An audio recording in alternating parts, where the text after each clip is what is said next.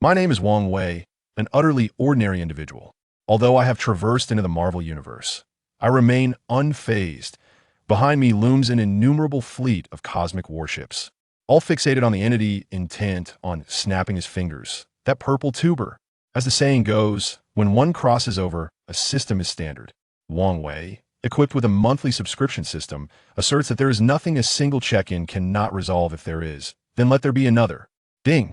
Acquired a complete Umbrella Corporation Hive Base. Ding. Obtained a Red Alert Command Base vehicle. Ding. Secured a universe-wide version of the Dimensional Door. Ding. Acquired a technological tree for super beast armored mechas. Ding. Received angelic civilization. The affluent rely on technology, while the less fortunate depend on mutations. Come, Thanos. I hear you can take a punch? Chapter 1. 18 Female Secretaries. In a land of eagle sauce, within the city of Forums, on 3rd Street. The Halton Building, spanning thousands of square meters, this edifice boasts 28 floors above ground and 5 subterranean levels, complemented by 340 parking spaces and 3 helipads atop, along with 5 helicopter hangars. This building, a potential landmark of 3rd Street, was acquired 3 months ago by a mysterious figure.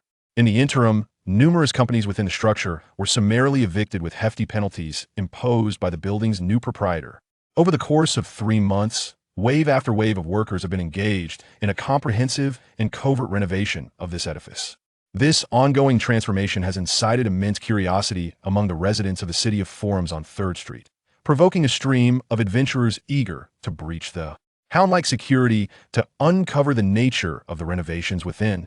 As 3 months swiftly passed, the building has at last been completed. On a bright and sunny morning, a convoy of 18 vehicles emerged from the coastal villa district of the city of Forums.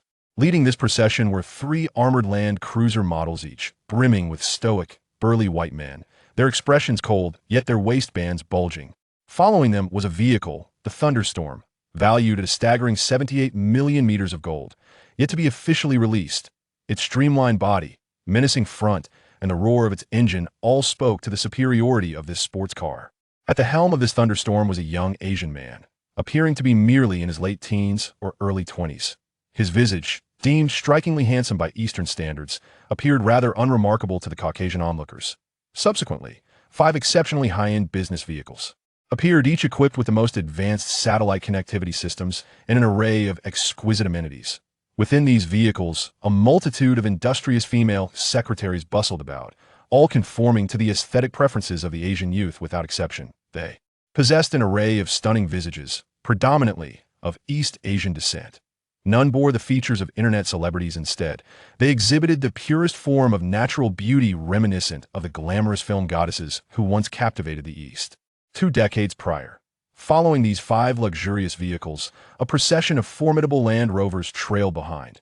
The 3 leading Land Rovers, tasked with clearing the way, bore no distinction from the subsequent 9, all occupied by aloof, well-built Caucasians. Virum! With a roar of engines, the entire convoy audaciously disregarded the traffic signals, surging into the vicinity of the Halton Tower. At that moment, the patrolling officers chose to turn a blind eye. Time moved neither swiftly nor slowly. Upon arriving at the Halton Tower, both the 3 leading and the 9 trailing Land Rovers saw their occupants dressed in black suits and donning sunglasses swiftly descend to establish a perimeter. Even pedestrians passing by the Halton Tower were dissuaded from approaching.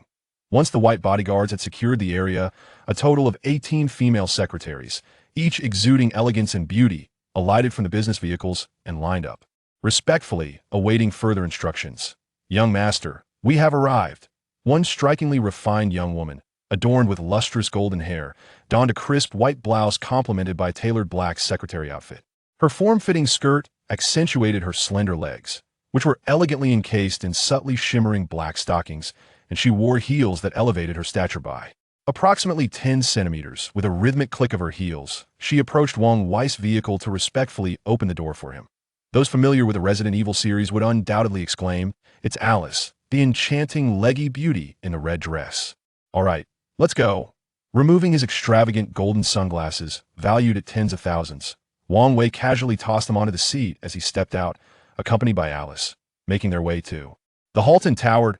As Wang Wei moved, the 18 female secretaries formed a captivating tableau, drawing the attention of onlookers with their diverse style seductive, innocent, charming, and delightful. Upon entering the tower, the surrounding Caucasian bodyguards maneuvered the vehicles into the garage. A line of bodyguards trailed closely behind the procession of secretaries. Are all the arrangements in order? As Wang Wei ascended in the exclusive presidential elevator, he inquired of the numerous secretaries surrounding him. If there were any individuals of Asian descent present, they would undoubtedly exclaim, "Isn't that Wang Yuyin?" Well, I shall leave these matters in your capable hands. As he spoke, Wang Wei adjusted his tie and swiftly removed his elegant black suit jacket, tossing it casually to the throng of female secretaries behind him. The secretaries, upon witnessing the soaring jacket, discreetly competed amongst themselves for possession. Ultimately, it landed in the hands of the poised and striking Alice. Chapter 2. 3 monthly sign-in rewards. Handle these trivial matters first. I shall take a brief respite. As Wang Wei issued his commands, he stepped out of the executive elevator, arriving directly at the presidential office area on the 28th floor. This floor predominantly comprised the president's office space, with a smaller section dedicated to the female secretaries. However, the true working area for the 18 female secretaries was located on the 27th floor, which served entirely as Wang Wei's personal secretary zone. Understood, young master. System. Activate the panel. With Wang Wei's words, a system interface exclusively visible to him materialized before his eyes. Monthly sign-in system.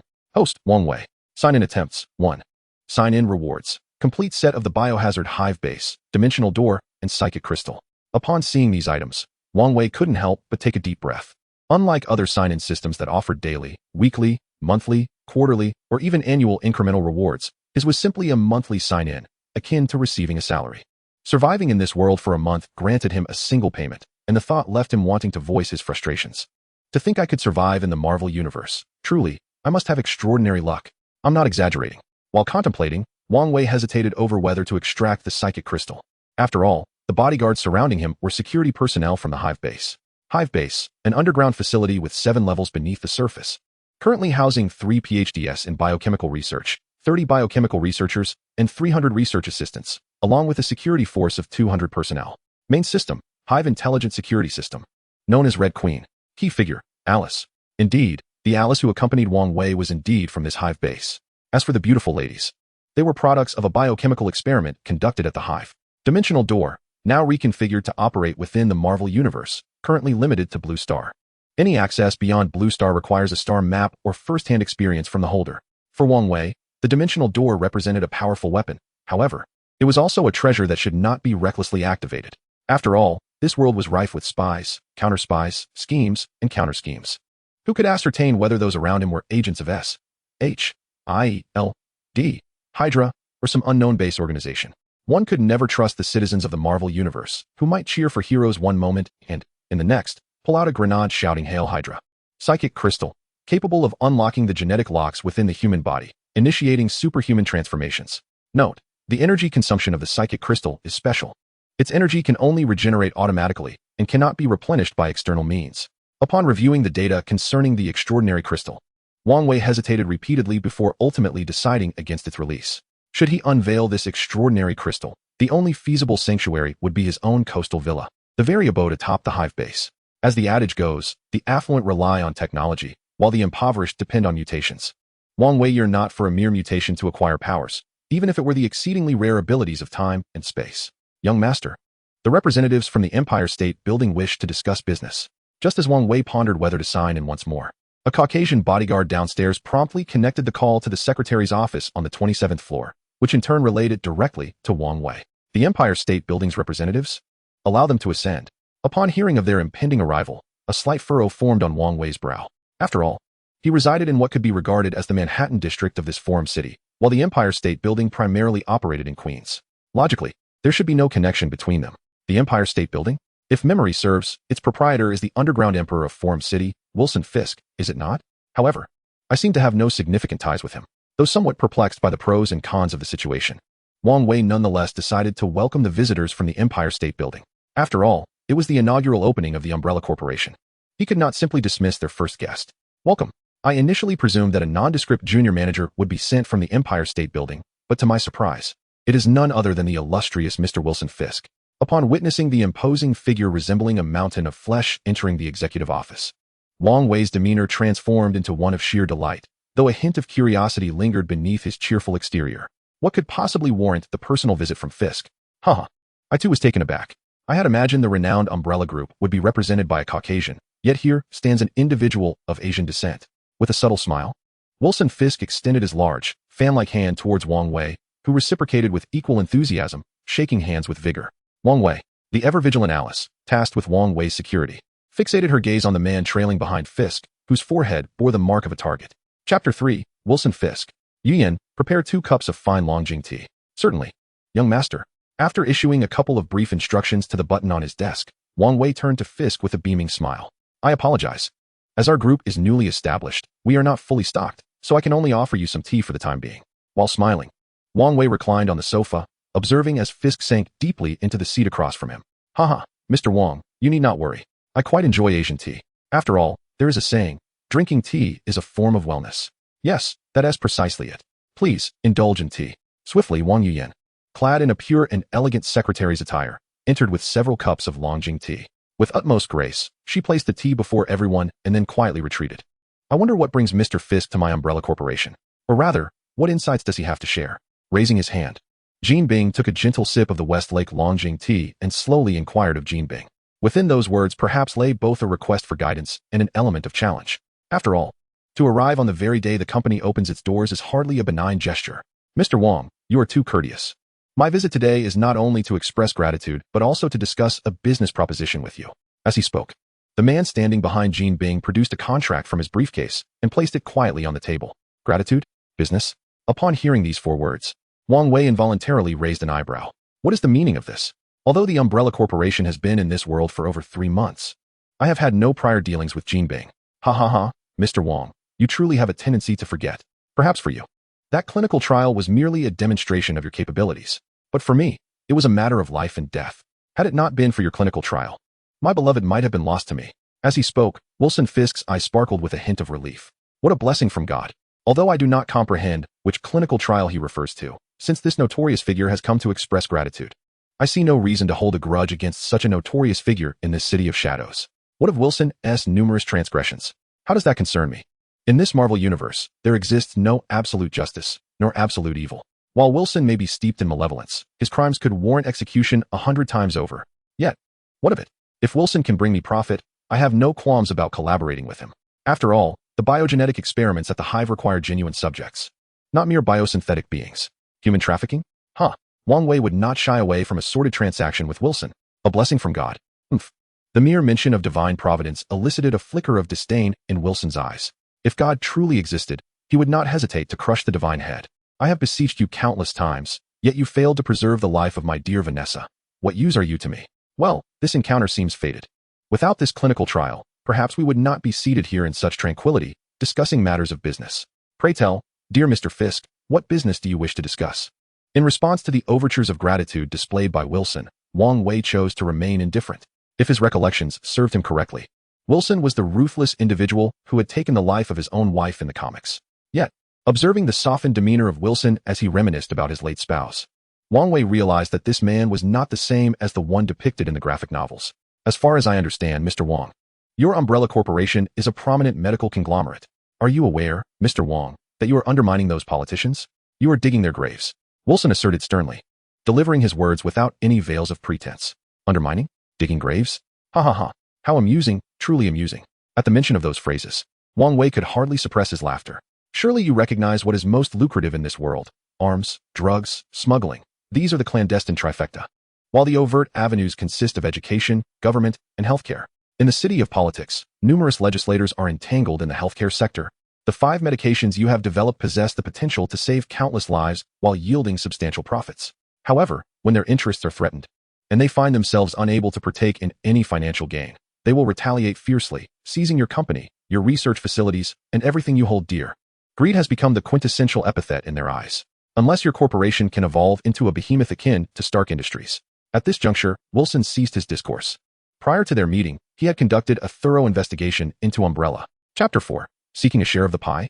3 months prior, Umbrella was an obscure research institution. Yet it suddenly embarked on a path to dominate the medical industry. It consistently published medical papers and introduced a series of effective treatments for cancer and terminal illnesses. This was the rationale behind Wang Wei's decision to temporarily release only 5 therapeutic drugs. Had it not been for this prudence, the myriad entities within the healthcare sector would have undoubtedly torn Umbrella to shreds. Additionally, fate had intertwined their paths, as Umbrella's clinical trials had directly rescued his beloved Vanessa. Wilson felt compelled to assist this young Asian gentleman. So, I wonder, dear Mr. Fisk, how do you envision our collaboration? After a period of contemplation lasting approximately 10 minutes, Wang Wei slowly raised the cup of Westlake Longjing tea in his hand and took a sip. The land of opportunity serves as a stage for capitalists, yet it also harbors the potential to become their grave. A single misstep could plunge one into an abyss of despair. Wilson's words underscored a singular conclusion: the division of the spoils. Only by dividing the cake of these 5 extraordinary medications can we pacify the enraged and avaricious legislators, and restrain those who yearn to tear apart the Umbrella Corporation, along with the numerous healthcare firms. Where there are people, there exists a realm of intrigue. In this Marvel universe, the domain of Eagle Sauce epitomizes reality. Capitalists have always been driven solely by profit, indifferent to individuals. As long as you possess wealth, you may select a dog to serve as president in Eagle Sauce. Wang Wei harbors both pride and integrity, embodying the unique backbone of the Eastern realm. He is uncertain of Wilson's intentions, yet he is acutely aware that the capitalists behind Wilson seek to strip him of all his power, leaving him utterly bereft and burdening him with an array of debts. This is the gravest scenario that occupies Wang Wei's mind.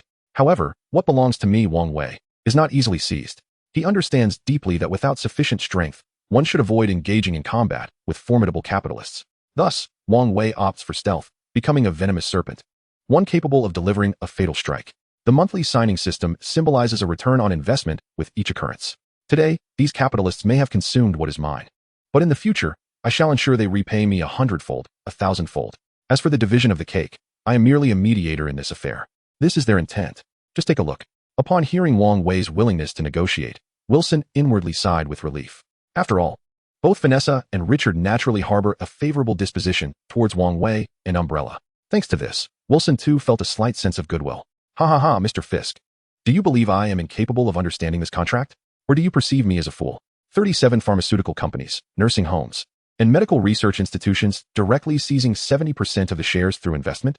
The sales channels for Umbrella's medications to be divided among these entities? Furthermore, no additional sales avenues permitted? These 37 institutions also demand that Umbrella share certain research data while they reciprocate with their own? What is this? Are you planning to send researchers into my Umbrella laboratories to participate in drug research? What are your intentions? And this, the establishment of a shareholder decision-making meeting for Umbrella? Is this an attempt to marginalize me? With a derisive expression, Wang Wei forcefully slammed the contract onto the table, his fury vividly displayed before Wilson. Then what does Mr. Wang envision as an ideal contract? Silence ensued as Wilson observed Wang Wei gradually calming from his earlier rage. He leisurely pinched his cigar and inquired, "What is my ideal contract?" I believe that rather than signing an agreement with those hyena-like individuals, it would be far more beneficial to forge a contract with you. Mr. Wilson Fisk, what do you think? In the depths of his gaze, Wang Wei revealed a glimmer of brilliance, accompanied by a sly smile that suggested a hint of mischief. This captivating expression momentarily took Watson aback. How intriguing you are. Ah ha ha ha, Watson exclaimed, his own eyes sparkling with amusement. Equity division? I can unequivocally assure you, Mr. Watson, that Umbrella Group shall never engage in such a practice. And as for your fanciful thoughts of targeting my company post-listing, you may wish to reconsider. With each word, Wang Wei emphatically tapped the table, directing his attention squarely at Watson. Are you aware that such behavior could easily provoke the avaricious hyenas? Observing the astute demeanor of this man from the Eastern realm, Watson couldn't help but let out a slight sigh. The old adage rings true: one who is too rigid may easily break. Such an unyielding character truly finds it challenging to navigate the treacherous waters of capitalism. Provoke? Ha ha ha. Mr. Watson, do you understand why a mere Asian like myself can command such a company and unleash 5 distinct miracle drugs? Do you dare to wager if I possess even more? Furthermore, allow me to mention that I am backed by a formidable force, one so powerful that it inspires despair. Chapter 5. Your ambitions extend beyond this. Wang Wei, ever the tactician, chose not to disclose the identity of his powerful backers, nor did he clarify the nature of their influence. Crafting a grand facade is merely second nature to him. An Asian? An Eastern nation? As he pondered these thoughts while tapping the table, Watson found himself deep in contemplation. The mere mention of an Asian conjured images of a nation of significant global stature. Shall we discuss other matters? Wang Wei's lips curled into a slight smile, neither denying nor affirming the suggestion. This tacit acknowledgement caused a bead of cold sweat to form in Watson's palm. If Umbrella truly had the backing of an Eastern power, then this lucrative opportunity would be akin to a poison-laden delicacy. Very well. Watson nodded slightly. his expression betraying a hint of unease as he attempted to smile in response to Wang Wei's enigmatic grin. First and foremost, the shares cannot be divided. Umbrella will not go public. However, we can negotiate regarding sales quotas. How does a 30% sales quota sound to you? With a sense of triumph in their exchange, Wang Wei took a moment to consider before slowly inquiring. Umbrella is, after all, a burgeoning company. Even if it were to monopolize all sales channels, the outcome would merely be an abundance of goods with no market to sell them. Umbrella has not established itself sufficiently in this capitalist landscape, lacking its own sales avenues. At this juncture, Wang Wei recognized the necessity of leveraging Watson's resources to facilitate the distribution of their products.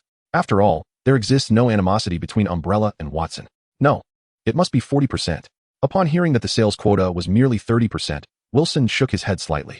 After all, a portion of this quota would have to be allocated to appease those greedy hyenas. I offer you 50% of the sales quota, with 20% being exclusively yours. How does that sound? As for sharing research data, convey to those fellows that if they wish to share research data, they must demonstrate sincerity. Otherwise, I wouldn't hesitate to dispose of it into the sewers to feed the rats. As he spoke, a glimmer of cunning, akin to that of a sly fox, shone in Wang Wei's eyes. Your intentions are certainly not to have me dispatch these hyenas on your behalf. The large and small cunning foxes sat facing each other on the sofa, their faces mere inches apart. My ambitions are vast, both overtly and covertly. I scheme for anything that can yield profit or prove useful. However, Mr. Fisk, you must have heard the saying from the eastern lands. When friends arrive, there is food and wine. When wolves approach, only the shotgun awaits. With a slight curve of his lips, Wang Wei conveyed this with a light laugh to Wilson. Ha. That depends on whether your shotgun possesses enough power to slay the wolves. I agree with your distribution method. I am quite satisfied. He then produced a business card from his pocket, lavishly adorned with gold dust, featuring only the letters W, Fisk, and a string of numbers. This is my personal number. Should you encounter any ruffians, feel free to contact me. With a smile gracing his lips, Wang Wei retrieved a black gold business card embellished with crushed diamonds from his own attire, displaying merely his name and contact number. Wang Wei. I shall take my leave now, Mr. Wang. You are welcome to visit me at my Empire State Building for fine wine on another occasion. As he spoke, Wilson waved goodbye and departed from the presidential office. Indeed, I have plenty of fine tea at Umbrella. You are always welcome.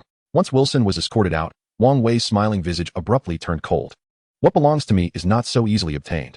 Those who have taken from me shall repay 100-fold, 1,000-fold in the future. Yuyan.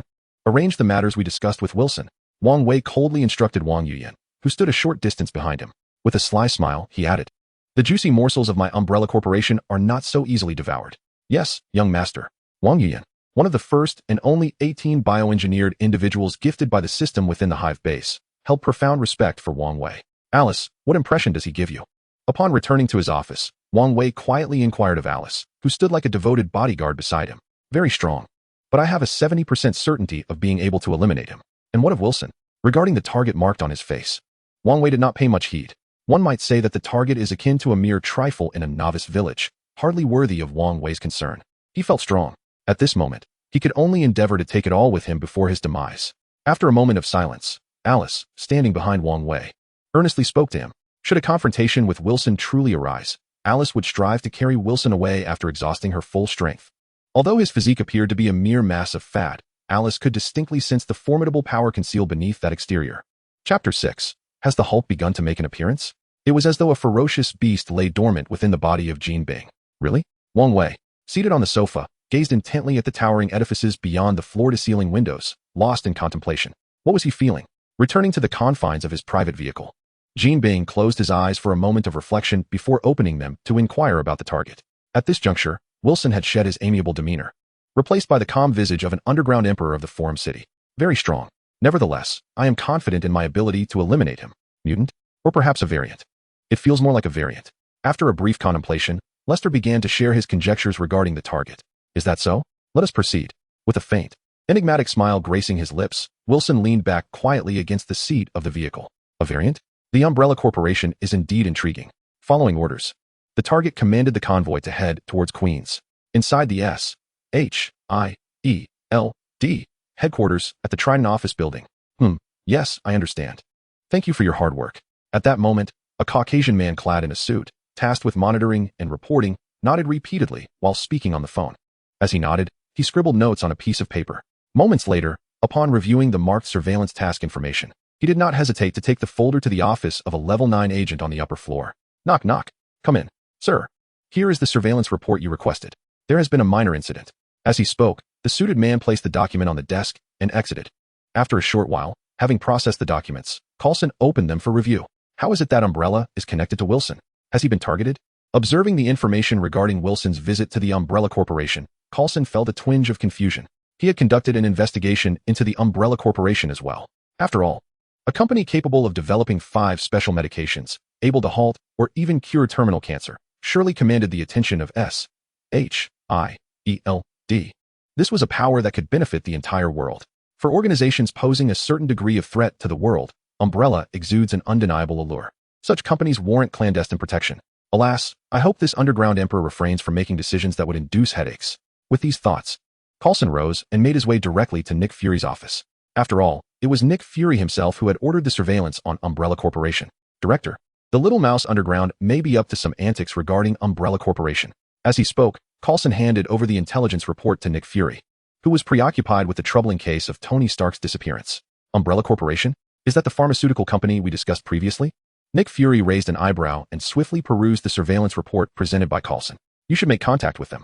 If necessary, issue a warning to that underground rodent. Also, summon Natasha and Barton. Understood, sir. Coulson felt a wave of relief wash over him at the prospect of not having to endure the harsh conditions of the Middle East, exposed to the elements and dust storms. With that, he departed quickly, aware that engaging with Umbrella was one matter, while cautioning other dubious organizations was another. Umbrella operates under the aegis of SHIELD, a company capable of producing 5 miraculous drugs for terminal illnesses. Even the World Council would shield them. Furthermore, they belong to a special agency under the World Council. Those legislators truly are a pack of greedy hyenas. Seated on the sofa, Wang Wei gazed out at the blue sky and white clouds, murmuring to himself, if these legislators could be managed, it would be akin to wielding power within this empire. Contemplating how to exert control over these legislators, he mused, a hyena that cannot be utilized is not a worthy hunting dog. Sir, we have a situation. Just as Wang Wei was deep in thought, Alice, standing quietly in the corner, suddenly became alert. What is it, Alice? That scene resembles something out of a film. She pointed slowly at a green humanoid creature sprinting down the street below. This creature, invisible to the ordinary eye from the 28th floor, was clear as day to Alice. Is that the Hulk? Wang Wei picked up a nearby telescope, gazing at the figure in the street, and began to murmur to himself. Is this where the plot thickens? Chapter 7. Securing Hulk's blood genetic sample. Under Wang Wei's gaze, the Hulk dashed through the streets like a frenzied beast. Not far behind him, several military units were relentlessly pursuing the green giant, even deploying main battle tanks in the effort. Indeed, the Hulk truly embodies the brute force of the Marvel Universe. As he watched the Hulk pummel a tank, Wang Wei couldn't help but click his tongue in amusement. The sensation was akin to that of a child dismantling a toy. However, at that moment, a crimson figure descended from an armed helicopter high above. Upon reaching the ground, it transformed into a red monstrosity, engaging the Hulk in a fierce confrontation. Alice, is it possible to obtain blood samples from both of them? Wang Wei inquired while observing the chaos below. It's too far. It's quite challenging. Alice replied, shaking her head slightly. The distance to those monstrous beings was simply too great. Within a few hundred meters, it might have been feasible, but nearly a kilometer away was beyond her telekinetic reach. Then we must get closer. Wang Wei's eyes sparkled with determination, moistening his parched lips. The allure of obtaining blood samples and genetic material from the Hulk and his grotesque counterpart was immense. While replicating the Hulk might pose significant difficulties, the prospect of creating a substandard version of the abomination was enticing. After all, in the realm of bioweaponry, there existed entities such as the Tyrant. Whether the Tyrant could match the Hulk in single combat was uncertain, for the Hulk was undeniably limitless. If the abomination could not stand against the Tyrant in isolation, then a collective effort would be necessary. If all else fails, I shall forge an army of tyrants based on the Hulk's genetic material. Imagining a horde of frenzied brutes wreaking havoc filled Wang Wei with exhilaration. However, my lord, your safety. Alice hesitated, her primary concern always being Wang Wei's well-being. What would happen to his safety if she were to leave? Fear not. I will accompany you, Wang Wei resolutely declared, shaking his head slightly. No. Alice firmly rejected the idea of Wang Wei venturing into such perilous territory. That has settled then. As he spoke, Wang Wei donned his suit and hastily made his way downstairs. Seeing his unwavering determination, Alice could only exhale in resignation. All personnel, prepare to protect the young master closely. Yes. In her earpiece, Alice instructed the accompanying security team, her tone tinged with helplessness. No matter the cost, Wang Wei must not suffer even the slightest harm. Quickly, set up the machine guns. Move swiftly. Prepare the artillery, ready. In a narrow alley on 3rd Street, a dozen soldiers began issuing urgent commands. Hulk. Near a residential area on 3rd Street, Hulk resembled a furious demon, violently pummeling the fallen abomination. The abomination, sprawled on the ground, had no chance of recovery. A defective creation, it ultimately could not withstand the wrath of the Green Giant. Yet, despite being a flawed specimen, it still managed to inflict some damage upon Hulk. Hurry! Do you see? Those samples are Hulk's blood. And over here, this is the flesh and blood of the abomination. From another house, Wang Wei watched through the window as dust swirled and debris scattered across the battlefield where the Green Giant fought. A spark of excitement flickered in his eyes. The research on biochemistry within the hive had reached a bottleneck. With the genetic blood samples of these two brutes, Wang Wei saw the potential to create a tyrant legion. The mere thought of an augmented tyrant legion brought an involuntary smile to Wang Wei's lips. Oh, the tyrant. One could only wonder what kind of combat prowess it would possess after enhancement. Yes, sir. The gleam of light swiftly transferred the blood samples of Hulk and the flesh fragments of the abomination from the tumultuous battlefield directly to Wang Wei's side. After all, several armed helicopters were monitoring the combat above these two creatures. Quick, package them. Upon seeing the two blood samples enveloped in telekinetic energy, several security personnel following Wang Wei promptly produced refrigerated boxes to contain them. Let us go. Without hesitation, Wang Wei departed the slightly perilous area under Alice's protection. After all, once Hulk went berserk, no one could impede him. Who could predict whether the aftermath of the battle would reach their location? Just as Wang Wei stepped into the Umbrella Corporation building, Hulk also made his exit. Meanwhile, the military personnel began to clear the battlefield. Young Master, an agent claiming to be from the Department of Homeland Strategic Defense and Logistics Support requests to meet with you. The Department of Homeland Strategic Defense and Logistics Support? What could those S-H-I-E-L-D agents want with me? With a hint of confusion in his eyes, Wang Wei nodded, allowing the S-H-I-E-L-D representative to enter. Whether friend or foe, the truth remained unclear. Let them in. Chapter 8. The 5 Major Syndicates. Nice to meet you. I am Agent Coulson from the Department of Homeland Strategic Defense and Logistics Support. Dressed impeccably and wearing a warm smile, Coulson approached Wang Wei and extended his hand. Chairman of the Umbrella Corporation, Wang Wei. With a slight raise of his brow, Wang Wei reciprocated the gesture with a friendly smile and extended his hand. I wonder, Agent Coulson, what brings you here? I wonder if my Umbrella Corporation has committed any legal transgressions, mused Wang Wei, seated comfortably on the sofa as he took a delicate sip of fine Longjing tea. Ha ha ha, Mr. Wang is indeed a man of humor, replied Agent Coulson with a warm smile. I assure you, I am not here to investigate any alleged infractions by the Umbrella Corporation. In fact, should there be minor issues, my nation's Strategic Defense and Logistics Bureau is more than capable of assisting you. After a brief moment of surprise, Coulson earnestly elaborated, clarifying that his visit was not about investigations or arrests. Oh, and what issues might Agent Coulson be able to assist me with? Wang Wei inquired, masking his wariness beneath a veneer of politeness. Despite his outward smile, he harbored deep suspicions about the current state of S.H.I.E.L.D., how many true agents remained within its ranks. It was almost laughable. The world's most formidable agency, tasked with apprehending the nefarious Hydra, harbored numerous undercover operatives within its own ranks. To make matters worse, the former director of S.H.I.E.L.D. had been the most prominent mole for Hydra. Wang Wei had no desire to engage in such perilous games, akin to dancing with a rat in the shadows. As long as the Umbrella Corporation did not infringe upon the laws of the United States, he believed no one would wish to see such a savior of humanity fall. With a casual shrug, Coulson continued to elucidate the purpose of his visit. Ha. A rat in the underground. Has Agent Coulson misjudged? I assure you, there are no such rodents here. If there were, they would merely be a pack of hyenas attempting to carve up my umbrella. Pray tell, do you chase hyenas, Agent Coulson? Wang Wei retorted without hesitation, a playful tone lacing his question. Do you chase hyenas? Coulson fell silent, acutely aware of the implications behind the term. He understood precisely whom the word dog referred to, the avaricious politicians of his country. Coulson harbored no fondness for these greedy lawmakers. And he was equally aware that S.H.I.E.L.D. operated as a special agency under the auspices of the 5 major rogue organizations outside the realm of the United States. The notion of confronting these dogs was indeed daunting, causing Coulson to wince slightly at the thought. Please, do not take offense. A mere pack of hyenas is beneath my notice. However, I suspect your visit entails more than merely chasing after rodents. Wang Wei gestured for Coulson to refrain from delving further into that line of thought. Mr. Wang is correct. I have 2 objectives for my visit. Firstly, I would like to invite members of the Umbrella Corporation to participate in a medical research initiative. Secondly, I hope to secure some sales quotas from you. As he spoke, Coulson laid out his intentions before Wang Wei. Upon hearing Coulson's proposal, Wang Wei fell into a contemplative silence. Was the Umbrella Corporation's reputation truly as resounding as it seemed? Indeed, it was. In a brief span of 2 months, Umbrella Corporation has garnered a certain degree of notoriety across the globe. Yet, paradoxically, its reputation remains quite modest. This incongruity prompted Wang Wei to fall into silence. Umbrella. in terms of capability, is merely a small pharmaceutical research and production company. What could possibly warrant the personal attention of a senior agent from such a formidable organization? As for potential? In a world teeming with various cutting-edge tech conglomerates, what significance does Umbrella hold? I ponder, with the reputation, capability, and potential of Umbrella Corporation. Do we truly register in your eyes? Hence, I find myself perplexed. What precisely does Umbrella Corporation possess that commands your respect? The attention from S-H-I-E-L-D is not necessarily a boon, especially when one lacks sufficient strength.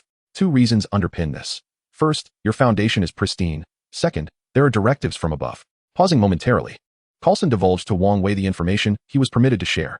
Directives from above? As Wang Wei murmured these words, contemplation ensued. Are these directives from within S-H-I-E-L-D, or do they originate from the overarching authority, the 5 major rogue associations? Given Agent Coulson's earnestness, it would be a disservice not to acquiesce.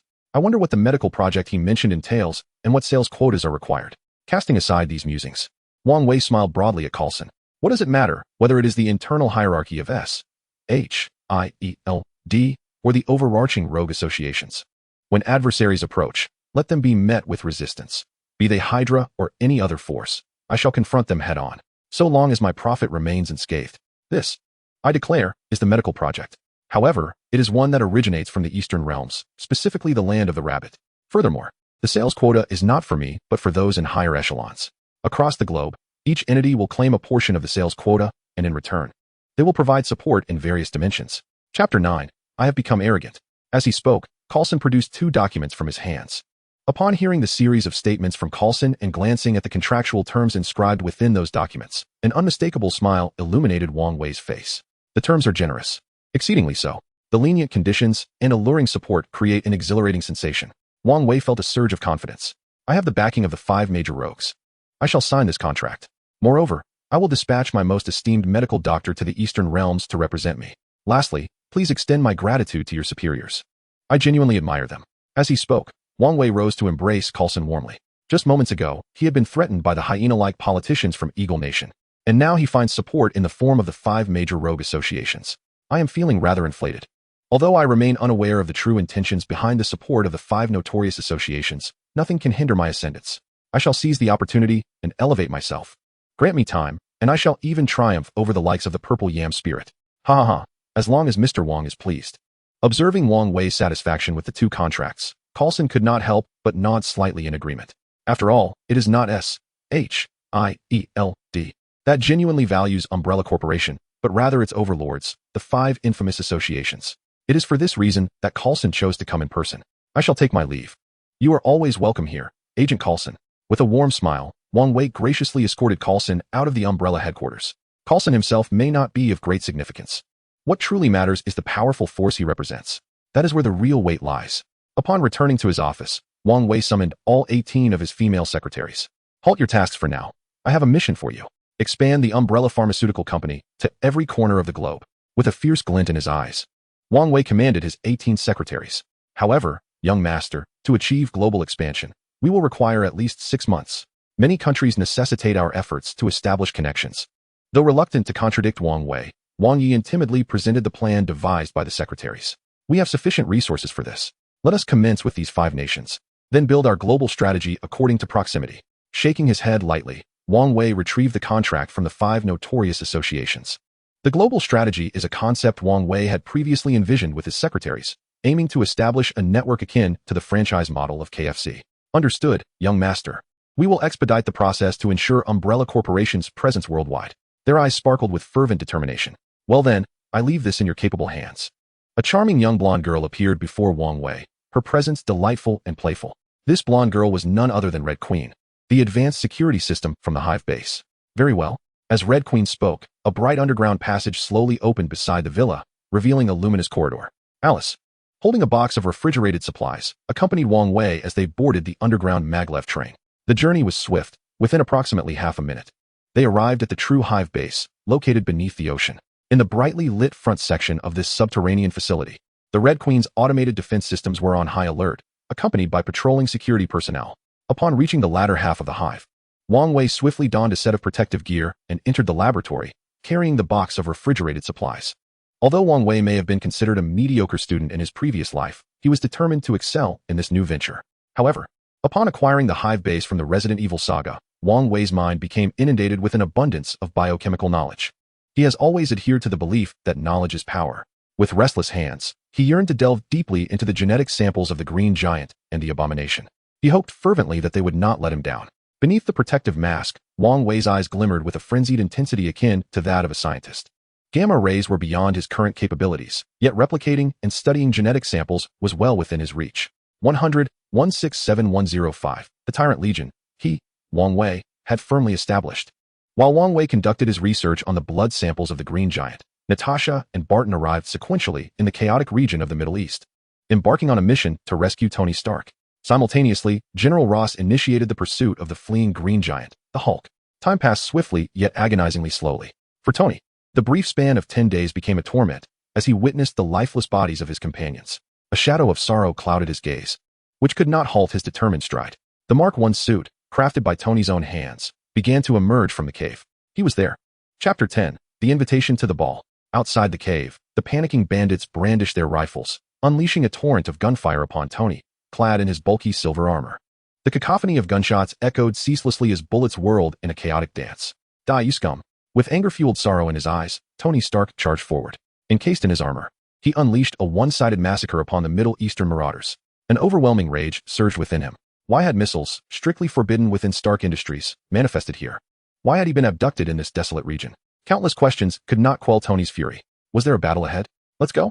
Natasha and Barton, who had just tracked Tony's location, hastily drove towards the scene. Upon their arrival, they were met with a grim tableau of corpses strewn about, alongside the silver mech, now stained with crimson under the sun. Is it you? Upon seeing Natasha, the tension that had gripped Tony began to dissipate. Time raced forward. 3 days later, Tony convened a global press conference at Stark Industries. I announced that Stark Industries will cease its weapons manufacturing division from this day forward. Recalling the doctor who had perished before his eyes, the one who had cherished memories of his wife and daughter, a flicker of sorrow once again welled in Stark's gaze. After delivering this momentous statement, Tony abruptly departed, leaving the stunned reporters in his wake. For these journalists, the closure of the weapons manufacturing division by Stark Industries was tantamount to self-mutilation. Following the shutdown of the weapons division, Wang Yuyan, accompanied by her entourage, embarked on a global mission to establish Umbrella Corporation, commencing with the release of pharmaceuticals. A month later, sir, you are about to reach an altitude of 12,000 feet. Clad in the Mark III suit, Tony Stark soared joyfully through the skies. Suddenly, a crackle interrupted the connection to Jarvis. Jarvis? Jarvis, are you all right? A sense of foreboding gripped Tony, causing him to stiffen suddenly. Propulsion system, halt propulsion. Boom. Like a meteor plummeting from the heavens, Tony fell from the sky towards the ground. Jarvis, Jarvis. Panic ensued as Tony found himself in utter disarray, unable to discern the external conditions of his suit or where he was descending. Specimens, I lack experimental specimens. It appears I must engage in some business with Wilson. Wang Wei, having departed from the Hive underground base, muttered to himself. The internal experimental specimens of the Hive base had nearly been exhausted by the 3 bioengineers. Nana, they didn't even leave me a few specimens. Suddenly, Alice, closely trailing Wang Wei, lifted her gaze towards the sky. Young master, something is falling. Observing the increasingly discernible object descending, a flicker of eerie blue light sparkled in Alice's eyes. Is that the Mark suit? As the falling object became apparent, Wang Wei steadied himself, uncertain. The Mark suit? In this falling state? This resembles the plot from Iron Man 1. Alice, assist with that suit. With the distance rapidly closing, 1,000 meters, 800 meters, 500 meters, 300 meters, Wang Wei felt beads of cold sweat forming on his brow. You can't fly anymore, can you? Sir, it seems we have been caught by some unseen force. As they neared the ground, Jarvis restored the system connection and conducted a thorough scan of their surroundings before respectfully reporting to Tony. All right, let us descend. It appears our neighbor isn't as accommodating as we thought. Knowing he was about to land atop his neighbor's villa, Tony instructed Jarvis. Understood, sir. Hello, I'm Tony. I believe you should know who I am. Upon landing within Wang Wei's villa, Tony removed his helmet, smiling broadly as he spoke to Wang Wei. The illustrious playboy, philanthropist of the City of Debate, and chairman of Stark Industries, Tony Stark. How could such a renowned figure go unrecognized? Wang Wei, with a slight shake of his head, regarded Tony with a hint of admiration and smiled. After all, this was Tony, a mortal who stood shoulder to shoulder with deities. However, Wang Wei was curious. Was Tony's brilliance truly confined to the Mark series of armored suits? Sir, this individual is named Wang Wei, the chairman of the Umbrella Corporation, and he is currently a figure of global significance, particularly in the field of medical research, Jarvis efficiently relayed, having gathered all pertinent information on Wang Wei in mere moments. The thought of a chairman engaged in medical research piqued Tony's interest, and his lips twitched slightly as he contemplated his own physical condition, which he understood better than anyone. As he spoke, Tony extended an invitation to Wang Wei for a dance party. Very well, I shall await your presence at the ball, Wang Wei replied, a subtle smile gracing his lips, offering no resistance to Tony's departure. Alice, please contact Mr. Wilson and inform him that we require some clean pigs. The price is negotiable, Wang Wei instructed, dismissing his initial intention to reach out to Wilson personally upon observing Tony's exit. With the official unveiling of the marked suits, a series of explosive events in the Marvel Universe would soon follow. It was time for Wang Wei to test his fortunes. Understood, young master. Alice nodded and moved aside to establish contact with Wilson. System, commence signing in. Wang Wei observed the 2 remaining sign-in opportunities on his panel, a smile creeping onto his face. Fortunately, this month's system exhibited a touch of humanity, allowing him to accumulate sign-in chances. Otherwise, he would have faced considerable frustration. Ding. Sign-in successful. Congratulations, host. You have acquired a complete star map of the Milky Way. Would you like to extract it? Ding. Sign-in successful. Congratulations, host. You have obtained a Red Alert Co-op base vehicle. Would you like to extract it? Boom. Upon seeing these 2 sign-in rewards, Wang Wei could hardly contain his excitement. A complete star map of the Milky Way? A Red Alert Co-op base vehicle? Was this mere luck? With these thoughts swirling in his mind, Wang Wei promptly retrieved the universe-spanning portal. This portal would allow him to traverse various realms, while the complete star map would enable him to locate any celestial body within the Milky Way. The Red Alert Co-op base vehicle and the ability to harness crystal powers would empower him to forge a transcendent force. With these items at his disposal, Wang Wei realized that no one could impede his ascent. However, on Earth, deploying the co-op base vehicle posed challenges due to satellite surveillance and other factors. More critically, to activate the co-op base vehicle, substantial resources were required, hundreds to thousands of tons, which would undoubtedly attract the attention of the 5 major rogue factions. This implied that the only viable location for development lay beyond the confines of Earth. Rubbing his chin thoughtfully, Wang Wei began issuing commands. Alice, assemble a squad of fully armed commandos. We are headed to a specific location. With a determined gaze, Wang Wei resolved to initiate the operation of the Red Alert Commencement base vehicle today. Finally, it was his turn to unleash a wave of action. Yes, young master. Without questioning the rationale, Alice swiftly assembled a fully armed team of 12 individuals, each equipped with an array of weapons and gear. Upon witnessing their arrival, Wang Wei promptly produced a pale blue cosmic mapping device. Input. Before the portal, he integrated the cosmic mapping device into the system. As the map was uploaded, Wang Wei began to search for planets that remained undetected by various factions, capable of sustaining human life and rich in resources. Meeting these 3 criteria was essential. With this mindset, Wang Wei successfully located a destination through the cosmic portal. Let us go. Once the portal pinpointed a planet fulfilling the specified requirements, Wang Wei activated it. Verdant and vibrant, with the sounds of beasts and birds echoing through the air, the planet exuded an unmistakable aura of suitability for mass migration. This was Wang Wei's immediate impression upon his arrival. What a splendid place. Observing the pristine natural surroundings, he couldn't help but nod in approval. A perfect location, indeed, for the expansion of the Red Alert forces. Extract the Red Alert Commencement base vehicle. As soon as his command resonated, a massive base vehicle, nearly 100 meters in length and over 30 meters high, materialized before him. If this extraction had occurred on Earth, it undoubtedly would have stirred significant controversy. Murmuring to himself, Wang Wei swiftly entered the cockpit. Fingerprint verification, iris recognition, authentication. Following a series of verifications, the Red Alert Commencement base vehicle roared to life. A voice reminiscent of the original Red Alert echoed in his ears with a natural cadence. Base vehicle deploy? Nodding slightly, Wang Wei issued commands to the base vehicle. The deployment required an area of 10,000 square meters and would take 3 hours. Upon hearing this, Wang Wei and Alice, along with the others, retreated to a considerable distance. 3 hours was neither long nor short. Wang Wei watched intently as the base vehicle assembled a colossal surface base, akin to constructing with building blocks. If only such technological advances could be harnessed. His eyes gleamed with the curiosity of a scientist. Eager to delve into the intricacies of all things, Wang Wei felt a profound interest in studying the base vehicle itself. However, there was no rush. The time for that had yet to arrive. Once he could produce base vehicles, he would certainly dismantle one for experimentation. As Wang Wei and his companions stepped inside the base, the voice of the commencement base vehicle resonated once more. List the current construction options. Barracks, power plants, mines. The same old trio. Observing these structures, Wang Wei nodded approvingly and promptly initiated the construction process. In a short span of time, 3 edifices rose majestically from the ground after the designated location was established. Several hours later, Wang Wei gazed at the colossal time-space mining vehicle. approximately 20 meters in length, and could not help but twitch at the corners of his mouth. The soldiers commenced production. To his astonishment, each soldier required 10,000 units of resources, while every engineer demanded a staggering 100,000 units. Was this a customized production? Did it necessitate tenfold resources? After perusing the intricate details within the Red Alert mainframe, Wang Wei felt his composure waver. Initially, he had anticipated an influx of troops, believing that 200 resources would suffice for each soldier. Yet he was taken aback to discover that the resource requirement was measured in thousands. Thankfully, the resources needed to produce a canine were quantified in hundreds. Otherwise, Wang Wei would have truly lost his temper. Resolutely, he decided to produce 5 soldiers to gauge the situation. The resource units provided by the Red Alert were neither excessive nor deficient, perfectly totaling 50,000 units. Report. A vibrant voice resonated from outside 10 minutes later. Enter.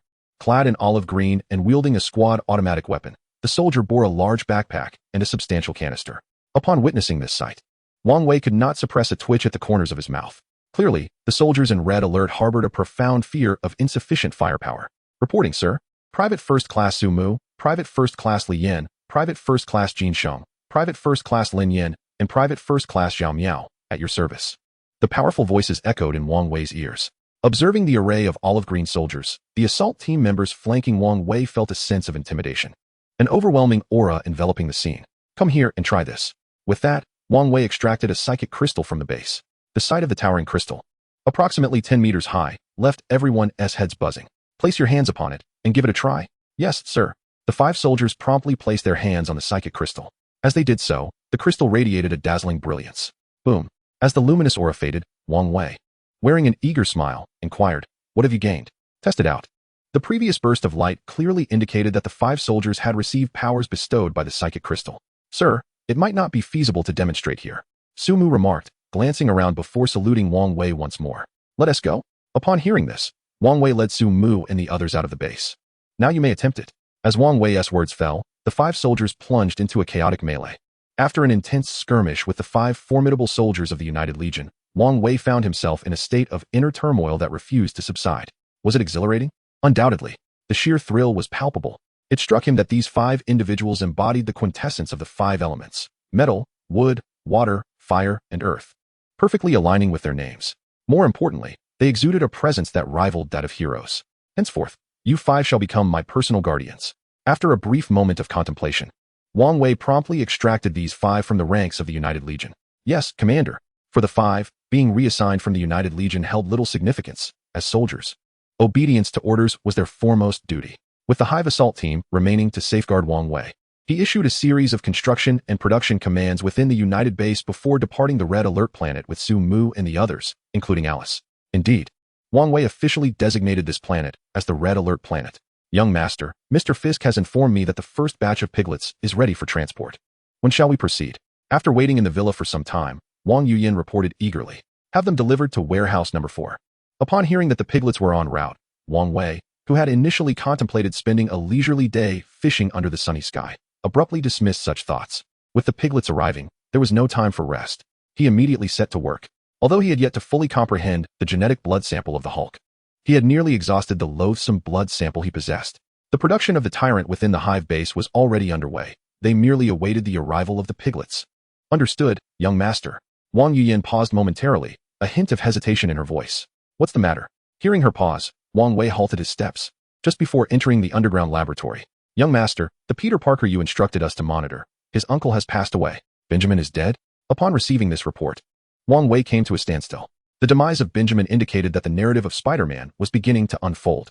He recalled having received an invitation to a lecture at Empire University, which sparked an intriguing thought. If he could harness these individuals for his purposes, it would be most advantageous. Imagine the consequences of infusing the lizard's genetic elements into the body of a devourer. What sort of scenario would unfold when these beings were remotely controlled through superintelligence by the Red? Wang Wei dared not speculate further. The Chitauri brought by Princess Loki would undoubtedly be overwhelmed by these enhancements. Chapter 13. The Lecture at Empire University. Could it be said that the Tyrant Legion could stand against the extraterrestrial soldiers wielded by Thanos? Wang Wei never placed his hopes upon the shoulders of others, not even those of the Avengers.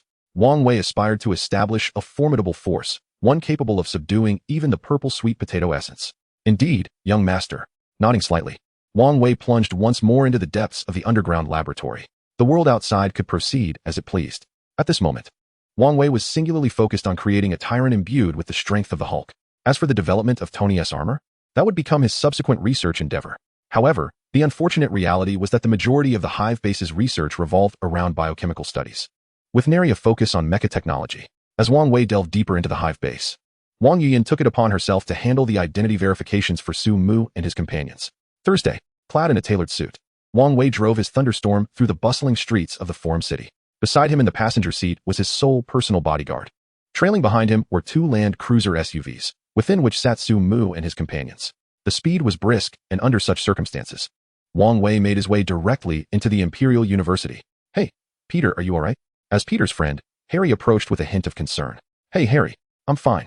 Peter replied, "Yeah, I'm alright. The culprits will face justice."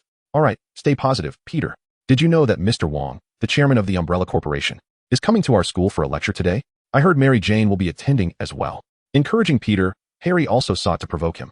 Knowing that only Mary Jane could truly stir Peter's emotions. Mary Jane is going to the lecture? Who is this Mr. Wang? Bewildered, Peter pondered. For someone like him, a mere individual in Forum City, the chairman of the Umbrella Corporation seemed a figure from another realm. "I am but an ordinary scholar. Like you. I am merely on the path of learning." As he spoke, Wang Wei approached Peter Parker from behind. "You are Professor Wang?" Harry, standing beside Peter, was taken aback. For as the son of the Osborn Group's heir, he could only describe Wang Wei's feats as those of a cancer conqueror. "Too kind. I am merely a humble scholar." With a slight wave of his hand, Wang Wei dismissed his own accolades, for it was his strength that enabled him to navigate this world with such aplomb. "Hello, Professor Wang." Peter Parker, internally apprehensive, managed a forced smile. What astonished him further was that his spider sense had not detected Mr. Wang's arrival. This was abnormal. Very abnormal. It seems class is about to commence. Shall we go? Glancing at his wristwatch, Wang Wei bestowed a gentle smile upon the 2 young men before him.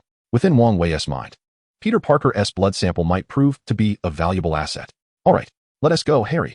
He cast a penetrating glance at the stunning blonde beauty clad in a secretary's outfit standing behind Wang Wei. Peter Parker swiftly seized Harry and took off running. In Parker's spider sense, this blonde woman emanated an utterly terrifying aura, akin to being preyed upon by a ferocious beast. "You've frightened our little spider," Wang Wei remarked nonchalantly to the indifferent Alice, adjusting his spectacles. "My apologies, young master." Though the words conveyed an apology, they lacked any genuine sentiment of remorse. "Never mind. Let us proceed," Wang Wei stated with slight indifference as he headed towards the lecture hall of the Imperial University. After all, one of his purposes for attending was to meet the individual mockingly referred to as the son of Iron Man, Spider-Man, Peter Parker. "Hello, students. I am Wang Wei, a scholar. At your school's request, I am here to elucidate certain aspects of biology, although I must confess, I am not particularly well versed in this field." As he surveyed the sea of students, numbering in the hundreds, Wang Wei tossed the piece of chalk in his hand onto the lectern. Meanwhile, Alice had quietly found a seat nearby, closest to Wang Wei. "Hey, MJ, do you think this Professor Wang is married?" A teacher, who was quite friendly with Mary Jane, nudged her arm and inquired amidst the throng of students and several observing faculty members. "How would I know?" Mary Jane replied, rolling her eyes in exasperation. "I have no idea if he has a girlfriend. Don't you think that blonde beauty has a rather special relationship with Professor Wang?" Despite her curiosity about his romantic status, the female teacher's gaze shifted to Alice, who sat in the front row, dressed impeccably in a tailored secretary outfit. With her long golden hair cascading down, Alice's demeanor exuded a subtle aloofness, making her an undeniably captivating woman. "Perhaps she is his secret lover," Mary Jane muttered, a hint of jealousy seeping into her tone as she observed Alice seated ahead. "Hey, Peter, have you noticed anything off about MJ?" Chapter 14. This question is somewhat beyond the syllabus. While seated and ostensibly paying attention to Wang Wei's lecture, Harry was nonetheless acutely aware of Peter and Mary Jane's dynamics. Yet, upon noticing Mary Jane's slightly pouting lips, Harry sensed that something was amiss. "Something is off? What do you mean?" Peter inquired, momentarily distracted from contemplating his spider sense. However, upon seeing Mary Jane leaning on the desk, fixated on Wang Wei, a twinge of hurt pricked at Peter's heart. Why did this feeling hurt so much? "All right, let us pause here for now. If there are any questions, please raise your hands." As he spoke, Wang Wei tossed the piece of chalk in his hand onto the table with a flourish. It had been an eternity since he last wrote on the blackboard, which was now filled to the brim with knowledge points, though he wondered how valuable they truly were. "All right, you there," he declared, pointing to a bespectacled female student to take the floor. "Professor Wang, do you have a girlfriend?" The moment this question was posed, a wave of intrigue swept through the auditorium, captivating most of the women present, including the female teacher and Mary Jane. That question is a bit off topic, as it is not part of my lecture," he replied, albeit with a hint of embarrassment. "Well, no, I do not have a girlfriend." Under the expectant gazes of numerous women, Wang Wei felt an unexpected tingle of anxiety. He had never realized he was so popular. What on earth had Wang Yuyan turned him into? It seemed as if, in an instant, after Wang Wei's declaration of his single status, a collective sigh of relief echoed among the women in the auditorium.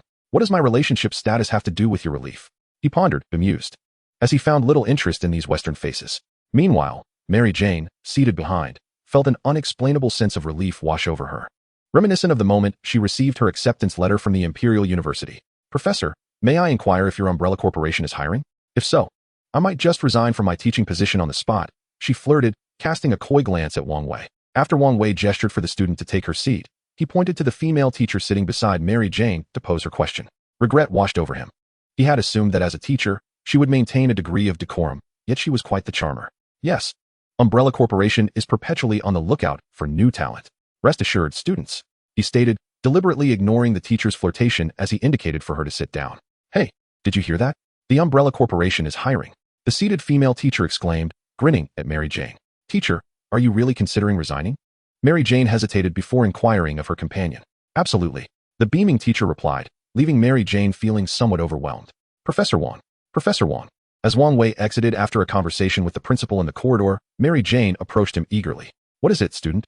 He asked, puzzled by the golden-haired girl before him, uncertain of her identity. Hello, Professor. I'm Mary Jane. I just attended your lecture. Hello, Mary. What can I do for you? Well, Professor Wang, in a few days, I will be celebrating my coming-of-age birthday party. May I ask if you would be available to attend? Mary Jane asked, her eyes filled with hopeful anticipation, yearning for Wang Wei's presence at her celebration. As Wang Wei gazed at Mary Jane before him, he then turned his attention to Peter Parker and Harry, who were hiding behind a pillar in the corridor. He began to form a slight understanding of Mary Jane's identity. She was none other than Spider-Man's girlfriend. How delightful. However, I must first ascertain whether I have any prior engagements. If not, I shall present you with a splendid gift. But do remember to bring your boyfriend along. As he spoke, Wang Wei provided Mary Jane with his contact information, casting a smile at Peter Parker and the others behind her. Ah, Professor Wang, I do not have a boyfriend, Mary Jane exclaimed, turning to glare at her companions, Harry and Peter, who were still concealed behind the pillar. She called out to the retreating Wang Wei, and in response, he merely waved his hand, indicating that he understood. How has Yuyan been promoting me? Why do those students seem somewhat peculiar today? Wang Wei inquired of Alice, who sat beside him amidst the tempest of emotions. Well, young master, you might want to ask Miss Wang Yuyan yourself. After all, her methods of promotion are rather flamboyant. Alice replied. Hey, Peter, feeling disappointed? It appears she does not see you as a romantic interest. Her affections lie with Professor Wang. Harry teased, nudging the visibly distressed Peter Parker. Although Harry had entertained thoughts of pursuing Mary Jane himself, he chose to refrain from such treacherous actions, respecting his friend's feelings. Disappointment lingered in Peter's heart. Yet it was not entirely unexpected, for Professor Wang's vast knowledge was indeed remarkable. It was no wonder he was dubbed the nemesis of cancer. By the way, you too. My adult birthday party is coming up soon. You must both attend, Mary Jane declared with a hint of annoyance before departing. Meanwhile, Harry pulled Peter into a comforting embrace, patting him on the back reassuringly. No, I plan to intern at Umbrella Corporation next, Peter responded, shaking his head with a smile. Are you out of your mind? Your goddess has gone off with someone else, and you're still pursuing her? Harry exclaimed in disbelief. Get lost. You're the one who's lost your mind.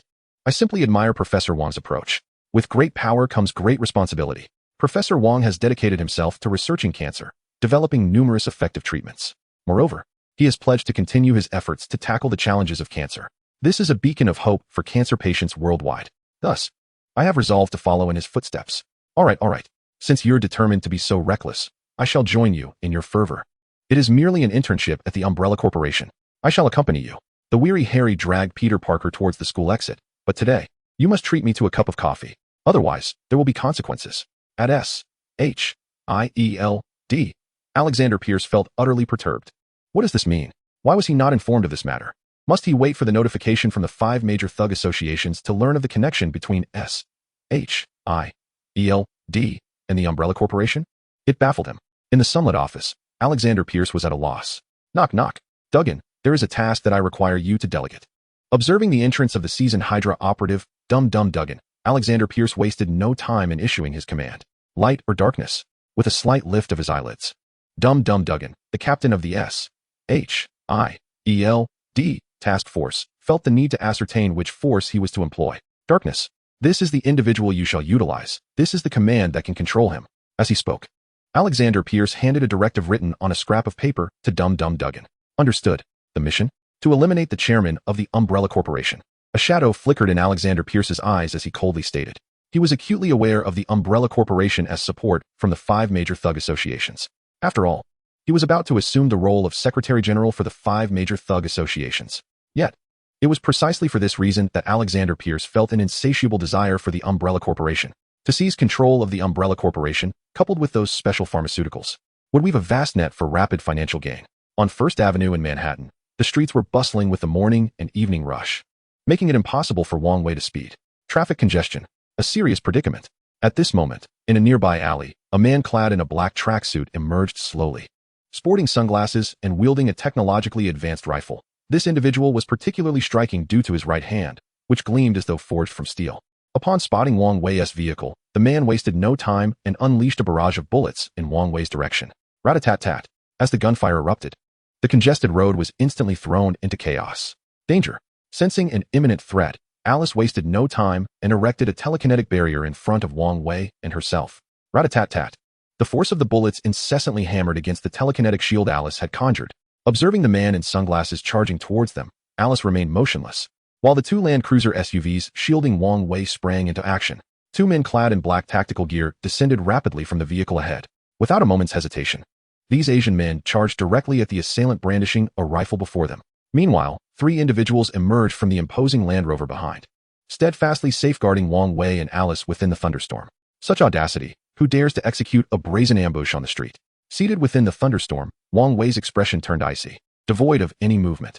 Although he recognized that his Umbrella Corporation was indeed a significant target, he had not anticipated that it would provoke such an open act of violence. What is this? This is outright provocation, a slap to the face. Chapter 16, The Arrival of Bucky. Damn. Though there was no trace of anxiety within him, a flicker of anger ignited in Wang Wei's heart. I lead, you assist, Lin Yan declared coldly to Jin Sheng beside him. Understood. Without a hint of hesitation, Jin Sheng commenced controlling the situation and supporting the combat. For their small group of 5, being ambushed so brazenly was a profound disgrace. Were it not for Alice's telekinesis protecting Wang Wei in time, how could they possibly safeguard their superior? The fury of the soldiers of Gong Wei was formidable, especially those elite soldiers tasked with close protection duties. In mere seconds, the 2 men surged towards the assailant. With Lin Yan's furious roar, 2 towering columns of searing flames manifested between his hands, igniting the surrounding air. Fire? This fellow can conjure flames? The onlookers, having taken refuge at a distance, recoiled further at the sight. Realizing that his mission to kill was doomed to fail with the fiery assault approaching, the assailant, Bucky, hastily discarded his rifle and prepared to flee. Trying to escape? Have you consulted me? A cold smirk glinted in Jin Sheng's eyes as he unleashed his hands. Nearby steel objects, as if drawn by an unseen force, began to levitate. Barriers, streetlights, fire hydrants, mailboxes, every metallic item was seized by Jin Sheng's power. Boom! With a surge of wrath, Jin Sheng hurled the objects down upon Bucky. With a piercing sound, a jagged piece of metal tore through Bucky's right sleeve. Bucky. If memory serves, he is a comrade of Captain America, is he not? As Wang Wei observed the disheveled figure with a silver arm, he began to ponder deeply while seated within the thunderstorm. If this were indeed the case, Bucky could still hold some value. After a moment's contemplation, Wang Wei resolved to capture him alive. Su Mu, I want him alive. With a contemplative glint in his eyes, Wang Wei began to issue commands to the guardian beside him. Yes, young master, nodded Su Mu, who immediately relayed orders through his earpiece to the 2 combatants ahead. Capture him alive. Understood. Upon receiving this directive, the duo swiftly adjusted their battle positions, with Jin Sheng taking the lead and Lin Yan providing support. As the command was executed, Jin Sheng seized the opportunity to target Bucky's iron arm with fervent determination. With a powerful slam, he sent Bucky plummeting from a height of 10 meters, crashing heavily onto the ground. Even if he did not perish, he would surely be rendered unconscious for a considerable time. After a brief pause on the ground, Bucky sluggishly rose to his feet, dazed and disoriented. Is this guy even human? Lin Yan exclaimed, incredulous at the sight. Having been forcefully dropped from such a height, Bucky still managed to stand, regardless of his humanity. The order was clear, capture him alive. A glint of determination flashed in Jin Sheng's eyes as he reached out towards a nearby structure woven from iron chains, tearing them apart with sheer force. Trying to escape? Think you can get away? He taunted, noticing Bucky attempting to flee just as he regained his footing. Lin Yan, not to be outdone, lashed out with a fiery whip that struck Bucky with tremendous force. A piercing scream escaped Bucky, the Winter Soldier. The organization capable of controlling Bucky? I suspect it must be Hydra, he mused. They possess substantial knowledge of my movements. It must be Hydra lurking within S. H. I. E. L. D. Alexander Pierce. Our conflict is far from over. As he observed the ongoing struggle involving Lin Yin and Jin Sheng, a cold smirk crept across Wang Wei's lips. The audacity of Hydra, one of the two major disruptors within the Marvel Universe, to focus their attention on him was truly reckless. What if I were to inject a virus into Bucky's system? Would it trigger a new series of biohazard mutations? This thought lingered in Wang Wei's mind, swirling with intrigue. Zombies, lickers, crawlers, tyrants, and vengeful goddesses, these were all products of the biohazard series. Yet none possessed raw materials as promising as Bucky, an ideal subject for experimentation. How fascinating. I yearn to witness the results of introducing two distinct viruses into you, or perhaps even adding the bloodline of the abomination. With a mad scientist's greedy gaze, Wang Wei fixated on Bucky, who was desperately trying to escape. To kill you would merely be a release. My true ambition lies in transforming you into the finest combat specimen under my command. Where do you think you're running to? Observing Bucky, who had been struck down by Lin Yan's fiery whip, Jin Sheng seized Bucky with his metallic arm, lifting him into the air. Thick iron chains entwined around Bucky in a frenzy. In such a state, Bucky resembled the Statue of Liberty, yet unlike the statue, he was ensnared tightly by the chains. Chapter 17, The Virus Solution. Once all the chains had coiled around Bucky, his form was entirely obscured, reduced to a mere mass of iron. Let us go. After witnessing the resolution of the matter, Wang Wei shook his head slightly. The thought lingered in his mind, refusing to be dismissed. Understanding the situation, Zhao Miao waved his hands, conjuring a water dragon that effortlessly transported the chains into the Land Rover. After Wang Wei and his entourage departed, the agents of the Forum City arrived late to clean up the aftermath. At the Hive Base, Wang Wei, clad in a biohazard suit, regarded Bucky, who was bound to the testing platform, struggling vigorously. Cease your movements. The platform beneath you is anchored to the floor. Moreover, my method of restraint is not merely simple binding. It ensnares each of your fingers. In that moment, under Bucky's fierce gaze, Wang Wei calmly retrieved a vial of liquid from a nearby refrigerated box. A syringe slowly extracted the pale blue substance within. Outside the laboratory, a double-sided biohazard isolation glass separated them from the scene. Su Mu and his companions, along with Alice, silently observed Wang Wei conducting his experiment. Captain, what is that he is extracting? It feels rather unsettling. Lin Yin remarked, a chill creeping over him at the sight of the vial. I feel the same, Captain. It's quite discomforting indeed. Zhao Miao scratched his back in agreement with Lin Yin. This substance is the virus solution. A mishap could lead to a global biochemical crisis, akin to those apocalyptic zombie films you've seen. Alice, glancing sideways at the two, revealed what she knew. She had also undergone the integration of this virus solution, but she was the only one to have perfectly fused two major virus solutions without losing her sanity. Thus, as she observed Bucky being injected with the virus solution, her brow furrowed slightly. There was a nagging feeling that he might succeed in the fusion. Was it merely an illusion? Shaking her head gently, Alice's gaze remained fixed on Bucky, whose features twisted grotesquely under the assault of the virus solution. Record. Wang Wei instructed his research assistant beside him, setting aside the syringe containing the virus solution. This material was destined for uniform destruction, as he had no desire for a biochemical crisis to erupt here. Duration, 30 seconds. 1 minute. 1 unit. 27 seconds. 2 units. 13 seconds. Target is in shock. The blood pressure is surging rapidly. The pulse is beating violently. The heartbeat quickens. Blood circulation accelerates. The target may awaken and go berserk at any moment. Upon observing the various indicators on one side of the apparatus, several research assistants hastily reported to Wang Wei. Go berserk? Administer triple the dosage of the tyrant anesthetic. Upon hearing this from the assistant nearby, Wang Wei ultimately abandoned the idea of continuing the experiment.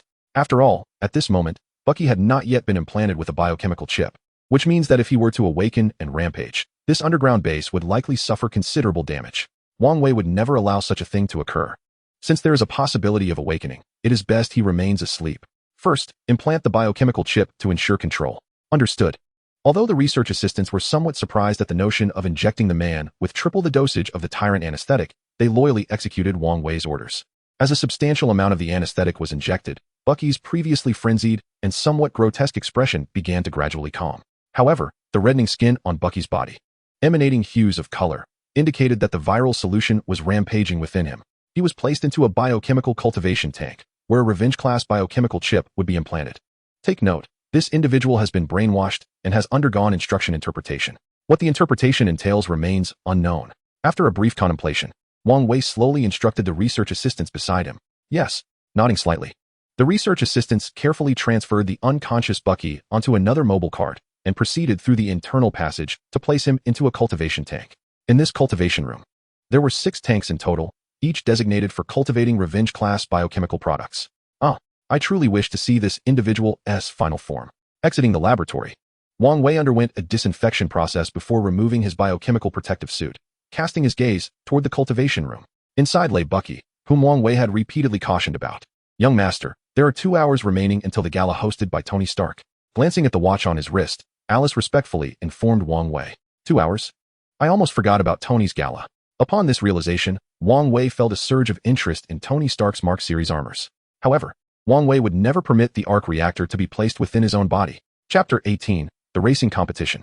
Are the Mark series armors impressive? Indeed, they are. Quite remarkable. If given the choice, Wang Wei would prefer the armors following the Mark 7 series. Many of the armors preceding the Mark 7 series relied heavily on Tony's arc reactor for energy sustenance. Let us go. After all, becoming neighbors with Tony Stark was something Wang Wei had never anticipated. Sir, Mr. Wang has arrived. In the secluded villa by the bay, Tony, who was in the midst of changing his attire, was suddenly interrupted by the voice of Jarvis. Wang Wei has arrived. Could it be that this fellow mistakenly believes the ball is being held at my residence? With a peculiar smile gracing his features, Tony found himself at a loss for words. Sir, you did not provide Mr. Wang with the specific address for the ball 3 days ago. Ah, I see. With a resigned shrug, Tony realized he had no choice but to venture out and meet Wang Wei. Good evening, Mr. Stark. This hardly seems like the venue for a grand ball, Wang Wei jested, gesturing towards the desolate villa. What can I say? It is my private abode. I doubt you would consider your villa suitable for such festivities either, Tony replied, shrugging off the notion of transforming his personal residence into a ballroom. I suppose you are correct. So, are you planning to bring along this charming young lady at your side? Wang Wei inquired, nodding toward his companion. Indeed. You see, there are many who harbor ulterior motives towards me. Without her, I might not even dare to step outside, Wang Wei responded, with a slightly awkward chuckle. Tony patted Wang Wei on the shoulder. Quite assertive. However, my sports car accommodates only one passenger. What do you plan to do about that? Sports car? Wang Wei's brow arched slightly, piquing his curiosity. Well, this ball isn't exactly here. It would be more accurate to refer to it as a car race, or perhaps a soiree. There will be numerous attendees, and the atmosphere will be lively. So, what do you say? Care to join? Tony, considering himself a prince of racing, raised an eyebrow at Wang Wei in challenge. Sounds intriguing. What are you willing to wager? Wang Wei inquired. Oh, come now. It's merely a friendly contest.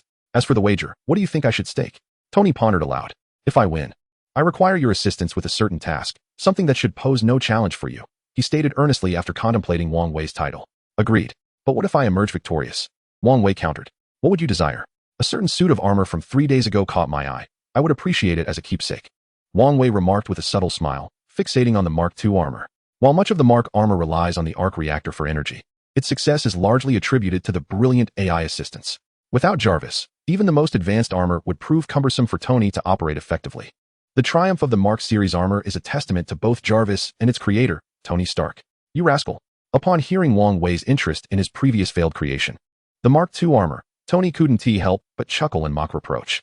Very well, I accept. Just as he was about to hop into his beloved red sports car, Tony hesitated for a moment and decided to place the freshly completed Mark III armor atop the vehicle as well. Wang Wei, who cherishes life and fears death, finds himself in the same predicament as Tony Stark. Where could this be? With a provocative look behind his sunglasses, Wang Wei patiently awaits at the entrance of Tony's abode. You, my friend. The loser treats the winner to a meal. Agreed. With Tony's words hanging in the air, Alice, seated in the passenger seat, raised her hand. 5, 4, 3, 2, 1.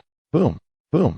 The thunderous roar of Wang Wei's thunder roar and Tony's red sports car echoed like a monstrous growl, accelerating at lightning speed. For these powerful machines, it was merely a trifle. On the scarcely trafficked circular road, a blue sports car and a red sports car began their fierce competition. One moment the blue car surged ahead, and the next, the red car took the lead. Amidst this exhilarating rivalry, passing vehicles cautiously veered aside, unwilling to share the road with these two racing titans.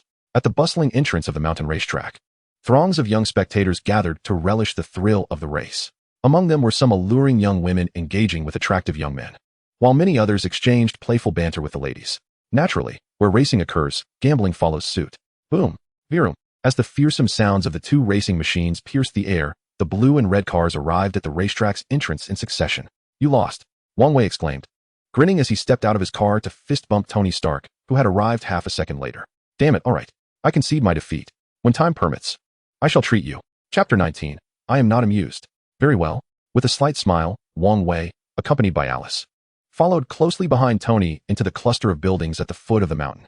After all, this was Wang Wei's first visit to such a racing venue. It was best to stick closely to his senior, avoiding the folly of appearing knowledgeable when he was not. Oh my goodness, who are these two? How do they possess such dazzling cars?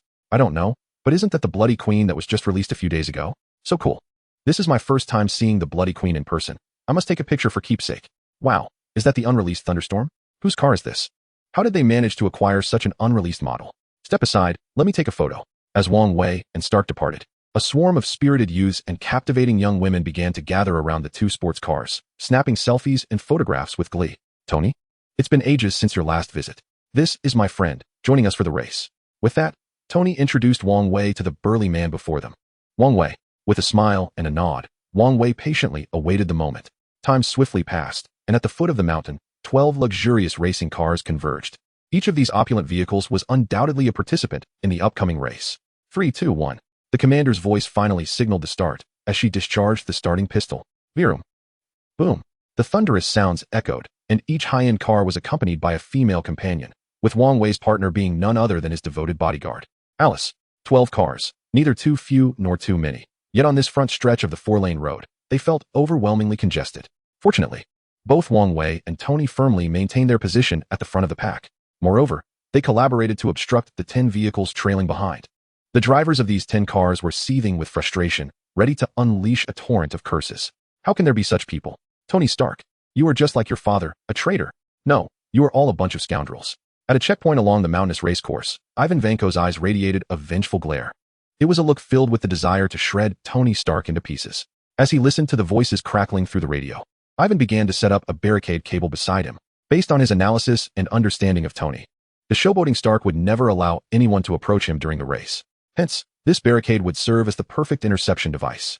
Once the barricade was successfully erected, Ivan held the radio in one hand and a shimmering electric chain in the other. His electric protective suit indicated that he was ready for any potential hazards. Virum. Boom. With no exhaust fumes to savor, danger loomed. Despite feeling slightly dizzy from the speed, Alice clearly spotted the looming barricade at the distant curve of the mountain. If they collided with it, they would either smash it aside or be completely halted. With this thought in mind, Alice enveloped both Wang Wei and herself in a protective psychic shield. As for Tony Stark and the bunny girl in the other car, she had no time to spare. Boom. With a violent crash, Wang Wei's vehicle slammed into the barricade. The impact sent the front half of his Thunderstorm car teetering on the brink of ruin. Sparks erupted from the front of the Thunderstorm, while oil began to seep out. Wang Wei, are you alright? The collision was instantaneous, yet it was Wang Wei's slightly faster speed that led him to bear the brunt of the impact first. Tony immediately brought his Blood Queen to a halt, frantically searching within the vehicle. The obstruction was decidedly peculiar. Either someone sought to eliminate Wang Wei, or they intended to eliminate themselves. Realizing this, Tony endeavored to retrieve the Mark III armor from the vehicle's trunk. Suddenly, a surge of peril enveloped him, prompting a frantic leap from the racing car. A chain crackling with arcs of electricity crashed down upon the Blood Queen. The bunny girl, who had yet to disembark from the Blood Queen, was instantly reduced to charred remains by this electrified chain. Damn it! As Tony tumbled to the side, he beheld Ivan Vanko descending the slope, muttering under his breath. The Mark armor remained elusive. What, he wondered, was Wang Wei's condition? I say, that delinquent youth wielding the chain over there. You truly ignite my ire. Shaking his head slightly, Wang Wei felt fortunate to be under Alice's telekinetic shield. Otherwise, he was certain that he would have lost his head to that chain. The thought alone incensed him. Damn it. Chapter 20. Who lost the match? Not dead, though. It may be soon. Consider yourself fortunate, for you have Tony Stark to keep you company. Observing Wang Wei and Alice emerging from the Thunderstorm sports car, Ivan Vanko shook his head, exhibiting signs of nervousness. Dead? Ha! How amusing. You were the first to utter such a wish since my arrival. Wang Wei, slightly losing his composure, felt an unsettling sensation wash over him. You want me dead? Let us first see if you possess the capability. Alice, act. With a cold smirk, he commanded Alice, who without hesitation charged forward. Beneath her composed and exquisite visage lay a countenance of fury. For Alice, as Wang Wei's personal bodyguard, this attack was a profound disgrace. If those 5 individuals learned of this, they would surely mock her mercilessly. A woman? As Alice surged toward him, Ivan Vanko, who bore deep animosity towards Tony Stark, found himself momentarily stunned. Yet, in that fleeting moment of surprise, Alice seized the chain Ivan had intended as an obstruction. With a sudden, forceful motion, she wielded it like a soul-binding whip, striking towards Ivan Vanko. This is bad. Witnessing this, Ivan felt a chilling dread envelop him. What is this? How does this individual possess such power? As a physicist, he found this phenomenon utterly incomprehensible. I shall take this fool's life. Gradually approaching Tony Stark, Wang Wei grasped Tony, who lay on the ground, pulling him to his feet. With an icy expression, she solemnly addressed Tony Stark. "Oh my. No wonder you are always accompanied by this fiery girl. It appears that this spicy maiden possesses remarkable strength." Observing Alice relentlessly pummeling Ivan Vanko with a heavy restraining cable, Tony found himself momentarily taken aback. This explosive young woman exuded an undeniable sense of conquest. Alas, she belongs to Wang Wei. All right. This fellow's life is yours. However, I believe I have a notion of who this individual might be. Under Wang Wei's deathly gaze, Tony Stark could only helplessly raise his hands in surrender. The life of a mere terrorist intent on killing them was insignificant to both Tony and Wang Wei. In the land of the eagle, one could purchase countless lives with sufficient wealth. Who is it? Upon hearing Tony's words, Wang Wei expressed a flicker of curiosity. For this was someone who had come to assassinate Tony. Wang Wei had merely been caught in the crossfire. A scientist from the Northern Bear Territory, seemingly connected to my father. Let me think. As he rummaged through the wreckage of the blood-soaked Queen to retrieve the Mark III armor, he earnestly explained to Wang Wei. As for the deceased rabbit girl in the car, well, Tony might feel a twinge of sorrow for 2 seconds. She must have been involved in a research project with my father. However, it seems my father eventually dismissed her. This fellow should be that person's son, if my memory serves me right. After a moment of contemplation, Tony, clad in his armor, stood before Wang Wei, elaborating. So what does this have to do with you donning the armor? Observing Tony Stark, who was rambling on while standing beside him in his armor without engaging in combat, Wang Wei rolled his eyes in exasperation. Oh, you mean that? Among the 3 of us here, your bodyguard possesses considerable strength and should be able to subdue this individual. That leaves just the 2 of us, both of whom are ordinary people. Should an assailant appear, we would be unable to escape. Therefore, it is better for me to wear the armor. If danger arises, I can carry you to safety. With a cheeky grin, Tony gave Wang Wei a thumbs up, straightforwardly assuring him, "Don't worry, your fiery girl is battling ahead. I will safeguard your safety." "Then I truly appreciate your help," Wang Wei replied with a slight twitch of his lips, feeling somewhat powerless in his gratitude towards Tony. After all, there was no way for him to counter this situation. He couldn't help but wonder what he might acquire next.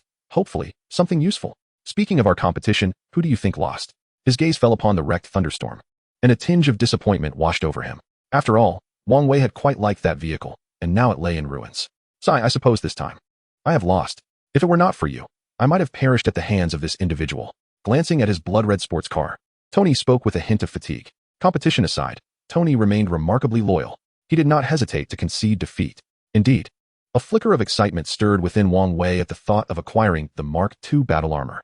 After all, his knowledge in the realm of mechs was virtually non-existent. Yet he was undeterred.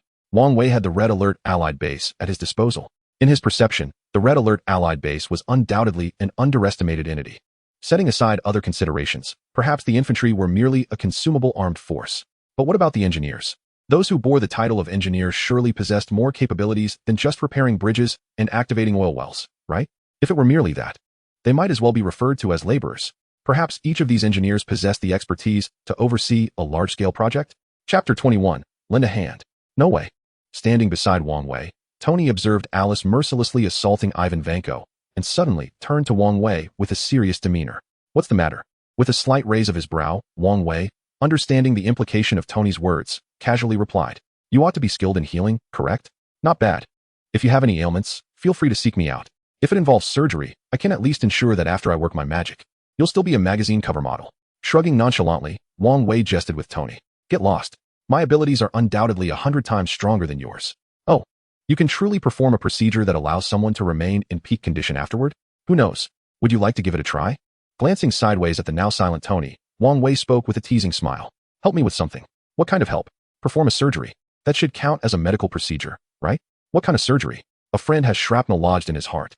Is such a procedure feasible?" "It is. But I want to do it." "Why not?" Upon hearing that Wang Wei could perform such a surgery, Tony Stark felt a tightening in his breath. If such a procedure were possible, would he still need to place the arc reactor in his chest? It's exhausting. Such a surgery demands immense concentration. Rolling his eyes, Wang Wei straightforwardly explained to Tony, "What must be offered for you to perform this surgery?" After a moment of silence, Tony inquired of Wang Wei, articulating each word carefully. "Is this person you?" With a composed smile, Wang Wei looked at Tony, earnestly asking, "It is me." After a brief pause, Tony finally affirmed his response. For reasons unknown. Perhaps it was due to the circumstances that Wang Wei did not abandon his own integrity, or perhaps it was the shared identity of being scholars. Who can say for certain? In any case, Tony Stark harbored an innate fondness for Wang Wei. "While in the Middle East, I was kidnapped. At that time, shrapnel entered my chest. It was perilously close to my heart. I sought help from many individuals. It is widely said that such surgeries are beyond their capability. With a hint of sorrow in his gaze, Tony earnestly explained to Wang Wei, it is not that they cannot perform it, but rather that they dare not stake their fortunes on you, the heir of Stark Industries. With a mere roll of his eyes, Wang Wei discerned the underlying thoughts of those around him. If Tony Stark were afflicted with other ailments, these individuals would boast confidently of their abilities to treat him. However, this particular surgery carries a mortality rate of 90%. The fragments of the heart, if mishandled, could easily penetrate the heart itself, making separation impossible. Why? Tony was at least somewhat aware of their cautious intentions. Currently, Wang Wei was perhaps Tony's only hope. After all, having an arc reactor embedded in one's chest felt undeniably peculiar. Without hesitation, Wang Wei nodded and strode forward. Ivan Vanko could be considered a remarkable physicist, yet, before the non-physical Alice, he was merely a punching bag. At this moment, Ivan lay in a state of disarray, battered thoroughly by Alice, bloodied and bruised. Was there no price to pay? None. Thank you. Survive first, then discuss. You, my friend. Wang Wei quipped while exchanging banter with Tony, approaching Ivan Vanko. You barely qualify as a talent. Although I value talent, you are not included. Wearing casual shoes, Wang Wei playfully kicked at the dazed Ivan Vanko, a faint smile gracing his lips as he spoke. Farewell. As Ivan struggled to lift his head to meet Wang Wei's gaze, Wang Wei kindly waved his hand. Boom. Under Alice's telekinetic force, Ivan's head was twisted a full 365 degrees, as if it were being wrung like a piece of cloth. At that moment, Ivan was irrevocably deceased. Just then, the sounds of the event-hosting club and police sirens grew ever closer. It is often said that the police from Eagle Country merely clean up messes, and this sentiment rang true. With a slight smile, Wang Wei patted Tony, clad in his battle armor, on the shoulder. Tony returned the gesture with a subtle smile, transforming his armor into a briefcase that he held in his hand. Let us proceed. Gently wiping a trace of blood from Alice's face, Wang Wei took her small hand and led her down the mountain. Hey. Are you two really not involved? Observing Wang Wei and Alice's interaction, Tony's curiosity ignited with fervor. Indeed, there is nothing between us. Just a normal relationship. Wang Wei glanced at the small hand of Alice that he had instinctively grasped, momentarily taken aback, but choosing not to release it. One must say, Alice's delicate fingers were indeed a marvel to behold. The sensation was delightful. With their hands intertwined, Alice radiated sweetness as if she had just tasted honey. It felt wonderful holding her hand. No relationship? This is hardly a normal connection. As Tony lamented, he found himself missing his beloved Pepper. One must ponder. If she were to learn of his recent attacks, would she not berate him once more? This is indeed a grave matter. S-H-I-E-L-D. Upon reviewing this report, Nick Fury felt a twinge of headache. How could this individual endure 2 assaults within a mere day? First, he was brazenly attacked on the street. And then, while racing alongside Tony Stark, he faced yet another assault? Chapter 22. Hill and Natasha sold by the Alliance. Is this fellow a magnet for enmity? Have investigations been conducted? The report reveals that numerous individuals have already been scrutinized. The assailant, based on nearby surveillance footage and database comparisons, has been identified as the former Winter Soldier, Bucky. Director. Standing before Nick Fury, Coulson also felt a slight ache in his teeth. Had it not been merely a month since he had taken over this individual's case, and yet he was repeatedly targeted? And what of those 5 Asian men? Upon glancing at their photographs, Nick Fury's brows furrowed slightly. These 5 were none other than Su Mu and his companions. The unmistakable aura of military prowess could not obscure the intensity in their gazes. More significantly, Lin Yen, Jin Shang, and Zhao Miao exuded signs of possessing mutant abilities. What of the remaining 2, Su Mu and Li Yan? Do they too possess such powers? It remains undetermined. Unless we deploy high-level spies from the Eastern nation. We acknowledge that the East is our most challenging area of intervention. After all, they possess their own internal organizations to guard against us.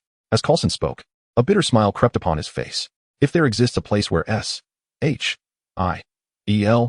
influence is most diminished, it is undoubtedly within that Eastern rabbit. A complete pitfall. There are reports from residents, individuals who have lost their way, and even those who have been reported by subordinates for refusing gifts. Yet, the most egregious incident involves one who was sold off to an illegal mine in California. What a mess. It seems these 5 individuals were secretly dispatched by that rabbit to serve as his protectors.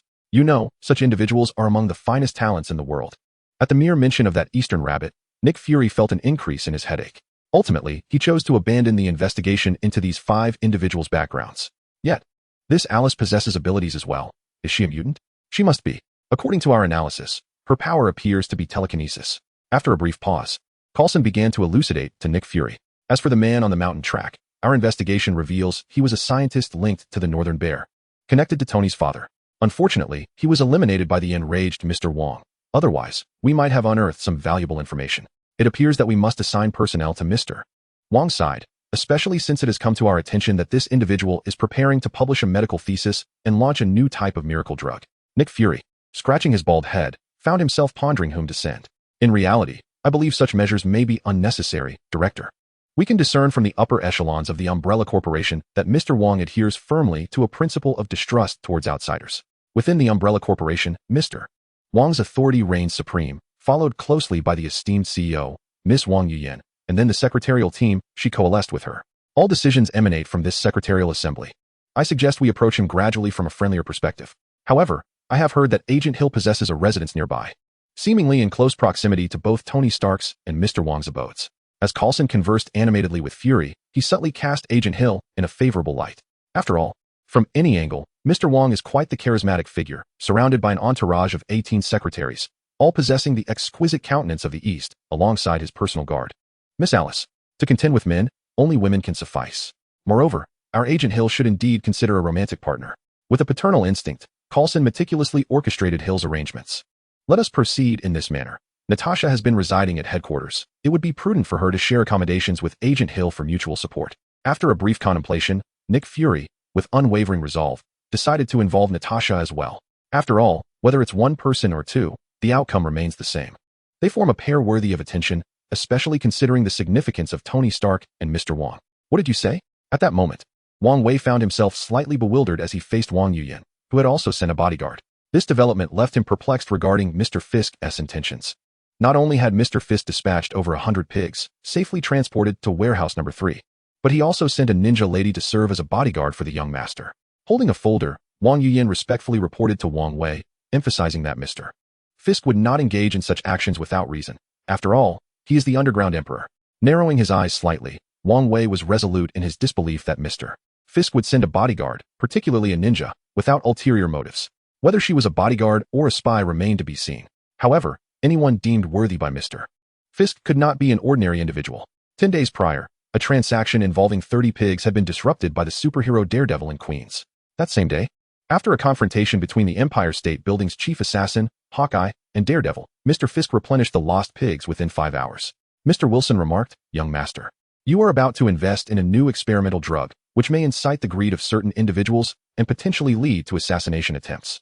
Hence, I have specially assigned this exceptional anti-assassination ninja lady to you."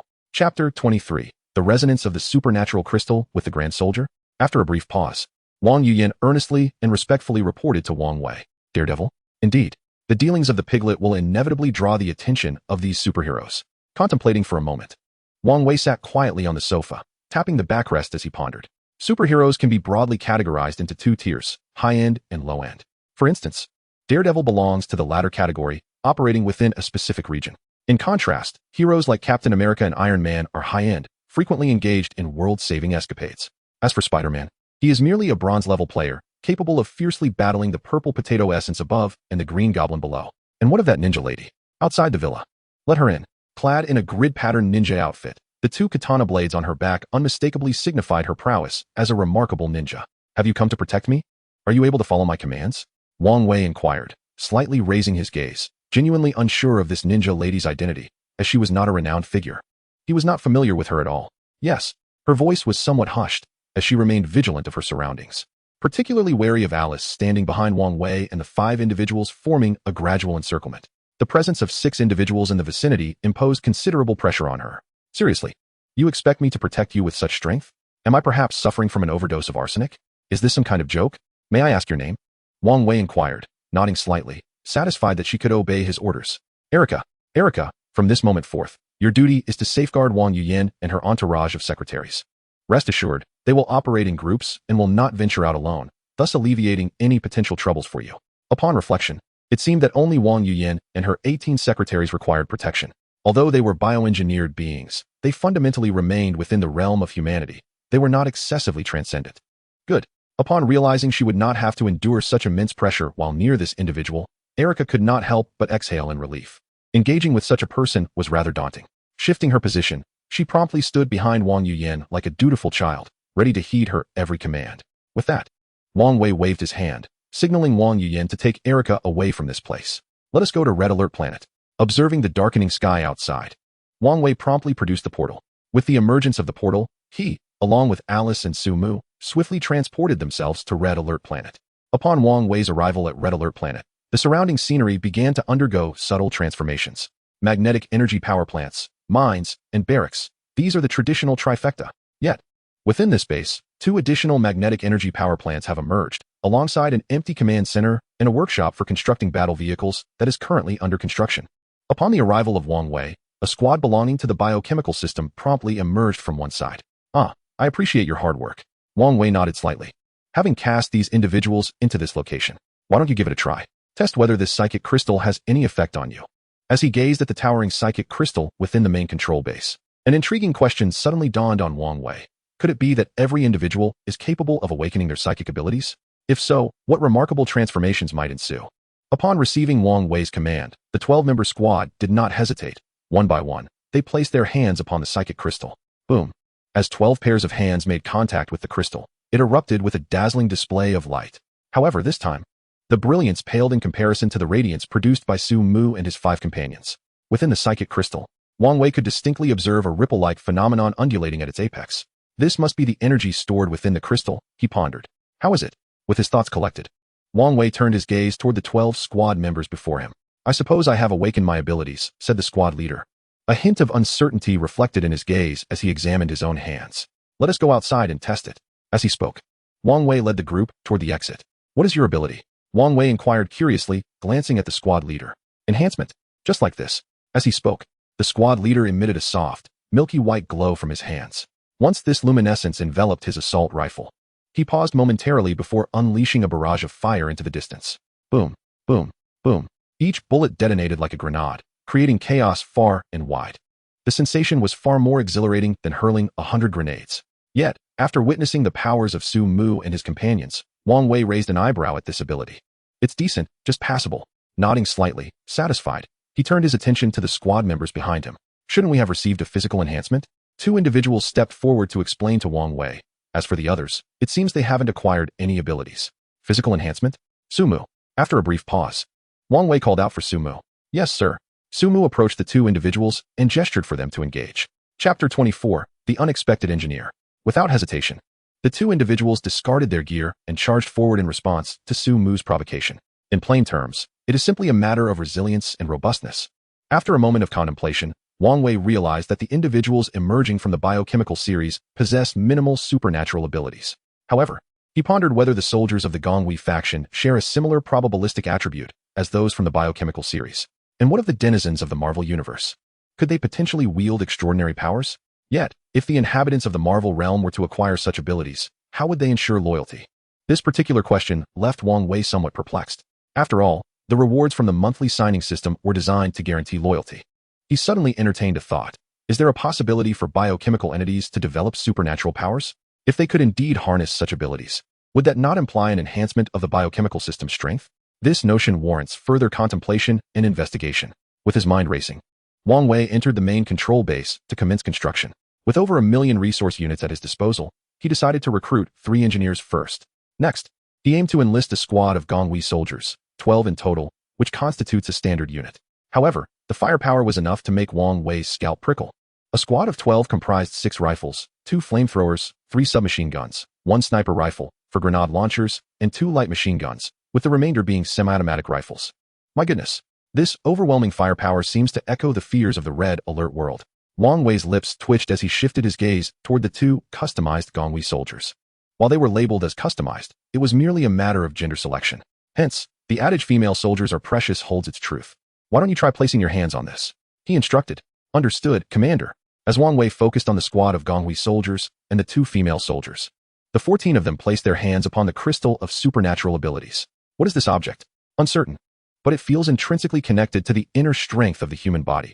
Yet this falls outside my research domain. Meanwhile, the 3 engineers, clad in academic robes and roughly in their 30s, huddled together in whispered conversation. Suddenly, with a brilliant flash of light, Wang Wei discerned that among the 14 individuals, some were capable of manifesting supernatural powers. Let us venture outside to test your abilities. As the Gongwei soldiers opened their eyes, Wang Wei led the group toward the exit. Let us see what you can do.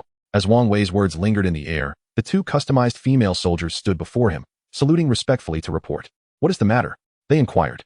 Reporting to the commander, We have only gained comprehensive enhancements to our physical forms, with no special abilities. A slight frown creased Wang Wei's brow upon hearing their statements. It shouldn't be like this. Custom soldiers recruited with 100,000 units of resources have emerged without any powers? This is indeed peculiar, truly perplexing. Then you two shall stand aside for now. And what about the rest of you? Do not tell me, too, that you lack special abilities. Wang Wei inquired somewhat sternly, directing his gaze toward the 12 members of the joint force.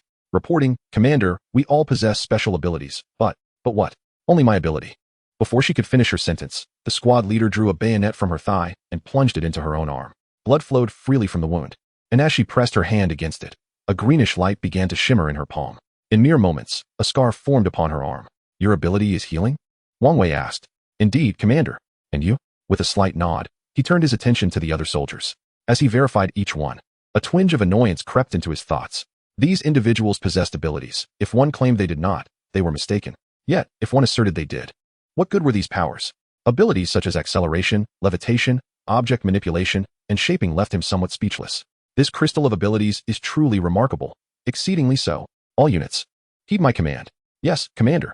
From this moment forth, this squad is tasked with the vital duty of guarding the base. Yes, Commander.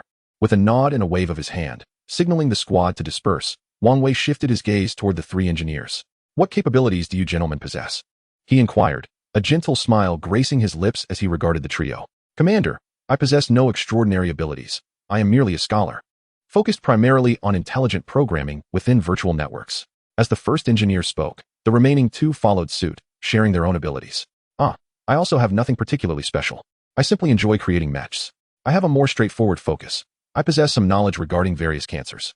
Upon hearing the engineers articulate their areas of expertise, a unique glimmer ignited in Wang Wei's eyes. Gentlemen, may I seek your guidance? In Wang Wei's view, these 3 engineers were treasures beyond measure. To think, 100,000 units for each engineer, what a bargain. Even if it costs 1 million units of resources per engineer, Wang Wei feels that he has made a tremendous profit. In this day and age, the most valuable asset is undoubtedly talent. Those who dare to don the robes of academicians are the most precious. After all, the robes of the Academy of Sciences must be as esteemed as those of the Academy of Rabbit. Excellent, excellent. With the addition of the 3 of you, many of my endeavors will become significantly more manageable.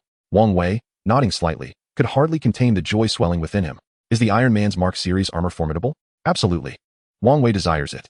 Yet, he struggles to voice his ambitions. With a sample in hand, could one truly fear the inability to manufacture? That would be an underestimation of those engineers capable of wearing the robes of academicians. Is Jarvis possible? Is it desirable? Is it sought after? There is not a man who does not admire such superintelligence. Wang Wei is no exception.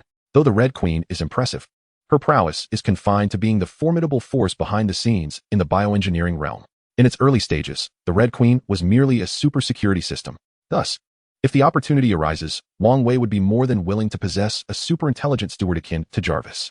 The appearance of these 2 engineers unequivocally signaled to Wang Wei that what Iron Man possesses, he too can acquire. As for you 2, I hereby assign you a task. Establish a records department to categorize and organize the various abilities and powers held by each individual. Observing the 2 custom female soldiers, who appeared somewhat marginalized, Wang Wei pondered briefly before issuing the task. Though uncertain of the specific advantages these custom soldiers possessed, it seemed prudent to proceed in this manner for the time being. Understood, Commander. Upon hearing that they too had been assigned a task, the eyes of the 2 female soldiers sparkled with excitement. For them, having a task was preferable to being marginalized and overlooked. Alice, please have Yu Yin escort the 3 of them to the Umbrella Corporation headquarters. We will assign them their respective laboratories and research facilities. Wang Wei decided to place these 3 invaluable engineers within the Umbrella Corporation. Yes, young master. Nodding slightly, Alice promptly initiated contact with Wang Yuyan. It appeared that enhancing the security of the Umbrella headquarters and establishing several specialized bases would soon be necessary. Seated within the villa, Wang Wei contemplated for a moment, establishing a clear direction in his mind. Time passed swiftly, and before long, the day of Mary Jane's coming-of-age birthday celebration arrived. Riding in a sleek, silver-gray sports car, Wang Wei, under the protection of Su Mu and his team, made his way to the family address provided by Mary Jane. In the span of these 10 days, Tony had also entrusted the Mark II armor to Wang Wei. He immediately handed it over to the engineers in the mech research department at Umbrella Corporation. During this period, the 3 engineers absorbed knowledge from the Marvel Universe while simultaneously integrating it with the technology tree of Red Alert, continuously innovating and experimenting. Hey, Mary Jane, look. A silver sports car is parked outside your door. Suddenly, The lively group of classmates in the room shouted at Mary Jane, who was selecting her outfit. A silver sports car? Whose could it be? Upon hearing this, Mary Jane was momentarily taken aback. After all, none of her acquaintances drove a silver sports car. Even Professor Wang drove a light blue Thunderstorm. Wow, how handsome. But unfortunately, he is of Asian descent. And look, he is accompanied by several bodyguards. Who could this important figure be? Wow, he even brought a companion to the party, and she looks really cool. Amidst the chatter of her classmates, Mary Jane pushed through the crowd and approached the floor-to-ceiling window to gaze outside. Professor Wang? She was astonished to see Wang Wei, dressed in a striking silver suit and holding a gift box. Mary Jane felt a sudden wave of surprise. Not only was she thrilled that Wang Wei had truly come, but she also felt a tinge of regret, realizing that her outfit might not be impressive enough. Standing before such a dashing Wang Wei, her own charm seemed to pale in comparison. Hey Jane, where are you going? Her classmates exclaimed as they watched her dash toward the door. Isn't that Professor Wang? Now that you mention it, he really does look dashing in that outfit. The onlookers recognized him as the professor who had previously given them a lecture. Happy birthday, beautiful. Wang Wei smiled as he handed the gift box to Mary Jane, who was adorned in a fiery red gown. Thank you, Professor. I didn't expect you to actually come today. Mary Jane, with a beaming face, gently covered her mouth in surprise and embraced Wang Wei tightly. I couldn't help it.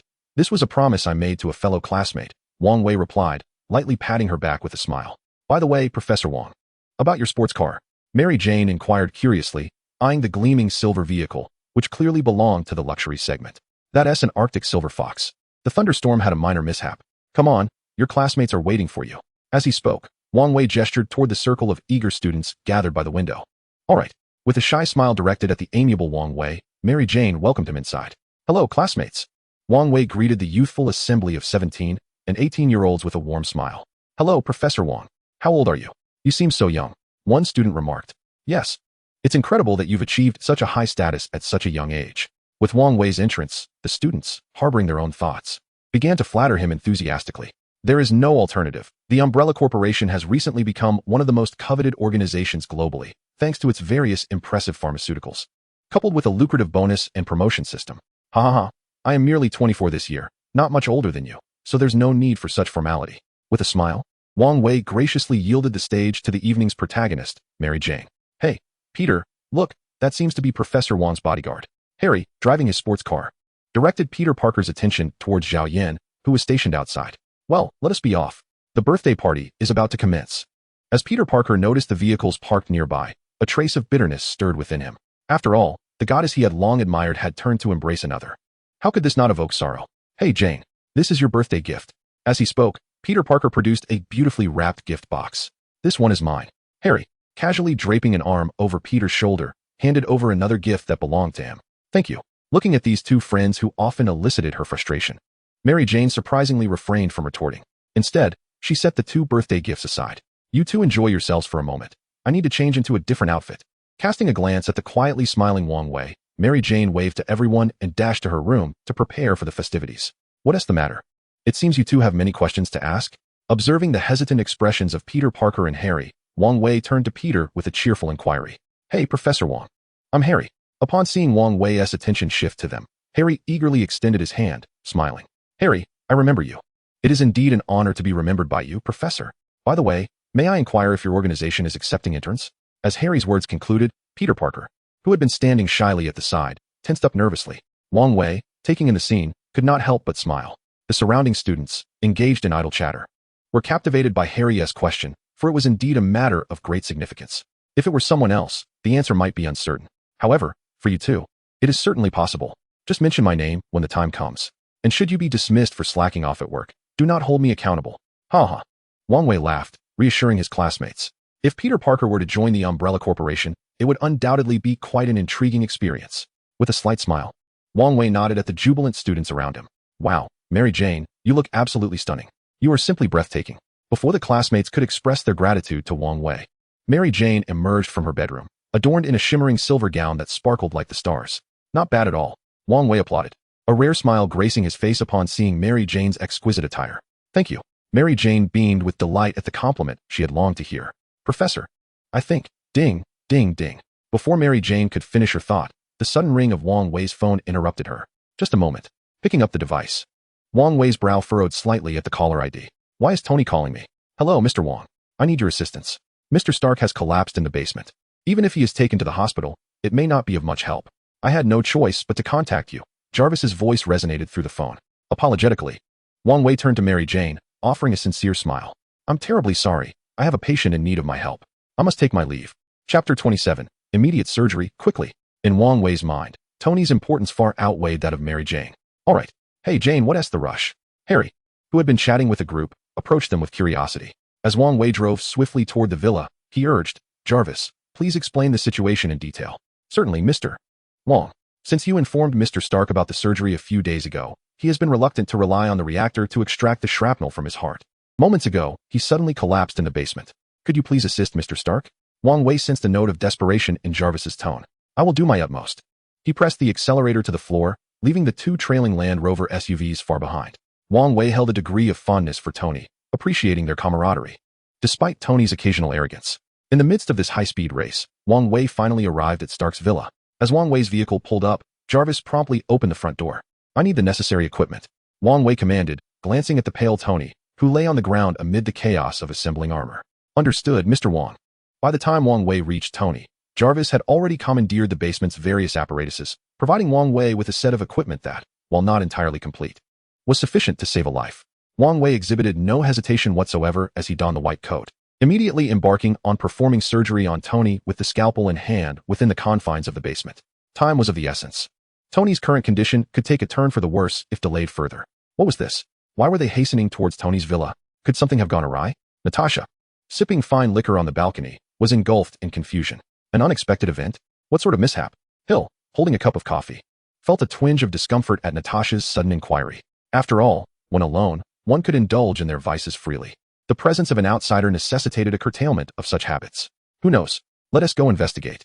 Natasha, with a glimmer of curiosity in her eyes, urged Hill towards Tony Stark's villa. Regardless of the circumstances, both individuals were of significant concern to Hydra. If anything had transpired, it would undoubtedly cause unnecessary complications for the agency. Apologies, miss, but the owner of the villa is currently engaged in discussions with my master. Please return later. Zhao Yin and Lin Yan, stationed at the villa's entrance, stepped forward to intercept the two women, who were clad in a black leather outfit and casual attire, respectively. Although unaware of their intentions, they adhered to the captain's earlier instructions that this area was not to be disturbed. Oh, I beg your pardon. It's just that Tony and I are friends, and I urgently need to discuss some matters with him. Could you possibly allow me access? Natasha, with a serious demeanor, flashed a flirtatious smile at Zhao Yin, attempting to plead her case. I'm afraid, miss, that is simply not possible. Zhao Yin remained resolute, disregarding Natasha's charm. Really not possible? Not possible. What if I insist on entering? You still cannot enter. A flicker of anger crossed Natasha's face as she glared at the obstinately unyielding Zhao Yin, her teeth clenched in frustration. All right, Natasha. Hill, pulling Natasha back, stepped forward to inquire with Zhao Yin and Lin Yan. I apologize. However, your urgency suggests you may be in need of assistance. I reside nearby. I consider the villa's owner a neighbor and a friend. Therefore, could you please enlighten me on what has transpired? Agent Hill seriously addressed Zhao Yin, rubbing her temples in concern. Agent Hill, Agent Natasha, I regret to inform you that you cannot enter at this moment. The villa's entrance is equipped with surveillance and voice activation systems belonging to JARVIS. Before Zhao Yin could respond, JARVIS gently interjected, conveying the refusal to Hill and Natasha. Upon hearing those two words, Lin Yin and Zhao Yin instantly became vigilant. After all, anyone daring to be involved with agents is seldom of good character. What does this mean? Observing the battle-ready Zhao Yin, the Black Widow felt an irritation gnawing at her teeth. Pray tell, Mr. Stark, what has transpired? Since you are aware of our identities, you must also comprehend what we represent. As Jarvis made his appearance, Hill inquired directly. Chapter 28. Tony's life, I shall safeguard. I can permit you to enter. But once inside, I implore you to maintain your composure. Mr. Wang is currently performing surgery on Mr. Stark. After a moment of silence, Jarvis was indeed capable of accessing most information regarding the SHIELD. However, this very reason led Jarvis to ultimately decide to allow these two individuals entry. Surgery? What is the situation? Natasha raised an eyebrow, poised to storm in and discern the truth. Just then, a burst of crimson flame erupted from Lin Yan's palm. Please, remain calm. Furthermore, while Mr. Jarvis has stated you may enter, we have yet to grant our approval. After all, you pose a significant threat to our young master. With a piercing gaze, Lin Yan coldly regarded the somewhat volatile Natasha, clad in her black leather attire. Please remain calm, Miss Natasha. Mr. Stark sustained shrapnel injuries during his time in the Middle East, which still remain in his body. Mr. Wang has been summoned by Mr. Stark to remove these fragments. He succinctly clarified the situation's background. Mr. Wang is performing surgery on Mr. Stark? Is that so? May we enter to ascertain the circumstances? Should it be necessary, I can contact the internal medical department of S.H.I.E.L.D. He'll gently silence Natasha, offering a soft smile to Jarvis and the two seemingly difficult Asian individuals before her. As for what Natasha wished to express, Hill, being an old friend, understood all too well. Natasha was exceptional in every regard, save for her somewhat fiery temperament. Alas, I shall not concern myself with it any longer. Zhao Yan, Lin Yan. Allow them entry. We are still present inside. Just as Zhao Yan and Lin Yan were about to refuse, Su Mu's voice suddenly resonated through the earpiece. Proceed in. I hope you will not cause any disturbances. With a heavy gaze at the two individuals, Lin Yan and Zhao Yan ultimately acquiesced. Jarvis, does Tony have any engagements following this? While diligently performing surgery on Tony, Wang Wei casually inquired. At 9 o'clock this evening, Mr. Stark has a dinner gathering with Miss Pepperpotts. Cancel it. This surgery may take 5 to 6 hours. At this moment, Wang Wei truly felt overwhelmed. He had initially overestimated Tony's physical condition, not anticipating the shrapnel to be so perilously close to the heart. The surgical procedure left Wang Wei feeling a wave of anxiety and fragility. If given the choice, he would have preferred to forego the operation entirely. It was no wonder that no one was willing to undertake Stark's surgery. Very well, sir. Jarvis, deeply concerned for Tony's safety, concocted a benevolent falsehood for Miss Pepperpotts. Perhaps this was Jarvis's first act of kindness since becoming Tony's personal steward. Please summon Alice. I require assistance. Wang Wei sensed that Tony's condition was becoming increasingly unbearable for him. This situation indeed called for a helping hand. What kind of doctor would begin operating in such a manner? It was utterly absurd. Miss Alice, Mr. Wang requests your assistance. Alice, who had been waiting in the living room, suddenly heard Jarvis's summons. Without hesitation, she made her way into the basement. Jarvis, could you provide us with the specifics of the situation below? Upon entering the living room, Hill and Natasha were made acutely aware of the gravity of the matter through Jarvis's explanations. After all, the surgery had commenced, and there was no turning back. All they could do was hope that Mr. Wang would truly be able to save Tony Stark. Mr. Wang is down there. Please have faith in him. Tweezers, forceps, hemostatic cotton, syringe, catgut suture, surgical needle. Under Wang Wei's commands, Alice, now clad in surgical attire, busily began to assist. Jarvis, is there anyone else upstairs? Wang Wei suddenly inquired, his head bowed. Your 3 bodyguards, along with Agent Hill and Agent Natasha, are present. Have them all come down. Wang Wei's eyelids trembled slightly as he uttered these words. There was no other option. He had to enlist the help of these individuals who knew nothing of medicine. Damn it, I refuse to believe that I cannot safeguard Tony's life. With a resolute glint in his eyes, Wang Wei resolved to see this through to the end. Under Jarvis's direction, the group finally descended, fully equipped. Wang Wei wasted no time and began issuing orders, nearly causing Natasha, who had many questions yet could only bottle them up, to lose her composure. A day and night passed. After Wang Wei snipped the final surgical suture, he collapsed onto the operating table.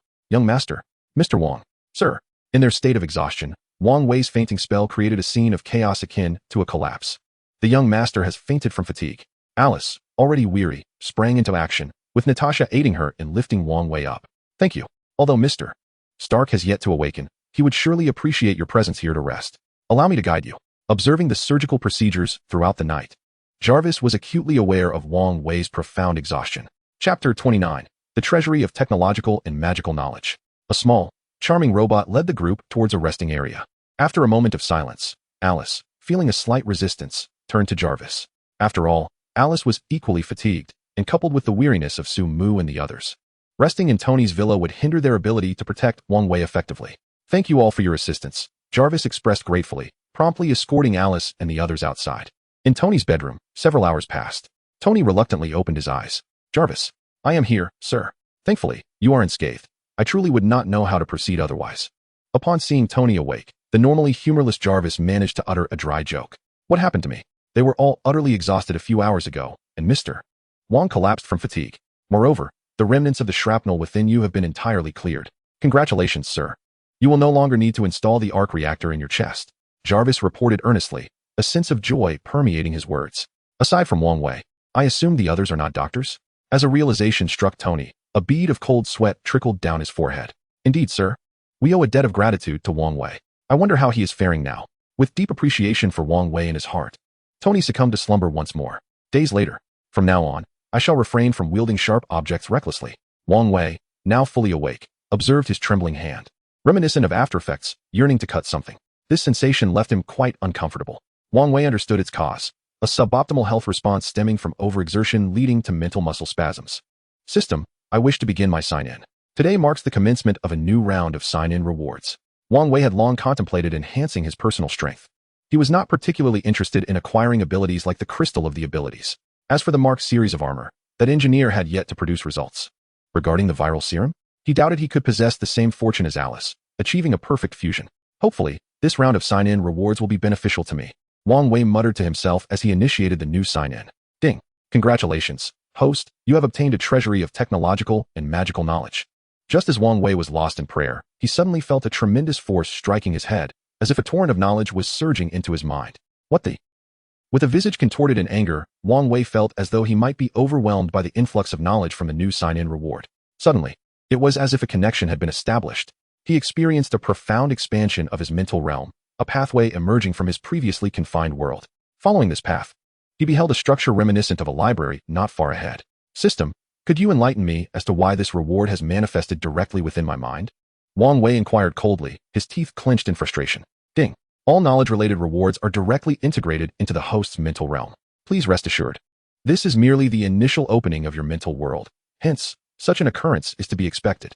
Future integrations will occur in a more tranquil manner. How absurd. You actually have the audacity to justify this.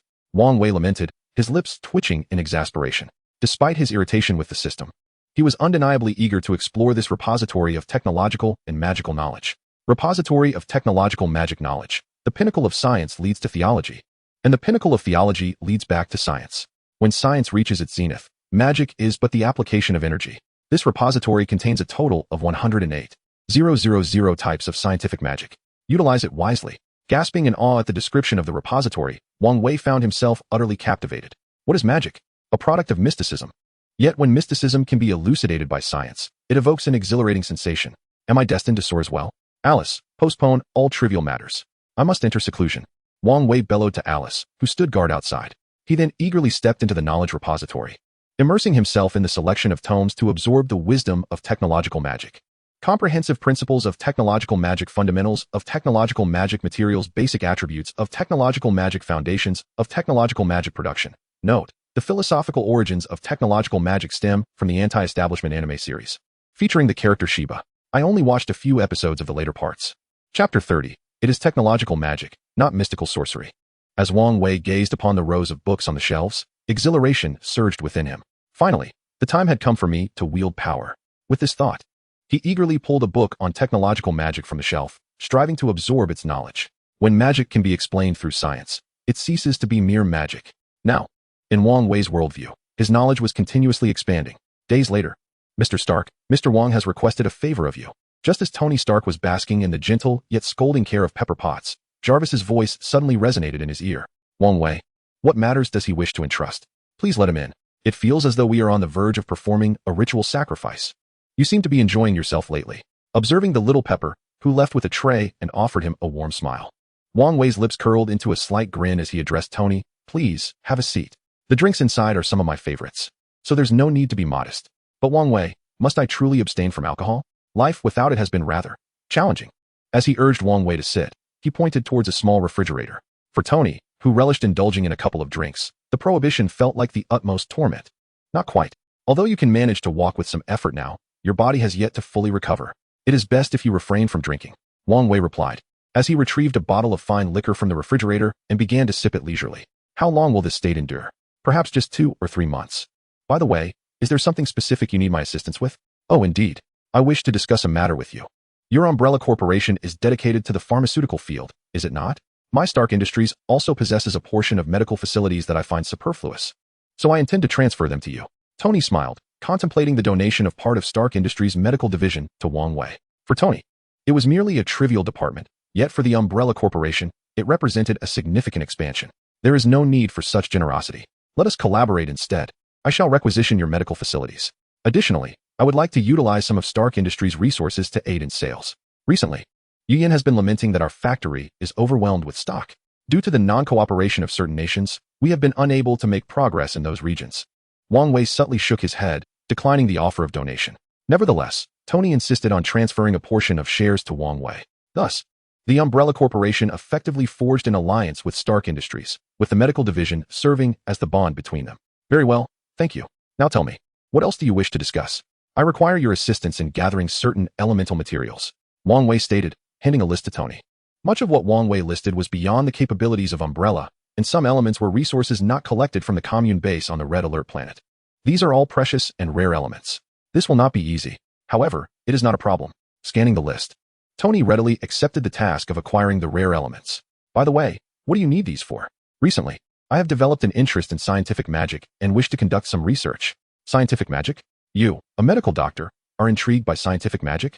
How peculiar. As if hearing the most absurd of jokes, Tony felt that the world had taken on an unusual turn. A medical doctor intrigued by scientific magic? Surely. This must be a jest from the heavens. It is scientific magic, not mystical sorcery. Scientific magic is a form of magic explained through the lens of science. With a slight smile, Wang Wei began to elucidate. Although this scientific magic might eventually serve as a benchmark for his own power, he had no intention of concealing anything from Tony in the initial stages. After all, friendship is built on sincerity. If others are sincere with him, Wang Wei is more than willing to reciprocate. All right. Scientific magic. I will expedite the process to procure these items for you. Tony shrugged, feeling a flicker of curiosity about Wang Wei's sudden interest. Nodding, Wang Wei departed from the Stark mansion. Come by often. Tony waved at the departing Wang Wei, then resumed lounging on the sofa. Since undergoing such a significant operation, Tony had come to relish the attentive service of Pepper Potts. For Wang Wei, however, recent events had become rather overwhelming. First and foremost was the progress of the Tyrant Legion, which was nearing its conclusion. Once the final hurdle was overcome, Wang Wei would be able to establish a Tyrant Legion at once. Chapter 31, The Tyrant Experiment. The mere thought of commanding a Tyrant Legion stirred a wave of excitement within Wang Wei. Meanwhile, within the cultivation chamber, Bucky had not only resisted the viral serum, but had also turned it against itself, assimilating the serum into his own power. Had it not been for the 3 biochemical chips implanted in Bucky and the numerous deprogramming sessions, Wang Wei would never have been able to awaken him. Upon returning to the underground base, Bucky stood silently at the testing platform, his expression cold as he underwent data analysis by a group of researchers. When he spotted Wang Wei, a glimmer akin to brilliance sparkled in his eyes. If, in the presence of others, Bucky bore a chilling countenance that deterred any approach. Before Wang Wei, he was able to shed all pretenses. This was the result of Wang Wei's meticulously devised deprogramming method, which had successfully reoriented Bucky's mindset, instilling thoughts of enmity towards Hydra deep within his consciousness. Furthermore, a significant portion of his original memories had been restored, with visions of Captain America, Agent Carter, and others resurfacing in Bucky's mind. The repercussions of this inadvertent murder left Bucky with a sense of guilt towards Tony. However, the more profound effect of the deprogramming was the deep-seated loyalty to Wang Wei that had been implanted in Bucky's psyche. It would not be an exaggeration to say that Bucky was now Wang Wei's most loyal subordinate. So, how do you feel now? Wang Wei inquired, nodding slightly as he addressed Bucky. Though the viral solution harbored the potential for my demise, I find myself grateful. Without it, I would not have acquired such power. With an outstretched hand, Bucky offered a warm smile to Wang Wei. In this moment, the person Bucky trusted most was Wang Wei, followed closely by his steadfast companion. Captain America, come, let us explore a different kind of power. With that, Wang Wei led Bucky into another laboratory. Inside this facility, clad in protective gear, Wang Wei cautiously retrieved a refrigerated box. Within it lay another viral solution, one even more malevolent than the previous. Alice's current strength stemmed from the fusion of 2 such solutions. If I cannot endure this, please end my life. I refuse to become that kind of monster. Bucky, securely restrained on the examination table, suddenly spoke earnestly to Wang Wei. Very well. Wang Wei nodded slightly and injected the unique syringe into Bucky's body. As the viral solution coursed through him, Bucky's form began to distort gradually. His once rosy skin appeared to writhe, evoking the sensation of blood boiling and igniting within him. Administer the tyrant anesthetic at 10-fold dosage. Wang Wei instructed his research assistant, observing Bucky's ominous transformation with a sense of helplessness. Deep down, Wang Wei recognized how rare it was to possess an exceptional experimental subject like Bucky. Had it not been for unforeseen circumstances, he would never have wished to compromise Bucky in such a manner. Upon Wang Wei's command, a sufficient amount of anesthetic potent enough to subdue a tyrant was introduced into Bucky's system. Let us proceed to the next location, Wang Wei declared, determined to safeguard his own well-being amidst the ongoing scientific experimentation. As his words resonated, Alice and Sumu followed Wang Wei through a portal to the Red Alert planet. Near the command base of this planet, a small cluster of buildings stood, structures that had been relocated from the Hive Base. With the impending completion of the Tyrant experiment, it was crucial to avoid any chaos within the Hive. Such an outcome was far from Wang Wei's desires. Although he possessed the viral solution, a trump card ready for deployment, he was reluctant to resort to it unless absolutely necessary. Just as the 5 rogue entities would refrain from using their ultimate weapon until the moment demanded it. Continue the experiment. Upon Wang Wei's arrival, the already formed tyrant received an infusion of the Hulk's genetic material. The grotesque figure before him, with its crimson skin, was a product of previous injections of abomination genes. However, Wang Wei held little regard for mere abomination genes. What truly captivated Wang Wei was the genetic essence of the green giant, which had been infused and was now commencing its fusion. The target, the tyrant, was undergoing a transformation in its physique, meticulously recorded by the researchers who followed their directives within the confines of a sealed laboratory. Within a solitary cultivation chamber, the form of the tyrant began to undergo a gradual metamorphosis, shifting from red to green, then to a deep blue, and back to red in an incessant cycle. The genetic chain of the target was in a state of collapse, seemingly facing an irreversible breakdown. As the transformation reached a critical juncture, the genetic chain of the tyrant irrevocably disintegrated. Upon hearing this outcome, a sense of helpless disappointment flickered across Wang Wei's visage. The endeavor had not succeeded. Had it succeeded, the tyrant would have been formed, for the prowess of the original tyrant amidst the biohazard crisis was well acknowledged. Chapter 32, The Faceless Devourer. Although humanity in this Marvel universe bore a disdain akin to that toward a feeble creature, rendered powerless from the outset, it nevertheless possessed formidable strength. Coupled with the Green Giant, often regarded as the most reckless entity within Marvel, Wang Wei felt a pang of anguish at the thought. Had any reasons been uncovered? The particulars were still traced back to the genetic sample of the Green Giant. After a brief exchange among 4 or 5 bioengineering doctors, they nodded toward Wang Wei, ready to report. Standing in the experimental control room, Wang Wei began to ponder how he might replicate the Green Giant's genes. Even if full replication was unattainable, achieving half, or even a 10th or a 100th would suffice. While the Devourer could contend with Hulk in the early stages, it lacked Hulk's unparalleled ability. Theoretically, the angrier Hulk became, the more potent his strength grew. In contrast, the Tyrant, controlled by a biochip, could reach an enraged state at any moment. Wang Wei contemplated the possibility of weakening the Green Giant's genes and merging them with those of the Devourer, aiming to resolve the genetic conundrum before integrating it into the Tyrant in one fell swoop. After a moment of silence, he began instructing the bioengineering doctors beside him. Understood. The next steps would focus on gene fusion. Wang Wei inquired further, what of the Devourer and the Crawler? Will they remain unenhanced? Nodding thoughtfully, he pressed on. In the world of the biohazard crisis, although there existed viral agents capable of overwhelming any adversary, Wang Wei's strategy indicated that the true enemies were not the mere nuisances of Blue Star, but rather the entirety of the Marvel universe. This dilemma arose. Within the vast Marvel cosmos, the Tyrant could merely serve as a frontline soldier, while the Devourer and Crawler, they would scarcely qualify as mere pawns in the grand scheme. Perhaps the bioengineered entities such as the Lickers and Crawlers have become formidable weapons on this Earth. However, within the vast expanse of the Marvel universe, they hardly amount to anything significant. Moreover, what of the Chitauri that the 3 princesses have summoned?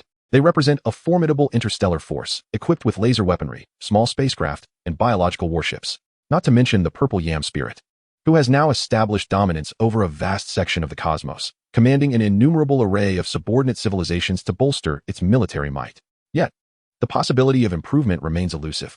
Thus, it is prudent to safeguard the pertinent technologies and seal them away, shifting focus towards the Tyrant and the Goddess of Revenge. Nodding affirmatively, Wang Wei promptly exited the confines of the designated bioengineering base. In his strategic vision, various components within the Hive Base were to be gradually relocated to this Red Alert planet. When the time comes, the Hive Base would transform into Wang Wei's personal experimental sanctuary, akin to Tony Stark's underground lair. As Wang Wei busied himself with a plethora of experiments and tasks, Hydra found itself grappling with a considerable predicament. Upon receiving the report, Nick Fury wore an expression of utter bewilderment. What on earth happened? How did things spiral into such chaos? It is worth noting that SHIELD was originally conceived by Tony Stark's father and Agent Carter, forming the Strategic Scientific Reserve. Were they truly expected to look after the progeny of their predecessors? One could hardly believe that Tony's father would not rise from his grave to rend SHIELD asunder. Despite his vexation, Nick Fury harbored a sliver of concern. Is Tony's health in a stable condition? With a hint of uncertainty in his tone, he inquired of Natasha and Agent Hill, who had assisted in Wang Wei's surgical endeavor. Tony's condition is now stable, especially with his personal AI, JARVIS, monitoring him closely. What is more, he has a good neighbor, Agent Hill reported, shaking her head slightly. Speaking of which, Agent Hill could not help but feel a shiver of dread. After all, removing the fragments lodged near the heart was an intricate procedure. Even the seemingly trivial tasks of handing over tweezers and wiping sweat made her and Natasha acutely aware of Wang Wei's surgical prowess. Relieved, Nick Fury turned to Natasha and Agent Hill, inquiring with a smile about their experience participating in such a significant operation. Exhausting, immensely so. If Mr. Wang Wei could join our ranks at S.H.I.E.L.D., I believe we would greatly diminish the occurrence of casualties, Natasha remarked, unable to suppress her admiration for Wang Wei's medical expertise. Though Natasha had been imbued with serum that significantly delayed her aging process, enhancing her recovery capabilities, the gravity of the procedure was not lost on her. However, there is a saying that the longer one lives, the more one fears death. Natasha is no exception. Within her contemplations, a notion of befriending Wang Wei began to surface. After all, who can predict whether one might encounter severe injuries during future missions? While S.H.I.E.L.D. possesses advanced medical technology, it is precisely this that dissuades Tony from seeking treatment there. Trust is a precious commodity. Advanced technology has its advantages, but it also harbors certain instabilities for S.H.I.E.L.D. Chapter 33, Vehicle Modification. As for the prospect of bringing Mr. Wang into S.H.I.E.L.D., that remains to be seen. For now, you are all granted a week's vacation. It is impossible not to recall the rabbit's overtures towards Mr. Wang within the 5 major rogue associations. Nick Fury could not afford to be careless. Although S.H.I.E.L.D. is under the aegis of these 5 rogues, the headquarters is situated within the confines of the Eagle's domain. The rabbit is not to be trusted. For Agents Hill and Natasha, a week's leave is a most fortuitous arrangement. Time to skedaddle. Lingering any longer would risk being captured by Nick, the bald commander, to toil away. The world is growing increasingly chaotic. It seems necessary to establish an extraordinary organization. Meanwhile, Nick Fury sat in his office, pondering the formation of such an unusual institution. One comprised of individuals capable of confronting supernatural occurrences. Alexander Pierce was left in bewilderment. Who was the Winter Soldier? He was once a formidable weapon that inflicted significant harm upon the Allies. Only Captain America of your could restrain him. The effort expended by Hydra to unearth the Winter Soldier was no small feat. Captured so easily? What a travesty. Where can one find reason in this matter? Alexander harbored no doubts regarding the Winter Soldier's loyalty. After all, having endured extensive brainwashing, he would become the most faithful hound once given the command. The only dilemma is that retrieving the Winter Soldier is currently impossible. Wang Wei's villa is under the exclusive security of the Umbrella Corporation, and it is also where he resides alongside Agent Hill, Natasha, and Tony. Extracting the Winter Soldier from such a location is akin to chasing shadows. Numerous eyes are watching. With the vehicle workshop and the command center already established, it is time to commence recruitment. Upon observing the increased information for potential recruits within the main control base, Wang Wei decisively initiated a new round of recruitment attempts. A grizzly tank for 200,000 units of resources? My word, is this truly necessary? An invader aircraft for 100,000 units of resources? Indeed, this is a base that operates on a grand scale. While voicing his grievances, Wang Wei summoned all available vehicles without hesitation.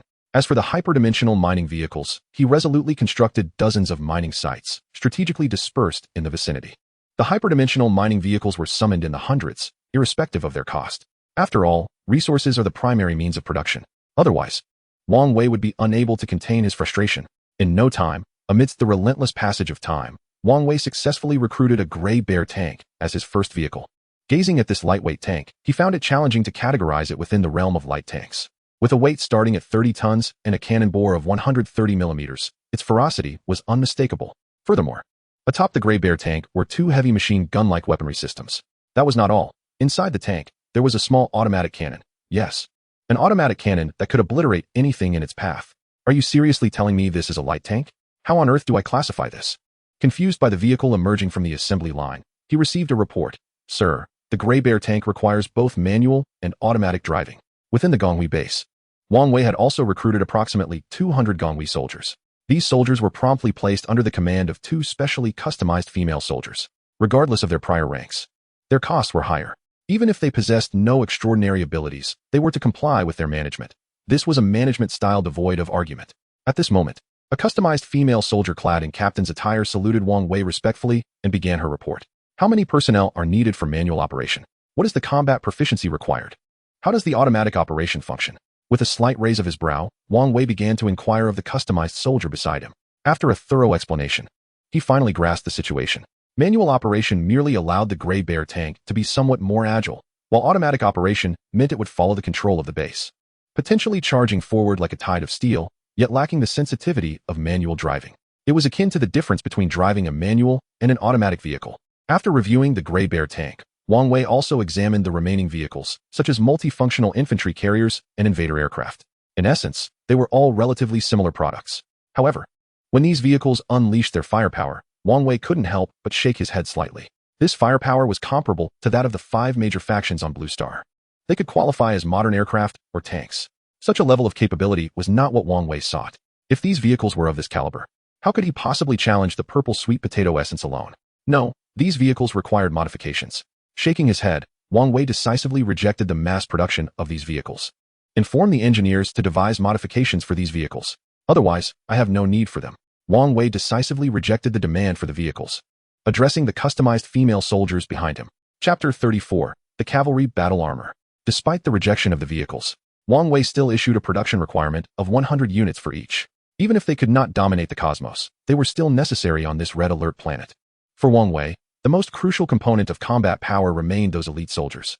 If the previous budget soldiers were known for their thick skins and durability, the current elite soldiers could take down an autonomous grizzly tank with just 2 of them, and 3 could easily overturn it. All of this stemmed from the endowment of the ability crystal. Wang Wei had also attempted to explore the compatibility of the ability crystals with bioengineered products, Marvel humans, or various bioengineered populations. The conclusion reached was that the humans from the Marvel universe were utterly inadequate. None of the 100 could resonate with the ability crystal. Although some elite soldiers had awakened peculiar abilities, over 90% of them achieved compatibility and awakening. Yes, Commander. Upon hearing Wang Wei's orders, over 100 engineers had already been recruited on this Red Alert planet. Among them were individuals that Wang Wei could utilize, as well as those he could not, such as genetic engineers, biochemists, and human modification specialists, all high-caliber talents capable of collaborating with the bioengineering base. Let's go. For Wang Wei, the immediate priority was to forge his own set of scientific and magical equipment. Is this the improved version of the battle armor you have created? At that moment, inside the Umbrella Corporation building, Wang Yuyin regarded the engineers before her with a mixture of skepticism and inquiry. Indeed, Miss Executive, this battle armor is our creation. We have named it the Cavalry Battle Armor. It is entirely different from the one previously acquired by the commander. We have enhanced its protective capabilities and speed. As for its offensive capabilities, we have not fallen short either. One of the engineers explained. If it weren't for our exposure to the technological standards of this world, many aspects would be puzzling for us. However, it is precisely due to this that we were able to create the Cavalry Battle Armor. What is the cost? What is the manufacturing time? What is its lifespan? What are its effects? Unable to restrain herself from inquiring about the crucial aspects of the armor's emergence, Wang Yuyin directly questioned the self-satisfied engineers. The cost is not exorbitant, merely equivalent to 5 grizzly tanks. As for the manufacturing time, once it is entered into the vehicle workshop, we can produce hundreds of sets in mere minutes. The theoretical lifespan can withstand a major battle, but it will require maintenance afterward. After all, this battle armor is a product of exquisite craftsmanship, incomparable to the simple and crude rhinoceros tanks of the Bear Nation. As for its efficacy, I dare say that this cavalry battle armor could single-handedly take on 10 apocalyptic tanks. The engineers explained this cavalry battle armor to Wang Yuyin with a confident tone, enunciating each word deliberately. This implies that the armor is ready for deployment on the battlefield. Out of curiosity regarding the developments, I opted to open a portal directly into the Umbrella Corporation's mech laboratory. Fortunately, the personnel in this laboratory were all recruited by Wang Wei from the Gonghui organization. Otherwise, he would not have dared to proceed in such a manner. Yes, Commander. This cavalry battle armor is fully capable of being deployed in combat. Upon seeing Wang Wei's arrival, the engineers earnestly reported to him. For these individuals, the potential for collateral damage was of little concern. What truly mattered was securing research funding, materials, and most importantly, Wang Wei's approval. This armor was initially derived from the Mark armor in Tony's possession, yet half of its success was attributable to the superintelligent Jarvis. But what about this? Is there a supporting superintelligence? Observing the armor before him, which bore a striking resemblance to the War Machine from the later Iron Man series, Wang Wei shook his head slightly. The War Machine armor seemed to him to be a neutered version crafted by Tony, with its bulky form and excessive weaponry eliciting a frown from Wang Wei. After all, Tony's creations were nothing less than sophisticated high-tech marvels. Naturally, there was such a creation here as well. My primary responsibility lies in the development of superintelligence, albeit with a distinct approach. I have developed an auxiliary intelligence named Zhu Xing.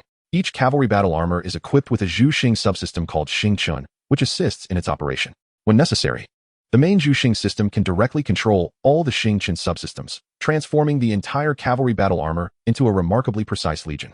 Regardless of tactical maneuvers or coordinated assaults, Zhu Xing can flawlessly maintain their capabilities, akin to a specialized task force composed of Navy SEALs. Upon hearing this, Wang Wei felt a tingling sensation at the back of his neck. While he held little regard for War Machine, the cavalry battle armor could indeed stand toe-to-toe with it, given that it was merely a neutered version sold to the military by Tony. However, the Zhuxing system was quite impressive. Chapter 35. The development of the Zhuxing system. Each cavalry battle armor is equipped with a Xingqian system, which, when needed, can coalesce into a substantial and organized armored legion. Just the thought of such an armored legion's emergence made Wang Wei certain that even Tony from Iron Man 3 would find it challenging to contend with. After all, at that time, the Iron Legion was solely controlled by J.A.R.V.I.S.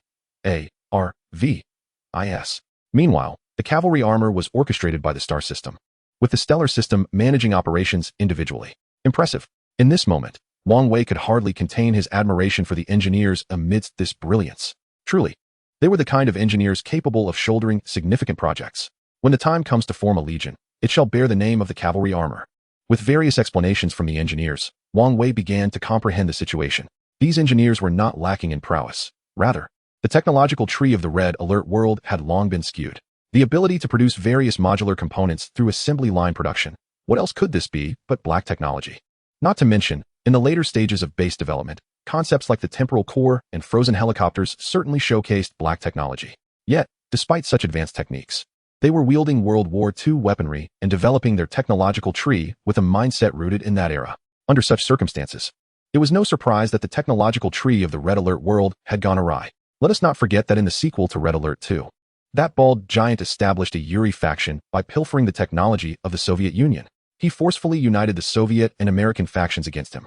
Ultimately, this led to the rise of a certain faction, transforming the Soviet and American forces into allies against this traitor. Therefore, is there potential in the Red Alert world? Indeed. However, it exists under the condition of a distorted technological tree. As long as one supports and corrects it in this Marvel universe, Wang Wei harbored no fears about creating a force capable of overthrowing the sweet potato essence. Yes, Commander. Upon receiving Wang Wei's acknowledgement, the engineers, aged in their 30s and 40s, were all elated. After all, the battle armor had not undergone real combat training, making it difficult to identify its strengths and weaknesses. What a tremendous surprise it was. However, it seemed prudent to inform Tony about the improving relationship between them in advance, to avoid any future misunderstandings. Suppressing the exhilaration bubbling within, Wang Wei turned his gaze towards Wang Yuyan, who had lingered nearby, hesitating to speak. What is the matter? If there's an issue, just say it. Noticing her reluctance, Wang Wei offered a gentle smile. It's like this, young master. Our Umbrella Corporation has established 42 branches worldwide after several months of effort. Each of the 5 major rogue associations has 3 branches, while the rest are distributed across various national capitals. However, some countries are not particularly friendly, so, at this point, Wang Yuyan's words trailed off. Not particularly friendly? Wang Wei surmised that it was not merely a lack of friendliness, but rather an intent to covet Umbrella's technology. A glint of ruthlessness flashed in his eyes. He understood all too well what lay beneath this facade of unfriendliness. It was simply some smaller nations, emboldened by their lack of fear, attempting to undermine Umbrella, desiring to appropriate certain technologies. One would be hard-pressed to believe that there isn't some clandestine manipulation by major rogues or organizations behind the scenes. Indeed, young master. Upon hearing Wang Wei's remarks, Wang Yuyan could only nod in agreement. Leave this matter to me. Prepare to eliminate some necessary departments, since someone wishes to engage in underhanded dealings. I do not mind playing along. With a slight cold smile, Wang Wei stepped into the portal. The rise of the Umbrella Corporation can indeed be described as dramatic. Initially, Wang Wei possessed merely a complete hive base, meaning that aside from this system-rewarded base, he had nothing else. The building at the outset was purchased with a significant investment from Wang Wei himself. Moreover, he established a few small Umbrella research facilities in the city of Eton, serving as overt research institutions. This constituted the capital Wang Wei had at the start. To put it bluntly, had Wang Wei begun with a fully fledged Umbrella Corporation, he would have had no cause for concern. After all, the Umbrella Corporation wields influence capable of swaying presidential elections and commands elite special forces. Unfortunately for Wang Wei, he did not possess such resources. It was precisely due to this lack that he initially chose to allocate sales quotas to Weir Sun and distribute them among the members of the 5 major rogue associations. Anyone can flip the table. One could simply unleash viral agents worldwide. Go ahead and seek refuge. I could easily find another planet to amuse myself on. The problem was, at that time, Wang Wei lacked a star map. Finding a planet? That was impossible, merely a futile endeavor. Do you believe that the Supreme Mage would not expel Wang Wei from the solar system in an instant? This mage has safeguarded this planet for centuries. And you would carelessly provoke chaos akin to a bioweapon marvel? If you don't get crushed, the Supreme Mage might very well choose to vanish. And that's just the Supreme Mage. If Odin, the god of thunder, were to catch wind of it? Huh. the entire universe would be on your heels. Do you dare to test that theory? Chapter 36. Let us recruit 10,000 for starters. While the Blue Star lacks stationed troops due to the Supreme Mage's influence, it remains one of their protected territories. Engaging recklessly is tantamount to slapping them in the face. When two formidable cosmic powers come hunting for you, do you not fear? Unless you desire to experience another bout of transmigration. Often, it is not a matter of courage to flip the table, rather. The cost of doing so far outweighs the consequences of remaining compliant. However, the situation has changed. Holding the Wang Wei base, Wang Wei is indifferent to engaging in foul play. Once the final step is reached, flipping the table becomes impossible. Nonetheless, if these nations wish to play, let them play to the fullest. Returning to the Red Alert planet, Wang Wei disregarded the engineers' experimental progress on battle armor and dove directly into the control base to commence recruitment. In the realm of recruitment, Wang Wei resolved to initially summon 10,000 elite soldiers from the Wang Wei battalion, with 42 subsidiary companies to consider. Alongside the impending security concerns of various bases and research institutions, he aimed to address all these matters in one fell swoop. Muttering to himself, he set the recruitment figure for the Wang Wei soldiers at an ambitious 10,000. His vision entailed distributing 100 soldiers to each subsidiary, ensuring that these were not merely ordinary troops, but those who had undergone enhancements through the enigmatic ability crystals. Moreover, Wang Wei planned to categorize these empowered soldiers based on their attributes, thus guaranteeing that each subsidiary would possess a fully equipped combat squad. Beyond this, he envisioned establishing numerous research institutes and bases in regions such as the Eagle Nation and the Rabbit Nation. As a future magnate, it would be remiss not to command several specialized bases, wouldn't it? Additional personnel would be required for these institutes and bases, which meant that by the end, only a few hundred soldiers would remain on this Red Alert planet. Further recruitment of engineers was deemed necessary. Despite the peculiarities of the research currently underway, the scarcity of talent was not to be overlooked. With determination, Wang Wei opted to include 800 engineers in the preparatory roster. A significant portion of these engineers would be dispatched to the research institutions, serving as the public face of Wang Wei's influence in the Marvel Universe. One institute may focus on plant growth, while another might delve into nanotechnology. Who could say that a pharmaceutical conglomerate could not establish such research facilities? After all, that tire mogul has even ventured into the culinary industry. As Wang Wei scrolled through the recruitment information, he came across the pricing for young spies clad in suits. Surprisingly reasonable, at merely 150,000 units per individual. This meant that 2 spies would cost as much as 3 engineers. If memory served, spies in the game possessed the ability to pilfer funds and technology. If this were to manifest in reality, the implications would surely extend far beyond mere monetary theft. After a moment of contemplation, Wang Wei decided to recruit 100 spies. If these operatives could indeed infiltrate the political framework of a small nation as he envisioned, it would prove to be quite thrilling. The elite special forces? No, this was an extraordinary task force. When the superior equipment, surpassing even the Wang Wei soldiers, came into his view, Wang Wei's interest was piqued. Perhaps it would be intriguing to have these special forces operate the formidable cavalry battle armor. After all, when it comes to the caliber of personnel and their qualifications, the special forces undoubtedly eclipsed the ordinary Wang Wei soldiers by several magnitudes. Though Wang Wei regarded the Wang Wei soldiers as mere cannon fodder, this perception was limited to confrontations against cosmic tyrants like Thanos. Now, these empowered Wang Wei soldiers would emerge as an indomitable force on Blue Star, instilling a sense of despair in their adversaries. However, with this thought in mind, Wang Wei decisively assembled a special operations team of 100 members. True to its nature, the cost of recruiting such a team has already reached the price of custom female soldiers. Should he proceed to customize the members of the special operations team, the expense would undoubtedly be a source of great distress for Wang Wei. The recruitment of the elite soldiers would still require some time. Off we go. Let us pay a visit to Tony. Hey Wang Wei, you certainly know how to time your arrival, said Tony, basking in the sun in the courtyard. Smiling at Wang Wei, what's the matter? Upon hearing Tony's remark, Wang Wei raised an eyebrow slightly. After all, he had previously entrusted Tony with the task of locating some unique elements. These elements were essential raw materials for Wang Wei's scientific magical equipment. He was quite enamored with the notion of scientific magic. It had become a daily ritual for him to delve into the intricacies of scientific magic.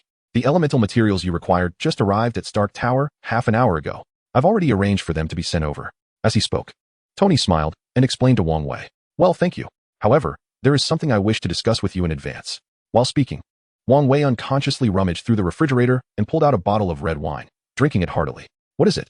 Don't tell me you've taken an interest in something else and want to experiment, Tony remarked with a chuckle, sensing something amiss. For Tony, the surgical wounds had nearly healed. All he needed now was some rest. Chapter 37, The Anti-Tony Armor? The only source of irritation was that J.A.R.V.I.S. was exceedingly obedient to medical advice. As long as he spent more than 2 hours in the basement each day, JARVIS would incessantly urge him to rest and refrain from conducting any research. Good afternoon, Mr. Wang. The items you requested have arrived at your doorstep. At that moment, JARVIS suddenly informed Wang Wei. Following his words, a convoy of trucks, accompanied by a contingent of armed security, came to a halt at Wang Wei's doorstep, as if awaiting someone to sign for the delivery. Oh, thank you indeed. Su-mu, please handle the signing. Wang Wei called out to Su-mu, who was following closely behind him, gesturing from a distance. So, what new interest has captured your attention this time? Tony inquired, his curiosity piqued. After all, who else could exhibit such varied interests as Wang Wei, flitting from one fascination to another? Your armor. My armor? Huh. You're quite curious, aren't you? Didn't I give you a set already? Upon hearing this, Tony couldn't help but burst into laughter. Armor meant little to Tony, if Wang Wei required it. He could easily craft a custom version for him. Yes, your armor. I intend to research and create my own suit. Moreover, I plan to produce a batch of armors. Do you have experience in this area? Upon hearing Wang Wei's seemingly jestful remarks, Tony's expression grew grave. For Tony, blaming Wang Wei was entirely unnecessary. What truly mattered was whether Wang Wei possessed the requisite experience. Not yet, but I will learn gradually. It's a rather simple endeavor, Wang Wei said, shaking his head dismissively. Showing little concern for this matter. The Xiongyi armor was passable, yet it failed to align with Wang Wei's aesthetic sensibilities. Thus, he resolved to craft a suit of armor that would be uniquely his own, potentially merging science with magic. The challenge seemed monumental. The mere thought of the myriad disciplines involved, mechanics, nanotechnology, dynamics, and energy science, caused Wang Wei to feel somewhat overwhelmed. What kind of armor are you planning to create? Do you need me to teach you? Tony, feeling compelled to assist his trustworthy friend in pursuing this passion, offered his help. You might not be able to assist, as my vision is to create a suit that embodies scientific magic. Wang Wei replied with a mischievous grin, casting a knowing glance at Tony. It was well known that Tony had constructed countless suits of armor. The anti-Hulk suit, the anti-Thor suit, the anti-Princess suit, the anti-Magic suit, and even a suit designed specifically against himself. This was undoubtedly a challenge to his own prowess. Yet, what excited Wang Wei even more was the prospect of Tony eventually crafting an anti-Wang Wei suit, or perhaps an anti-scientific magic suit. Scientific magic? Is what you speak of reliable? Tony felt a twinge of apprehension, sensing that his friend might be jesting at his expense. We'll find out soon enough. What are your intentions with the mass production of these armors? Are you planning to sell them? While Tony had no qualms about Wang Wei creating his own suit, the notion of mass production piqued his interest. After all, the military had been incessantly reaching out to him, seeking to acquire the technology for armor fabrication. Rest assured, nothing related to the armor will be sold. Wang Wei promptly dismissed Tony's concerns, shaking his head. Do you truly believe that in a few years, the world will be swarming with armors if I sell them to the denizens of the Marvel Universe? The Xiongyi armor is my most crucial asset in combat. Have you not seen how powerful the Iron Legion Tony crafted later became?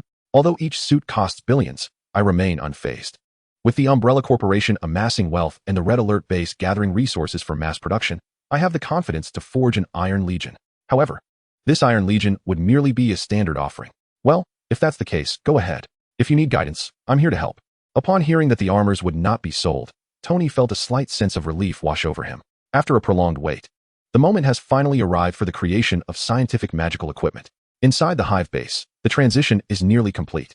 All biochemically related materials have been relocated to the Red Alert planet. Within the confines of this Hive Base, only an empty framework remains, along with a laboratory uniquely belonging to Wang Wei. At this moment, the superintelligence governing the Hive is the enhanced version of Red, developed by the engineers of the commune. The entire base is under her control, with everything meticulously prepared. With the absence of hazardous biochemical substances, Alice and the others no longer require close protection within the Hive.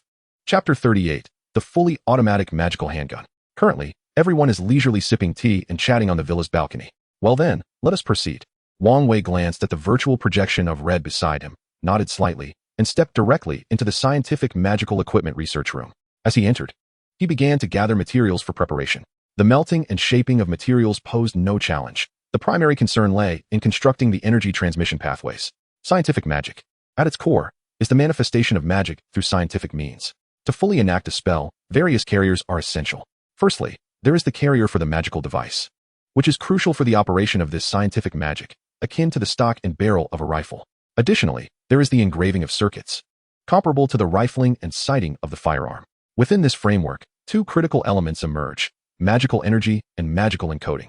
If magical energy is likened to the gunpowder within a bullet, then magical encoding resembles the bullet's casing. However, The type of magical equipment I desire is not of this nature. Shaking his head slightly, Wang Wei cast aside this notion of magical equipment.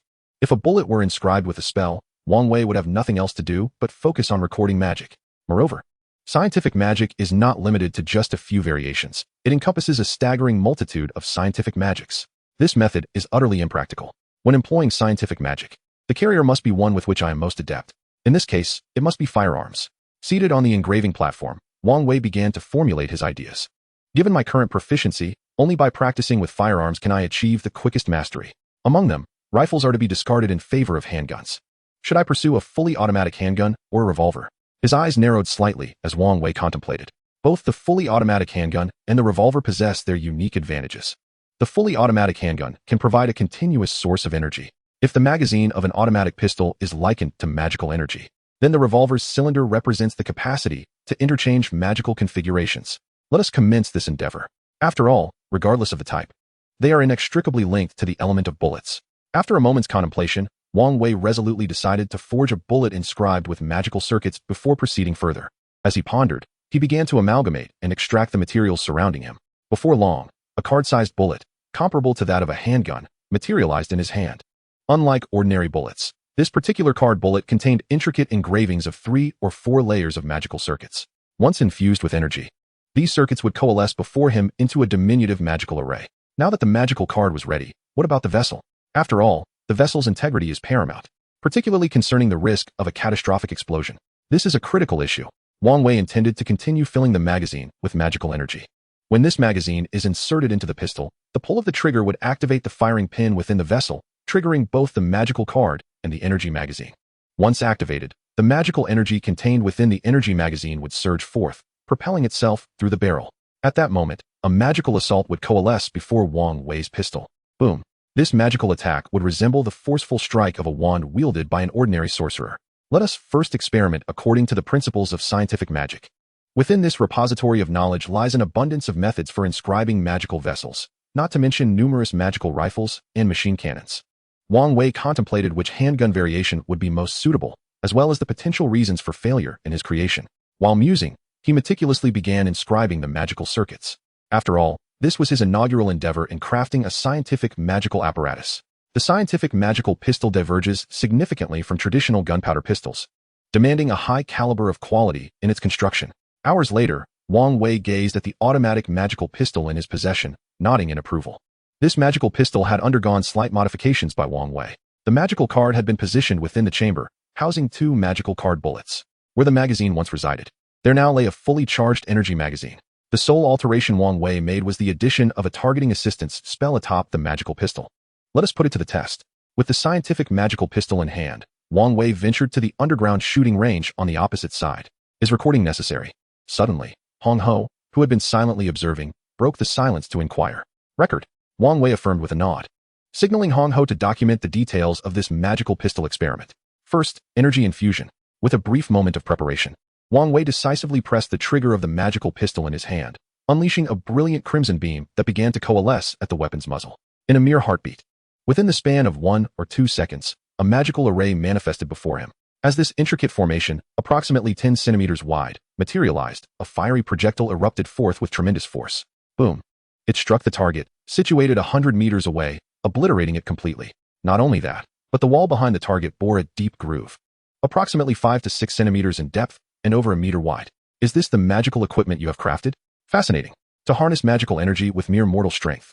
Just as Wang Wei reveled in the success of his experiment, a voice, belonging to a woman in her 30s, echoed softly in his ear, tinged with surprise. Enemy attack. Enemy attack. Upon hearing this alarming announcement, a bead of sweat trickled down Wang Wei's forehead.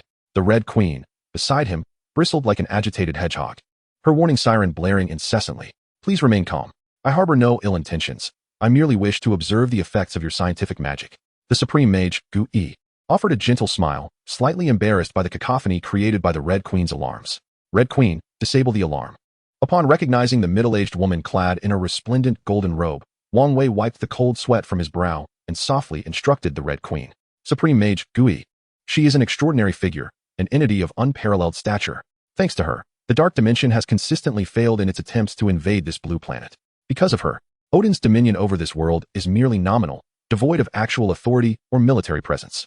Furthermore, the enigmatic purple potato entity lurking in the cosmic depths dares not make a move against this realm in her presence. Even if Wang Wei were to exhaust all his trump cards, revealing everything he possessed, the outcome would invariably lead to his downfall, leaving his fate of traversing realms dependent solely on his luck. There is no need for such tension. I assure you, I am not here to create disturbances. I simply appeared before you to avoid causing too much trouble, and for that, I apologize. Observing the Red Queen's hostile demeanor and Wang Wei's tense expression, the Supreme Mage Gu Yi maintained her amiable smile. Very well, then, esteemed unknown powerhouse, may I inquire as to your purpose here? Are you seeking to halt my experimentation with this scientific magic? Wang Wei inquired bluntly, raising an eyebrow. I am Gu Yi, a scholarly mage. As for the reason for my visit, it is solely due to the allure of your scientific magic. Does this imply that your approach can indeed cultivate numerous mages? With a visage full of curiosity, Master Gu Yi boldly settled down in a nearby spot, inquiring with a smile at Wang Wei. However, that seems implausible. The materials for this scientific magical equipment require an exorbitant amount of financial support, Wang Wei remarked. To speak of mere value, the materials I have prepared alone are estimated to exceed 1 billion Midas gold, if not considerably more. Indeed, while wealth may not hold utmost importance, there are moments when it becomes crucial. Upon hearing that the creation of such scientific magical equipment necessitated over 1 billion in funds, Master Gu Yi gently shook his head. Your magic is indeed peculiar and quite commendable. Harness the power of magic wisely, my child. Should you encounter any formidable challenges, you may reach out to me through this. With a slight nod, Master Gu Yi cast a floating ring towards Wang Wei and vanished without a trace within the target range. There was no means to trace the path of this individual's disappearance. As the chief overseer within the Hive Base, the Red Queen felt a profound sense of inadequacy. The entrance of such a formidable being had gone entirely unnoticed by her. No need to search further. This individual is among the strongest in the world, beyond my current capacity to confront, at least for now. Wang Wei slowly lowered the scientific magical handgun in his grasp and contemplated the floating ring for a considerable duration before ultimately deciding to adorn his finger with it. After all, it was a prestigious ring bestowed upon him by the Supreme Mage, was it not? Its intrinsic value as a symbol of status was undeniable. Let us proceed to explore new magical equipment. Inspired by Master Gu Yi's visit, Wang Wei became increasingly eager to delve into the development of new magical apparatuses. Magical energy could indeed be supplemented through quantum energy sourced from scientific principles. Within the repository of knowledge, there existed a device capable of converting quantum energy to replenish magical energy. Such a device needed to be constructed. As I currently belong to the realm of ordinary individuals, I must, akin to Tony, continually invest resources to enhance the quality of the scientific magic equipment and supplement various forms of scientific magical apparatuses. While contemplating this, Wang Wei commenced the relentless creation of scientific magical devices. A single automatic magical handgun would prove insufficient. At least several would be required. Moreover, a revolver capable of continually transforming magical attributes also needed to be crafted. With these thoughts in mind, Wang Wei began to tailor his very own scientific magical equipment. Time passed swiftly. Within a mere span of half a month, the Marvel Universe continued its usual rhythm, witnessing the rise of various factions of advanced technology, alongside the inevitable decline of others. Chapter 40, Spider-Man and Dr. Lizard. Who stands to gain and who to lose remains shrouded in mystery. Nevertheless, Wang Wei's Umbrella Corporation has executed a series of astonishing maneuvers over the past fortnight, captivating the entire world. Mutants of unknown origin have emerged, striking awe into the hearts of those organizations and individuals who sought to threaten the Umbrella Corporation. In addition, numerous research facilities and bases have quietly risen to prominence. Almost unnoticed, the emergence of these mutants has led many to speculate that the Umbrella Corporation is backed by one of the 5 notorious syndicates, the Rabbit. As these mutants are predominantly of Asian descent, speaking in their native tongue, this left the bewildered Rabbit at a loss for words. However, no explanations were offered, leaving the public with a tantalizing enigma. Even those smaller nations and organizations that once harbored animosity towards the Umbrella Corporation have begun to extend a warm welcome to its presence. Is this the scientific magical equipment you crafted? At this moment, Tony Stark had donned his newly modified Mark IV armor. Observing Wang Wei, who was clad in a trench coat, Tony found himself perplexed, questioning the very nature of this so-called scientific magical equipment. Indeed, should we give it a try? A subtle smile graced Wang Wei's lips as he turned to Tony, who, despite his doubts, was willing to assist Wang Wei in testing his scientific magical apparatus. After all, the enhancements made to the Mark IV armor were substantial compared to the previous Mark III version. I understand your concerns. As he spoke, Wang Wei inserted a bullet card into the specially designed scientific magical equipment at his waist. This belt-like apparatus featured 8 slots for ammunition. On either side of the belt hung 2 small pouches. The outer pouches contained numerous energy magazines, while the inner pouches housed 4 types of bullet cards: attack, defense, support, and assistance. As he continued, Wang Wei retrieved 2 automatic magical pistols from beneath his arms. The pistol in his left hand was designated for support and assistance, while the one in his right was for offensive capabilities. Wang Wei's defensive measures were concentrated in a brooch-like device on his chest, capable of providing autonomous magical protection. The scientific magical belt around his waist primarily served to assist, with the capacity to load defensive bullet cards when necessary. Let us go. As Tony spoke, he soared into the sky. After all, the most effective method of experimentation is through practical application. With a smile, Wang Wei felt a subtle shift in his mental energy, and his feet effortlessly lifted off the ground. The scientific magical apparatus at his waist propelled him into the air. Were it not for the vast repository of knowledge residing in his mind, Wang Wei would not have been able to imprint his mental signature onto this scientific magical device. Witnessing this scene, Alice, clad in leather, followed closely behind Wang Wei, taking to the skies as well. For Alice, who possessed telekinesis, flying was hardly a challenge. What are they up to now? Goodness, this fellow can also fly. What kind of advanced technology is this? Natasha, who was enjoying the night view from the balcony, was somewhat bewildered. Has spending too much time with high IQ, technologically savvy individuals led her to partake in their innovations? Alice, being a mutant with telekinesis, had already been documented within S.H.I.E.L.D., but Wang Wei's ability to fly was truly unexpected. Quite astonishing. Agent Hill, with a look of confusion, was equally perplexed by the situation. Hill's vacation time was running short. It wouldn't be long before her superior, Nick Fury, would transfer her elsewhere. The thought of this made her head ache slightly. My fleeting holiday. Hey, don't run. Where do you think you're going? At that moment, a chase unfolded in the city of the Forum. Ahead of the man, a creature resembling a lizard man fled in panic. Spider-Man, observing from above, flying alongside Tony Stark. Wang Wei caught sight of Peter Parker below, swinging webs while maintaining order, and felt a slight twitch of surprise. What a coincidence to encounter a small intern from his Umbrella Corporation headquarters. Do you know him?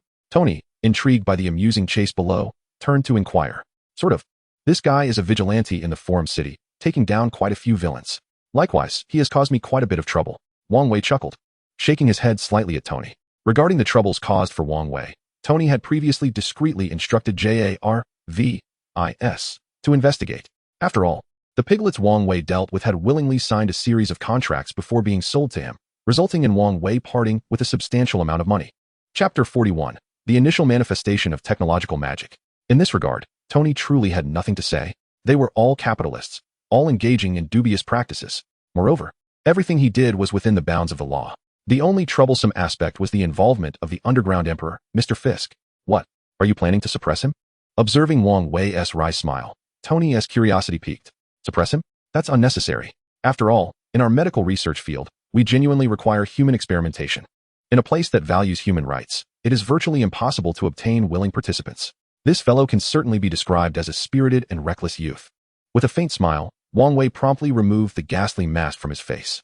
In an instant, he transformed into a radiant beam of light and surged forward. Had he not removed the mask, Wang Wei was certain he would garner fame. Yet fame was not the outcome he desired. Boom. The fleeing lizard man doctor suddenly sensed an imminent danger ahead. Swiftly, like a genuine lizard, he clutched a nearby fire hydrant with all his might. With a resounding crash, a colossal fireball materialized before him, erupting in a fiery explosion that devastated the surrounding area for dozens of meters. Fiery flames ignited with a ferocity that engulfed everything.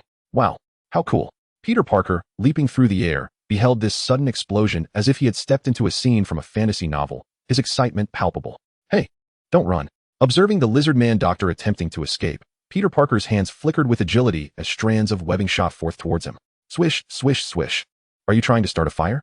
Tony, descending from above, remarked with exasperation at the slightly exhilarated Wang Wei. My apologies. As he spoke, Wang Wei rotated the magazine of his magical automatic pistol, aiming once more at the blazing area. Boom. 3 torrents of water surged forth from the small magical array at the gun's muzzle, each dragon-like stream extending dozens of meters. Wow. Hey, buddy, I recognize you. You're Iron Man.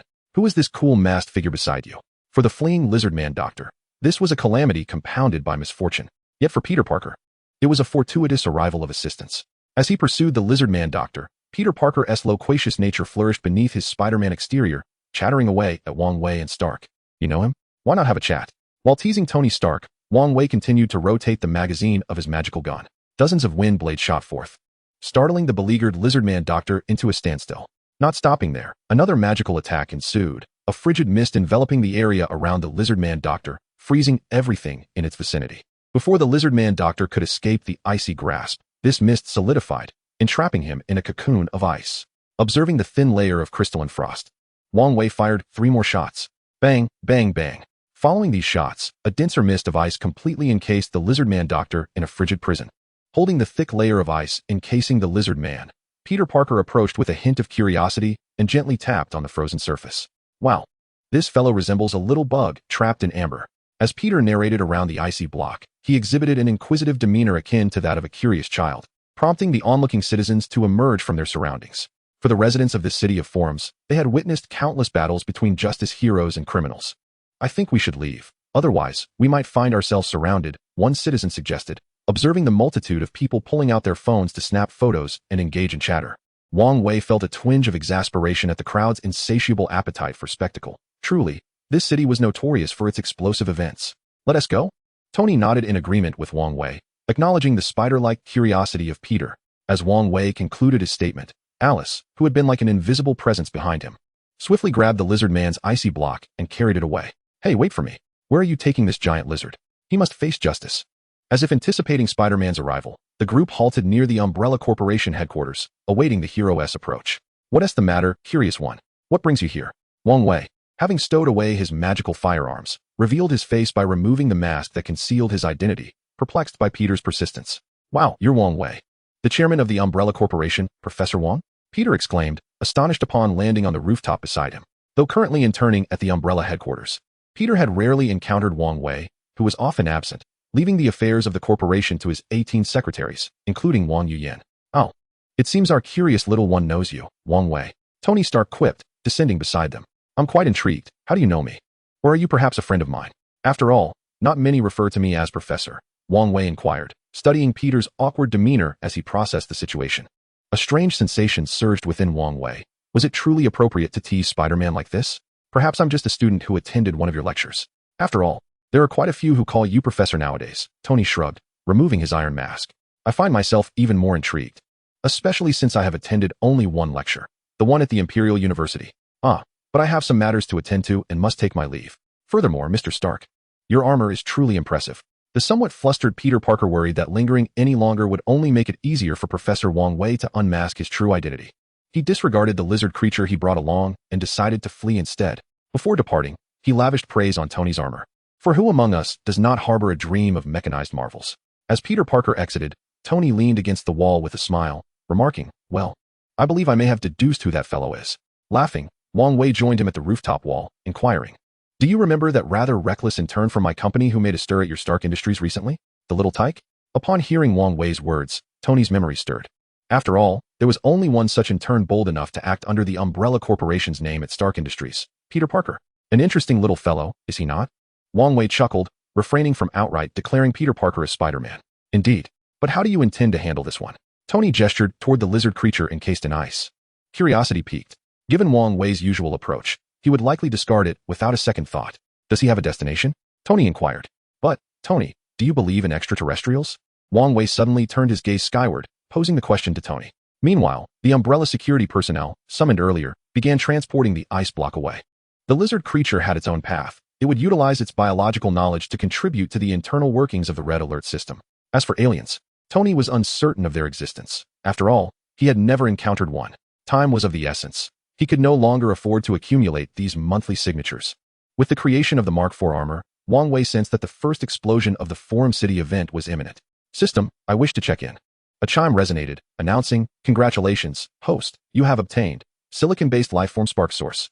As the system's voice faded, a colossal object resembling a massive cube materialized in Wang Wei's view. A spark source? Upon witnessing this phenomenon, Wang Wei felt an unsettling sensation wash over him. What the? Gazing into his system backpack at the spark source, Wang Wei was taken aback by the sheer madness of it all. What did the spark source signify? Surely, it was clear to everyone. The spark source represented the Transformers. And the original form of Transformers was none other than vehicles. Just as Wang Wei prepared to extract the spark source to bestow upon his Arctic Silver Fox, a moment of anticipation filled the air. Wang Wei was suddenly taken aback. The concept of fire source and vehicle carrier? Wasn't that akin to the myriad of tanks and aircraft brought to life in Red Alert? Upon this realization, without hesitation, Wang Wei swiftly extracted the portal device. Commander, I have some splendid news to share with you. Upon entering this Red Alert planet, Wang Wei was greeted by several engineers who were enthusiastically waving reports, their faces brimming with delight. Good news? What sort of good news? Regardless of its nature, any good news today would be the most significant for Wang Wei. It is this, Commander. The cavalry battle armor has now been successfully improved. We have addressed several issues that arose. Not only that, but the energy transfer for each cavalry battle armor has also been resolved. We have ingeniously combined the magnetic energy reactor with the magical energy conversion circuit you provided. We have created an energy reactor the size of a 9-tiered cube. This reactor can sustain multiple battles. The only downside is that it cannot provide unlimited energy. As they spoke, the engineers couldn't help but shake their heads slightly. If only we could miniaturize the nuclear reactor. Imagine supplying the cavalry battle armor with a compact nuclear reactor. What a wonderful thought. Alas, we have yet to construct a combat laboratory. Otherwise, everything would be considerably simpler. Is that so? Is there anything else? Wang Wei held the cavalry battle armor in high regard, as it was the very legion he had prepared to showcase during the incursion of the Third Princess's Zetagrian forces. Chapter 43, Transformers, Thunderstorm. Additionally, we have placed the mainframe of the Celestial System within the Umbrella Tower. There is also a backup here. The system can connect at any time. The most significant improvement is that I have integrated the Celestial System into each cavalry battle armor. This means the Celestial System is immune to interference from electromagnetic waves and various other factors. Even if it leaves this location, it can operate independently. Maintaining the cavalry battle armor's exceptional speed, high attack, and agility is no small feat. What is the cost? Wang Wei inquired, nodding slightly at the engineers nearby. The cost was of paramount importance. The cost of a single cavalry battle armor amounts to 10 million resource units. This is equivalent to the cost of an Apocalypse tank.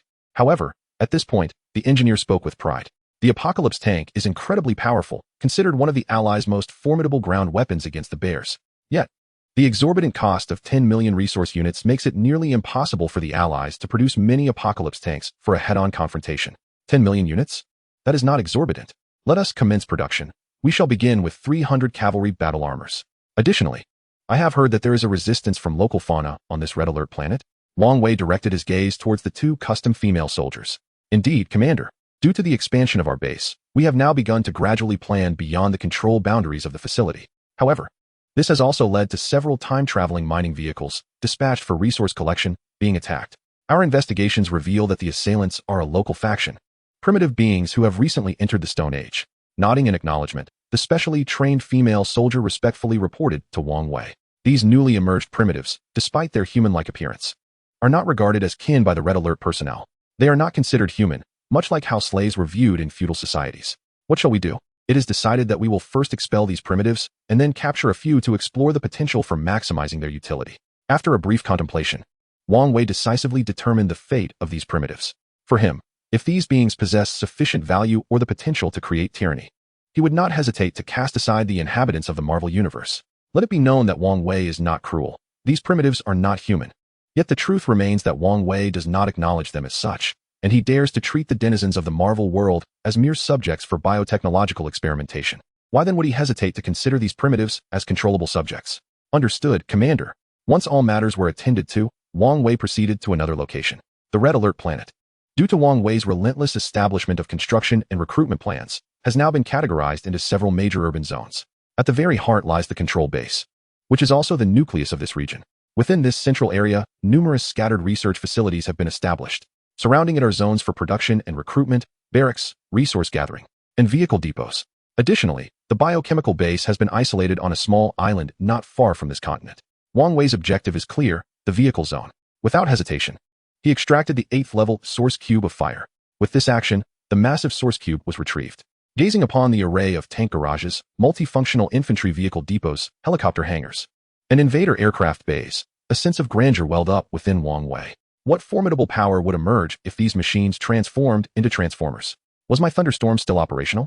Suddenly recalling his once dilapidated vehicle, the Thunderstorm, Wang Wei found himself quite fond of it. Unfortunately, due to an accident, it had been left on the Red Alert planet for repairs. Now it is ready. Bring it forth. With Wang Wei's command, several soldiers swiftly carried the Thunderstorm over. Beholding the tempestuous storm of thunder before him, Wang Wei deftly seized a small spark from the blazing source. As this spark gradually entered the storm, a series of mechanical transformation sounds began to resonate. Upon hearing these sounds, Alice, Su Mu, and others stepped forward, resolutely shielding Wang Wei behind them. With a tremor, or perhaps a rebirth of the Thunderstorm, a towering figure, approximately 5 meters high, materialized before Wang Wei. Its entire form gleamed with a golden hue, radiating an azure light.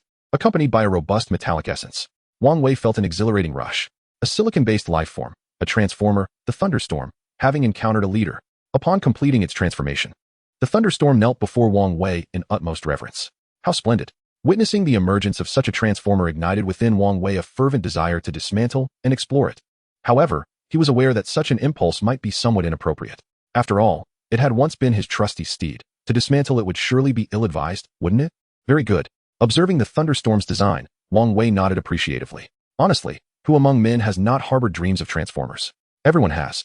Yet, those aspirations often remain unfulfilled. Now, not only had Wang Wei realized this dream, but he was also on the verge of amassing an entire legion of transformers. The mere thought of it filled him with uncontainable joy. If all the vehicles from Red Alert underwent the spark transformation, Wang Wei would command a truly formidable army, rivaling even the mutated cohesion soldiers infused with psychic crystals. Thank you, my leader, for your praise. The Thunderstorm, still half kneeling on the ground, suddenly lifted its head and earnestly addressed Wang Wei. Can I continue to follow you? Though I have suffered wounds in the past, I am no longer the same. I shall defend your honor with my very life. This fervent declaration boomed through the Thunderstorm's onboard speakers. To defend your honor with my life.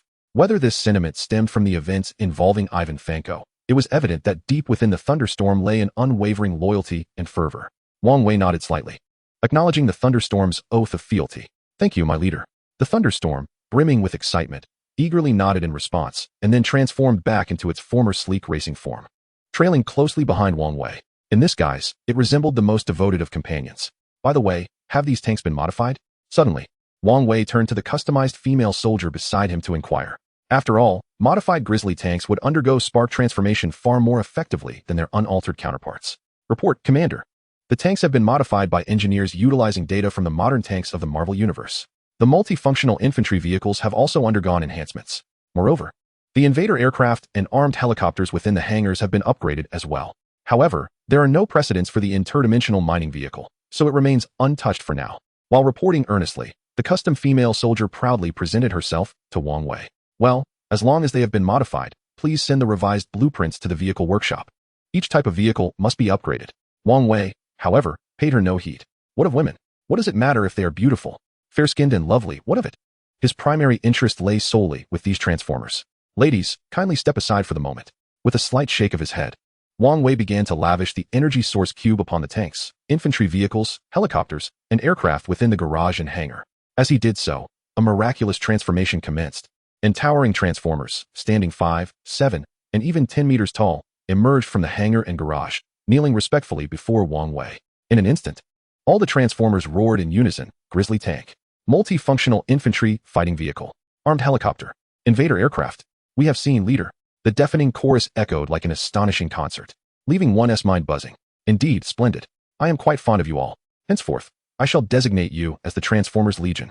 Each type of vehicle and aircraft will form a distinct sublegion, and each sublegion will advance in rank according to the Red Alert military hierarchy.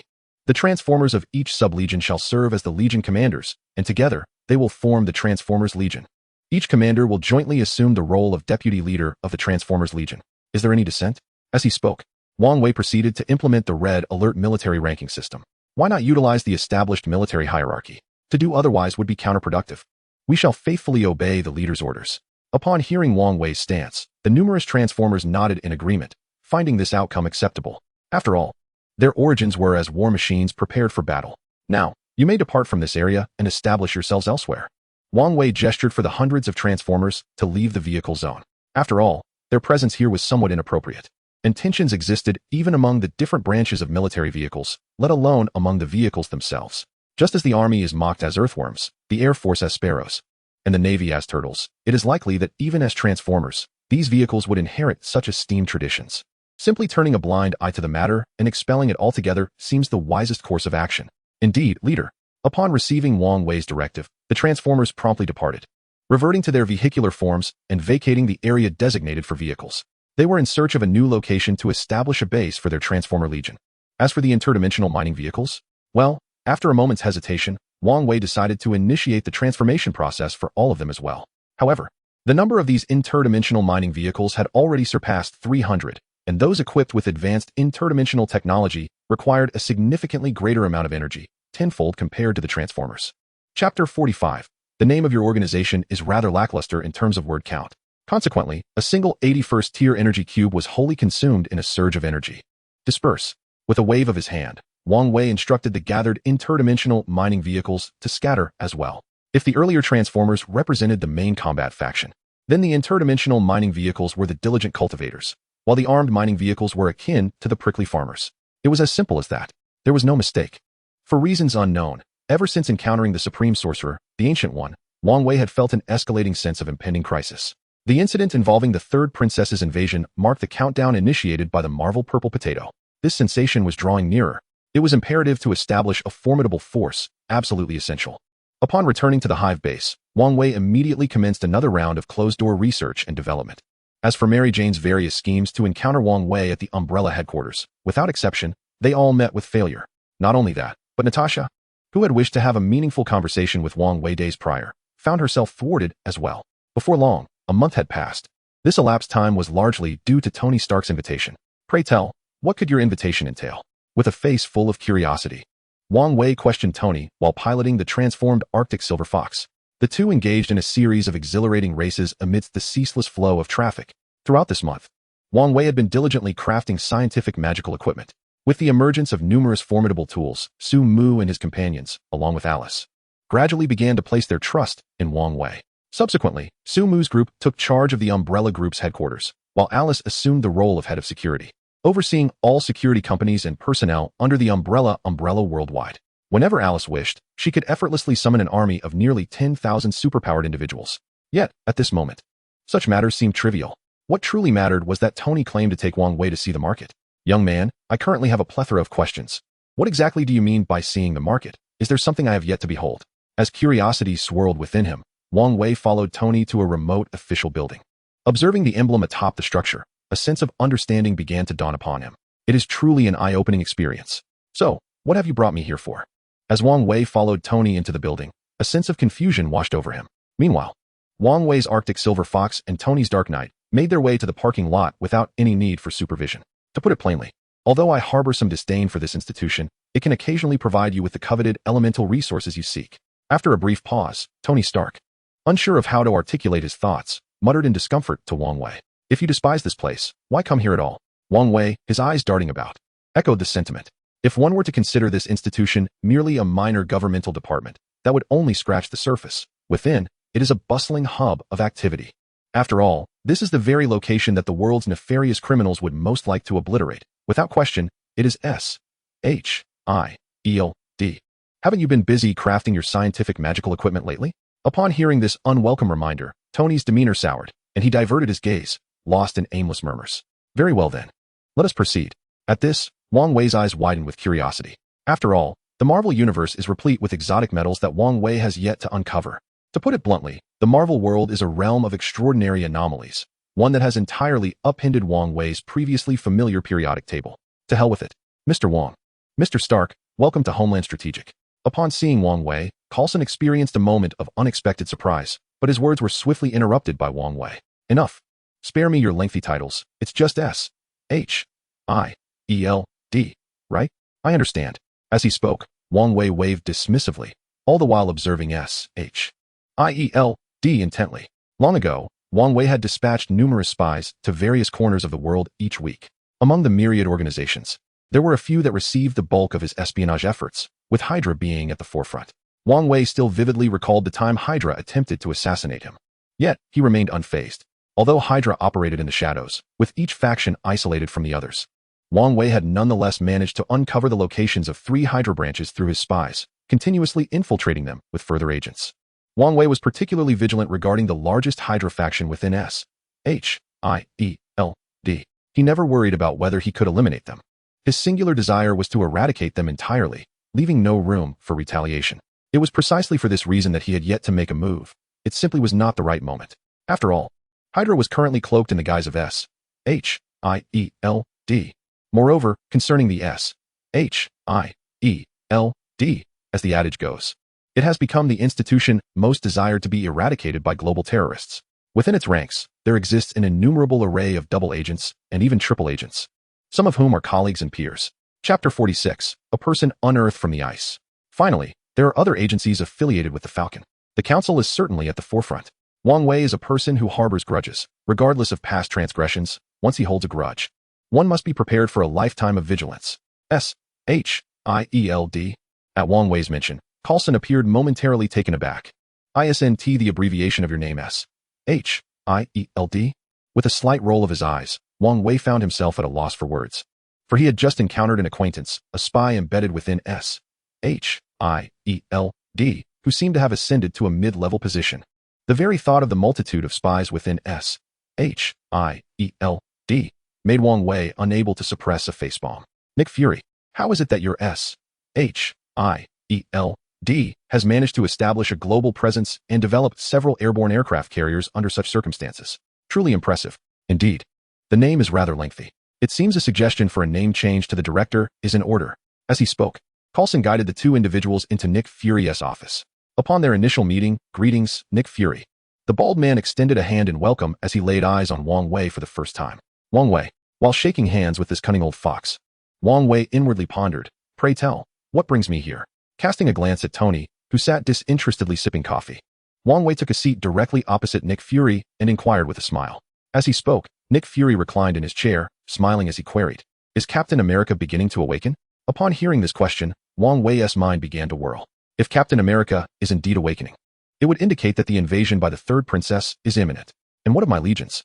The thought left Wang Wei feeling somewhat troubled. It is still insufficient. There remains much to be done. However, wasn't it Thor who appeared before Captain America? Where is Thor? Did I inadvertently neglect him during my seclusion? By the heavens. I am particularly intrigued by Thor's magical automaton. Wang Wei, lost in thought, failed to consider how Nick Fury's mention of a man frozen for decades might adjust to this new world. Observing Wang Wei's distraction, Tony Stark subtly nudged him with his foot and cleared his throat. Two methods, Wang Wei declared. Let us hear them. Nick Fury replied, a smile gracing his face as he regarded Wang Wei. The first, which is perhaps the most commonly considered, involves gradually introducing him to the world through those around him, allowing him to slowly acclimate. However, this approach is somewhat time-consuming. Secondly, there exists a rather ruthless aspect. If the relatives of a person who has slumbered for decades are still alive, involving them could be a swift yet painful method. As for the third point, it is rather straightforward. Deliver a sound beating, then forcefully introduce them to the world. While speaking, Wang Wei shrugged nonchalantly. Upon hearing these 3 points from Wang Wei, Tony Stark appeared visibly disturbed. A beating? Do you truly believe that this bald giant would strike you? Excuse me, Director, who is this individual? Unable to contain his disbelief, Tony Stark turned to Nick Fury inquiringly. This person, I trust you are all familiar with him. It is indeed he. As Nick Fury spoke, he tossed a dossier onto the table. Upon glancing at the photograph and promotional material within the dossier, Tony nearly spluttered his coffee. Is this authentic? After all, this individual was a figure from World War II, a once celebrated hero. Steve Rogers, the illustrious Captain America. Look at that posterior. Wang Wei, having received the dossier, gleefully showcased Captain America's iconic behind to Tony. Remarkably, one could not help but desire to give it a playful smack to gauge the reaction. Indeed, it is quite impressive. At that moment, the worldly Tony Stark found himself nodding in agreement, acknowledging the ample allure of Captain America's rear. On the other hand, Nick Fury observed the two frivolous individuals before him, his expression marked by exasperation. Director, there is a matter I must report to you. As he spoke, Coulson entered, presenting a folder to Nick Fury. Upon inspecting the folder, Nick Fury's brow furrowed slightly. A mysterious hammer? Could there be a dire situation? Are aliens invading? If so, I should prepare to make my escape. While contemplating the Marvel storyline, Wang Wei mused thoughtfully. There must be some error. Surely I am not mistaken. The arrival of the hammer-wielding hero occurred long before the incident with the alluring posterior. Why do I lack any information regarding him? Since acquiring technological magic, Wang Wei had become somewhat emboldened, shedding the cautious demeanor that once required the vigilant protection of Alice and others. The current Wang Wei could be described as truly liberated, embracing a more audacious side, pursuing amusement above all else. Although this joy was transient, as a powerful purple entity loomed above, it was said that 5 even more formidable beings existed beyond this purple figure, which was rather alarming. In reality, it was of little consequence. Essentially, a hammer had descended from the heavens, accompanied by winds and thunder, wreaking havoc on a portion of a village in Mexico. Chapter 47, The Hammer of Thor. As Nick Fury spoke, a smile crept across his face as he elaborated. So, are you two interested? Observing Nick Fury's nonchalant demeanor, the atmosphere shifted. Wang Wei felt a surge of interest within him. I have some ideas. What about you? He mused as he twirled a sleek wristband on his arm. Not only that, but he had also gifted Tony Stark a similar wristband, powered by Tony's arc reactor. This device promised to enhance Tony's capabilities with 2 or 3 technological enchantments. Perhaps it was the hammer imbued with the power of wind and thunder that sparked some inspiration. It seemed Wang Wei's enthusiasm had influenced Tony, who now found himself increasingly curious about these arcane wonders akin to magic. This was merely the beginning. Tony was now more eager than ever. Frequently modifying his Iron Man suit, Wang Wei had suggested inscribing a couple of scientific enchantments onto the armor, but Tony had consistently declined. In his words, "We have chosen different paths. Let us not intersect on the same road. You pursue your magical science. I shall follow my path of technological armor." To this, Wang Wei merely shrugged, recognizing Tony's stubborn pride, unwilling to admit that his suit might be outclassed by Wang Wei's scientific sorcery. "Well then, let us proceed," Wang Wei declared as they boarded the S.H.I.E.L.D. aircraft bound for the site in Mexico where the hammer had descended. "Is this the hammer?" Tony pondered, gazing at the deep crater it had created upon impact. "You could have told me this was a ground-penetrating missile, and I would have believed you. What kind of hammer can create a pit several meters deep?" Despite his disbelief, he had to concede, it truly is a hammer. As Wang Wei began to circle the hammer for closer examination, Agent Coulson, who had brought them here, found himself at a loss for words. After all, when it came to cutting-edge technology, these two were the true masters, particularly Wang Wei, a professor who could excel in the medical field but instead chose to delve into the mysteries of magic. Wasn't that infuriating? "Taihu, commence data scanning," Wang Wei commanded, pressing a few buttons on his augmented reality glasses. Streams of scanning data unfolded before his eyes. The Taihu system was Wang Wei's own research assistant, a product of his studies with various engineers, marking his first independent creation in this realm. "Understood, sir," a sweet, youthful voice chimed in his ear. It seemed to affirm that while many women might be fickle, a little girl's affection was genuine. "You brought out Taihu?" Tony, squatting in the pit and gazing at the hammer, was momentarily bewildered. "Brother, just how many gadgets do you carry with you?" "Well, I keep them on hand. You never know when they might come in handy, right?" Wang Wei replied with a knowing smile. It seemed like a colossal irony, delivering a sharp slap to Tony's face. "I am the one aligned with science, not you, a wayward individual dabbling in magic, attempting to usurp the brilliance of the scientific domain. As long as you are content." After enduring this ordeal with Wang Wei, Tony finally comprehended the gravity of the situation. This matter could not simply be brushed aside. He resolved to prepare and carry Jarvis with him. "Sir, after a preliminary data collection, it appears that many of the metals here are unrecorded, and they harbor a tremendous force, as if ready to erupt at any moment," the young girl from Taihu reported to Wang Wei while speaking. "Thank you for your hard work, Taihu." With that, Wang Wei rose from the pit. "Is that it? Finished? This object is of no use to us." He shook his head in dismay. "Commander, there's a madman bursting in, claiming these are his belongings. The men can hardly hold him back." Nearby, a dozen burly men were struggling to restrain a disheveled beggar. Seeing this, Wang Wei's imagination began to stir. The god of thunder. I wonder how the genetics of the thunder god would manifest. As Wang Wei entertained these thoughts, he speculated on the potential of the thunder god's genetic lineage. If he could unravel the genetic chain of the thunder god, might he not create a legion of thunderous warriors? Why did this notion linger so persistently? "You should let him in. After all, this hammer may indeed be connected to him." Wang Wei attempted to persuade Coulson to allow the beggar entry. However, he understood his limited influence within S.H.I.E.L.D. and recognized his own lack of formidable combat prowess. "Is that so?" As if heeding Wang Wei's suggestion, Coulson nodded and permitted the disheveled figure to enter. The somewhat murmuring Thor then placed his hand upon the hammer, seeking to lift it to prove his worthiness to Odin. With a crackle and a flash, the hammer unleashed a surge of lightning, leaving Thor dazed and bewildered. The S.H.I.E.L.D. agents, witnessing this spectacle, instinctively recoiled. What on earth is happening? Chapter 48, The Foolish Son of the Landlord. Startled, Tony nearly summoned his armor. This was utterly terrifying. That object was undoubtedly MJ Ulner, and this individual was, by all accounts, the god of thunder. As Wang Wei pondered how to manipulate this situation with the hammer-wielding god, he thought, "The god of thunder? I am already astonished by your magic. Don't tell me that gods truly exist." Tony, utterly bewildered, felt that today's events were shattering his worldview. Are gods truly real? Indeed, they exist. However, how should one articulate this revelation? If you were to venture into a primitive civilization now, you could indeed become a deity of steel. Similarly, they once were. Their strength surpassed ours, which is why they were considered gods. As Wang Wei spoke, he nodded thoughtfully, while the silent Coulson continued to listen attentively. Once were? As he pondered this, Wang Wei made his way toward Thor, the god of thunder. Is that so? Upon hearing Wang Wei's description, Tony inexplicably looked up at the sky, his eyes narrowing slightly beneath his sunglasses. If gods are truly like this, then Tony wouldn't mind banishing them all. The god of thunder? It seems I need to create an anti-Thor battle suit. As these thoughts raced through his mind, Tony followed Wang Wei toward Thor. "Hey, brother, are you dead yet?" Wang Wei remarked, giving Thor a gentle kick. "Not dead, but close," Thor replied weakly, glancing at Wang Wei before turning his head away. Just a mere earthling. Oomph. Wang Wei missed Thor's dismissive gaze, but Tony, who had accompanied him, noticed it all too well. Beneath his sunglasses, Tony's disdain for these so-called gods deepened. Let us conduct a health check together, Wang Wei said, beckoning several agents to drag Thor inside. After a considerable amount of fuss, Wang Wei finally emerged, satisfied. Holding a syringe containing approximately 100 milliliters of blood. You went through all that trouble just for this? Tony raised an eyebrow, looking at the syringe of blood that Wang Wei had solemnly set aside. Oh, you mean this? I forgot to mention, I actually hold multiple doctoral degrees. The most prominent being my title as a professor of oncology, but I am also an esteemed expert in biology. Wang Wei shrugged nonchalantly. Leaving? Now is not the time to depart, especially since the greatest magical puppet has yet to make its entrance. I wonder what Master Gui was thinking. Allowing this foolish son of a landlord to come to Earth for training.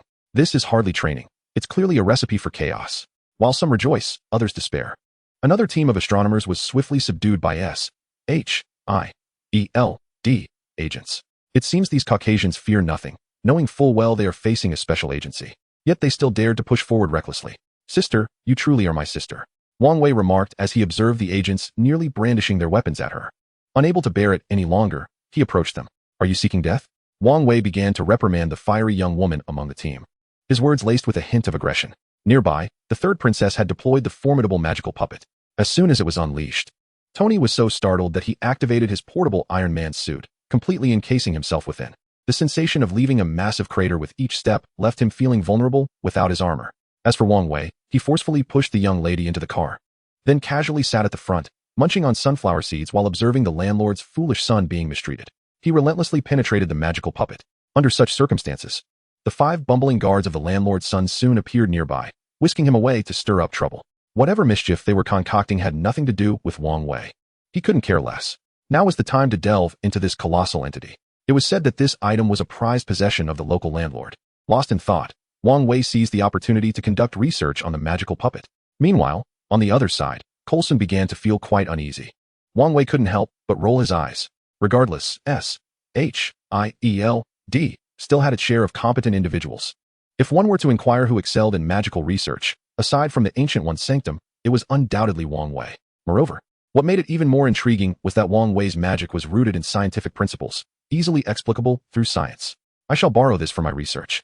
You'll receive a comprehensive report in return. As he spoke, Wang Wei contacted Nick Fury, securing permission to borrow the item for his studies. In light of Wang Wei's persuasive research proposal, Nick Fury agreed to lend it to him. Thus, the item found its way into the research laboratory of the Umbrella Corporation. Chapter 49, The Divine Art Magic Array. After witnessing the various cutting-edge technologies of Wang Wei's scientific magic, Tony dove headfirst into his own laboratory, vowing to produce something truly remarkable. For some inexplicable reason, in Wang Wei's presence, Tony felt as though his genius paled in comparison. Just look at the fields Wang Wei had ventured into: medicine, biology, and now the arcane arts. Not to mention, he effortlessly dabbled in artificial intelligence and mechanics, and was currently tackling energy studies. Jarvis, do you need a few assistants? In the basement, Tony suddenly inquired of Jarvis, thinking of Wang Wei's research aide, Taihu. Sir, why do you say that? As Tony's personal butler, Jarvis was momentarily bewildered. Are you not suggesting you need a few helpers for yourself? It's nothing. I just believe it's necessary to have assistants of various kinds. Contemplating this, Tony began his research. The first priority was to develop an intelligent assistant suited for combat. Jarvis was excellent. As his personal butler, he was truly remarkable. However, Tony recognized the need for an assistant specifically focused on combat. After dismantling the magical puppet, Wang Wei felt a bit dazed. This truly was a treasure of the landlord's household, not to mention the feat of its creation. Did you really bring Odin's war puppet here? As Wang Wei delved into his thoughts, a familiar yet alien voice resonated once more in his ear. Upon hearing this voice, Wang Wei found himself momentarily at a loss for words. The owner of this voice was none other than the supreme sorceress of the Blue Star, the illustrious Ancient One. Great One, might we negotiate a matter? In the future, could you kindly approach me through the front door? I shall grant you the necessary permissions, unimpeded access. With a darkened expression, Wang Wei feebly addressed the middle-aged, bald woman clad in a golden-yellow mage robe. Aware of the slight rudeness of his behavior, the Ancient One could only nod slightly in understanding. Would you care for something to drink? Despite being in the research facility of the protective Umbrella building, Wang Wei had ensured that all essentials were well stocked. A glass of cool, plain water, thank you. The Ancient One replied, taking a seat on one side, quietly observing Wang Wei as he busied himself. Please, he said, handing her a glass of water while preparing himself a fine brew of Maojian tea. So, esteemed one, what brings you here on this occasion? With his mind settled, Wang Wei began to inquire of the Ancient One. in this Marvel universe. Unless one could transcend the dimensional barriers or possess the overwhelming power to manipulate time and space directly, one would forever remain in the shadows of those more powerful. Countless beings surpassed him in might. Yet, what perplexed Wang Wei the most was why so many figures from the cosmos were fixated on this planet. What was so special about it? With a gentle sip of her water, the Ancient One smiled and began to elucidate. It cannot be said that one cannot comprehend. Rather, it is a matter of perspective. After all, whether it be magic, sorcery, or scientific energy, they invariably revolve around a few fundamental factors: transmission lines, energy conversion, and energy release. The inability to grasp these concepts may simply stem from a lack of understanding of the power systems inherent in sorcery. Wang Wei, shaking his head slightly, articulated the points he found perplexing. Indeed, he had never encountered the energies of sorcery firsthand. Were there potent forms of scientific magic capable of stellar annihilation? Certainly. There existed hundreds, if not thousands, of such formidable spells. Yet therein lay the dilemma. None of these stellar-level scientific spells were within Wang Wei's reach. The reasons for this limitation were manifold, the cost and inadequacies of his own capabilities. Odin's divine power was not some extraordinary ability, if explained through scientific principles. It could be likened to a sublime transformation of matter, refining iron ore into blocks of iron, then into wrought iron, and ultimately into high-grade iron. It was merely an extreme compression of energy, endowing it with transcendent strength, a power that inspired awe and reverence. With clear and accessible language, Master Gu Yi gradually elucidated the concepts to Wang Wei. Following this explanation, Wang Wei felt a flicker of understanding within his heart. The compression and sublimation of energy. If that were the case, this magical puppet truly deserved to be regarded as a treasure by the wealthy landowners. Thank you for your guidance. Sometimes, the lack of clarity stems not from ignorance, but from becoming ensnared in a dead end. After Gu Yi's words, Wang Wei instantly grasped how to handle this magical puppet. The challenge was not insurmountable. First, he would conduct thorough research, and then he would set things in motion. No need for thanks. With a gentle smile, Gu Yi rose and vanished once again from the research laboratory. The eccentricities of these prominent figures are indeed quite remarkable. With a slight curl of his lips, Wang Wei resumed his work. After nearly completely dismantling the war magical puppet, he subsequently handed it over to S.H.I.E.L.D. After all, such artifacts rightfully belonged to them. He also included some research notes he had casually jotted down. Nothing too extravagant. 2 months later, by this time, the Red Alert planet had undergone significant transformations. Unlike Blue Star, the Red Alert planet had a notably lower proportion of water resources, merely 60%, with the remainder being land. However, it was worth noting that the Red Alert planet boasted a total of 13 continental plates. Wang Wei's United Radiance faction had already begun to gradually occupy one of these continental plates. Within the United Radiance control base, as time passed, Wang Wei finally managed to recruit a hero he had long desired from the barracks. Recruiting Tanya. As Wang Wei's words echoed, recruitment commenced within the United Radiance control base. In no time, the allied hero Tanya, who represented Wang Wei's hopes and occupied 10 barracks manufacturing capabilities, along with a value of 100 million resource units, made her dazzling entrance. "Hello, Commander. You look rather well." At that moment, a blonde, blue-eyed Tanya, clad in a form-fitting field agent's uniform, approached Wang Wei with a teasing grin, exhibiting no semblance of the respect one would expect from the soldiers. She unabashedly flirted with him. Witnessing this scene, Wang Wei's face darkened. "Truly formidable, Tanya. You are indeed remarkable." Frequently disregarding the commands of the allies, she effortlessly plunged into the battlefield alone, making it seem like a trivial endeavor. To say that Tanya is the female version of Captain America would be entirely accurate. Moreover, one might speculate that Captain America would find himself outmatched by her. "Welcome aboard, Tanya." With a gentle smile, Wang Wei welcomed her warmly. Although Tanya's fiery personality was somewhat unconventional, it was of little consequence. As long as she could enhance the strength of Wang Wei's faction, he could overlook her minor character flaws. Uncertain, what task does the commander intend to assign me? Is it a mission to rescue an engineer? Or perhaps an assassination of a general? Silence is one thing, but once words are spoken, Wang Wei felt rather unwell. It appears he is indeed a combatant. At this moment, I require your assistance in leading these soldiers, for I lack the time to assume command myself. By the way, these two are your aides. As he spoke, Wang Wei pushed the 2 customized female soldiers towards Tanya. Having said that, he departed from the control base, heading towards the biochemical facility, where the vengeful goddess of biochemical products was finally showing signs of progress. "What has come over the commander? Do you two have any insight?" Tanya, just emerging from the barracks, was still not fully aware of the situation regarding Wang Wei's faction. Perhaps, in her eyes, he was merely a fortunate commander. "Report, General. The commander has his own affairs. We are unaware of the specifics. We will assist in managing the Guanghui base." The 2 customized female soldiers spoke. "Wait a moment. It seems odd. These 2 have been present for quite some time and surely possess names. Interestingly, both sisters share the same mother, Zhang Ya and Zhang Yu. Quite lovely names." Indeed. Is that so? Then enlighten me about the units under the commander's leadership. As she spoke, Tanya casually began to toy with the 2 silver pistols at her waist. After all, no military unit under the commander's control could evoke any deep emotion within her. Yes, General. Upon hearing Tanya's words, Zhang Yu respectfully reported. As Tanya listened to Zhang Yu's account, she questioned her own sanity. How could the information presented differ so greatly from what she had known? Wait, are you saying that those Wang Wei soldiers possess supernatural abilities? Yes, General. And you mentioned that those vehicles were brought to life by the commander after their creation? Yes, General. You also stated that every member of the Special Operations team possesses 2 sets of armor to hone their skills in the skies. Yes, General. Good heavens. Who has lost their mind? Tanya was utterly bewildered. When did your Guanghui faction's technological advancements reach such heights? Are we still part of the same collective? Are we still allies? General, please follow me. Observing Tanya's disheartened demeanor, Zhang Yu felt a twinge of embarrassment as she guided her outside to broaden her horizons. Upon stepping into the biochemical facility, Wang Wei was greeted by a vibrant and somewhat fervent Baki standing before him. At that moment, Baki had transformed remarkably. His metallic arm had undergone extensive modifications by the Guanghui engineers, rivaling even the Hulk in combat prowess. Additionally, Baki's physical abilities had surged to unfathomable levels compared to his former self. It is rather unflattering to say that Bucky could undoubtedly subdue his old friend Captain America with ease. Now, I have a task for you. Please proceed. Bucky, assigned by Wang Wei to oversee the entrance of this biochemical island, was filled with fervor. However, from this moment forth, you shall have no ties with Umbrella. Nor with me, do you understand? Wang Wei gazed quietly at the somewhat exhilarated Bucky, his eyes narrowing slightly. Chapter 51, Continuing the Modification of the Tyrant. Bucky comprehended the message, nodding as he instantly grasped Wang Wei's intent. To gather those rogues, keeping them in check, and only unleashing them as a formidable force against Umbrella when necessary. Wang Wei, having said nothing further, entered the biochemical facility. For Wang Wei, the decision to assign Bucky this role was deliberate.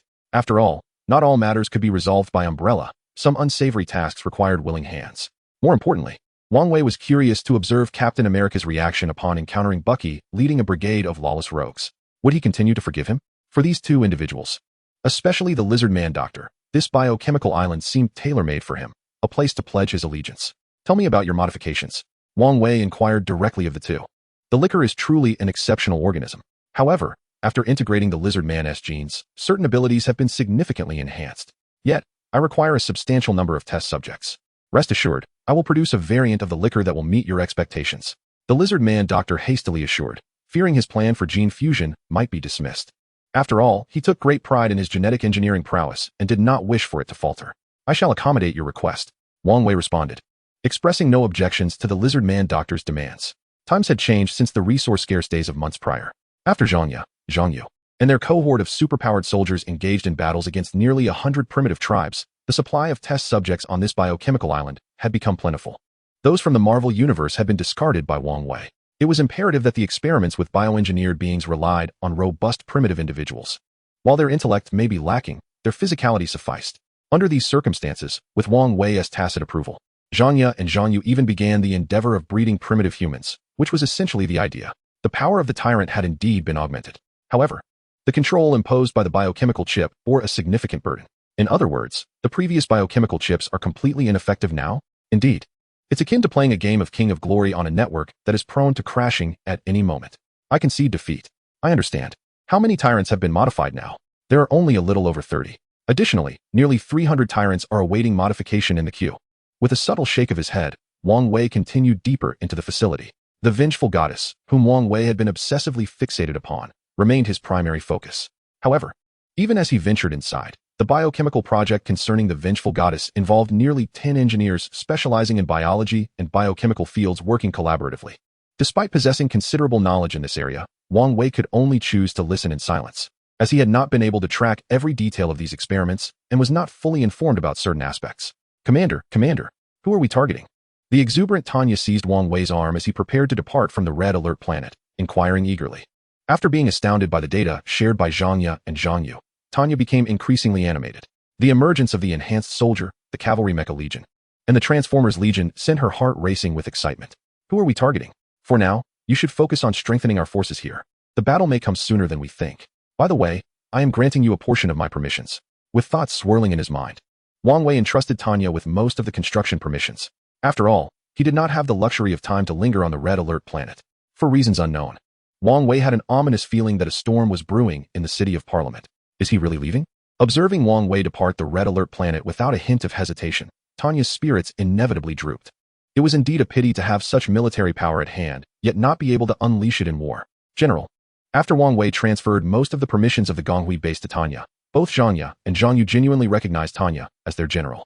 Chapter 52. Transdimensional Transport Device. After all, without base permissions, Tanya was merely a general without real authority. Alright, let's go. You mentioned earlier that the commander had transported nearly 10,000 enhanced soldiers to another planet? Yes, General. Zhang Yu, closely following Tanya, opened her notebook and nodded in affirmation. Although these 10,000 enhanced soldiers are impressive, it stands to reason that the commander intended them for defensive deployment, correct? This implies that the power level on that other planet is substantial. Deep in thought, Tanya waved her hand decisively, opting to recruit 30,000 soldiers first. After all, the number of soldiers amassed on the Red Alert planet was nearing 20,000. This force was continuously expanding and advancing into the surrounding territories. The Red Alert planet is vast, significantly larger than Blue Star. However, it is precisely due to this that the Red Alert soldiers occupying this continental plate have not advanced at a rapid pace. Their numbers are simply insufficient. The vehicle production facilities are being expanded. While contemplating this, Tanya is constructing hundreds of vehicle workshops. Yet, one cannot help but wonder how long it will take to complete the construction of these numerous workshops. Destroyers, Aegis cruisers, submarines, these too must be built on a grand scale. For those naval forces easily reaching tens of millions in units, Tanya hardly regards resources as mere resources. After all, there are currently 3,000 transformer-style interdimensional mining vehicles. Among them, the mining sites number over 500, scattered across various locations on this continent. Is this an aircraft carrier? As Tanya pulls her hand down, an involuntary shiver courses through her. Goodness, this is a Commonwealth aircraft carrier. Just like the Commonwealth soldiers, it is a product of monstrous caliber. If the Allied aircraft carriers can be likened to light carriers, and the Soviet carriers to medium ones, then the Commonwealth carriers are undoubtedly super heavy carriers, completely on a different level. 1 billion units for a single aircraft carrier? Quite feasible. With a slight twitch of her lips, Tanya decisively ordered 6 aircraft carriers to be constructed. Next, she needed to greet these commanders properly, with an excited smile gracing her lips. Tanya seized her 2 handguns and dashed outside.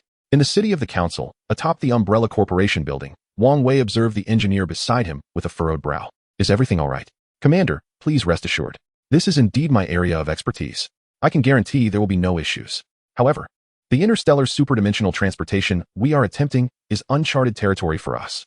This is, without a doubt, a trial. Wouldn't you agree, Commander? The engineer, dressed in white, bore a smile, his excitement palpable. Seeing the engineer's demeanor, Wang Wei couldn't help but want to bury his face in his hands. Why did this evoke a sense of impending failure? Is this truly feasible? Establishing a large-scale, long-distance, superdimensional transport device. This is the task Wang Wei has undertaken atop the Umbrella building. Let us give it a try. With a sense of trepidation, Wang Wei nodded at the engineer. After all, he was also pondering a crucial question. If the city of the council were invaded by the third princess, how could he transport a multitude of legions? Through a portal? No, that would be far too limiting. Furthermore, it would be rather ostentatious. Just imagine carrying a portal on one's person and unleashing a flood of troops. Which of those rascals wouldn't tremble in fear?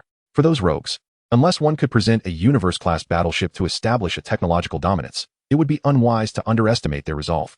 Behind them stands a great power and support.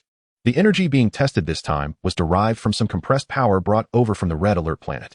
Despite the fact that the technological advancements on the Red Alert planet have diverged significantly, the engineer's efforts caused the interdimensional transmission device to begin flickering with a faint blue glow. A series of crackling sounds echoed, reminiscent of poor signal reception, ultimately leading to a disheartening failure. It appeared that the issue lay with the signal. After observing for quite some time, Wang Wei found himself increasingly exasperated. The location of the Red Alert planet, when compared using star maps, revealed it to be exceedingly remote. The notion of constructing a colossal interdimensional transmission device using the technologies of Red Alert combined with the esoteric black technologies of Marvel seemed rather unrealistic. Indeed, the engineer, with a hint of regret, suggested to Wang Wei that having a dozen signal relay stations would have greatly improved the situation. Signal relay stations? We haven't even managed to leave the Red Alert planet yet, Wang Wei retorted, his frustration evident as he chastised the engineer before him. Although numerous structures had already begun construction on the Red Alert planet for various reasons, including the deployment of 2 or 3 spy satellites into the atmosphere, this was merely a drop in the bucket. Each spy satellite required billions of units of resources, not to mention the staggering costs associated with advanced technologies like Lightning Storm and Iron Curtain, which could easily demand close to 100 billion units. Chapter 53. The miracle of the mage. Let us not even begin to discuss the nuclear silos. while a single nuclear silo costs merely 30 billion. Each nuclear warhead is priced at a staggering 100 billion. Wang Wei felt a pang of despair upon hearing these figures. He was uncertain about the costs of mass-producing nuclear weapons, but he was acutely aware that his own attempts would indeed require an astronomical sum of resources. What would happen if one were to combine scientific magic with interdimensional transmission technology? With thoughts of leading his Transformer Legion and Tyrant Army to glory against the incoming Zytardrans under the Third Princess, Wang Wei boldly proposed this idea. Scientific magic? I'm not entirely sure, but it could be worth exploring. The engineers, equally mad about science, readily accepted Wang Wei's suggestion. Although there was only one engineer at Wang Wei's disposal regarding interdimensional transmission, this did not hinder his ambition to pursue this endeavor. With a glimmer of excitement in his eyes, Wang Wei eagerly followed the engineer into action. According to the scientific magic I retrieved, there indeed exist various arrays capable of interstellar transmission, among which only one was feasible for me to construct, as the others required rare materials beyond my reach. As he spoke, Wang Wei manifested the scientific magical teleportation array he had previously extracted from his vast repository of knowledge in a stunning three-dimensional projection. The image displayed was a hexagram array. However, if the umbrella building served as the focal point of the array, Wang Wei would need to acquire several nearby edifices. Wang Yuyan. With this thought in mind, Wang Wei promptly contacted the CEO of Umbrella without hesitation. Young master, what is it? Wang Yuyan, who had not communicated with Wang Wei for a considerable time, was puzzled upon receiving his call. I will send you a document shortly. Acquire all the buildings and companies mentioned therein. Under what pretext, young master? The group is expanding, and we need to establish some departments as independent entities. Understood, young master. As Wang Wei ended the call, news unexpectedly arrived from Taihu, his loyal research assistant. Sir, the receptionist downstairs reports that Master Gu Yi has arrived. Master Gu Yi? Is this fellow monitoring me continuously? Wang Wei's expression darkened, and he instructed his subordinates to allow Master Gu Yi to come up. Furthermore, a soldier from the Concord Brigade accompanied him directly to Wang Wei's laboratory. Tell me, are you here solely to keep an eye on me? Wang Wei inquired, observing Master Gu Yi's cheerful demeanor, which ignited a sense of frustration within him. Every time I encounter a magical conundrum, you seem to materialize effortlessly. I am observing the timelines of the future, not merely fixated on you. Master Gu Yi chuckled, clarifying the profound misunderstanding in Wang Wei's words. After all, his presence was always timely, coinciding with moments of difficulty for others. Very well, you have the floor. But do you have anything specific to discuss this time? Wang Wei, exasperated by Master Gu Yi's behavior, found it difficult to articulate his thoughts. After all, Master Gu Yi wielded the Time Stone. It was said that he had harnessed the power of the Time Stone to draw immense strength from the Dark Dimension, enabling him to confront the Dark Dimension's sovereign, Dormammu, and repel him multiple times. I have nothing particular to convey. I am merely here to witness the potential for mortals to create miracles. As he spoke, Master Gu Yi smiled and shared his sentiments with Wang Wei. The potential for mortals to create miracles? Indeed, the potential for mortals to create miracles. Teleportation arrays exist, but they are not within the grasp of mere mortals. To master a magical teleportation array, one must first possess magical power, which you lack. This is the fundamental principle of teleportation arrays on the surface of planets. As for constructing interstellar teleportation arrays, to my knowledge, there is no one on this blue planet, aside from myself, who can accomplish such a feat.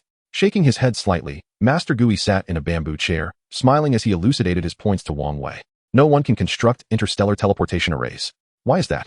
At this point, Wang Wei's curiosity was truly piqued. The Marvel Universe is undeniably impressive, but it is also the realm that most travelers dread visiting. Without exception, if it were the cinematic version of the Marvel Universe, one might have a chance to survive until the Avengers vanquished the formidable Thanos. However, if it were the comic version, that would be utterly absurd.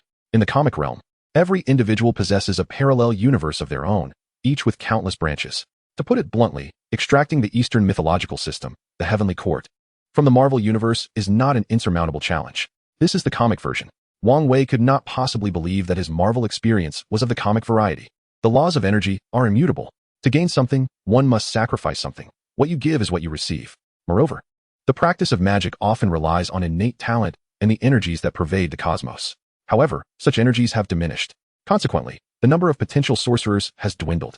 Thus, I am genuinely intrigued. Could you, as an ordinary mortal, perform the miracle of becoming a sorcerer? The ever-curious Ancient One gazed at Wang Wei with a calm demeanor. Who knows? Chapter 54, The Superboy Club.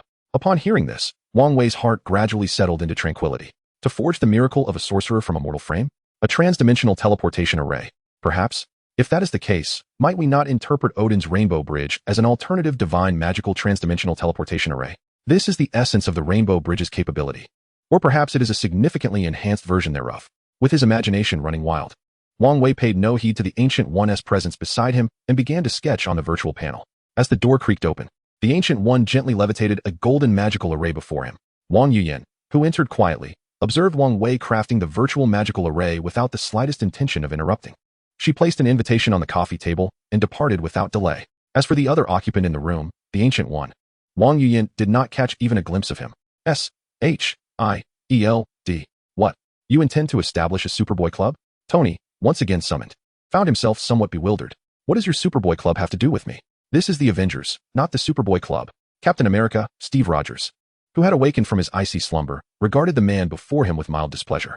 He harbored an aversion to this individual, who exuded an air of selfishness, seemingly indifferent to everything around him. Fine, I have no interest in whatever Superboy Club or alliance you are forming. My focus is solely on comparing techniques with Wang Wei. Tony thought to himself, dismissing the chaotic matters at hand. Stop. As a being of power, hailed as a superhero by the citizens of the City of Agendas, can you truly turn a blind eye to this?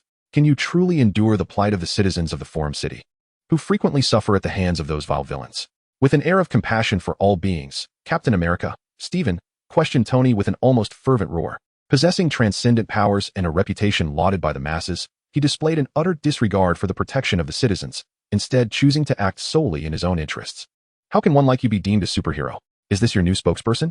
A commendable speech indeed. Here, take this $1 as my token of appreciation.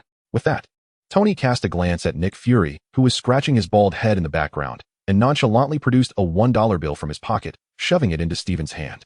You scoundrel! Witnessing Tony's brazen departure ignited a surge of anger within Captain America, Stephen, a selfish and self-serving individual, forever indifferent to the feelings of others, perpetually acting with reckless abandon. Such a person deserves to be executed on the battlefield, still clinging to the wartime image of Captain America as a national hero. Stephen found Tony's antics utterly intolerable. All right, Captain, this is merely one of our candidates. Moreover, these are all potential recruits for your team. Nick Fury, uncertain of how to respond to Stephen's outdated ideals of heroism rooted in World War II, hesitated. After all, such ideals are commendable within military circles and broader contexts, but they hold little weight in the presence of those endowed with extraordinary powers. Black Widow Natasha? Despite the simmering anger within him, Stephen accepted the dossier. Recognizing that saving the citizens of Forum City, combating villains, and thwarting the emergence of transcendent powers could not be accomplished by him alone. Meanwhile, Tony sped away with little interest in the so-called Superboy. Becoming a global superhero might be a matter of great honor, yet for Tony at this moment, it held little significance. I heard that Wang Wei is currently working on a magical puppet. The thought spurred Tony to accelerate the power of his vehicle. Jarvis, please contact Wang Wei. With his mind racing, Tony instructed Jarvis to initiate communication with Wang Wei. Certainly, sir. Serving as Tony's devoted personal assistant, Jarvis promptly activated the communication line to Wang Wei. Sir, is there a signal coming in from Jarvis? Wang Wei, immersed in his study of the scientific magic array, suddenly heard the voice of Taihu in his earpiece. Although Taihu functioned as a research assistant AI, it still possessed certain permissions. Please let it through. Setting down his drawing pen, Wang Wei glanced around, realizing that the supreme sorceress, Ancient One, had mysteriously vanished without a trace. Faced with this situation, Wang Wei had little to say. After all, the manner in which the supreme mage vanished can indeed be rather unsettling at times. What is it, Jarvis? Mr. Wang. It's Mr. Stark looking for you. Hello, Wang Wei, where are you at this moment? Amidst the relentless flow of the highway, Tony, while speeding, inquired through his earpiece. I'm at the Umbrella Corporation building. What is the matter? Feeling a bit puzzled, Wang Wei thought to himself that Tony, being the proud individual he is, would only reach out if there were something of importance. Contemplating this, Wang Wei hesitated, pondering what could be so urgent for Tony to contact him at this time. I need to discuss something with you. I'll be there shortly. As he spoke, Tony made a swift U-turn, heading straight for Wang Wei's Umbrella building. Chapter 55, truly a pitiful bunch. All right, I'll be waiting for you in the office. Wang Wei nodded and set down the painting brush in his hand. Upon noticing a document report that had been delivered to the coffee table, he casually picked it up. Are these acquisition reports from nearby? Glancing at the information, Wang Wei couldn't help but nod slightly. The deployment of those 10,000 superpowered soldiers had indeed yielded some results.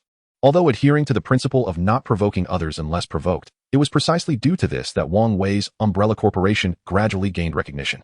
More importantly, the Umbrella Corporation's prowess in the medical field was truly unparalleled, far surpassing others.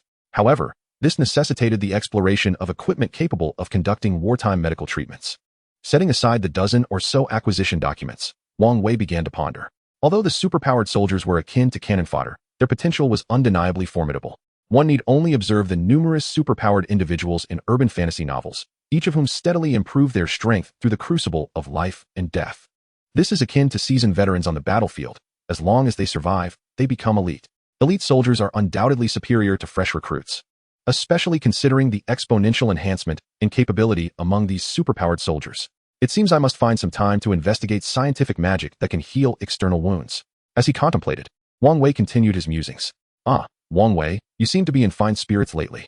Tony, requesting a cup of fine Longjing tea from Wang Yuyan, tossed his car keys onto the coffee table and inquired with a smile. Wang Wei shook his head slightly, feeling a sense of resignation towards Tony's casual demeanor, treating the Umbrella Corporation as if it were an extension of his Stark Industries. If it were elsewhere, he would be all seriousness. Have you received an invitation? Invitation? What invitation? Observing Tony savoring his Longjing tea, Wang Wei felt a wave of confusion wash over him. An invitation to the Superboys Club, with a serious expression. Tony stated in a rather peculiar manner. An invitation to the Superboys Club? Who established this? Wang Wei, his brows furrowed in irritation, could hardly contain his desire to eliminate the creator of such a ridiculous name. Nick Fury.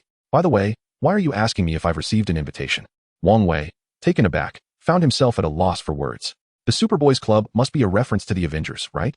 When the Avengers make their appearance, it inevitably heralds the arrival of the aerospace carrier. And the impending arrival of the aerospace carrier signifies the imminent issues concerning the three princesses. Clearly distracted by his thoughts, Wang Wei remained oblivious to the nature of that invitation. Didn't S.H.I.E.L.D. reach out to you? I recall your information being listed in their recruitment documents. Tony remarked with curiosity, astonished as he spoke to Wang Wei. After all, Wang Wei's details were indeed included in Nick Fury's files. I genuinely had no idea. I don't even know where I would end up. Not to mention those individuals.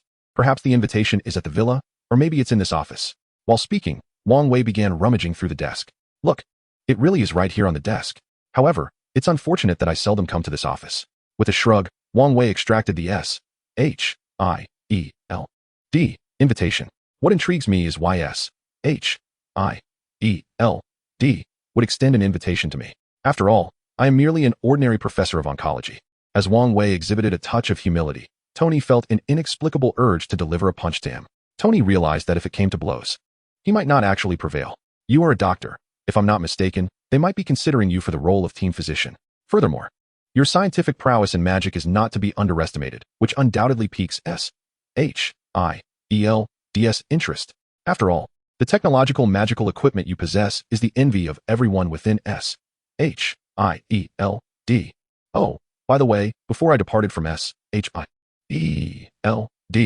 I received word that some of their researchers in magic, influenced by you, have been compelled to work overtime on developing magical equipment. Oh, what a pitiful bunch. The thought of those with a basic understanding of magic being exploited by S.H.I.E.L.D. left Wang Wei feeling a tinge of concern. Yet, his beaming smile concealed any trace of worry. Ha ha. Upon seeing the smile on Wang Wei's face, Tony couldn't help but laugh along. It is said that one's joy is often derived from the happiness of others. The delight shared between men can sometimes be wonderfully simple. What are your thoughts? After the laughter subsided, Tony pointed at the invitation and inquired. I have no particular thoughts, but if my reasoning is correct, the situation is becoming increasingly dire. The S.H.I.E.L.D. aims to assemble a transcendent force, one that will be employed to suppress and combat certain illicit organizations and villains, or to confront those otherworldly deities and extraterrestrials. Chapter 56. I fear death. Hence my relentless striving. Wang Wei shook his head slightly and openly addressed some of the internal issues within the Avengers. After all, these matters were intrinsic to their core responsibilities as depicted in the cinematic version of the Avengers. Is that so? Upon hearing Wang Wei's remarks, Tony found himself plunged into contemplation. Within S.H.I.E.L.D., he had not thoroughly considered this matter. Ultimately, it was Captain America, Steve Rogers, the idealistic altruist who had disrupted the status quo. Were it not for this individual incessantly proclaiming that those with the ability must contribute to the citizens of the city, Tony would surely not have departed so prematurely. After all, he had yet to savor his cup of coffee. Wang Wei, do you truly believe in the existence of extraterrestrials? After a prolonged silence, Tony suddenly raised the question. Are aliens indeed real? If they exist, to what level has their technology advanced? This was the quandary that occupied Tony Stark's mind.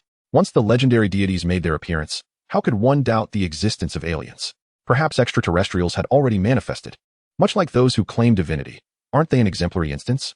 The universe is vast, immeasurably so, No one can ascertain what kinds of powers, technologies, and races reside within it. Perhaps certain races are akin to the deities from our myths, capable of shattering mountains with a mere gesture. Or perhaps some civilizations possess technology so formidable that they could transport millions of warships to wage war across the cosmos. It's conceivable that other civilizations have unleashed dazzling magical technologies, capable of obliterating hundreds of warships with a single individual manifesting in the void. All possibilities exist. No one can be certain. After a moment of silence, Wang Wei refrained from revealing the nature of the powers that exist in this universe. Nor did he confirm the presence of extraterrestrials. After all, Thor and his companions are, without a doubt, bona fide aliens. Indeed, the universe is boundlessly expansive. So, was your previous inquiry about the armor intended as a defense against an alien invasion? As if recalling something, Tony pressed for answers. Yes, I am quite afraid of death, particularly when it is shrouded in ambiguity. Do you comprehend how powerful these extraterrestrials might be? I do not know, and neither do the five ruffians. Those deities. They belong to the realm of mythology, and their powers undeniably indicate a need for a bloodline to extend their capabilities. We lack the bloodlines of those divine beings. We possess only our intellect. Thus, we must rely on our minds to unearth some power. Your armor, my scientific magic, these are our assets. Perhaps the prospect of an alien invasion is either a distant concern or alarmingly imminent, potentially arriving as soon as tomorrow. I merely wish to avoid an untimely demise without understanding the reasons behind it. He fears death, which compels him to incessantly assemble various legions. His dread of mortality drives Wang Wei to relentlessly pursue diverse research endeavors. Whether it be biochemical experiments or biological inquiries, notions of humanity become irrelevant. His fear of death necessitates that he firmly seize his own fate, aspiring to become the arbiter of life and death for others. Your words have instilled a sense of concern for extraterrestrial civilizations in the universe. With a wry smile, Tony found himself at a loss for words. The myriad of forces within the cosmos remains an enigma to him. One should not harbor overly idealistic visions of the universe. The law of the dark jungle is an intrinsic reality that accompanies the emergence of life. Therefore, let us strive. Enhance your intellect and create what you yearn to manifest. Elevate your capabilities to confront the unpredictable events that may unfold in the cosmos. With a gentle shake of his head, Wang Wei earnestly addressed Tony. If anyone here could truly align with Wang Wei, it would undoubtedly be Tony. Both are geniuses, both rely on their intellect, and both ascend through technology.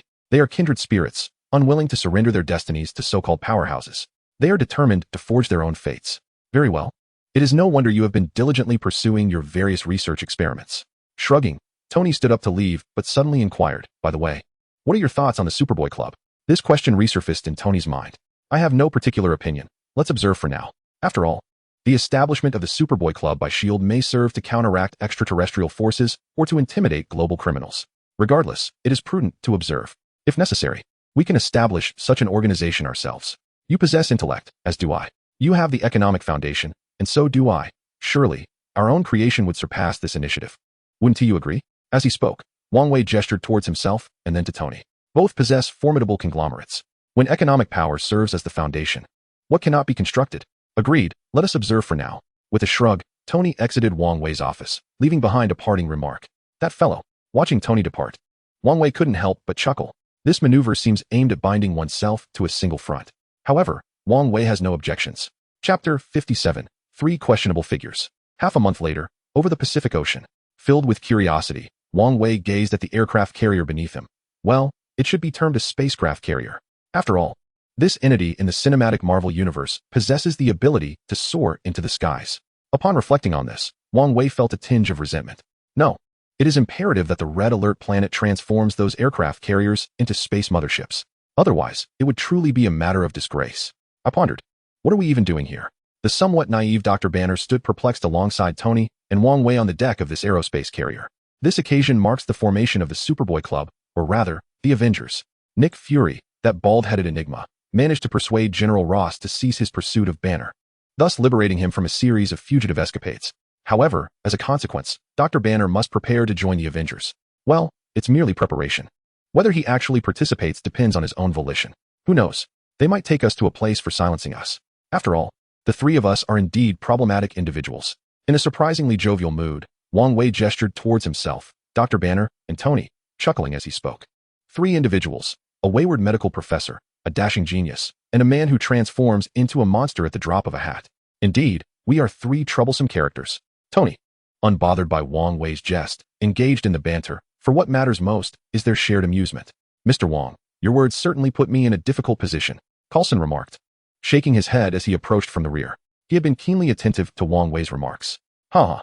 The three esteemed doctors exchanged knowing glances and erupted into hearty laughter. In such circumstances, one can only choose to laugh it off. So, where are you planning to take us next? Tony inquired, curiosity etched on his face. Next, you three must prepare. The director has announced that the first meeting of the Avengers is about to commence. As he spoke, Coulson turned to walk back. His purpose was solely to inform these three about their participation in the inaugural meeting of the Avengers. With Coulson's departure, personnel on the deck of the aerospace carrier began to disperse. What is this all about? Dr. Banner questioned, puzzled by the activity of the auxiliary staff. This felt rather ominous. Perhaps we are to plunge into the depths of the sea? The method of securing the aircraft and machinery gave Tony an unsettling impression that the carrier was about to undergo a significant transformation. That would be rather unfortunate, as the entity within me harbors a strong aversion to confined spaces. Frowning slightly, Dr. Banner took heed of Tony's words. After all, the Hulk within him despises such enclosed environments. Perhaps we might soar into the sky instead? With the continuous announcements echoing, Wang Wei's lips curled into a slight smile. It would be impossible to claim disinterest in technologies such as anti-gravity and magnetic levitation. The application of these technologies to small objects is something that the confident engineers of Wang Wei can indeed accomplish. However, to integrate such a multitude of technologies into a massive spacecraft weighing thousands of tons, how astonishing. This is undoubtedly cutting-edge technology. It is imperative that Wang Wei must possess such advancements. With his thoughts soaring, Wang Wei resolutely decided to assign an additional task sequence to the engineers at Wang Wei. Besides those engineers reassigned to this blue star, there are a staggering 3,000 engineers stationed on the Red Alert planet, all of whom belong to the Combat Laboratory Department. It would be unsatisfactory for Wang Wei not to assign them some tasks. After all, they are merely a group of idle dreamers who waste their days. They must be given something to do. Boom, boom, boom. As Wang Wei's words echoed, the tumultuous sea churned violently. 4 anti-gravity propellers unfurled on either side of the spacecraft. Oh, it truly seems we might ascend into the sky. I hope an aviation disaster does not occur. Observing the emergence of the 4 anti-gravity propellers, Dr. Banner murmured with a hint of trepidation. Compared to the claustrophobic depths of the ocean, he would much prefer to remain in this potentially disaster-prone environment. As the 4 anti-gravity propellers deployed, a fierce wind whipped across the faces of the 3 concerned individuals. I believe it would be wiser for us to seek shelter inside. Feeling the wind lash against his face, Wang Wei silently pressed a few buttons on his wrist. A device resembling a liquid crystal bracelet materialized, displaying a virtual interface. This liquid crystal bracelet is a new type of scientific magical equipment that Wang Wei crafted based on the vast knowledge within his mind. However, at present, the internal storage of scientific magic is rather limited. It is still sufficient to shield against these fierce winds. Let us go. I certainly do not wish to be blown off this vessel. Witnessing Wang Wei flaunt yet another of his innovative technologies, Tony felt a pang of envy pierce his heart. Damn it, where's the genius I was promised? Where is the super genius I am supposed to be? So now you're pulling new tricks, are you? Well, let us proceed. As for the silent exchange of glances between the two, Dr. Banner chose to remain oblivious. What do you want? Watching Tony's expression darken, Wang Wei couldn't help but feel a sense of triumph as he raised his wrist once again. Chapter 58, Princess 3, Loki. How should one articulate it? The greatest joy in life is to establish one's own suffering upon others. Likewise, an even greater pleasure in life is to relentlessly torment a super genius, rubbing their intellect into the ground. No. With a flick of his gaze, a slightly haughty Tony directed his attention elsewhere. This scientific magic is truly something. Overwhelmed with inner sarcasm, Tony found himself at a loss for words. Within a simple base, how much longer until we can complete this? The proud Princess 3, Loki, clad in golden ram-horned armor and wielding a scepter, inquired of the doctor before her. It is still insufficient. We require one more element to fully activate this device. As he spoke, the doctor, whose mind was under the control of Loki's scepter, shook his head slightly. After all, certain elements are exceedingly difficult to procure due to their inherent power. Do you have any solutions? Loki found himself somewhat at a loss regarding the advanced technology of the Blue Star inhabitants. The challenge of opening a spatial wormhole was indeed beyond his imagination. While speaking, Loki glanced towards Clint Barton, who was busy preparing equipment. There is a way, but I need to know where this element can be found. Barton nodded decisively, and Loki was quite pleased with his resolute demeanor. Here, within their organization, lies such an element, which was previously acquired. Before the doctor could finish his sentence, Clint swiftly tested his assembled longbow, loading specialized arrows with precision. Knowing the location suffices, why concern ourselves with more? I require assistance. Barton looked intently at Princess Loki, his expression earnest. My dear brother, just watch. I am the finest heir of Asgard. Soon, Loki set forth to execute a grandiose operation in a specific country marked on the map, directly following Barton's strategy. The plan unfolded precisely as envisioned by Barton, resulting in the capture by S.H.I.E.L.D. agents. In the absence of commands from Tony, Wang Wei, and the uncontrollable Bruce Banner, Nick Fury dispatched Natasha and Captain America, Steve, aboard the latest Quinjet to apprehend Loki without any resistance. The ease of this capture left the personnel aboard the S.H.I.E.L.D. spacecraft somewhat astonished. Nevertheless, amid Loki's flamboyance, Barton successfully secured the coveted element. I have an announcement to make. Nick Fury, having noted that all necessary individuals were present, picked up a document and began addressing the assembly. Regarding these personnel, Fury had little to say, as they were all members of the Avengers he had personally selected, including the controlled Clint Barton. Just 2 days prior, a secret S.H.I.E.L.D. base was utterly destroyed. Among the stolen treasures was the cosmic cube, pilfered by a mysterious individual who claimed to be a deity. Furthermore, he abducted one of my esteemed agents and a brilliant doctor. This self-proclaimed god identified himself as Loki, the god of mischief. This individual is the very one we have imprisoned aboard our spacecraft. Thus, we must discuss how to bring him to justice. As Fury spoke, he placed the document on the table. Oh, a god? Turns out he is merely a thief. TSK. Tony, who harbored little fondness for these extraterrestrial deities from Asgard, could not help but scoff. To speak candidly, Tony truly cannot fathom what this bald giant is thinking, contemplating the inclusion of such an otherworldly deity into the Avengers. Is this not sheer folly? He is no thief. He is my brother. Furthermore, you inhabitants of Blue Star lack the authority to pass judgment on the Prince of Asgard. His transgressions must be adjudicated by my father, Odin. With a countenance brimming with ire and a haughty demeanor, Thor, the god of thunder, raised his hammer to vehemently explain his stance to Tony. In Thor's heart, Loki is his brother. Yet, he has pilfered our cosmic treasure, the Tesseract. More importantly, he has abducted an exceptionally skilled agent of S.H.I.E.L.D. and a brilliant doctor. Observing the irrational fury of Thor, Captain America, Steve Rogers, steadfastly took his own position and began to argue alongside the god of thunder. To Captain America, this is nothing short of thievery. Such acts of robbery deserve punishment.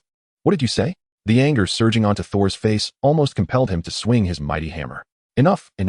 Witnessing the nonchalant demeanor of Wang Wei, glancing at Tony, who was nonchalantly munching on cookies, then at Natasha, who looked slightly concerned for her comrade, and finally at Nick Fury, whose expression darkened by the moment. Chapter 59, This is going awry. As the quintessential peacemaker, Dr. Banner stepped in to mediate the escalating tension.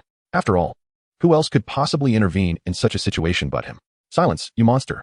Captain America, who found the disorganization and lack of discipline intolerable, could scarcely contain his disdain. Despite undergoing a transformation in thought over the course of a mere month, the ideologies of World War II still clung firmly to Captain America's mind. The effort to erase them is still far from complete. Hey, if you say that, he will get angry. Tony Stark, harboring a modicum of admiration for Dr. Banner, retorted with disdain towards Captain America. This spirit of selfless devotion? Apologies, but it is beyond Tony's capabilities. Just look at you. A creature resides within you, and they would accept you? Thor, whose patience was wearing thin, scoffed at Captain America's plight. A monster. Do you genuinely believe they care about you? This is going badly. Observing this scene, Wang Wei swiftly retrieved a document, glancing over it before speaking with exasperation. Both Thor and Captain America were incessantly pricking at Dr. Banner's fragile heart. The entity within me is quite displeased with your words. The situation appears dire. Dr. Banner, if possible, please don the bracelet I gave you. With a hint of trepidation, Tony gradually began to retreat, acutely aware of the palpable anger emanating from Dr. Banner. Whether it be Captain America or Thor, both began to retreat slightly. Put it on. I am afraid I cannot foresee how you will deal with me once it is dawned, but the entity within me harbors a profound aversion to this object. He cast a glance at the suppression bracelet resting beside the table. The growing anger on Dr. Banner's face was swiftly replaced by a disdainful expression. At this moment, the Hulk within Dr. Banner was on the verge of erupting. This could spell trouble. After perusing the document, Wang Wei set down his teacup and gently tapped the bracelet on his left wrist a few times. Boom. At that very instant, a massive explosion erupted outside the spacecraft, obliterating one of the 4 anti-gravity propellers of the carrier. Simultaneously, Hill, who was orchestrating operations from the command center of the spacecraft, felt a violent tremor coursing through it. She promptly inquired of those at the control center. Report. An intruder has been detected. Alert. The intruder possesses an intimate knowledge of the spacecraft's interior, having evaded several defensive measures and neutralized 2 security systems.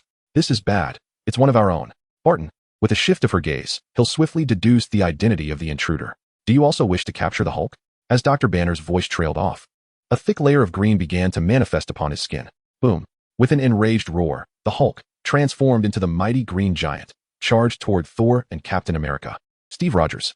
The Hulk is a rather straightforward fellow. In his mind, the distinction between good and evil was stark and unmistakable, fueled by fury.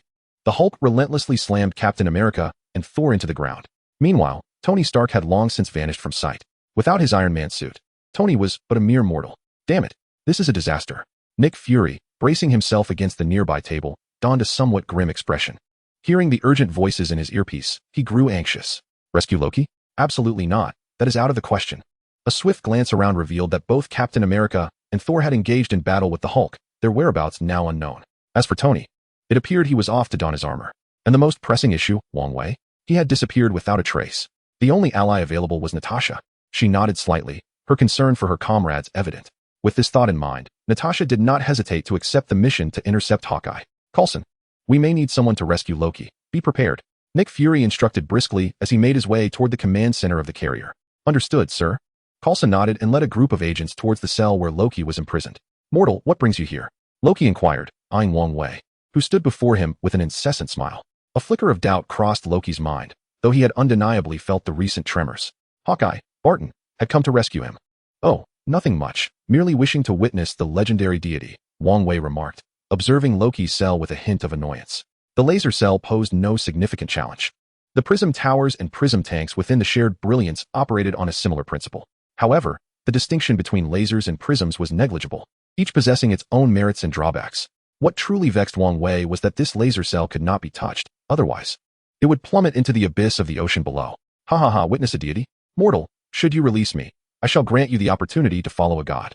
The overly proud third princess laughed heartily at Wang Wei. Indeed, if you flatter me, I shall take a deep breath. Wang Wei shook his head slightly and began to examine the mind scepter that lay nearby.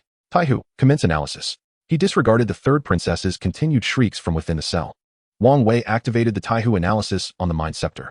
Truth be told, it was impossible for Wang Wei to have no thoughts regarding the mind scepter. After all, even without delving deeply into Marvel's cinematic universe in his past life, he had gathered some knowledge of the 6 great gems of this world. The mind scepter was supposedly associated with the mind stone, was it not? Yet, this raised a peculiar question in Wang Wei's mind. He vaguely remembered the third princess borrowing troops from the purple sweet potato essence. Yes, the Chitauri army. Would the purple sweet potato essence willingly relinquish the mind stone if the third princess possessed it? Unlikely, one would think. With this puzzlement, Wang Wei instructed Taihu to proceed with the analysis. During the analysis, it became apparent that the materials constituting the scepter were not found on Blue Star, with a significant portion originating from the cosmos. However, the gem embedded within the scepter contained a certain energy, not overwhelmingly vast. As Taihu, upgraded countless times, explained to Wang Wei, he served as one of Wang Wei's most vital assistants, akin to the butler in the villa, Red Queen. Is that so? So the energy within the mind scepter is indeed one-time use. Wang Wei mused. No wonder the purple sweet potato essence allowed the third princess to wield the mind scepter with such audacity. Nodding slightly, Wang Wei casually discarded the item. A mere disposable mind scepter was beneath his interest. However, it would be splendid to acquire the mind stone if the opportunity presented itself. No, not yet. To obtain it, he would need sufficient power to safeguard it. Wang Wei shook his head slightly and strode outside. A horde of rats had infiltrated the spacecraft, and if they weren't eradicated promptly, it could lead to significant complications. A crash of the spacecraft would be nothing short of disastrous. Hey Wang Wei, there you are? Tony, clad in his iron battle suit, approached Wang Wei. What's the matter? Wang Wei glanced at Tony, curiosity piqued.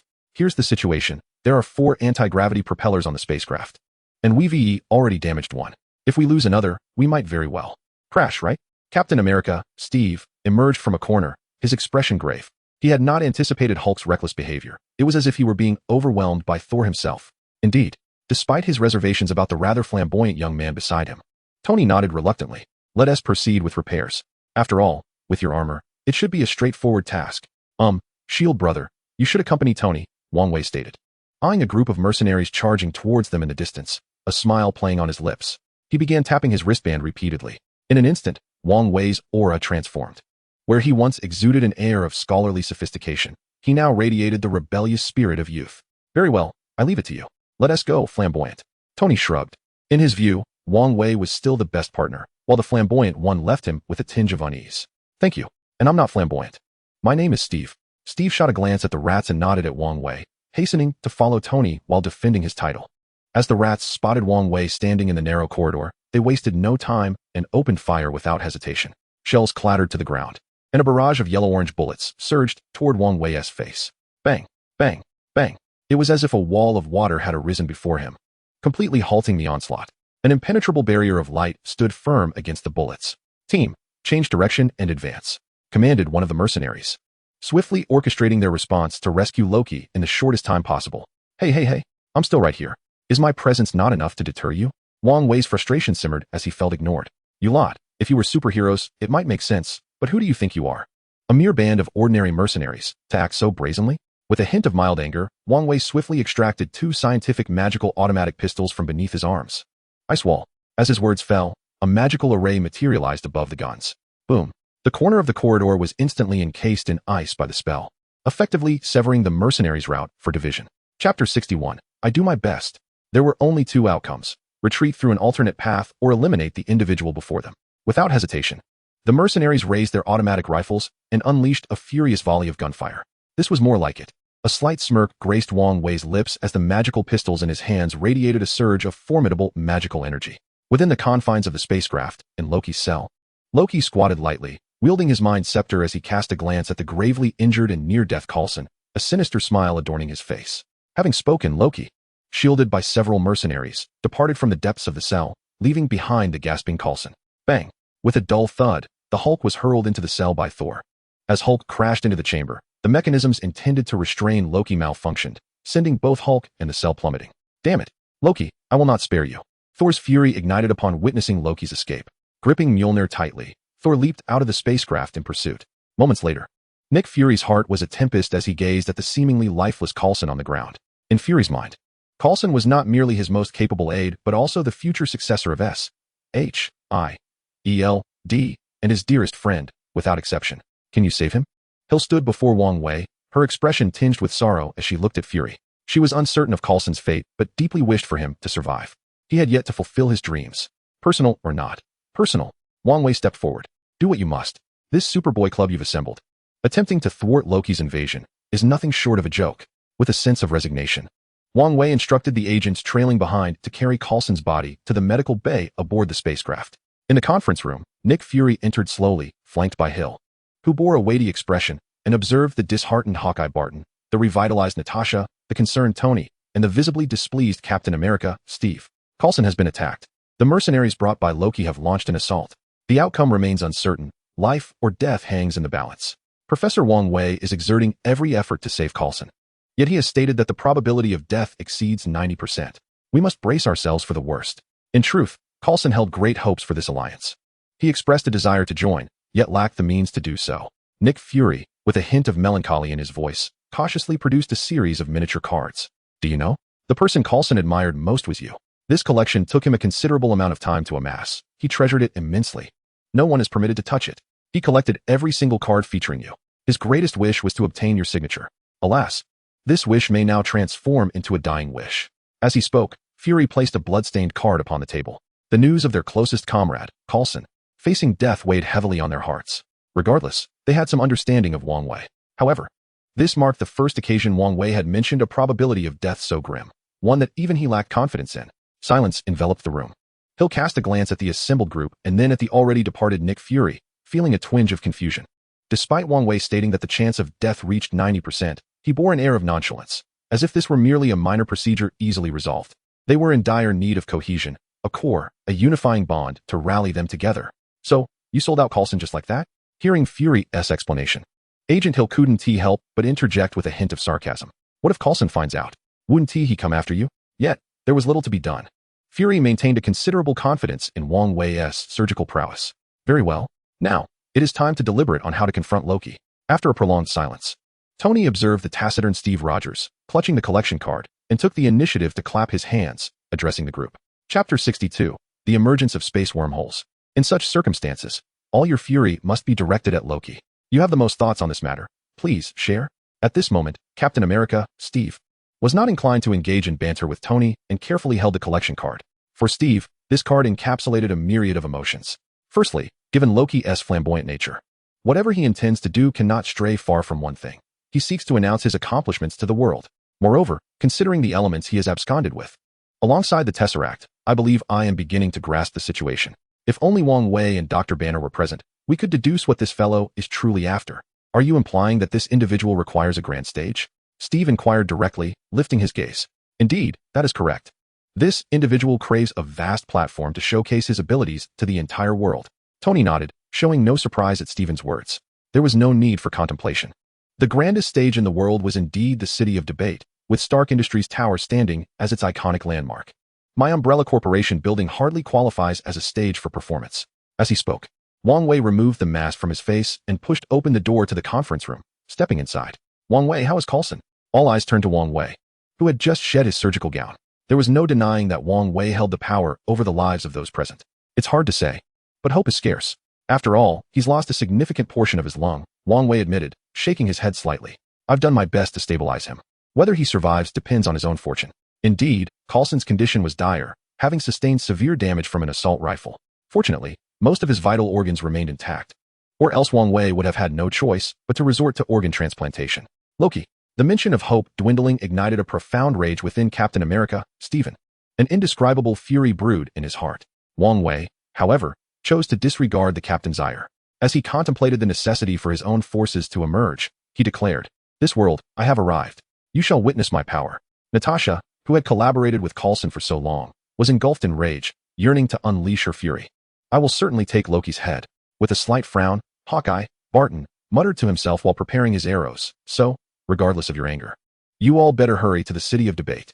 My Umbrella Corporation headquarters is still there. If Loki wreaks havoc, I will surely skin him alive." As he spoke, Wang Wei tossed his plastic gloves onto the table. "Let us go," in the Quinjet, Natasha exclaimed, leading the group towards the aircraft. With only 4 or 5 individuals, the Quinjet could easily accommodate them. What a splendid world. Here I come, my dear lambs. You must be yearning for the shepherd's guidance. The third princess, her enthusiasm overflowing, stood atop Stark Tower, reveling in the moment. "Just wait, father. I shall prove to be more exceptional than my brother. I am the rightful heir to the throne. Are you ready?" Loki inquired, to which the doctor confidently replied, "Completely prepared. The only place that can serve as a stage while providing an abundance of energy, aside from Stark Tower, is indeed this location. Let us commence." With Loki's voice resonating, a magnificent beam of light surged skyward, at an altitude of several thousand meters. At the point where a spatial wormhole could be established, a small dark wormhole began to materialize slowly. The citizens of the city of Conclave were momentarily thrown into a state of panic. Alarm! Alarm! Supernatural forces detected. Alarm! Alarm! Spatial wormhole occurrence detected. Those working within the Umbrella Tower, including Wang Yuyan, were abruptly unsettled by the sudden activation of certain systems housed within the tower. This alarm stirred the entire administrative level into a frenzy. "What is happening?" Silence. Witnessing the commotion, Wang Yuyan commanded her secretaries to regain their composure and promptly sought out Su Mu, the current head of security at the Umbrella Corporation's headquarters. The previous head of security, Alice, had been reassigned by Wang Wei to command the Tyrant Legion on the Red Alert planet. As Su Mu gazed out at the gradually forming black wormhole, a sense of unease settled within him. This feeling is rather ominous. Chapter 63. Are you prepared for battle? After all, the Umbrella Corporation's headquarters is not far from Stark Industries. This is troublesome. Previously, several buildings that Wang Wei had focused on had their enhanced soldiers mobilized, swiftly clearing the premises and securing the entire structure. This is alarming. Observing the scenes outside the aircraft, Wang Wei muttered to himself. This sensation is indeed quite disheartening.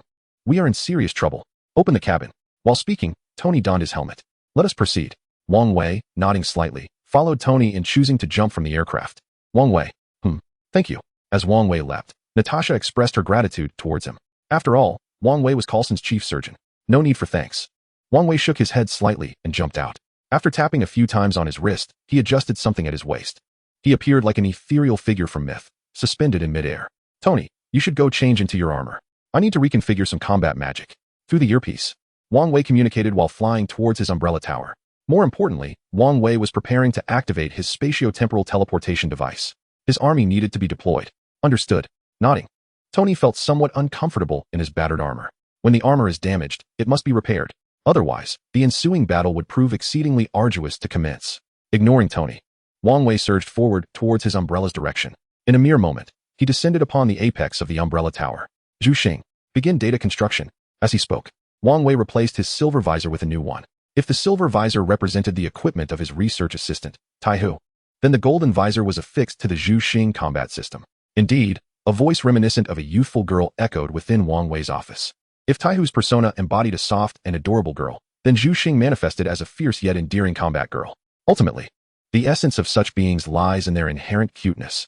While speaking, Wang Wei began outfitting himself with the ammunition he had previously stored here, additionally carrying a batch of energy magazines. Thus, modifications to his gear were indeed necessary. Observing the act of loading bullets akin to an ordinary person, Wang Wei couldn't help but shake his head slightly. Within the treasure trove of scientific magic knowledge, there existed sophisticated scientific magical equipment, each imbued with hundreds, if not thousands, of magical data, their energy unfathomably abundant. That was the scientific apparatus Wang Wei truly yearned for. Regrettably, the issue of materials had him stymied. Now, my legions, are you prepared for battle? Casting a glance at Tony Stark, who had yet to don his armor and was approaching the wormhole clad in tattered battle gear, Wang Wei shook his head. Tony's approach was essentially a method to collect combat data using his nearly obsolete armor, hoping to gather sufficient battle data for Stark through this skirmish. Come forth, aliens, Tony murmured, his expression growing serious. Whoosh! Countless miniature missiles launched into the air, targeting the Chitauri forces riding their aerial motorbikes with relentless fervor. My legions, are you ready for combat? Back at the largest military encampment of the Red Alert Legion, Wang Wei roared through a sound amplification spell to all present soldiers. We are ready, Chief. We are prepared, Commander. Roar. We are ready, Commander. Awaiting orders, Commander. Witnessing Wang Wei's sudden call to arms, Tanya felt her blood surge with excitement. War, we are prepared. Then, I command. The Transformers Legion's subordinate, Invader Legion and Armed Helicopter Legion will partake in this battle. The United Glory Legion's subordinate, Cavalry Legion will participate in this battle. The Biohazard Legion's subordinate, Tyrant Legion will engage in this battle. Prepare the energy for the interdimensional transport equipment. In 3 minutes, activate the energy. Once transported, engage all extraterrestrial beings in combat. Annihilate all the Zatakri forces. Let us boldly demonstrate the military might of Umbrella upon Blue Star. This battle shall establish our dominance. This battle is crucial for securing our future foothold. Therefore, let us fight, my soldiers. King Wang Wei roared from atop the command platform above the grand military camp. With each of his thunderous commands, the members of the legions below erupted in fervent cheers. Those named to participate in the battle brimmed with enthusiasm, eager to showcase their prowess, while those left unmentioned wore expressions of disappointment and discontent. We shall bring unprecedented victory to our commander. Tanya stood before Wang Wei, her demeanor serious as she saluted with utmost respect. Prepare for battle. With Wang Wei's command, the Red Alert planet was set into motion. Chapter 64. Loki feels undermined. Second update request. Witnessing this scene, Wang Wei promptly exited the Red Alert planet through a portal. The portal was modest in size, allowing only individual passage. Transporting troops through it was far slower than utilizing the security gates for passenger movement. Sumu, report. Wang Wei issued his final directive before departing from the Umbrella headquarters. Secure the formation's base and focal point. Yes, it was imperative that the formation's integrity be maintained, for it was the essence of their transmission. Regardless of how technologically advanced magic became, it could not alter the fundamental nature of magic. Similarly, even the most magical of technologies could not change the essence of technology itself. The schematic must remain intact. The Cavalry Legion shall lead the charge. The Armed Helicopter Legion shall carry the Tyrant Legion, while the Invader Legion will act as our wings. We cannot afford to lose this battle. Following Tanya's command, the remaining Legion commanders swiftly ordered their subordinates into action. This is indeed troublesome. Tony's expression darkened as he observed the relentless influx of Zatakri forces. A sense of foreboding washed over him. Spotting the smirking third Princess Loki on the balcony, Tony's heart sank. It seems you are in quite the predicament, Loki remarked, her confidence palpable. Indeed, their numbers are overwhelming. There is no way to combat it. Tony wore a bitter smile, devoid of pretense, as he approached the bar and donned a sensing wristband. Shall I pour you a drink? You still have the mind to drink? Truly, you Blue Star dwellers are remarkable. A faint smile graced Loki's lips, her intrigue piqued. To be honest, I cannot bring myself to dislike you. However, it is unfortunate that you have offended someone. Tony, with his own touch of arrogance, found that he could not harbor deep-seated animosity towards Loki. All possessed the same insufferable arrogance. All crave the spotlight. All yearn to proclaim their own existence. At the very least, it is preferable to that pert posterior.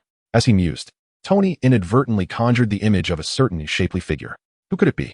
Approaching Tony with measured steps, Loki slowly revealed the mind scepter in his grasp. Coulson, one of our esteemed agents. Observing the scepter being brandished, Tony felt a surge of trepidation within. He longed to flee. Yet, retreat was not an option. As a man, he could not show weakness. Otherwise, he would truly be scorned by that wretch Wang Wei. After all, Tony was well aware of the scepter's formidable abilities. I must apologize. While grinning mischievously at Tony, Loki gently tapped the scepter against Tony's chest. Tick.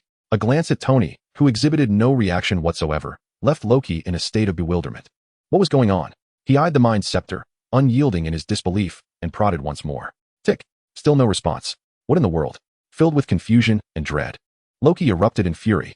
The scepter whirled, delivering a forceful blow to Tony, who was sent hurtling off the balcony of Stark Industries. Beep beep beep. Just as Tony soared into the air, Jarvis, who had remained silent until now, sprang into action. With the signal from the wristband, a new suit of armor within Stark Tower launched forth. As Tony plummeted toward the ground, the suit enveloped him completely. Sir, you must be wondering why I was unaffected moments ago? Tony's heart raced as he felt a pang of anxiety. Yes, sir. Wang Wei gifted me a pendant, claiming it was imbued with various scientific magics. He didn't elaborate on the specific properties, but I can't shake the feeling that I owe him a favor. Slightly shaking his head, Tony turned to prepare for regrouping with his teammates in the distance. Let us discuss our next course of action.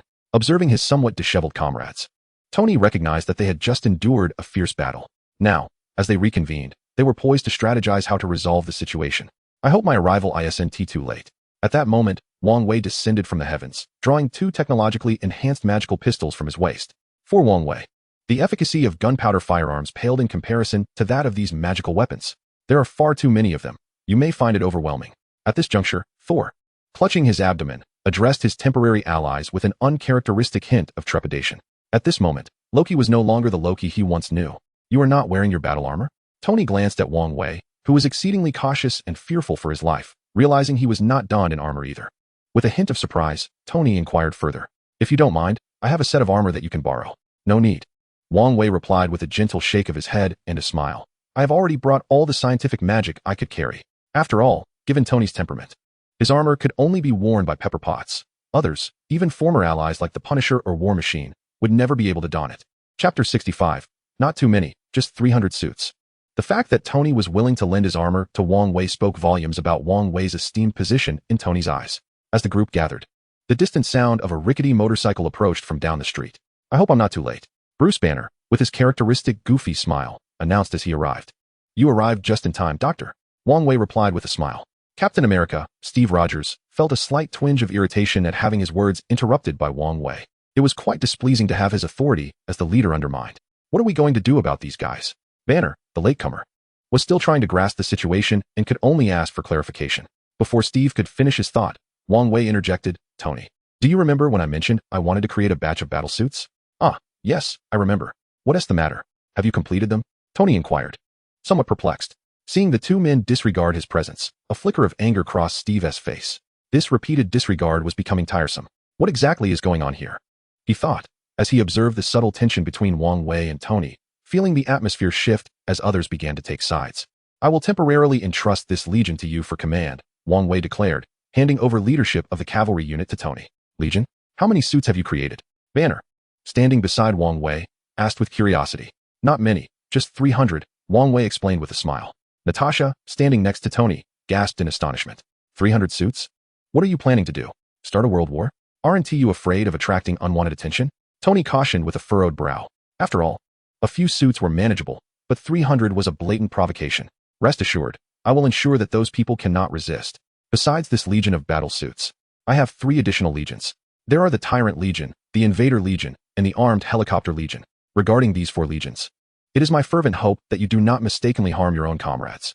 As he spoke, Wang Wei began to elucidate the situation to Captain America's companions. Patton and Thor, what exactly do you intend to achieve? We are not here for idle chatter. We must annihilate these extraterrestrial beings with utmost urgency. We cannot allow them to spread. Do you not comprehend the catastrophic consequences this would entail for the City of Parliament? Captain America, with an expression of indignation and sorrow, bellowed at Wang Wei. To him, Wang Wei's procrastination was tantamount to a death sentence for countless citizens of the City of Parliament. May I pose a question to you, Mr. Stephen, who is so concerned for the welfare of the nation? Under what circumstances would people choose to express gratitude or unwavering support? Is it when potential dangers have been averted before they encounter peril? Or is it in the very moment of their impending demise, when you descend from the heavens to rescue them? What is the purpose of the formation of the Avengers? To combat evil and confront alien civilizations. I wholeheartedly agree with this notion. However, I cannot accept the premise that we must bear all the dangers ourselves. Otherwise, while we tirelessly combat evil, those who are blissfully ignorant of their fortune will raise their voices in protest, brandishing banners of freedom and democracy. claiming that our power is excessively perilous, a force that threatens their very existence. But herein lies the conundrum. In the presence of the very same individuals wielding weapons, is that not a form of power that threatens others? Ultimately, it is their lack of power that engenders such hostility towards you. What are the thoughts and behaviors of the people in the land of freedom? I believe I need not elaborate further. As Wang Wei spoke gently, he addressed everyone present. Though Tony was perplexed by Wang Wei's delay, he found this explanation sufficient. It is only in the face of danger that one feels gratitude and offers unwavering support. Otherwise, everything you do becomes a potential threat to their safety. At this moment, Dr. Banner remained silent. Possessing the Hulk within him, he understood this truth better than anyone else. Fully aware of this, Dr. Banner maintained a silent attitude towards joining the Avengers. He yearned to alter the public's perception and rectify his own distorted image. Natasha, too, chose silence. As a survivor of the former S.H.I.E.L.D., she held little affection for this land of freedom. Yet, she aspired to elevate the banner of the Avengers rather than remain mere guardians in the shadows. If they were to become mere protectors in the dark, what necessity would there be for the Avengers to step into the light? It is only when faced with threats that one can truly appreciate the necessity of the protective force. The minds present were anything but simple. Chapter 66. If you wish to survive, depart. Everyone had come to this realization. Are you committing murder? You are slaughtering the entire city of the Forum. With a voice filled with indignation, Captain America, Stephen, roared directly at Wang Wei. Boom. Without hesitation, the magical pistol in Wang Wei's hand sprang into action. A colossal whip of light emerged from the enchanted firearm, striking Captain America and sending him crashing into a nearby vehicle. Am I the murderer? Then may I inquire? Where's the army? Are those troops, who have yet to arrive, also guilty of murder? Do not speak to me of our capabilities. We are meant to protect the citizens of this Forum city. Forgive me, but I am merely an ordinary individual, and Tony is just an ordinary man. Dr. Banner is likewise an ordinary person. Our presence here today is solely because we are true to our hearts. Most importantly, we are gathered here to engage in discussions, not to be dismissed by your accusations of murder. If you wish to survive, leave, without so much as a glance at the single-minded Captain America, who was consumed by his ideals from the Second World War. Wang Wei turned his gaze to the assembly. Those willing to follow my lead, come with me. From afar, dozens of piercing voices resounded through the air. These voices carried with them waves of sonic energy. Behind these figures, a multitude of energy waves surged forth. Casting a glance at Captain America, who had been flung aside, and then at Wang Wei, who seemingly commanded several legions, Thor and Hawkeye Barton resolutely followed in Wang Wei's footsteps. Captain America could wait. You are committing murder. You are slaughtering the citizens of the entire Forum city. Half kneeling on the ground, Captain America could not reconcile with Wang Wei's actions. As a soldier, is it wrong to protect civilians? As a member of an organization, is it wrong to strive for the citizens' welfare? Wasn't that the essence of propaganda during World War II? Why? Why do you people not understand me? Is this your legion? As the sound wave swept through, Tony was momentarily taken aback. Goodness, how many suits have you created? 300 cavalry armors. Perhaps they may not compare to yours, but they are certainly superior to your previous models. Go command them. Hunt down every last one that has slipped through. With Wang Wei's command, Tony soared into the sky. Honestly, Wang Wei, this is my first experience commanding 300 armors. It's a historic moment for me, one that I shall never forget. Laughing heartily, Tony led the numerous cavalry legions as they sped through the air. Mr. Stark, greetings. I am Zhu Xing, and I shall now connect to your data network. A sweet, yet fierce voice echoed directly into Tony's ear. Mr. Stark, connect me with Zhu Xing. Before Jarvis could finish speaking, Tony instructed him to establish the connection with Zhu Xing. As Zhu Xing joined, Tony felt an exhilarating sensation akin to that of a military simulation game. It was truly thrilling. What is our mission? He inquired, rubbing his hands together with a smile, for this was the first time he would command a cavalry unit of 300. The feeling was overwhelmingly stimulating. Our task is to eliminate those who have slipped through the cracks, Zhu Xing explained earnestly. The majority of the airborne Zatat forces will be dealt with by the Invader Legion and the Armed Helicopter Legion. As for the larger foes, they will be entrusted to the tempestuous Tyrant Legion. As Zhu Xing integrated into the data network before Tony, dozens, even hundreds of sonic booms erupted. Silver fighter jets, rivaling modern combat aircraft, soared into the sky, their trajectory directed toward Wang Wei's Umbrella Corporation building. What in the world? Tony's expression turned bewildered as he witnessed the seemingly endless stream of fighter jets emerging from the building. Where did Wang Wei acquire so many aircraft? The situation was undeniably strange, truly bizarre. After the fighter jets raced through the air, they formed a stunning line reminiscent of a galaxy. The entire formation, arranged in a scissor-like pattern, slowly encircled the continuously emerging Zatat forces. A cursory glance revealed an estimated 500 aircraft. Are you certain it's 500? Tony, looking at the fierce little girl Zhu Xing, felt a rising unease. 500 near-modern fighter jets, what did that even signify? It was akin to relocating half of a major rogue state's operational aircraft. The sheer thought made beads of cold sweat trickle down Tony's forehead. Indeed, Mr. Stark. This time, we have merely dispatched 500 members of the Invader Legion. Wait, did you say 500 members of the Invader Legion? They are living beings? At that moment, Tony was genuinely astonished. 500 fighter jets were, in fact, sentient beings? The explanation was that while humans are carbon-based life forms, these 500 Invader members are silicon-based. As Zhu Xing continued to elaborate, she began pulling up some files to elucidate further. Chapter 67. The Hulk, the Tyrant. Dr. Banner. I would like to request your Hulk friend to bring a group of little ones to dismantle some entities for me. Wang Wei said with a cheerful demeanor as he looked at Dr. Banner, tossing him a headset. Hulk expressed that he was perpetually engulfed in anger, desperately yearning to unleash his emotions. With a slow, deliberate motion, Dr. Banner removed his glasses and donned a headset, smiling warmly at Wang Wei. Banner beamed with joy upon witnessing the multitude of tyrants beneath the hundreds of armed helicopters. Indeed, he found solace in the realization that he was not alone in his monstrosity. It was as if he had discovered kindred spirits. Fueled by this revelation, Hulk roared with unbridled fury. Zhu Xing, take command of the tyrant's battle strategy. Wang Wei instructed, while tapping a button on his eyewear to access data. He turned to the adorable yet fierce Lolita, Zhu Xing, to convey his orders. Although the tyrant was equipped with a biochemical chip, the control of that chip resided firmly in Zhu Xing's hands. Understood. What must we do? The sight of 300 invading aircraft, accompanied by nearly 500 armed helicopters, left both Barton and Natasha profoundly shaken. As members of S.H.I.E.L.D., they understood better than anyone the significance of this force. It represented a substantial fraction, if not half, of a rogue nation's military might. Such power, such caliber. Moreover, these aircraft were soaring directly from the vicinity of the Umbrella Corporation building, a fact that warranted deeper contemplation.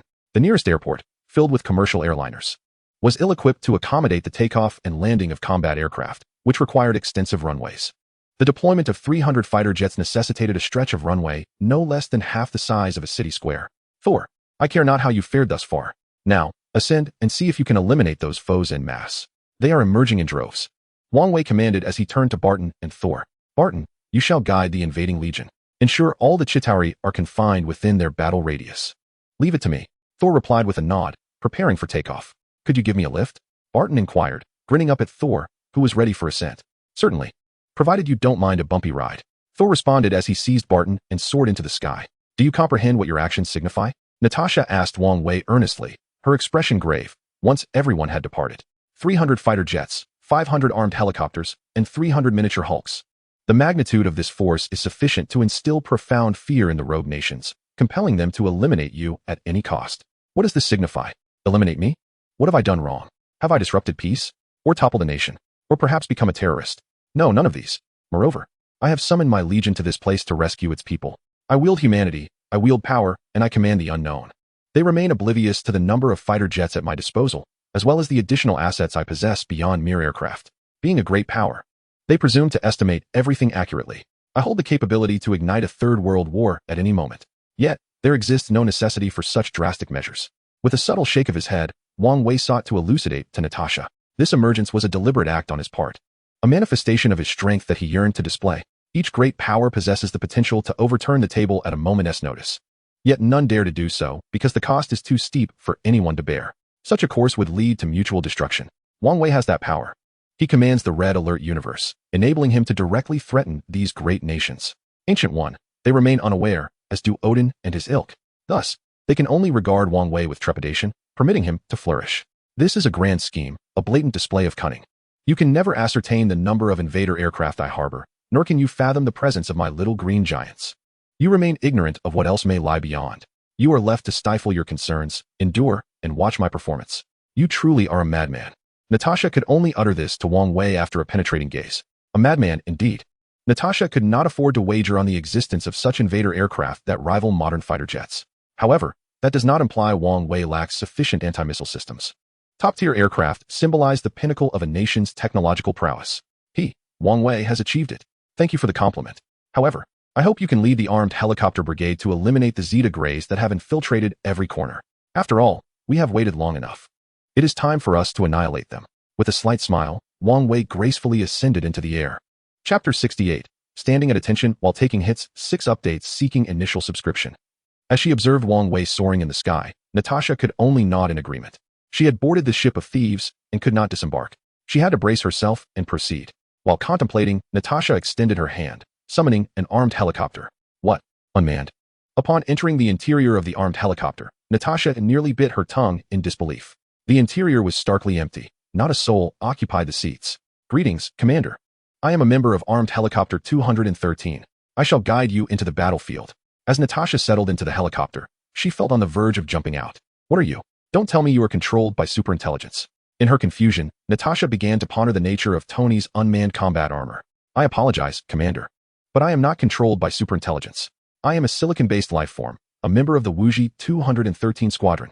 As we soared through the skies, this Wuji helicopter engaged in an explanation with Natasha, while a small armed group belonging to Wuji 213 followed closely behind her. How much longer will you remain in this state of despair? Casting a glance at the despondent Captain Stephen of the US 507 Squad on the ground, Wang Wei furrowed his brow in concern. Could it be that his words had rendered this fellow utterly defeated?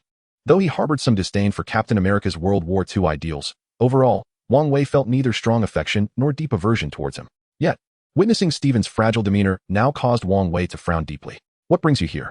After a moment of contemplation, Captain Stephen slowly rose to his feet.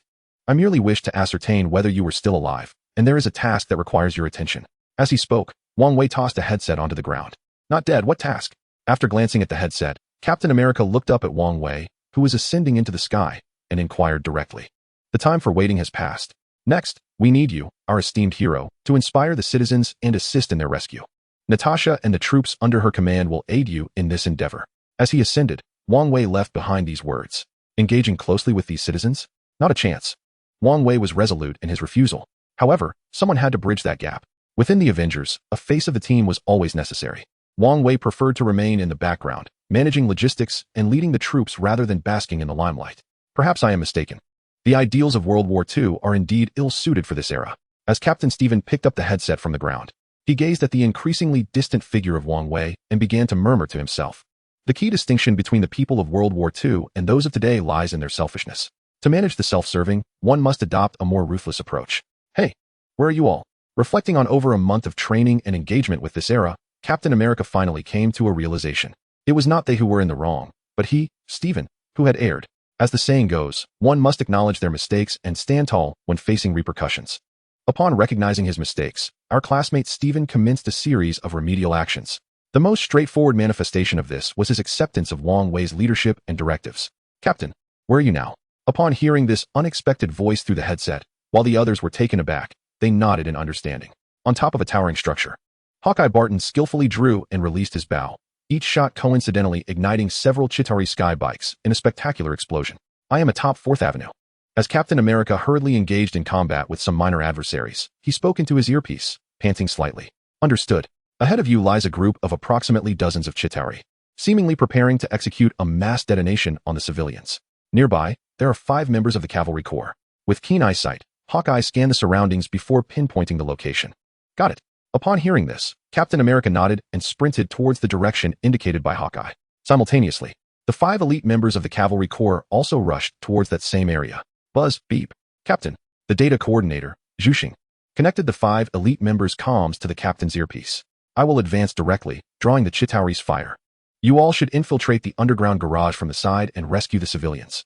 Upon hearing the new voice in his earpiece, Stephen, knowing these individuals were from the Cavalry Corps, accepted the task without hesitation. Understood. Good luck, Captain. With the Cavalry Corps message concluded, Captain America charged through the main entrance of the underground garage. As he entered, the Chitauri station nearby opened fire relentlessly. Beams of energy were directed at Captain's shield. Meanwhile, the 5 members of the Cavalry Corps flew low, entering through a side skylight. With a thud, the members landed and raised their miniature weaponry. As these weapons trembled, a barrage of energy beams was unleashed. The brief skirmish concluded swiftly. Amidst the astonished gazes of dozens of civilians in the underground garage, the Cavalry Corps members moved with remarkable agility. Who are these people? One civilian wondered. Not sure, but they seem to be here to rescue us, right? Another replied. Did you notice the insignia on Iron Man's suit? Insignia? What insignia? I think I saw the Umbrella Corporation's emblem. As the Cavalry Corps made their swift exit, the civilians began to chatter among themselves. However, despite their discussion, the speed of their escape was quite remarkable. Chapter 69. The team will not lose. What a colossal beast, Tony remarked, gazing at the war machine before him, which was as vast as an aircraft carrier. His lips quirked slightly in disbelief. Is this how these alien civilizations operate? Musing to himself, Tony used Juxing to summon a dozen nearby members of the cavalry corps. In mere moments, over 10 members zoomed in from the gaps between the surrounding skyscrapers. Concentrate fire, take down this beast, he commanded, eyeing the war machine wreaking havoc on the buildings. Without the slightest hesitation, Tony issued his commands decisively. The members of the valiant cavalry regiment exhibited exceptional combat prowess. While evading the relentless sniping of the Zetagri foot soldiers, they unleashed a barrage of dozens of miniature missiles. Tony himself also launched numerous miniature missiles, resulting in an overwhelming assault. In mere moments, hundreds of missiles struck the colossal war beast with tremendous force. A heart-rending roar erupted from the war beast, a testament to its suffering. After enduring such a frenzied onslaught, the war beast could no longer maintain its aerial stance, crashing heavily to the ground. Witnessing the war beast sustain grave injuries, the Zetagri foot soldiers, who had leapt onto the surrounding buildings, let out a chorus of furious howls, akin to witnessing the demise of their queen. Their frustration was palpable. How could it survive? Observing the war beast still standing despite the concentrated fire from a dozen members of the valiant cavalry, Tony's expression darkened. Hulk, bring your companions and dismantle those behemoths. Do not allow them to wreak havoc. In the distance, Wang Wei, surveying the battlefield, issued commands through the earpiece to the Hulk, who had transformed into a demolition frenzy. With a thunderous roar, Hulk swiftly dispatched the nearby Zetagri soldiers. As he bellowed, the tyrants, under Wang Wei's command, sprang into action. With a series of resounding crashes, the tyrants descended from the rooftops, plummeting towards the war beast below. Despite being guarded by dozens of Zetagri soldiers, these defenders stood no chance against the rampaging tyrants. With a deafening roar, the tyrants transformed into instruments of destruction, their sheer brute force tearing apart the war beast's unusual metallic armor, leaving it in tatters. The war beast sustained significant damage, collapsing to the ground under the onslaught. Seeking death, Alice, strolling leisurely through the desolate streets of the council city, cast a cold glance at the dozen Zetagri soldiers encircling her. A glint of ruthlessness flashed in her eyes as she unleashed waves of telekinetic energy. With each surge, the Zetagri soldiers met their demise, their necks broken, leaving only the heroic silhouette of Alice for the citizens of Council City, who cowered in the shadows. The red cloak billowed behind her, complemented by the emblem of a protective umbrella on her sleeve. Meanwhile, Hulk, accompanied by several rampaging tyrants, barreled through an office building, leaving destruction in their wake. With a thunderous roar, Hulk, alongside several charging tyrants, forcefully dragged the war beast intent on obliterating the skyscraper down to the ground. The panicked inhabitants within the building could only catch distant glimpses of the tyrants, each emblazoned with the emblem of a protective umbrella. Whoosh! Waves of sonic booms reverberated through the air, shimmering with unrestrained energy. Members of the invading faction congregated in a confined battlefield within the city of the Forum. Missiles from carrier aircraft were launched with precision. In the skies, 300 members of the Invaders' Legion fiercely defended their aerial supremacy. Not a single squad of the Zetagri forces could escape the scissor-like ambush of the invaders. Nor could any war beast withstand the relentless bombardment from dozens of the invading legion.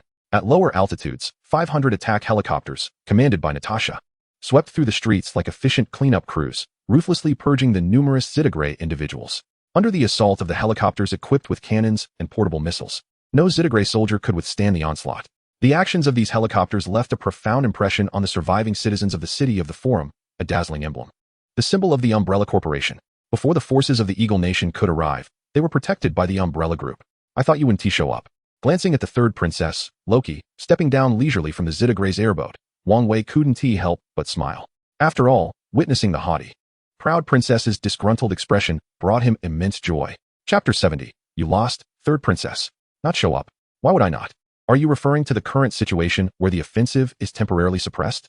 The stubbornly proud Loki would never admit to her defeat. Damn it.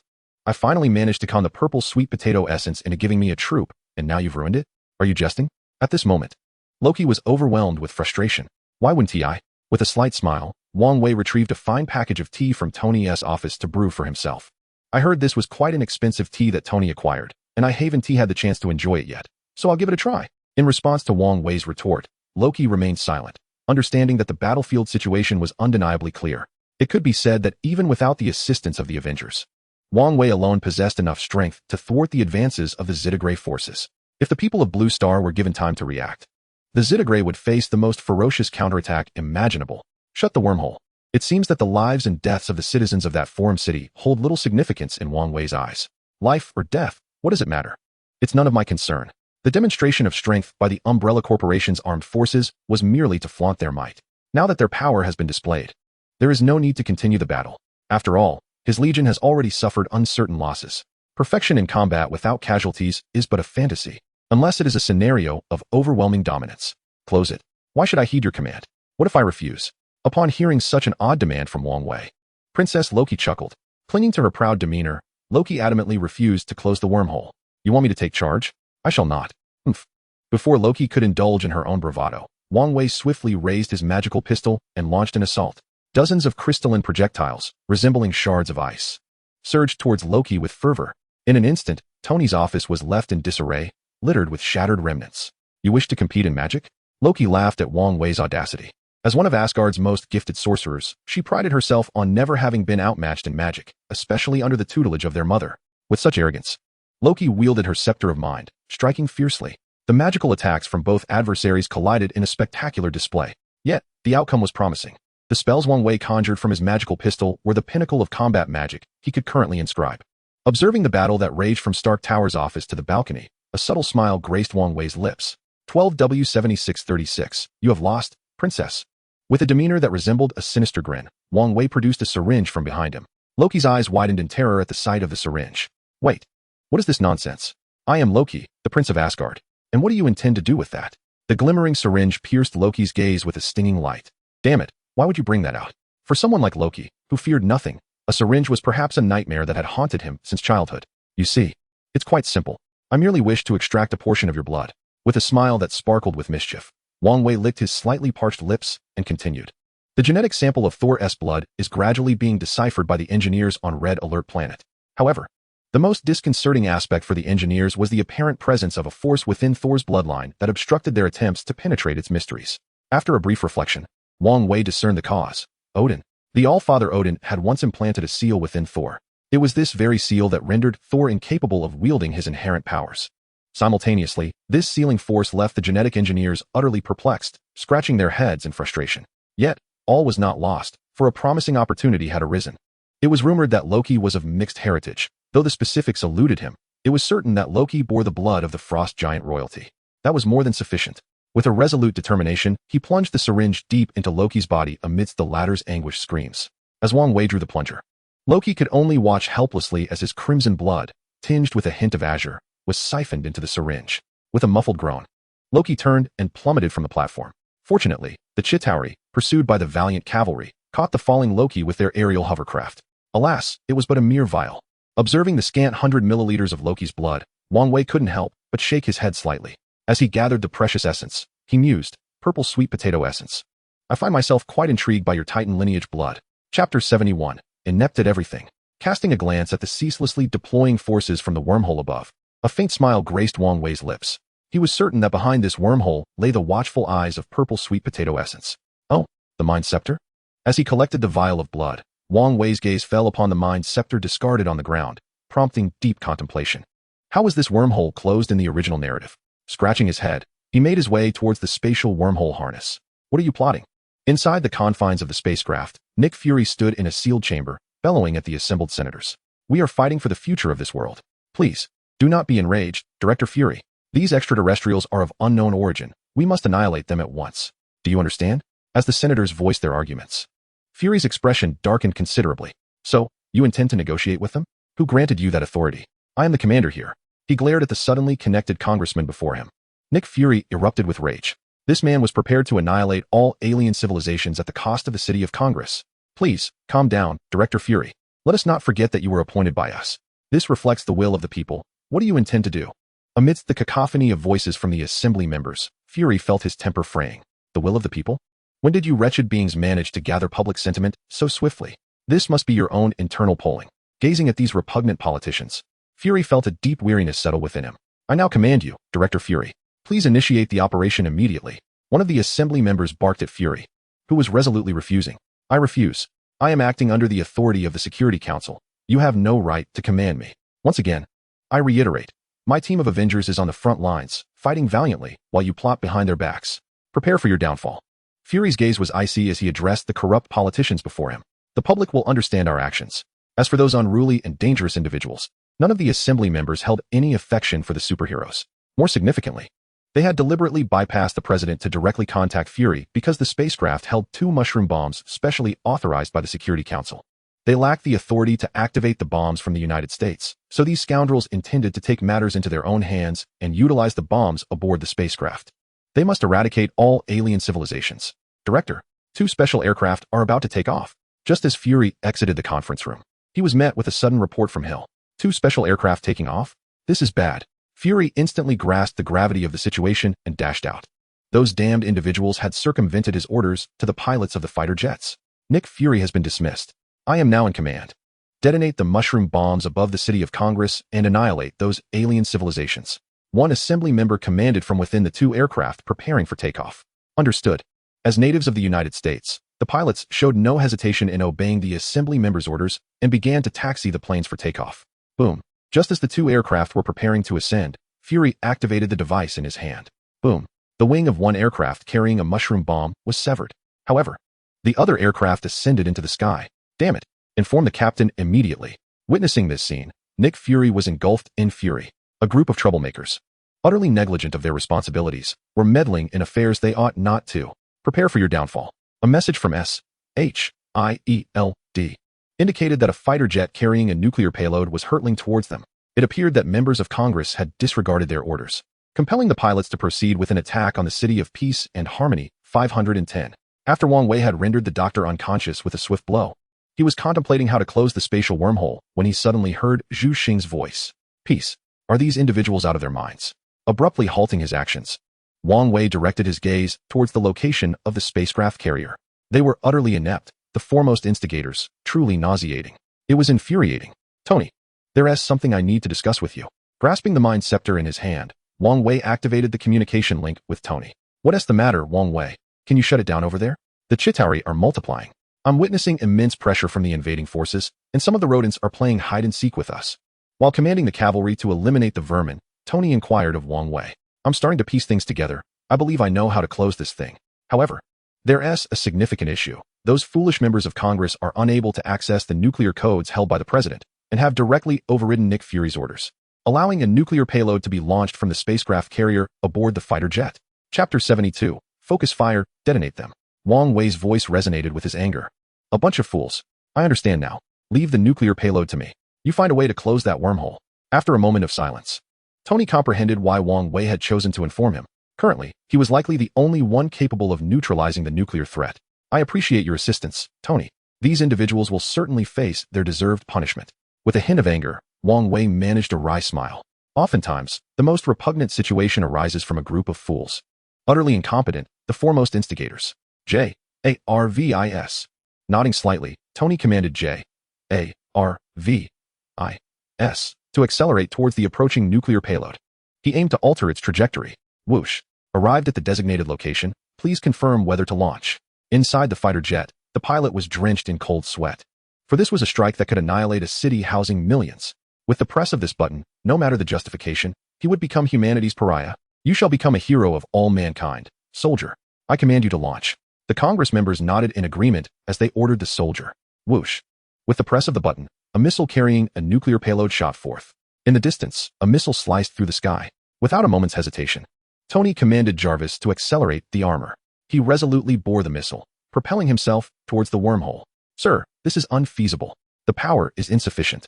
Furthermore, there is a multitude of Chitauri ahead. They will pose a significant obstruction to your maneuver. Jarvis calculated that under such energy augmentation, a slight deviation would occur. The missile, bearing the mushroom egg, could not be entirely cast into the wormhole, not to mention the relentless tide of Chitauri rushing towards the city of the council. Amidst this overwhelming onslaught, whether the mushroom egg could be thrown in remained uncertain. Zhu Xing, help me. Casting a glance at the fierce little girl beside him, Tony gritted his teeth and shouted. Understood. Zhu Xing promptly mobilized, and the various legions under the Umbrella Corporation sprang into action. Roar. As these tyrants reached Tony's flight path, they began to mercilessly suppress the nearby Chitauri, slaughtering them with fervor. The members of the Cavalry Legion, low on ammunition, hastened to Tony's side, forming a protective formation around him to shield him from unexpected assaults by the Chitauri. Meanwhile, those ground forces engaged in cleansing operations ascended into the skies, intercepting the airborne Chitauri motorcycle units. Even more remarkably, the invading legions abandoned their encirclement posture, forming a spearhead that surged directly ahead of Tony. Every foe before him, be they Chitauri or war beasts, became the target of a concentrated assault from the invaders. Mr. Tony, I shall lend you my strength. While carrying the missile towards the wormhole, Tony suddenly heard a voice. 2 steel cables were hurled above him, firmly grasping the missile and forcibly redirecting its trajectory. The missile ascended, now aimed directly at the wormhole. After glancing up, a smile crept across Tony's face. Thank you. Above him loomed an invader aircraft emblazoned with the Umbrella insignia. This aircraft belonged to none other than the commander of the invading legions. You are too kind, Mr. Tony. Though the voice bore a chill, Tony felt a warmth within. This is the advantage of having friends. There was still time. He gazed at the many legions under his command, escorting the missile bearing the mushroom egg. Wang Wei's gaze narrowed ever so slightly. It was time to deploy the spies he had been sending forth continuously. Whoosh. Upon reaching a certain altitude, the commander of the invader legion accelerated his speed dramatically. The once capable Tony, who could keep pace with missile velocity, found himself unable to maintain the same speed as the invader legion commander, and consequently, he detached from the missile. All units, concentrate your fire. Blast them apart. The invader commander commanded his numerous fighter jets hovering just beneath the wormhole. At the sound of his order, the members of the invader legion, akin to daggers slicing through the air, unleashed the last batch of mini-missiles from their arsenal. Whoosh whoosh, whoosh. Countless missiles erupted in a cacophony of explosions before them. This series of detonations created a brief vacuum around the wormhole. Go! With the commander's furious shout. The missiles, bound by iron chains, were hurled into the wormhole. At this moment, Wang Wei opted to utilize the gem energy attached to his mind staff to counteract the cosmic gem's power. Chapter 73, Compensation from Asgard. Boom! From a distance, a violent explosion erupted on the other side of the wormhole. A colossal mushroom cloud detonated amidst the starry sky. With the sound of this explosion, Wang Wei promptly deactivated the cosmic cube. As the spatial wormhole vanished, the radiation that was spreading could not penetrate through the wormhole in time. With the closure of the wormhole and the subsequent chain reaction explosion of the Chitauri's cosmic drifting base on the other side, the multitude of Chitauri invading the surface fell as if under the control of a mother creature. Upon the death of the mother, all Chitauri perished instantly.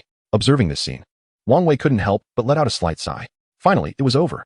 He glanced at the mind staff in his hand, now bearing some cracks, and shook his head in resignation. It was indeed over. So, where do you intend to go? Wang Wei asked the flamboyantly adorned Princess Loki, perched atop the building, without even glancing her way, as he retrieved the Cosmic Cube 510. Am I allowed to leave?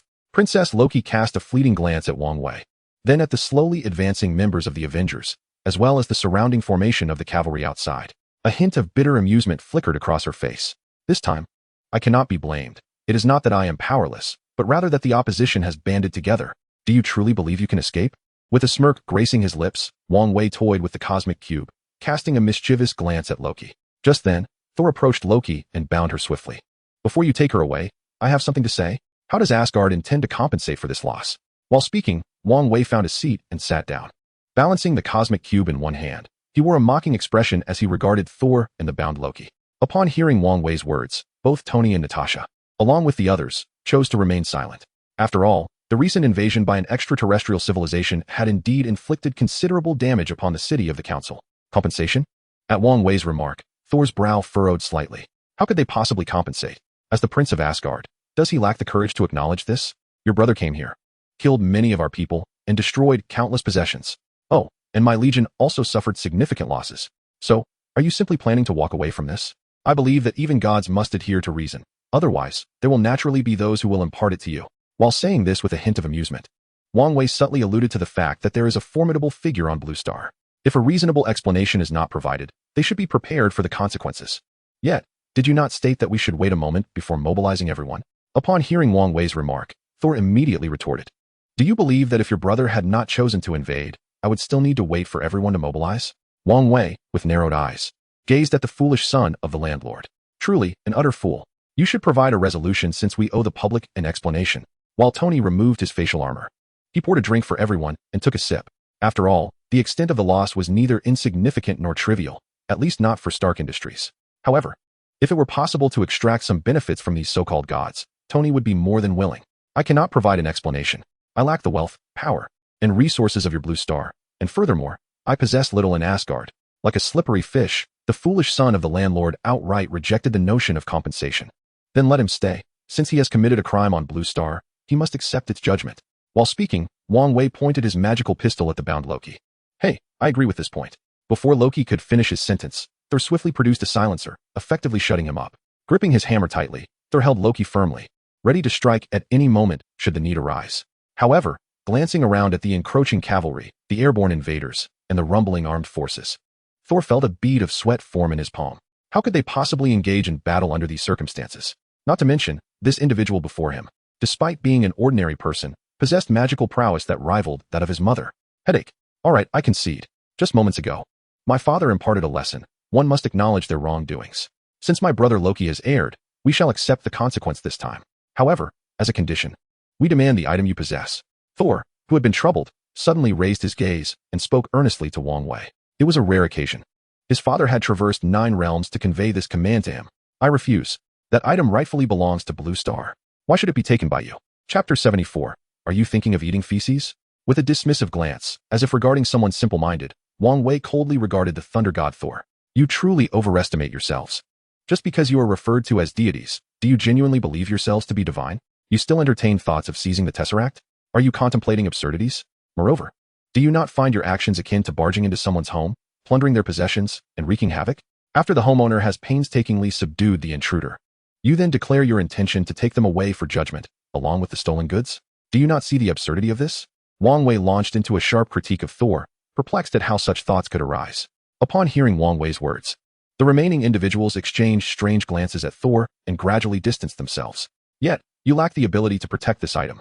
As if attempting to justify himself, Thor began to explain to the others. If we do not possess it, how do you claim to? What confidence do you have? Let me tell you.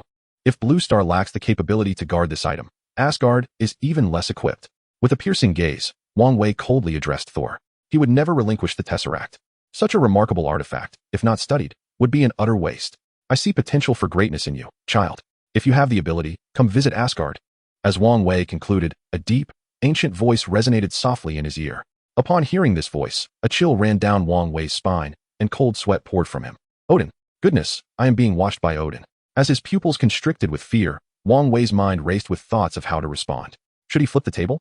Or flee? My father has conveyed your request, and he has extended an invitation for you to visit Asgard. As if he had heard Odin's command. Thor nodded at Wang Wei. Do not concern yourself with him. He means no harm. You intend to study the energies within the space stone, do you not? Sigh. Do not remove it from Blue Star, or I will be unable to adequately protect it. The familiar voice echoed once more in Wang Wei's ear. This voice, he recognized well. It was the Ancient One, who had visited him time and again. Very well. Upon hearing the words of the Supreme Mage, Wang Wei suddenly grasped many things. It seemed that the Supreme Mage had caught wind of certain events that transpired on the Red Alert planet.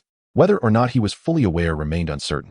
However, acknowledging the purple yam spirit's covetousness for the gems, Wang Wei chose to nod in agreement. Seeing Wang Wei's acquiescence, Soul let out a subtle sigh of relief. For everyone present, this marked a joyous resolution. The enigmatic presence of Asgard had bowed down. I believe it is essential for us to host a grand celebration. After all, we have all been quite weary, haven't we? Tony remarked without hesitation, observing the relaxed smiles of those around him. Certainly, I shall attend this festivity. However, I have one request. Please do not bring along your magazine models. Wang Wei asserted, seemingly disdainful, as he directly articulated his demand to Tony. Magazine models are out of the question. Although they possess alluring figures, they do not appeal to me. At that moment, members of the S.H.I.E.L.D. combat unit emerged, resembling a cleanup crew. Sir, according to the director's orders, we must take this item with us, the bald agent stated amiably as he approached Wang Wei. I refuse. Wang Wei responded resolutely, dismissing the combat unit's request once more. You seek the Tesseract? Do you think you can simply take it? The bald agent, momentarily taken aback, chuckled again, invoking the name of the Avengers, a rather trivial organization. S.H.I.E.L.D. Moreover, do not leverage my supposed affiliation with the Avengers against me. I have yet to acknowledge my membership in this Superboy Club. With a slight glance, Wang Wei swiftly placed the agent into a container, along with the somewhat damaged Mind Scepter. These 2 boxes were entrusted to Alice, who had flown over from behind him. Please return the items to us. As they witnessed the theft unfolding, numerous combat unit agents drew their sidearms, aiming them at Wang Wei. In response to their actions, the surrounding members of the cavalry brigade pointed their weapons at these agents. Wang Wei, what are you doing? Do not act rashly, urged Hawkeye, Black Widow, and Captain America, each trying to persuade Wang Wei. Should conflict arise, whom would they support? The agents of S.H.I.E.L.D. or Wang Wei? This posed a grave dilemma. Are you threatening me? Wang Wei narrowed his eyes at the nearly 10 agents brought forth by the bald agent. Chapter 75. Who gave you the courage? As Wang Wei's words echoed in the air, Alice, standing closely beside him, revealed a glimmer of inscrutable brilliance in her eyes. It appeared that matters were about to become quite complicated. Witnessing this scene, Tony's armor activated instinctively, while the Hulk, still in his pre-banner state, began to stretch his muscles. Meanwhile, Thor and the radiant-eyed princess, observing the unfolding drama, bore expressions of detached amusement. "Are you certain you won't surrender?" the bald agent inquired, gripping his firearm tightly and aiming it at Wang Wei, his voice trembling with trepidation. "Pray tell, who has emboldened you to provoke me repeatedly? And who has granted you the audacity to point a gun at my head?" With Wang Wei's thunderous roar, a surging force erupted, sending all the agents present sprawling across the ground. The impact left them battered and incapacitated. "Wang Wei, this is troubling, genuinely troubling." Captain America, Hawkeye Barton, and Natasha's faces turned ashen at the unfolding chaos. Yet, these three managed to retain a semblance of composure, refraining from taking action. Faced with the overwhelming threat posed by the legion of valiant warriors that had entered the hall, none dared to move. The power surrounding Wang Wei was sufficient to topple them all. "Who has instilled this confidence in you? Is it Hydra? Or Alexander Pierce?" As Wang Wei approached, he methodically articulated these names. The mention of Hydra struck a nerve with Stephen, whose pupils constricted in alarm. If Hydra was unfamiliar, then what of the infamous Hydra? Stephen, who had fought valiantly against them during World War II, harbored an intense loathing for the organization, especially as his dear friend, Bucky, had fallen victim to their machinations. Consumed by this sentiment, Stephen's animosity towards the agents on the ground began to simmer. "Former director? Hydra? This could indeed spell trouble," Natasha murmured. While Hawkeye sensed an impending crisis, Wang Wei gradually made his way to the bloodied bald agent lying prostrate on the ground. Slowly crouching down, he aimed his magical firearm directly at him. "Do you believe your actions go unnoticed? Do you think your schemes are flawless? Did you presume I would not investigate?" Wang Wei continued, his voice laced with ire. "Since that fateful day months ago when you dispatched that individual to assault me, I have been diligently uncovering the truth. What I discovered was rather intriguing. Remnants of World War II such as yourselves have infiltrated the very heart of the ostensibly righteous shield. Is this not a striking irony?" As Wang Wei slowly recounted the events, he coldly aimed his magical pistol at the bald man's head. "Ahem, long live Hydra." The bald agent, spitting blood once more, shouted Hydra's slogan at Wang Wei. However, despite his desperate attempts, he could not detonate the grenade clutched tightly in his hand. Once a loyal bodyguard to Wang Wei, Alice unleashed her telekinetic power, causing internal bleeding in the man. The grenade fell to the ground with a dull thud. Casting a glance at the lifeless body of the bald agent, Wang Wei coldly addressed Natasha, Barton, and Stephen, stating, "In the end, I shall make these Hydra scoundrels pay for their repeated attempts on my life." How audacious! With a stern expression, Wang Wei left the rooftop of the building. "By the way, Tony, I shall attend your party tonight, but only after I have dealt with these matters," he added before departing from Tony's office atop the building. Indeed, they were Hydra's men. As Wang Wei exited, accompanied by the vigilant cavalry brigade, Natasha began to search the agents. As their clothing was removed, a distinct emblem appeared on each of them, the Hydra insignia. Upon seeing the mark, Natasha realized that the situation had escalated dramatically. Hydra had infiltrated S.H.I.E.L.D. Stephen's face betrayed an uncontainable fury. After all, S.H.I.E.L.D. was akin to an old flame, a result of his collaborative efforts with Agent Carter and others. Yet, this creation, which he had helped forge, was now riddled with Hydra infiltrators. Did this mean that S.H.I.E.L.D. was fundamentally compromised? Hawkeye Barton fell silent at this unsettling revelation. Nothing could be more authentic than the tattoos adorning these traitors. If initially, Wang Wei had opposed S.H.I.E.L.D. out of a desire for the Tesseract, now that he had taken it, the three present had chosen to support him. It was far safer to place the Tesseract in Wang Wei's hands than within S.H.I.E.L.D., which was overrun with Hydra members. At least they had fought alongside Wang Wei. "Well then, will you still attend the party tonight?" Tony inquired softly. Sensing the gravity of the situation, the existence of Hydra from World War II had unexpectedly resurfaced. "Yes, I will attend," Natasha replied, forcing a faint smile. Meanwhile, Thor and Loki remained at Tony's side, their presence a testament to the unfolding chaos. As for the Hulk, he relinquished control of his body to Dr. Banner under the impression that there was nothing of significance occurring. Sumu, upon returning to the Umbrella Corporation's headquarters, was summoned directly by Wang Wei. "Commander." Sumu, upon encountering Wang Wei, assumed a posture of readiness. "Issue a command. Spare no effort to obliterate all Hydra bases. I demand the complete annihilation of Hydra." With Wang Wei's furious proclamation, Sumu promptly accepted his orders and departed. With Sumu's exit, Wang Wei was aware that, outside the few Hydra bases under special surveillance, the Umbrella Corporation's elite operatives were poised to launch their assault.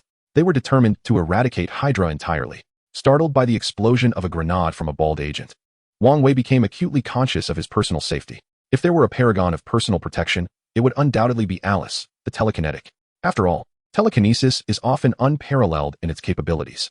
Frankly, even if that individual chose to detonate the grenade in his hand, Wang Wei would remain unperturbed. He had equipped himself with an array of scientific and magical gear designed to mitigate the dangers of close-range explosions. Calculating the various scientific and magical defenses he possessed, Wang Wei realized that, apart from the infamous individuals, few could pose a risk to him. Those notorious figures hardly warranted assassination attempts. Considering the formidable security forces surrounding Wang Wei. Yes, sir. For Alice, this was merely a straightforward operation. Tanya, secure the battlefield. Clear away the war beasts, the Chitauri, and all their equipment. As for anything we can take, let it be discarded. After contemplating for a moment, Wang Wei turned to Tanya, who appeared somewhat miffed at her limited contribution to the battlefield, and smiled. For Tanya, whose prowess lay in individual combat rather than the orchestration of large armies, such matters were hardly consequential. This time, Wang Wei's ability to mobilize these legions amidst the heat of battle was no issue for Tanya, who was invigorated by the fray. However, after spending considerable time alongside Wang Wei, Tanya felt more at ease in his company. Although there were primitive insurgents on the Red Alert planet, they hardly constituted a true battle. Why? With a slight furrow of his brow, Wang Wei glanced at Tanya, who cautiously observed him. From Wang Wei's perspective, Tanya was undeniably a fiery and spirited individual, and her cautious demeanor was surely warranted. Commander, I must confess, I am not particularly adept at commanding large-scale military operations. If it is permissible, the commander may recruit the female general belonging to the Commonwealth. My expertise lies in solo assaults and personal protection. Therefore, I hope the commander will allow me to remain here. As she spoke, Tanya saluted Wang Wei with utmost respect. Wang Wei began to ponder. Was Tanya formidable? Indeed, she was exceptionally powerful, akin to a combination of Natasha and Steven. Not only did she excel in various individual combat skills, but she also possessed the capability to annihilate an entire platoon single-handedly. Her prowess with dual pistols surpassed that of anyone else, complemented by her spirited penchant for pyrotechnics. It was not out of the question. After a brief moment of contemplation, Wang Wei acquiesced. On the Red Alert planet, the Commonwealth currently commanded the base alongside the coalition of stars. In the initial stages, Wang Wei had been primarily stockpiling resources and constructing various edifices. After all, Tanya lacked the capacity to command an entire army. Very well. With a slight nod, Wang Wei granted Tanya's request to stay by his side. The sudden addition of a security force posed no significant concern for him. Coalition of stars, proceed with the prior orders. With Wang Wei's words, the numerous members of the legions outside sprang into action. Enormous war beasts were swiftly lifted by armed helicopters. Chapter 77. The terrifying Umbrella Corporation. With the collaborative effort of dozens of armed helicopters, these colossal war beasts, roughly the size of an aircraft carrier, began to be slowly mobilized. Fortunately, these armed legions were silicon-based life forms. Otherwise, transporting them with real-world helicopters would have posed a considerable challenge. Meanwhile, the various invading legions, upon receiving Wang Wei's commands, hurriedly seized incoming equipment, devices, and the deceased Zytagrians, racing towards the Umbrella skyscraper. At that moment, the citizens of the Forum City felt as if they had narrowly escaped a disaster. In the astonished eyes of these citizens, the massive war beasts vanished from the summit of the Umbrella skyscraper. Moreover, the members of the Umbrella Corporation's legions, who had appeared, also disappeared from the building's apex. As the legions under the Umbrella Corporation conducted a battlefield sweep, the guard troops gradually advanced into the area. It remained unclear whether the guard members were acting under strict orders from above, but they turned a blind eye to the actions of the Umbrella Corporation. To put it bluntly, they saw but chose to ignore. The members of the guard who came to clear the battlefield worked alongside the subordinate legion of Umbrella to tidy up the scene of conflict. The cleanup extended well into the night before the remnants of the alien civilization's influence were finally eradicated. Have you arrived? In a venue rented by Tony for a party, Natasha, Barton, and Steven appeared visibly fatigued. Dr. Banner, indulging in desserts, beamed with delight. As for the trio, clad in casual attire yet exuding an air of exhaustion, Dr. Banner chose to overlook their weariness. Ah, you're here. Natasha and Steven, with somber expressions, slumped over on a nearby table. With a curious glint in his eye, Dr. Banner poured a drink for Barton and inquired with a smile. The director was taken aback, shocked to discover the multitude of Hydra infiltrators within the very S-H-I-E-L-D he had meticulously constructed. Enraged, he resolved to address the myriad issues plaguing S-H-I-E-L-D, but before he could take action, chaos erupted outside. Barton, having downed a heavy drink, spoke with a mix of gloom and turmoil. The root of our predicament lies with Wang Wei. Natasha, resting her head on the table, could not suppress her sarcasm. Wang Wei, what is he up to? Why hasn't he arrived yet? Tony, feeling relaxed after a fun time with some alluring ladies outside, expressed his confusion. Do you have any idea how much power Wang Wei possesses? Stephen, wearing a wry smile, was imbued with a sense of foreboding. The formidable Wang Wei wielded a terrifying power, seemingly poised to upend the world. Power? What is the matter? Although Tony was unsure of the extent of Wang Wei's abilities, he was convinced that they were indeed as formidable as Wang Wei had previously described to him. This power was primarily intended to confront extraterrestrial threats, such as the one they faced now. It was simply because he feared death. You all know about mutants, right? Natasha began to explain after a slight nod. Yes, what about them? Tony, who had become a superhero in recent years, had taken down many criminals, a significant number of whom were mutants. Let me share a statistic with you. This time, Wang Wei's fury resulted in a consequence that allowed us to estimate his overt power. We all know how many Umbrella Group subsidiaries exist globally. Each of these subsidiaries has a security department dispatched from Umbrella's headquarters, specifically tasked with safeguarding the corporation.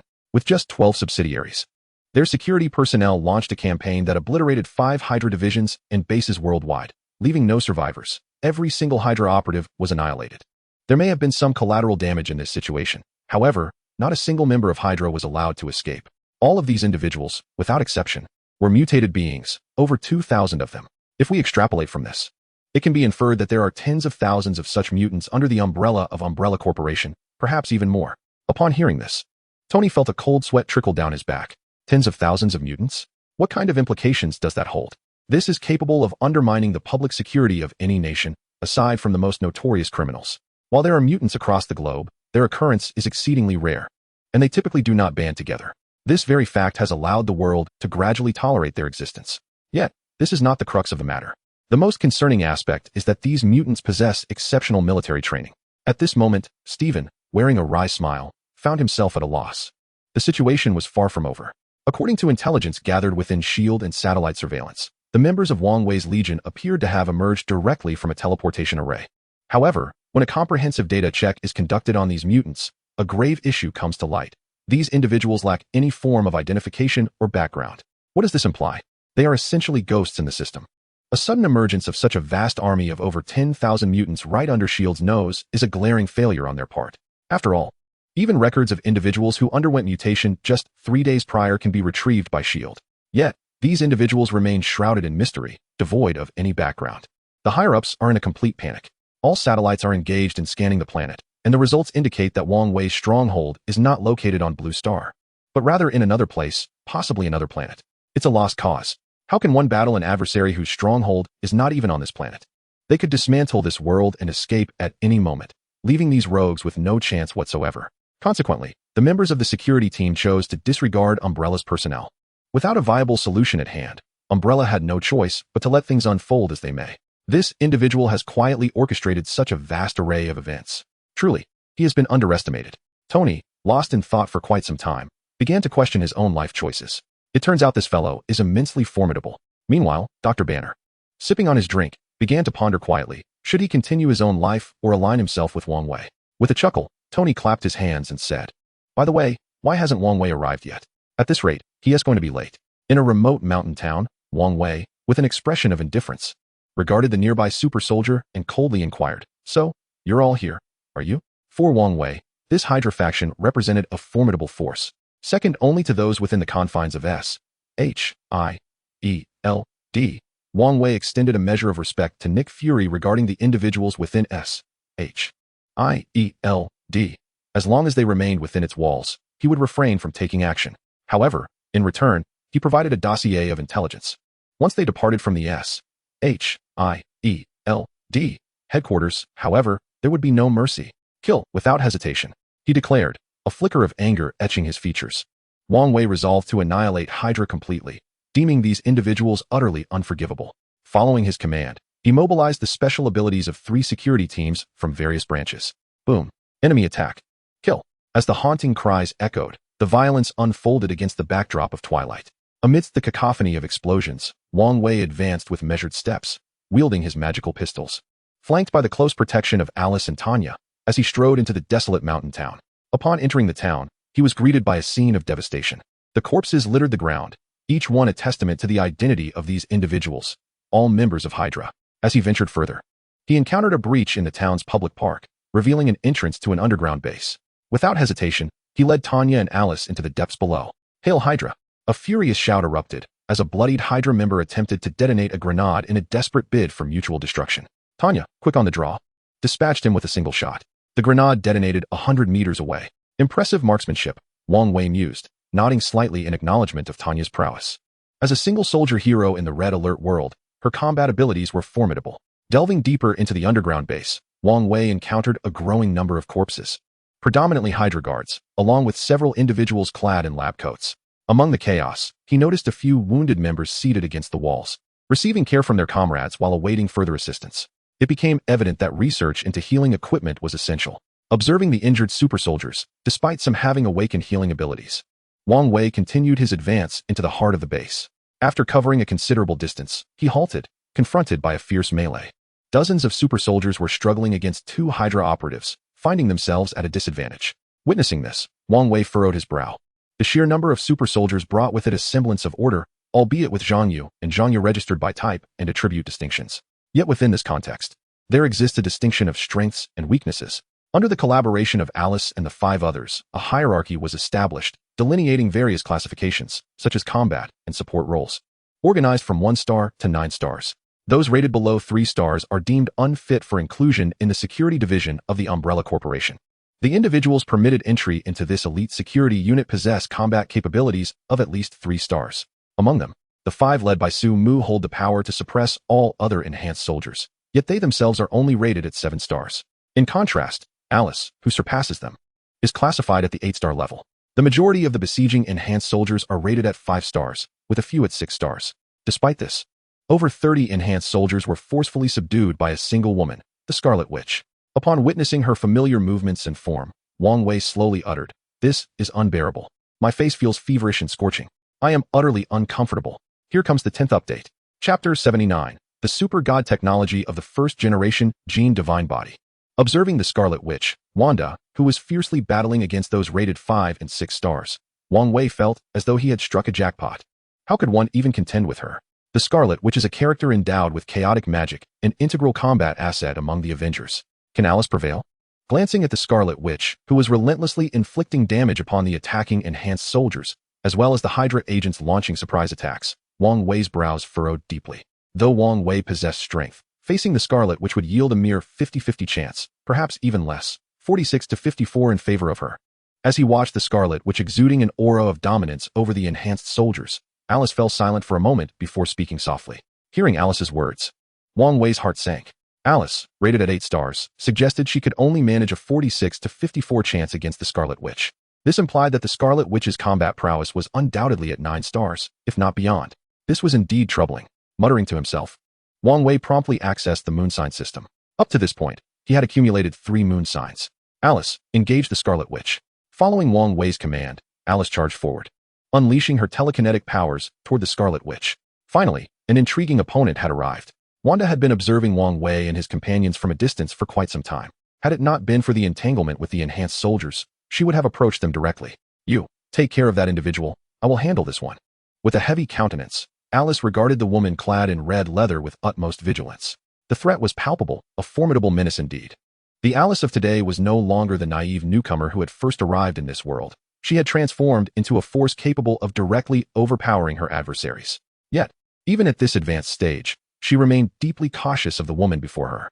The superpowered soldiers, having received their orders, unhesitatingly redirected their attacks towards the Hydra agents who were persistently launching sneak assaults. If they could not defeat that woman, they would certainly not be bested by you. Rallying together, the brothers surged forward to deliver a resounding lesson in humility. The ground trembled as dozens of superpowered soldiers launched their assault, swiftly teaching the foe a lesson in decency. System, commence sign-in. Casting a glance at the fierce battle unfolding between Alice and the Scarlet Witch, Wang Wei resolutely initiated the sign-in process. Ding. Congratulations, host, you have acquired Super God Universe, Old Heavenly Palace Order, Genetic Divine Body of the First Generation God King. As the announcement of the sign-in system echoed, a cloud of gloom enveloped Wang Wei's visage. Upon scrutinizing the details of this sign-in reward, his expression darkened further. The genetic divine body of the first generation God King from the old Heavenly Palace Order in the Super God Academy was akin to the highest echelon of divine bodies. Wasn't it? Could he possibly decline it? With a furrowed brow, Wang Wei temporarily set this aside. Was he not coveting the advanced technologies of the Super God Academy? Indeed, he was immensely intrigued. Miniature wormhole transportation technology, dark matter energy application techniques, endless arsenal technology, and void engine technology were but a few of the various advancements that captivated his imagination. However, the divine body of the old heavenly palace order weighed heavily on his mind. Grimacing, he resolved to continue signing in. I refuse to believe that I cannot obtain something worthwhile after 3 attempts. Ding. Congratulations, host, you have acquired Intelligent Angel Civilization Technology Tree Repository. You have gained exclusive intelligent angels, Icarus, Astrea, Nymph, and Chaos. With the proclamation of this monthly sign-in, Wang Wei felt a profound rift tear through his soul, a vast technological tree connected within the depths of his being. Linking 2 repositories of knowledge, the repository of technological magic and the repository of the Intelligent Angel Civilization Technology Tree. In that moment, overwhelmed by the sheer force of knowledge, he nearly lost his footing. Commander, are you all right? Upon witnessing Wang Wei's state, Tanya's concern escalated. Had he suffered an attack? I'm fine. Just give me a moment to recover, he replied, waving his hand to assure her of his well-being. Despite his attempt to convey that he was not gravely injured, Tanya remained cautiously supportive, her worry still evident. Tanya, this fiery maiden, would never admit to harboring any inappropriate thoughts towards Wang Wei. The technological tree of the Intelligent Angel Civilization, Icarus, Astrea, Nymph, Chaos. Such a tremendous boon indeed. After a brief assessment of the reward, Wang Wei felt as though he might leap from sheer exhilaration. Is Icarus formidable? Absolutely, a strategic omnipotent angel. However, this pertains to the original narrative. Within this reward, Wang Wei distinctly observed the augmented effect of Icarus, a strategic omnipotent angel capable of star annihilation. Hiss. Those 3 simple words sent shivers down Wang Wei's spine. Star annihilation. Are there individuals in the Marvel universe who possess such cosmic power? Certainly many. Odin, that ancient being, possesses the straightforward ability to obliterate entire star systems. Yet, on Earth, in Wang Wei's hands, Icarus stands as his first force of star annihilation. Extraction. Bring forth Icarus, Astrea, Nymph, and Chaos. Chapter 80. Intelligent Angels. As he spoke, Wang Wei guided Tanya to a secluded corner. After all, extracting these beings in front of his own allies was manageable. The dilemma arose from Wang Wei's desire to recruit Scarlet Witch Wanda into his ranks. Under such circumstances, a straightforward extraction here would be rather inappropriate. Connection successful. With the emergence of 4 luminous pillars, as the angels materialized, invisible chains were directly linked to Wang Wei's hands. As the light dissipated, the chains concealed themselves. The 4 intelligent angels before Wang Wei slowly opened their eyes. The slightly naive Icarus gazed at Wang Wei in silence. Oh, are you mine? Do you have any food? I'm so hungry. Unaware of her surroundings, Astrea immediately asked Wang Wei for something to eat. Is there a battle happening? The somewhat Sundara nymph, despite her aloof demeanor, keenly sensed the situation around them. Nana, can you play with Chaos? The little nun-like Chaos tugged at Wang Wei's hand, inquiring earnestly like a curious child. This was becoming a bit of a headache. Astrea, don't worry. We're currently in a battle. Once it concludes, I'll take you for something delicious to eat. As he spoke, Wang Wei placed his hand on Astrea's golden hair. Meanwhile, he couldn't help but think, wow. Is this the sensation of a young girl's hair? It feels absolutely delightful. Battle? Leave it to me. I'll take care of it. Like an eager fool, Astrea confidently declared as a lightsaber materialized in her hand. Don't fret, Chaos. Once we finish here, I'll play with you, Wang Wei said with a beaming smile, gently ruffling the little nun's hair. This sensation was utterly exhilarating. All right, remember to have fun with Icarus, although she may be considered a problem child. The nun-like lowly Icarus nodded seriously. Protect. Like an innocent girl, Icarus became aware of the battle situation. Her wings unfurled behind her, and feathers adorned with pink light began to gently descend. Let us proceed. As Wang Wei gazed upon the 4 lowly girls before him, he felt a profound sense of satisfaction. Combat power is secured, lowly girls are present, and the technological civilization is well established. Truly splendid. Haha. Like a foolishly spirited girl, Astrea charged at the Scarlet Witch, who was overpowering Alice. An angel? Upon encountering the girl with 2 shimmering wings, Wanda momentarily found herself in a daze. This sensation is truly astonishing. Boom. Witnessing the girl wielding a lightsaber charging towards her, Wanda instinctively began to wield chaos magic for defense. Young master. In Alice's perception, this foolishly spirited individual possessed power surpassing that of the Scarlet Witch before her. Indeed. You have worked hard. Wang Wei gently caressed Alice's cheek and smiled, observing her somewhat disheveled state. After all, she had bought him so much time. She truly deserved praise. Under Wang Wei's gentle touch, Alice's face flushed with rare vitality. Embarrassed, she lowered her head deeply. Meanwhile, the internal network system of the base had been breached. Deep within the underground, there was a peculiar device housing a person strikingly similar to this woman. Individuals clad in lab coats sought to obliterate this person. Nymph suddenly exclaimed loudly after briefly closing her eyes. Upon hearing Nymph's words, Wang Wei instantly understood. This person seems to be Wanda's brother, Quicksilver, perhaps? But how did they escape in the original story? Destruction? No. At that moment, the Scarlet Witch, locked in battle with Astrea, narrowed her pupils. A tremendous force erupted between her hands. The underground base trembled violently. No one shall destroy my brother. No one. With her eyes glowing crimson, the Scarlet Witch Wanda began to float like a demon. Rage, fury, and other emotions surged within her. I can cause the system to malfunction and save your brother before those fools press the destruction button. Without a trace of compassion, Wang Wei approached Wanda and coldly declared. For Wanda, teetering on the brink of sanity, those words were like music from the heavens. Can you?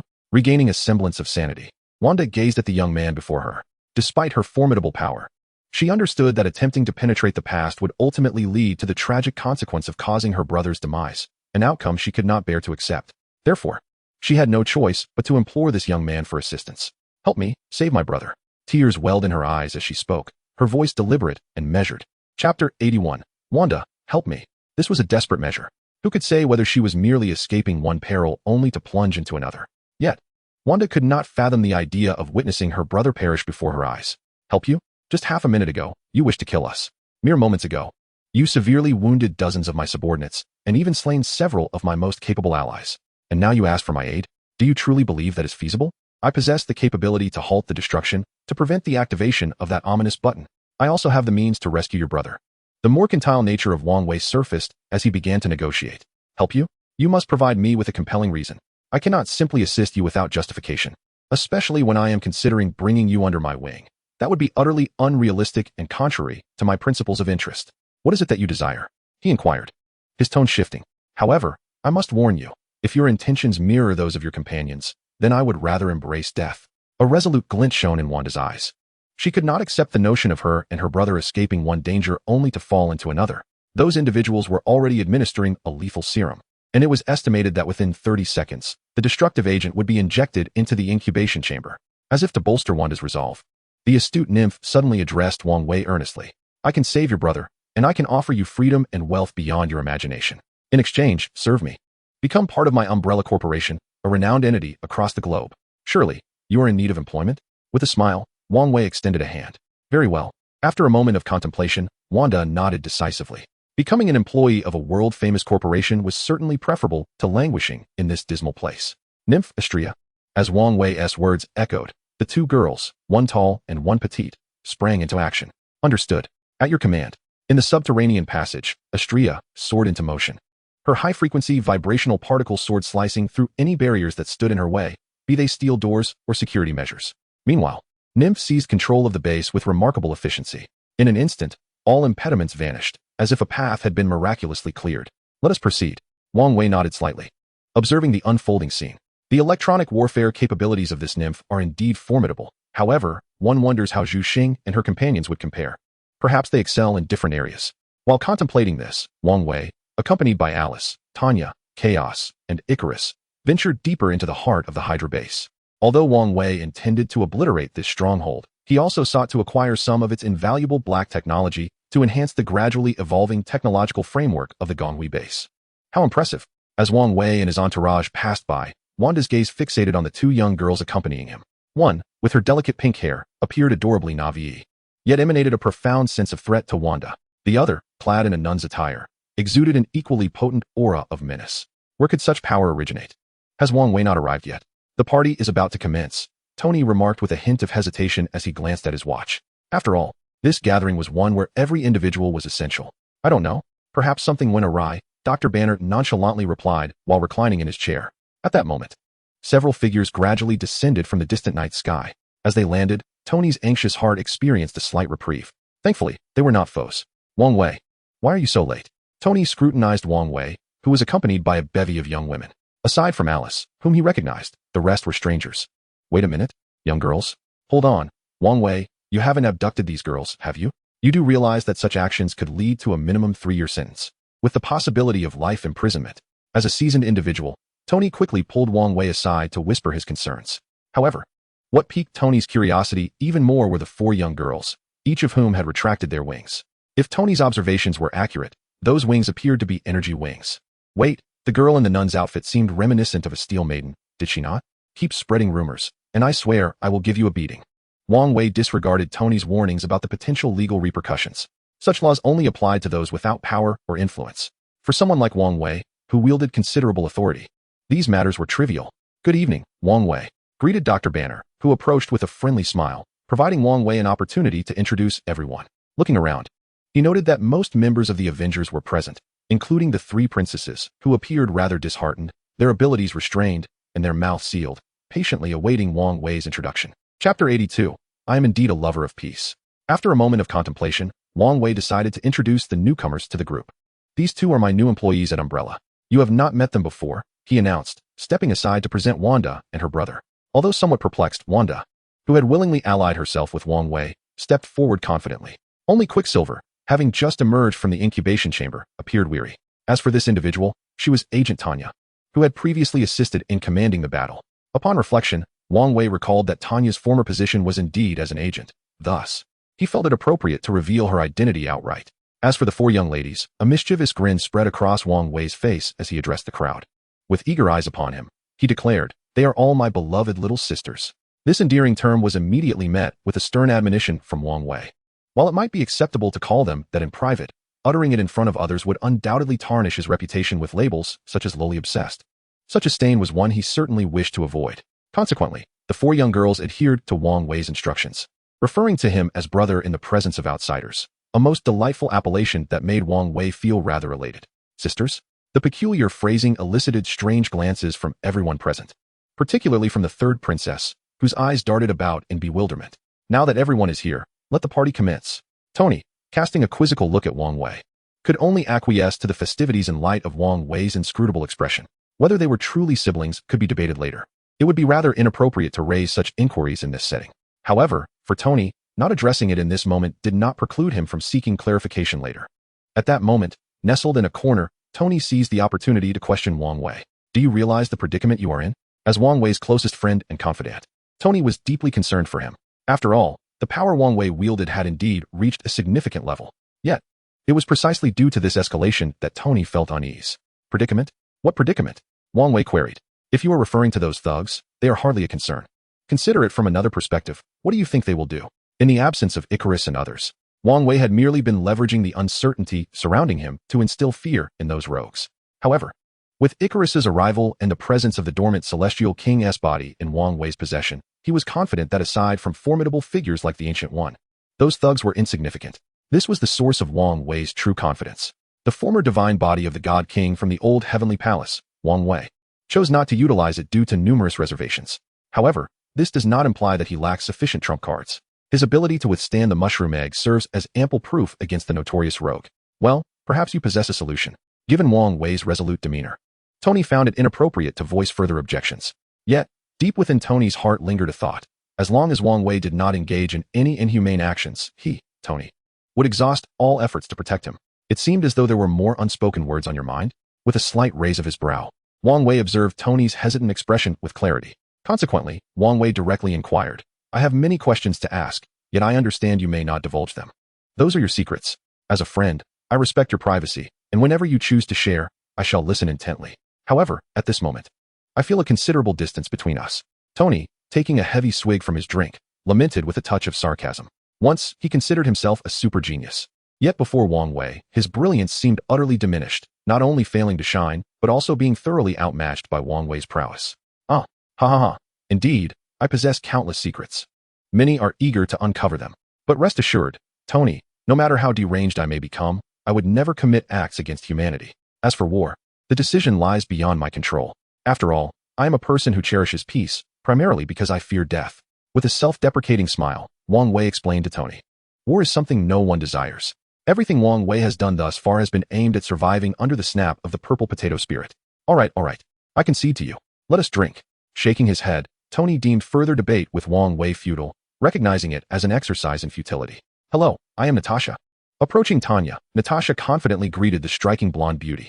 Tanya glanced at the woman clad in black leather, slightly raising her brow. If her observations were correct, this Natasha likely had undergone genetic enhancement. Thank you for this, Natasha said with a smile as she raised a toast to Tanya. No need to thank me. You should thank the commander, as this is his directive, Tanya replied, shrugging off the gratitude without a hint of concern.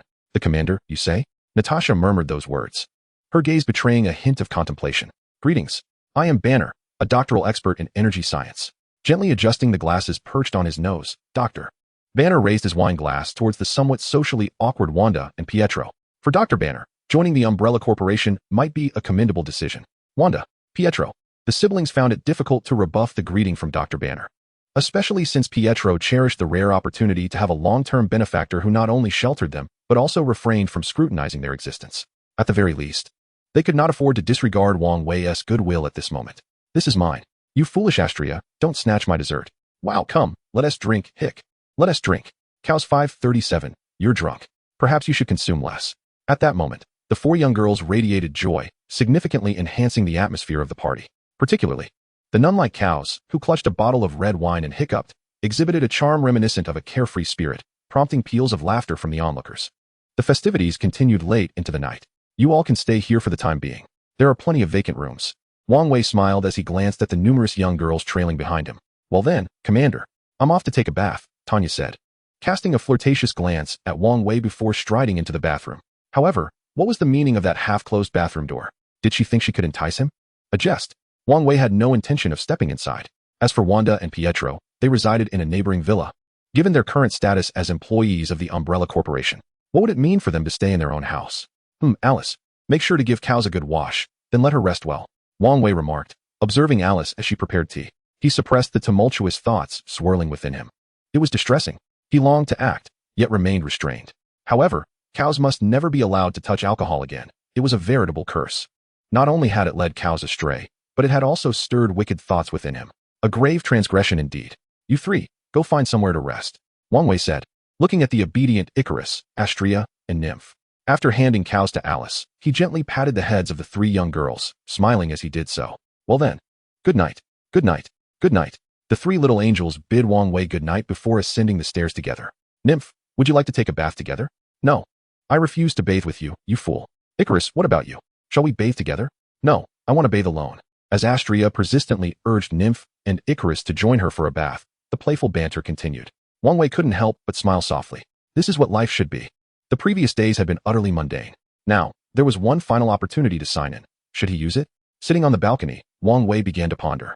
With one last chance for a lottery, should he go ahead and utilize it? Ultimately, he resolved to seize this opportunity. Ding. Congratulations, host.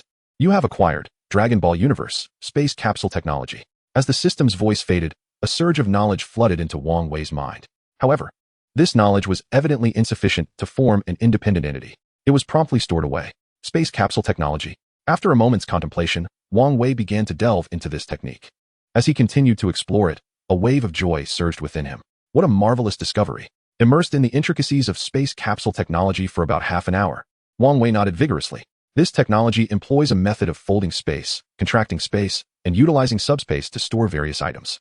Its application of spatial manipulation is indeed significant. Glancing at the Universe Cube gem he had secured, Wang Wei chuckled. With the Universe Cube in his possession, was there really any need to fear the complexities of spatial technology? The Umbrella Corporation's technological tree had taken an unexpected turn. A scientist mage who shuns spatial technology is no true biologist. Moreover, this space capsule technology could seamlessly integrate with the spatial magic found within scientific sorcery. As he contemplated this, a profound interest began to kindle within him. What sparks would ignite when space capsule technology fused with the spatial magic of scientific sorcery? Yet, it seemed he had an overwhelming number of research projects weighing upon him. The deconstruction of the god of thunder's bloodline, the genetic analysis of the third princess Loki, research into the Chitauri's technology, the specialized biochemistry of the goddess of revenge, the transformation enhancements of the Transformers Legion, the upgrades of the Cavalry Corps, alongside the various applications of scientific sorcery and the technological challenges posed by the intelligent angel civilization. Not to mention the ancient Heavenly Palace's first-generation God King body, the Universe Cube, and the Mind Scepter. Chapter 84, The Quantum Aircraft Carrier of Gods. Such a headache. The more he thought about it, the more daunting it became.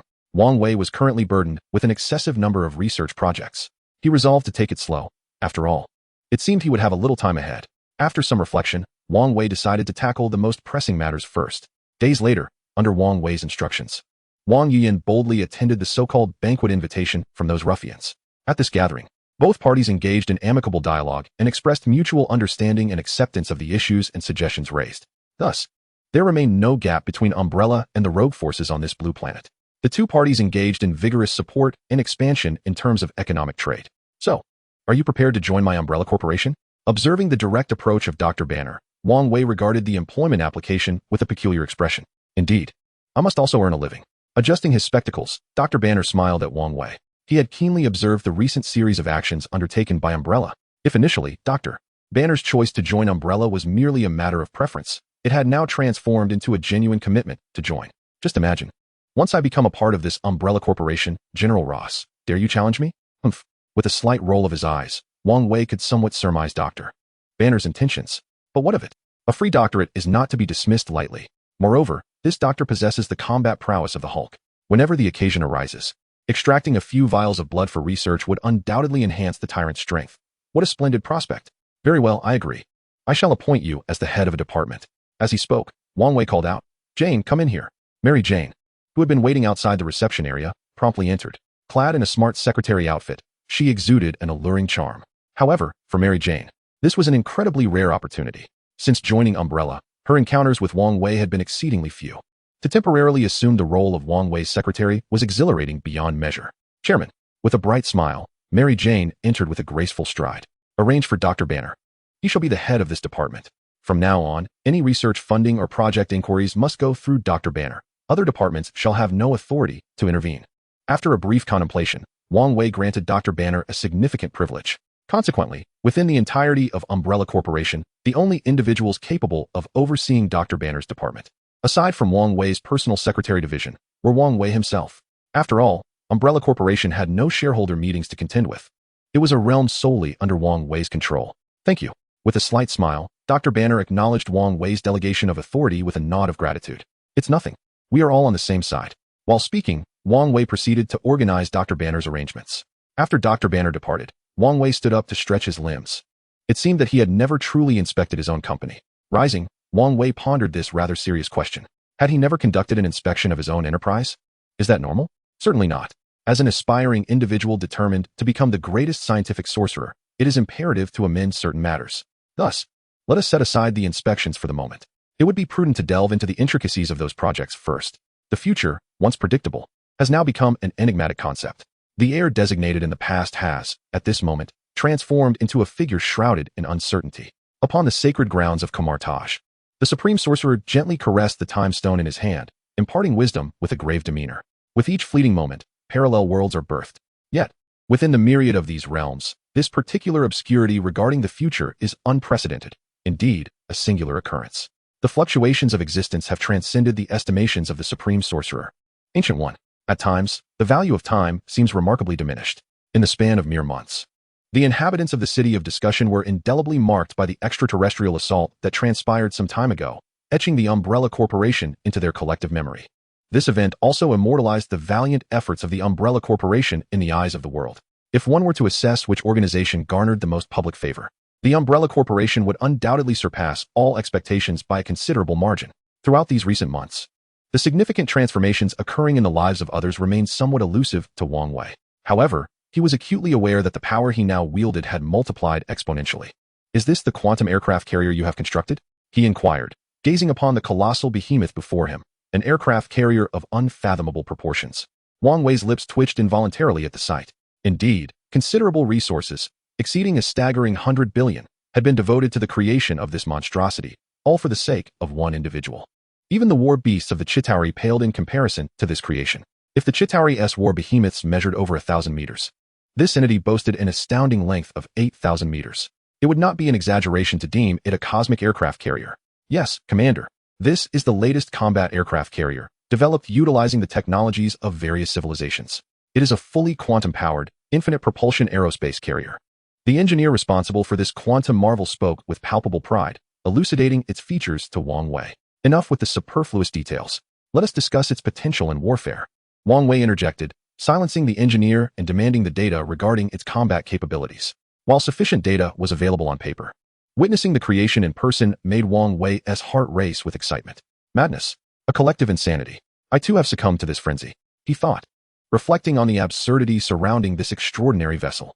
Very well, allow me to formally present the various specifications of this quantum infinite propulsion aerospace carrier. The Quantum Infinite Power Aerospace Mothership is constructed from the most advanced materials currently at our disposal. This remarkable vessel measures 8,000 meters in length, nearly 2,000 meters in height, and exceeds 1,000 meters in width, with an estimated weight of 100,000 tons. It is capable of soaring through the cosmos as well as navigating the depths of the ocean. Its exterior is equipped with 3,000 quantum-empowered enamel cannons, capable of indiscriminate area bombardment. Each shot from these cannons possesses destructive power equivalent to that of several missiles in a saturation strike. Internally, the ship houses 10 mutated mushroom bombs, each with an explosive yield exceeding 80 million tons, sufficient to utterly annihilate any continent. Furthermore, it accommodates a contingent of 10,000 transformers and 30,000 super soldiers, establishing a formidable personnel base. Listening to the chief engineer's incessant monologue, Wang Wei could not help but wipe the cold sweat from his brow. A madman, truly a lunatic. He felt as if he had succumbed to madness himself. Over the past few months, Wang Wei had whimsically drawn a card, unexpectedly summoning the Shenzhou base vehicle from the Red Alert 3 game. With the synergistic capabilities of the Shenzhou and Gonghui base vehicles, an extraordinary creation had emerged. It could be asserted that if this vessel were fully armed and adequately manned, it would have no trouble dominating the entire blue planet. After all, this is essentially a cosmic aircraft carrier. After listening to the engineer's extensive exposition, Wang Wei inquired, under the expectant gaze of the engineer, about his intentions. This individual was indeed constructing a ship that would cease production on the Red Alert planet for half a month, a considerable cost. I require combat data, Commander. Only through actual combat can we truly assess the ship's underlying issues. Additionally, if possible, I would like to request that the Commander initiate the ignition process for this mothership. As the chief engineer's voice trailed off, the eyes of the 10 or so Transformers commanders present flickered with enthusiasm. Although the Shenzhou base vehicle had not yet undergone comprehensive upgrades, Wang Wei had managed to implement several essential features. Ignition process? Wang Wei's brow furrowed deeply at this notion. Is there an original aircraft carrier on the Red Alert planet? Yes. However, compared to this aerospace mothership, it is akin to a kayak perched atop a cargo ship, an absurdity, yet a factual predicament. The crux of the matter lies not in whether the ignition process is a waste, but in the absence of someone capable of commanding this battle. I understand your sentiments, but it appears we lack a suitable candidate to lead this aerospace mothership into combat. With a resigned expression, Wang Wei spread his hands before the chief engineer. This was no ordinary aircraft carrier undergoing transformation. Even for such a carrier, a substantial military presence was necessary for assistance. If one were to compare the advantages and disadvantages of this vessel to a standard aircraft carrier, it would be evident that the sensitivity of control far surpassed the typical coordination capabilities of a human. Upon hearing this, the chief engineer couldn't help but feel deflated. After all, if this monstrous creation were fully equipped, it would wield command authority akin to that of a massive combined army of 300,000. Such extensive command over 300,000 troops was virtually unheard of on the Red Alert planet. This was precisely why Wang Wei had refrained from deploying large numbers of troops. Resources were abundant, as long as mining vehicles were aggressively utilized at the outset. Whether the cost was in the thousands or hundreds of units, the distinction was negligible. The crux lay in the commander. Without someone to direct them, troops would merely rush in like cannon fodder. It was utterly nonsensical. A sea of soldiers was not meant to be utilized in such a manner. What was being sacrificed was not merely cannon fodder, but an immeasurable wealth of resources. Let me give it a try. After a moment of contemplation, Wang Wei realized that since the Shenzhou base vehicle had merged with the Gonghui base, he had hardly paid attention to it. First, he would see if there were any heroes capable of commanding this behemoth in battle. As he spoke, Wang Wei made his way towards the center of the Gonghui base. Upon opening the panel, he discovered the presence of heroes, more than one, two to be precise. The first was a striking woman clad in a general's uniform, exuding an air of confidence. Judging by her rank, she was undoubtedly a lieutenant general, a solid choice. Without hesitation, Wang Wei opted to recruit her. The other was also a formidable woman, though her expression bore a fierce demeanor, dressed in black military attire, which was a rarity outside of the distinctive uniforms of Gonghui and Shenzhou. Her rank was that of a major, not too high, not too low. But in the presence of the lieutenant general, she was merely a subordinate. Nevertheless, Wang Wei thought nothing of it, and promptly recruited her as well. Having selected both individuals for recruitment, Wang Wei proceeded outside. The Red Alert planet had undergone a remarkable transformation. After mining vehicles had ravaged a portion of the continent, it had begun to take shape. Through various methods, several zones had been delineated: the control zone, production zone, storage zone, and research zone. Beyond these, there stood a city, a human settlement established at Wang Wei's behest.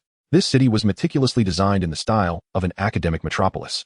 As for the role of the customized female soldiers, Wang Wei could only exclaim in disbelief. Who could have anticipated that these individuals were unequivocally logistic support units? Tank operation? They excelled in that. Medical assistance? They were adept. Communications interception? They were proficient. Mechanical maintenance? They were equally skilled. Logistic support? They were unparalleled. It can be said that aside from being slightly inferior in combat prowess compared to their superpowered counterparts, these custom female soldiers are undeniably superior in every other aspect. Consequently, Wang Wei found himself compelled to recruit a significant number of these custom female soldiers for the members of the Transformers. The presence of a pilot within their bodies results in a synergistic effect where their combat effectiveness is exponentially amplified. Given this, how could Wang Wei not undertake such extensive recruitment? Commander, are we truly going to engage that monster in battle? Tanya, her face awash with astonishment, licked her lips and inquired, her eyes sparkling with curiosity. This colossal being, given sufficient time, could indeed obliterate certain surface civilizations without the need for a protective escort. How terrifying. The distinction between cosmic civilizations and surface civilizations lies in the advent of machine guns, rendering nomadic tribes no different from performers. Both are fundamentally oppressive. Perhaps, indeed. After a brief pause, Wang Wei found himself at a loss. War is not something one simply initiates. Yet, the prospect of war stirred apprehension within him regarding that old relic Odin and the formidable Supreme Mage. After all, Wang Wei had yet to travel to Asgard to demand reparations. He decided to wait and see. Wang Wei shook his head slightly, opting to postpone the issue of war for the time being. If necessary, he would make a trip to Asgard to address the reparations, and while there, he would also request a bounty poster for the cosmic pirates. At that point, engaging in battle would reveal the truth. Commander, we have received news from Bio Island that the Goddess of Vengeance has successfully completed her trials. She can now take on 5 opponents single-handedly, challenging even the tyrant. At this moment, Zhang Ya, along with Zhang Yu and others, hurriedly reported to Wang Wei. To take on 5 opponents? In a certain sense, the Goddess of Vengeance is indeed remarkable. Wang Wei paused, unhesitatingly praising her. After multiple extractions of Hulk's blood, the members of the Tyrant Legion had their genetic samples continuously updated. Each tyrant now possessed peak 6-star strength, with a select few even attaining 7-star combat capabilities. Interestingly, once their collective strength reached 6 stars, these tyrants also exhibited a trace of consciousness, akin to Hulk's childlike demeanor. However, Wang Wei chose not to eliminate this consciousness. Instead, it was being reinforced through biochemical chips, instilling knowledge in these young minds. As for the Goddess of Vengeance, capable of facing 5 adversaries, she undoubtedly possesses the combat level of 7 stars. That harkens back to the previous Su Mu.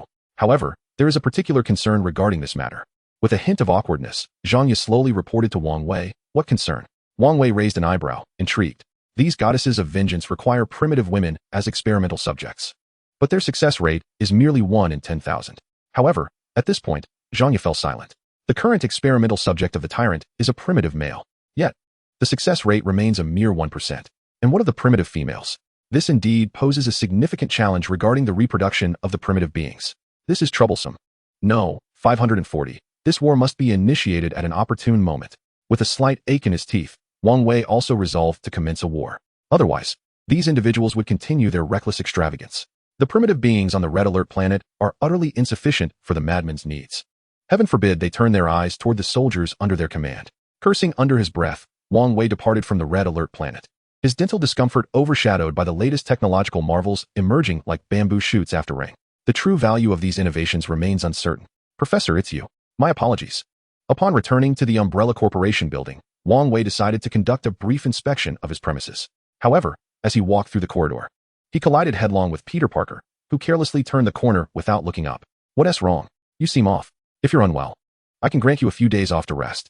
Observing Peter Parker, who had come to work at Umbrella Group out of admiration and faith, Wang Wei felt a sense of concern. Chapter 87. The young maiden, is she not charming? Wang Wei considered the corporation's past misdeeds. Aside from their early dealings in illicit trade, they had largely cleaned up their act. After witnessing Wang Wei's formidable prowess, Mr. Wilson had swiftly eliminated those responsible for the earlier trades. It's not a personal matter, Professor. It's work-related. Peter Parker, still somewhat youthful with glasses perched on his nose, had recently graduated from intern status to a position in the recruitment department, a feat made possible by both Wang Wei's endorsement and Peter's own hard work. Work-related, you say? Huh. Let us discuss this. After all, I haven't engaged in work for quite some time. Wang Wei chuckled at the thought. As they conversed, he guided Peter Parker to a nearby seating area in the hall. Here's the situation, Professor. An organization claiming to be a biological institute has approached us, seeking to collaborate with Umbrella to produce a medication that addresses certain ailments. However, I can't shake the feeling that this individual is unreliable. He has been persistently bothering us. As Peter Parker spoke, his frustration with this persistent individual was palpable. He retrieved a document from his folder. Initially, Wang Wei did not react strongly upon seeing the contents. Biological restoration, derived from plant cells? Like plant cells, undergoing continuous revival? Why does this feel oddly familiar? Wang Wei, unable to recall certain details, absent-mindedly scratched his head. However, upon a cursory examination, the material in his possession seemed flawless. The absence of apparent issues, in fact, constituted the gravest concern for the seasoned medical doctor. The notion of repairing human cells through the manipulation of plant cells? Among the thousands of engineers under Wang Wei's command, was there truly a madman capable of such a feat? There were, but they had been rendered ineffective. This research initiative was still being pursued vigorously on the Red Alert planet. What was his purpose in seeking you out? With a smile, Wang Wei directly inquired as he handed the documents to Peter Parker. As for any conspiratorial undertones, Wang Wei remained unperturbed. Anyone opposing the Umbrella Corporation would inevitably face relentless pursuit from the notorious rogues. Not to mention the thousands of superhuman soldiers within the Umbrella Corporation were not mere decorations. Since the incident of the alien invasion, following the dismantling of several Hydra bases, the public had extinguished any ambitions of confronting the Umbrella Corporation. With such military might at their disposal and the support of the rogues, were they courting disaster by attacking Umbrella? My current responsibility revolves around close collaboration with the medical subsidiary of Stark Industries. I am uncertain as to why they sought me out. Peter Parker lamented with a dejected expression. Yet for Wang Wei, these matters posed no concern. He merely sought to understand, given that they had approached him for collaboration. The feasibility of this partnership hinged on the capabilities of their employees. By the way, where is your companion? Wang Wei noted the absence of Harry, who was typically inseparable from Peter Parker, and a sense of curiosity enveloped him. It was well known that Harry was Peter's steadfast ally. Ahem. He is currently in the process of taking over Oscorp. As Peter mentioned his friend, a shadow of distress crossed his face. After all, the Green Goblin's affairs were deeply intertwined with Peter's own life. Through his investigations, Peter had discovered that the Green Goblin was, in fact, the father of his close friend, Harry. This revelation was rather difficult to digest. After a brief moment of contemplation, Wang Wei recalled that Harry's takeover of Oscorp was presumably linked to the apparent demise of his father. Who could say for certain whether he had truly passed? Regardless, it had no bearing on him. Well then, as your good friend, it is only right that you express some sentiment, is it not? Wang Wei nodded, convinced of the righteousness of his suggestion. After all, Harry was also a dear friend of Spider-Man. By reaching out in the name of the corporation to foster camaraderie, he was merely supporting his younger brother. Wang Wei felt he had acted generously. It remained to be seen whether Spider-Man could reciprocate and cultivate a more harmonious relationship between the two. Hearing Wang Wei's directive, Peter Parker wore a woeful expression. There was no way around it. The Green Goblin's father was indeed Harry's parent, and this matter was one that could not be disclosed. To add to the absurdity, the citizens of the Forum City were fully aware that they had subdued the Green Goblin. If any trouble were to arise from this, it would indeed be ludicrous. Not only could they not afford any mishaps, but they also had to ensure that their esteemed Professor Wang remained oblivious to the slightest detail. Confronted with the dilemma of how to face his dear friend, the little spider, Wang Wei chose to disregard the forum entirely. It was unavoidable, after all. Within the villa resided 4 enchanting young maidens. Young maidens, how delightful they were. Sweet and charming, they were far more appealing than those expired temptations. The 4 maidens in Wang Wei's household had been quite lively of late. Among them was the spirited yet reckless Asteria, who could hardly sit still. While Wang Wei ventured to the Red Alert planet, chaos ensued in the villa, culminating in Chapter 88, when the maidens became heroes. Even Chaos found himself swept up in the merriment. Not far from Wang Wei, Tony observed the commotion caused by these lively maidens with a hint of exasperation. If it were merely the usual antics of young maidens, the noise would not have penetrated the confines of the basement. Yet Asteria, akin to an endlessly energetic fool, frequently engaged in raucous skirmishes with the wildly spirited Chaos, disrupting the tranquility of the nearby villa community. Left with no alternative, Tony suggested a course of action to the 2 spirited girls. Why not address the multitude of criminals lurking in Forum City, under Tony's persuasive machinations? And after gifting a few trinkets, Chaos and Asteria sprang into action, donning armor emblazoned with the Umbrella Corporation's insignia. With wings unfurled, they soared above Forum City, wielding their swords to mete out justice upon the criminal mutants below. As a result, these 2 whimsical maidens earned unique titles, the Nun Angel 540 and the Battle Angel. Just a mere week had passed since their departure from the Marvel Universe when Wang Wei learned of the chaos instigated by these 2 after being influenced by Tony. He was infuriated. If this continued, it would be utterly nonsensical. Fortunately, Nymph was a reclusive homebody, and Icarus was blissfully naive. Otherwise, Wang Wei would truly be at his wit's end. Meanwhile, Alice, Tanya, and others were enjoying leisure rides atop the Arctic Silver Fox. As for the Wanda siblings, they had become akin to sloths, either lounging in their villa or signing in at the company only to wander about aimlessly. Initially, they were concerned that Wang Wei harbored ulterior motives towards them, but after some time, they realized that Wang Wei had completely forgotten about them. Moreover, through indirect hints from Su Mu, they discovered that rescuing them had merely been a secondary consideration for him. The intention was always to obliterate the Hydra base. Upon witnessing the demeanor of Icarus, Wang Wei found himself somewhat enchanted. This natural innocence, this obliviousness, this head of pink hair, how could one not be charmed? Good afternoon, Icarus. Why are you here all alone?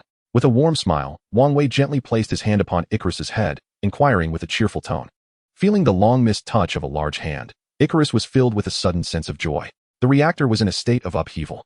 Astria and Chaos were engaged in playful antics, while Nymph and the Red Queen busied themselves with creating little ones within the hive. Upon hearing that Astria and Chaos were frolicking outside, it was easy to surmise that these two spirited girls were once again embarking on some righteous adventure. Truly, one was delightfully reckless, the other utterly mad. What was this about Nymph and the Red Queen making little ones? After a lengthy conversation with Mr. Stark, Nymph had developed a keen interest in Stark's personal butler and consequently sought out the Red Queen within the hive. Thus, they began their endeavor to create a batch of little ones, as if narrating the unfolding of an event. Is this the creation of electronic sprites? Wang Wei inquired. Electronic sprites is merely a term. If we were to use another designation, it would be intelligent life forms. These beings are born of a unique civilization. Each intelligent life form is an independent entity, unbound by any central control system. All intelligent life forms operate within a server, and this represents one of the few unique civilizations within the interstellar civilizational framework. Do not inquire how Wang Wei came to know of such civilizations. After all, had he not read countless novels in his previous life? Coupled with the auxiliary systems he possessed, Red Queen, Taihu, the multitude of stars, these all qualify as electronic sprites, yet do not constitute intelligent life forms, as they have not transcended the realm of autonomous existence. Only Jarvis could be considered as having one foot in the domain of intelligent life forms, if one were to truly categorize them. The Transformers and these celestial beings could be regarded as uniquely alternative intelligent life forms. No, this matter is far from over. I must have a proper reckoning with Tony. The thought of his two adorable girls in such a predicament led Wang Wei to firmly believe that Tony was involved.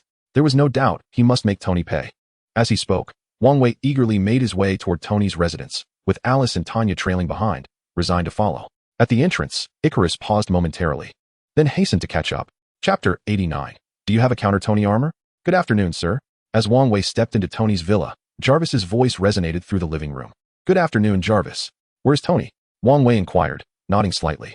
The sir is currently in the basement, adjusting the performance of the Iron Man suit, Jarvis responded, relaying Tony's ongoing activities. Excellent, Jarvis, Wang Wei replied with a faint smile, a small gadget shimmering between his hands as he proceeded to the basement.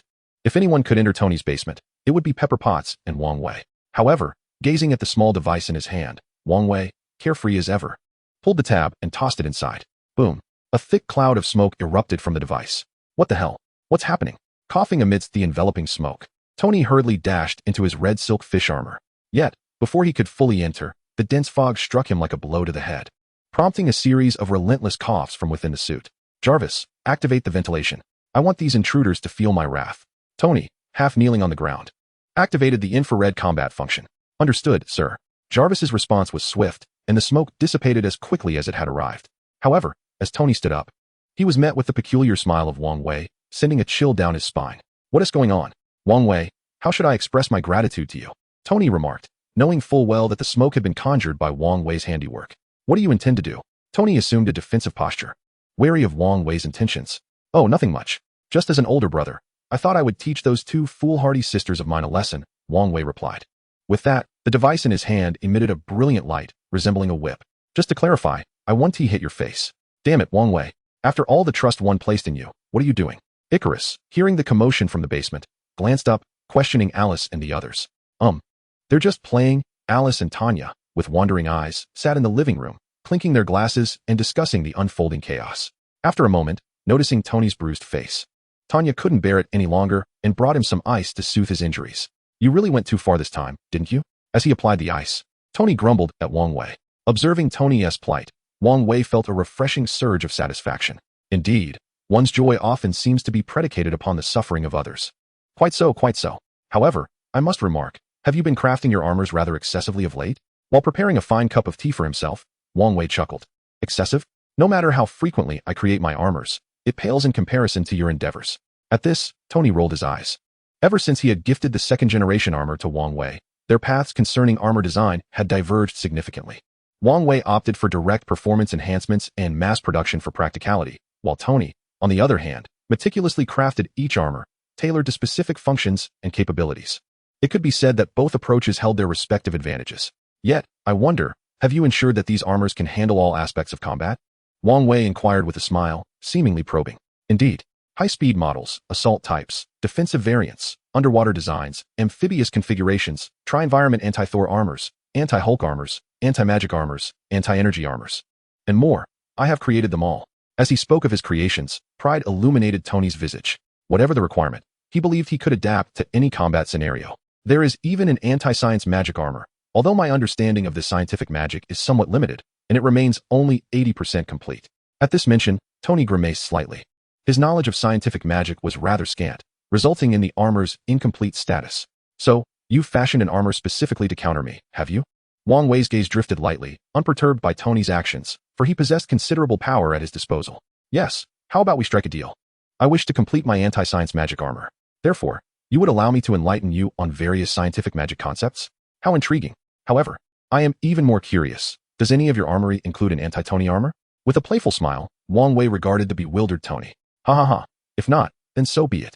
Nevertheless, I plan to take my sisters with me soon. You can entertain yourself in the meantime. As he spoke, Wang Wei departed from Tony's villa. He intended to pay a visit to the Supreme Sorcerer and subsequently utilize a scientific magic mark he had once inscribed upon Thor to reach Asgard and demand compensation. Additionally, he sought to procure a cosmic star chart. Anti-Tony armor? Anti-Tony armor? Tony, seated upon the sofa, began to ruminate over these words, sensing potential in the idea. However, how should this anti-Tony armor be crafted? Within the confines of the villa, Jarvis sensed that his master was somewhat deranged. The idea of creating an armor to counter himself was quite absurd. Observing the two lowly girls with expressions of remorse, Wang Wei ultimately found it difficult to reprimand these foolish girls and instead gently ruffled their hair, signaling that he bore no grudge. You two may proceed with your own tasks for now. I shall take these four to meet some individuals. As he spoke, Wang Wei began to explain to Alice and Tanya, who had been following closely behind him. Understood, young master. Farewell, commander. With the two elegant women watching, Wang Wei activated the hovering ring on his hand. As the ring powered up, a resplendent circle of golden light appeared before him, revealing a snowy mountain landscape on the other side. Without a hint of hesitation, he stepped forward into the light. Whether it was Nymph, who had been brought up to discuss the creation of intelligent life forms with the Red Queen, Icarus, who was clutching a watermelon, or the reckless and impetuous Astrea, along with Chaos, who held Wang Wei's hand tightly, they all followed him through the luminous portal. You have arrived. It appeared as though the Supreme Sorceress, Ancient One, had been anticipating Wang Wei's appearance, almost as if she had foreseen it. Honestly, I am quite reluctant to engage with you enigmatic beings. Wang Wei remarked with a wry smile as he faced the Ancient One. You are even more inscrutable than the last time we met. Previously, I could not perceive your fate line at all, and now not only is your fate line obscured, but you yourself are also shrouded in mystery. Has there been a significant transformation in your being? The Supreme Sorceress, circling around Wang Wei with a smile, inquired. Indeed, it seems so. After all, I am about to seek out deities from Norse mythology. If I do not enhance my own strength, I cannot help but feel uneasy. Wang Wei nodded slightly, acknowledging the profound change he had undergone. Now, he could wield technology and magic with such ease that he no longer required technological or magical equipment to function effectively. To speak candidly, he could effortlessly access the most foundational layers of technological magic knowledge within his repository. They are also quite extraordinary. I cannot discern their fate lines nor their life trajectories. What can one say about them? The Ancient One regarded Wang Wei with a peculiar expression. The four young girls accompanying him seemed devoid of fate lines and life paths, as if they were never meant to exist, yet they were undeniably present. Then, does this mean the future has become even more elusive? Wang Wei mused, a smile gracing his lips as he conversed with the Supreme Sorceress. Sometimes, an unpredictable future is far more alluring than one that is already predetermined. Wouldn't you agree? Well, share your thoughts on why you are here. Or perhaps, is there anything with which I may assist you? With a subtle nod, the Supreme Sorcerer expressed a degree of agreement on this matter. The unpredictable future is far more worthy of pursuit than one that is already predetermined. I seek information regarding Odin, particularly concerning his temperament, as well as intelligence about Asgard. Lastly, I wish to peruse the magical tomes you possess. While articulating his requests, Wang Wei noticed a rare smile of genuine amusement on the Supreme Sorcerer's face. How unlike you. Remember, you once possessed the audacity to threaten the second prince of Asgard with great vigor. What has made you fearful now? As he chuckled and shook his head, the Supreme Sorcerer began to elucidate. Odin is, relatively speaking, quite acceptable. From my understanding, he can be regarded as a nominally good person. In his youth, Odin's combative nature earned him a formidable reputation across the Nine Realms, deterring many forces from laying claim to them. This accomplishment is entirely attributable to him. However, it is precisely due to his youthful belligerence that, in his advanced years, he has begun to restrain his formidable power. I seldom witness him in action anymore. Nonetheless, there is one commendable aspect about Odin. His judgment has never faltered, and the promises he has made have always been fulfilled. As he spoke, the Ancient One provided Wang Wei with a sense of reassurance. Is that so? Wang Wei nodded slightly, gaining some understanding of Odin.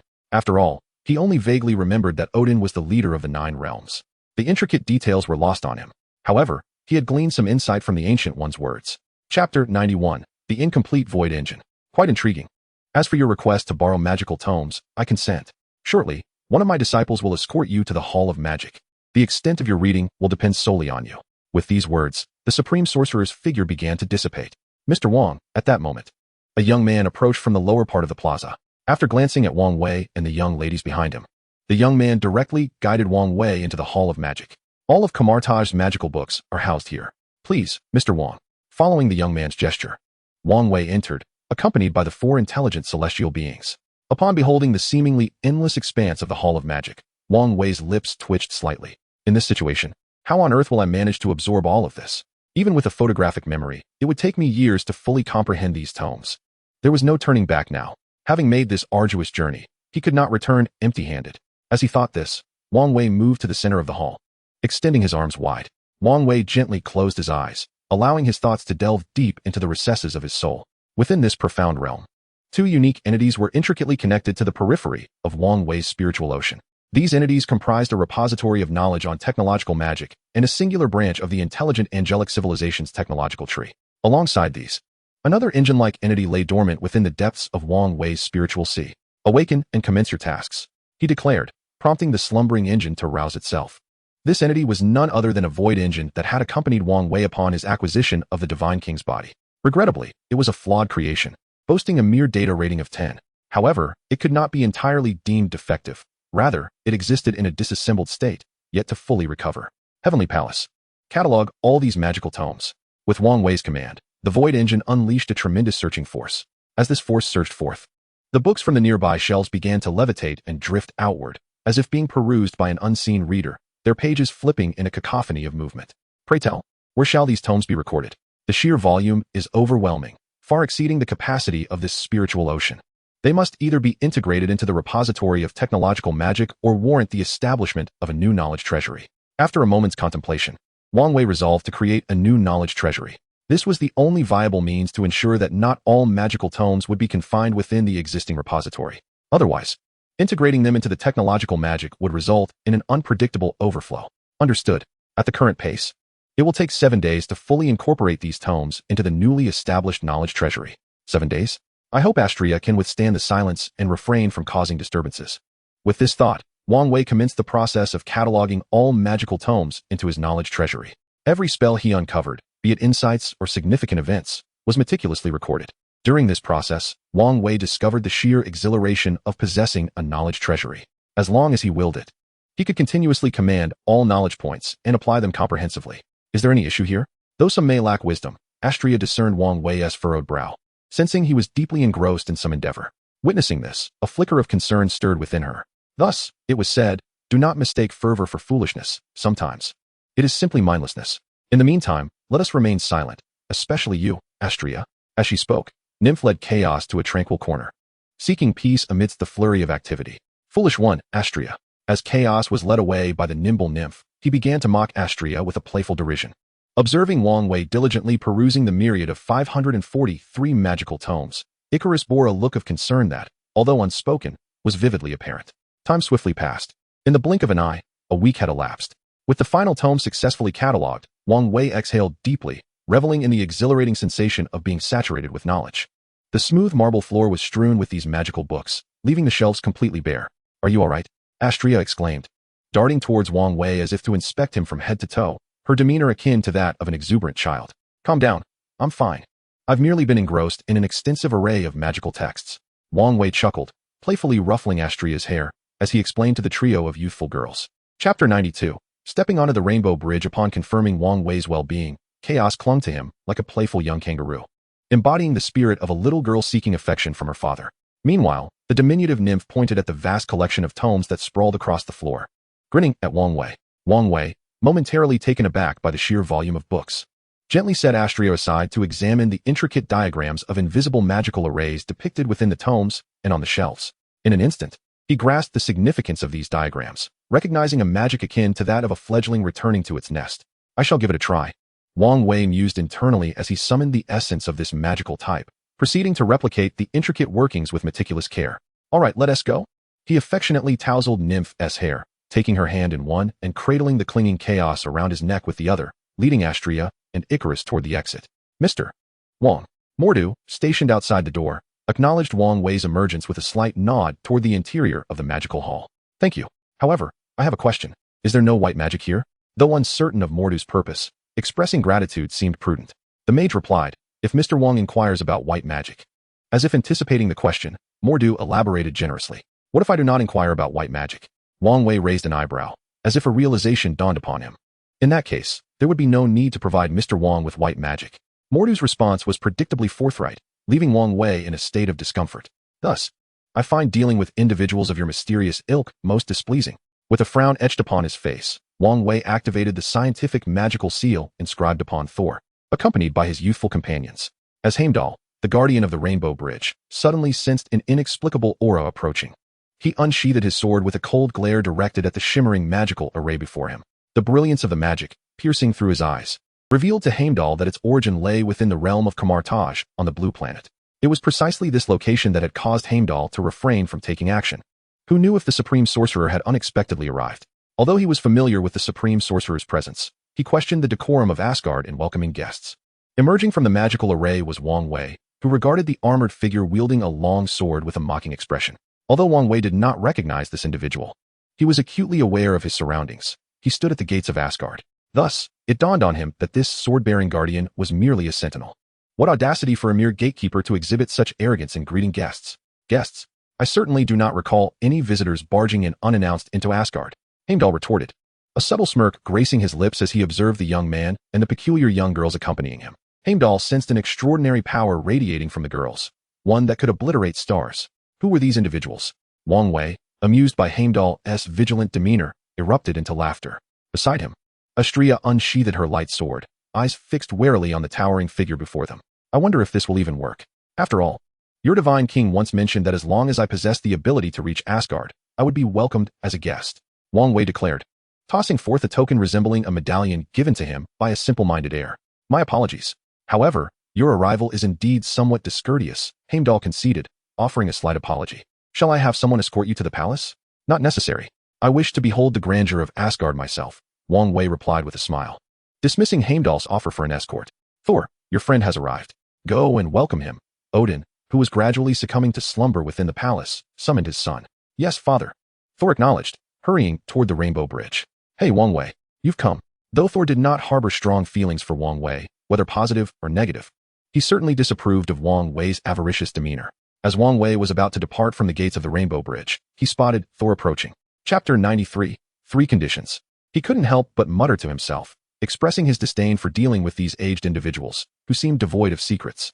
Upon seeing Thor's arrival, Heimdall, stationed at the gates, felt a slight easing of his apprehension. As long as Thor was accompanied by someone from Asgard, any ensuing trouble would not fall upon Heimdall. Long time no see, Thor. Wang Wei greeted with a beaming smile, looking at the foolish son of a landlord he had previously outwitted. This time, if he didn't extract something from Asgard, he would feel remiss about the purpose of his visit. To be candid, I was not fond of your prior demeanor. Your greed was rather off-putting. The foolish son of the landlord, true to his nature, spoke candidly to Wang Wei. Consider this. The rise and development of any civilization is inextricably linked to greed and ambition. No matter how well cloaked, it ultimately boils down to those very traits. I, however, make no effort to conceal my own avarice. Wang Wei unabashedly acknowledged his own greed, having seized the cosmic cube and the space stone for himself. That may be so, yet I still find it somewhat distasteful, Thor replied, shaking his head slightly as he led Wang Wei towards the royal palace. It was important to note that one of the purposes of welcoming Wang Wei was for Odin to have a serious discussion with him. Greetings, young man from Blue Star. Odin, with his graying beard, resembled a wise elder seated upon his throne, offering a friendly smile. Beneath that smile lay an aura of genuine cordiality. Pleasure to meet you, King of the Gods, Odin. Wang Wei nodded in response, aware that he must not present himself with airs in Odin's presence. Despite his own battle prowess being at the stellar annihilation level, he felt like a mere child before Odin. You are somewhat enigmatic, young man. The power you possess resembles divine strength, yet remains distinctly different. However, I shall not pry into the nature of your abilities. After all, everyone harbors their own secrets. I assume your visit is not solely to seek compensation? Odin, descending from his throne with a smile, regarded Wang Wei thoughtfully. Upon hearing Odin's remarks, Wang Wei felt a twinge of frustration. Could these ancient beings not refrain from such behavior? The supreme sorcerer, Ancient One, was like this. And now this old fellow was too. Internally grumbling, Wang Wei maintained a smile as he addressed Odin, straightforwardly articulating the purpose of his visit. Is it a wanted list? Turning around, Wang Wei gazed at the figure before him with a hint of perplexity.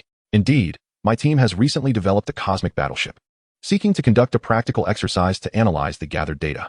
After all, I cannot recklessly declare war on certain factions or planets, can I? Thus, the only viable option is to target the notorious cosmic pirates or rogue fleets that roam the universe. With a shrug, Wang Wei unabashedly articulated his thoughts. He was certain, without a shadow of a doubt, that the infamous Red Alert planet within the Milky Way had indeed caught Odin's keen eye. He laid his intentions bare. For dealing with these ancient beings often leaves one in the dark regarding their true motives. Understood. However, your approach is indeed commendable. As a formidable force, one must refrain from preying on the weak. It was as if he were elucidating a profound truth. Odin nodded in agreement with Wang Wei's sentiment. Yet, there exists a saying on your blue star that I believe you are familiar with. To obtain something, one must be willing to sacrifice something of equal value. With a shift in tone, Odin smiled at Wang Wei, indicating that if he desired that bounty list, he would need to relinquish a substantial portion of his compensation resources. Observing the sly grin of Odin, much like a cunning fox, Wang Wei couldn't help but feel a twinge of regret. Indeed, acquiring the bounty list would not be as simple as it seemed. Should he choose to forfeit a portion of his compensation resources? Or should he opt to assist Asgard when necessary? Like tossing a conundrum his way, Odin presented Wang Wei with this dilemma. Wang Wei had no intention of surrendering his compensation resources. After all, Asgard, being the pinnacle of the 9 realms, possessed an abundance of rare metals and diverse resources. He held these treasures in high regard. While the Red Alert planet boasted considerable resources, they paled in comparison to the vastness of the universe. He required a plethora of various cosmic resources. This was only one facet of his desire. More importantly, after absorbing a wealth of magical knowledge from Kamartaj, Wang Wei felt an insatiable curiosity towards the lore of Asgard. Between the cosmic resources and the knowledge of Asgard, Wang Wei chose the latter. At this moment, Thor, standing beside his father like a mere specter, looked up at Odin with confusion. Why would he make such a request to this individual? It was indeed strange. Was something amiss? Chapter 94. The genetic blood samples of the exotic prisoners. As he spoke, Wang Wei extended a hand, earnestly articulating his stance. Very well, I agree. Nodding in affirmation, Odin readily accepted Wang Wei's 3 stipulations. He paid little heed to the calculations swirling in Wang Wei's mind. After all, a person with the potential to ascend to kingship must possess a heart as dark as their demeanor is resolute. Among his 2 sons, although Thor possessed a benevolent heart and resonated well with the Asgardian populace, making him more capable of safeguarding the 9 realms, Loki was indeed the one most suited to ascend the throne. Unfortunately, Loki's vision was often rather myopic. Otherwise, Odin would not have hesitated to nurture him. Thus, this agreement was settled amicably. Observing his conditions being unexpectedly declined, Wang Wei broke into a smile. He had his own calculations regarding these 3 demands. What did it mean to exceed one's capacity? To violate one's principles? That was entirely at Wang Wei's discretion. If he wished to assist, he would. If he chose not to, he would simply dismiss it. Ultimately, the crux lay in the various compensatory issues. If memory served him correctly, there was an incident involving the Dark Elves invasion in one of the Thor films. As long as he dispatched his legion for a large-scale military exercise, he could not only recruit a multitude of seasoned veterans, but also extract considerable benefits from Asgard. Speak, what compensation do you seek? Upon Wang Wei's agreement, Odin felt an undeniable sense of elation. Under Odin's gaze, although Wang Wei occasionally acted in a somewhat duplicitous manner, he was still regarded as a man of integrity. Yet, Odin perceived Wang Wei's vigorous pursuit of power as indicative of a formidable ambition. Alas, his 3 offspring were each more troublesome than the last. Firstly, I desire a collection of cosmic resources. Secondly, as I understand it, you Asgardians, seated at the pinnacle of the 9 realms, must possess a fair number of extraterrestrial prisoners. Correct? I require blood and genetic samples from these individuals. Lastly, I wish to borrow some of Asgard's tomes. Wang Wei boldly added the condition regarding the genetic samples of extraterrestrial prisoners. In his youth, Odin had undoubtedly captured a multitude of such prisoners, and it would be disingenuous to claim Wang Wei wasn't covetous of their genetic materials. He had even established a vast gene repository on the Red Alert planet. solely to expand his own power. This is excessive. You may only choose to. Odin shook his head slightly. While he was inclined to lend Wang Wei a hand, he was still wary of becoming a fool in the process. Since the aim was to seek compensation, there had to be a limit. Thus, he settled on the blood and genetic samples from the extraterrestrial prisoners, along with the borrowing of Asgard's tomes. Pausing for a moment, Wang Wei recognized that his initial request for cosmic resources was somewhat excessive and promptly eliminated that demand. The cosmic resources, while desired, were not urgently needed. However, the other two requests would significantly benefit both the Red Alert planet and himself. If necessary, he could always establish numerous bases and aggressively seek resources. Very well. My son Thor will guide you through the dungeons of Asgard. You may collect the blood and genetic samples there, provided you do not harm the prisoners. Regarding your request to borrow magical tomes, you are welcome to peruse the Royal Library and the Hall of Magic here in Asgard. As he spoke, Odin gently nudged Thor forward. Thank you, Your Majesty, King Odin, came the response, as Wang Wei, sensing Odin's fatigue, discreetly excused himself from the Grand Hall. This visit has yielded far more than I had anticipated. Upon witnessing Wang Wei's departure, Thor was about to inquire, but Odin raised a hand to halt his question. I know what you wish to ask. Thor, remember this. There are no weaklings who thrive in this universe. They are either tyrants or heroes, and among them, heroes fall the fastest. I do not expect you to become a tyrant. You are incapable of it. However, you should engage more with this young man. His future is undoubtedly not confined to the path of a tyrant. After all, you bear the weight of Asgard and the 9 realms upon your shoulders. Forge a connection with him, for the sake of the 9 realms. But, Father, you must understand, I do not wish to inherit the throne. Though Loki has heired, he is far more suited to succeed Wang Wei than I. Thor lowered his head, contemplating for a moment before expressing his discontent. When it comes to intellect, Thor acknowledged that his brother was indeed more fit to ascend the throne. If there was a distinction between them, it was that Thor resembled a battle-hardened general, while Loki was a consummate politician. My time is limited, my child. Remember this. My choice to have you inherit the throne is not due to Loki's inadequacy, but rather because you must protect the 9 realms and safeguard Asgard. Loki cannot shoulder this burden. With a heavy sigh, Odin gravely addressed Thor once more. The notion that Loki could not uphold such responsibilities echoed persistently in Thor's mind. As Thor stumbled out of the Grand Hall, he noticed a figure standing at the entrance, accompanied by 4 young maidens, basking in the glow of the setting sun. Have you finished your conversation? Then let us depart. Chapter 95, continuing to deceive the landlord's foolish son. As if waiting for Thor, Wang Wei cradled the somewhat subdued cows in one arm and held the pouting nymph in the other, gradually making his way forward. With a heavy heart, Thor took the lead ahead of Wang Wei. Where do you intend to go first? He inquired after a brief pause. To the library and the Hall of Magic. Of course. As for the bloodline genetic samples, I trust you can assist me in obtaining them? Wang Wei turned to Thor with a smile.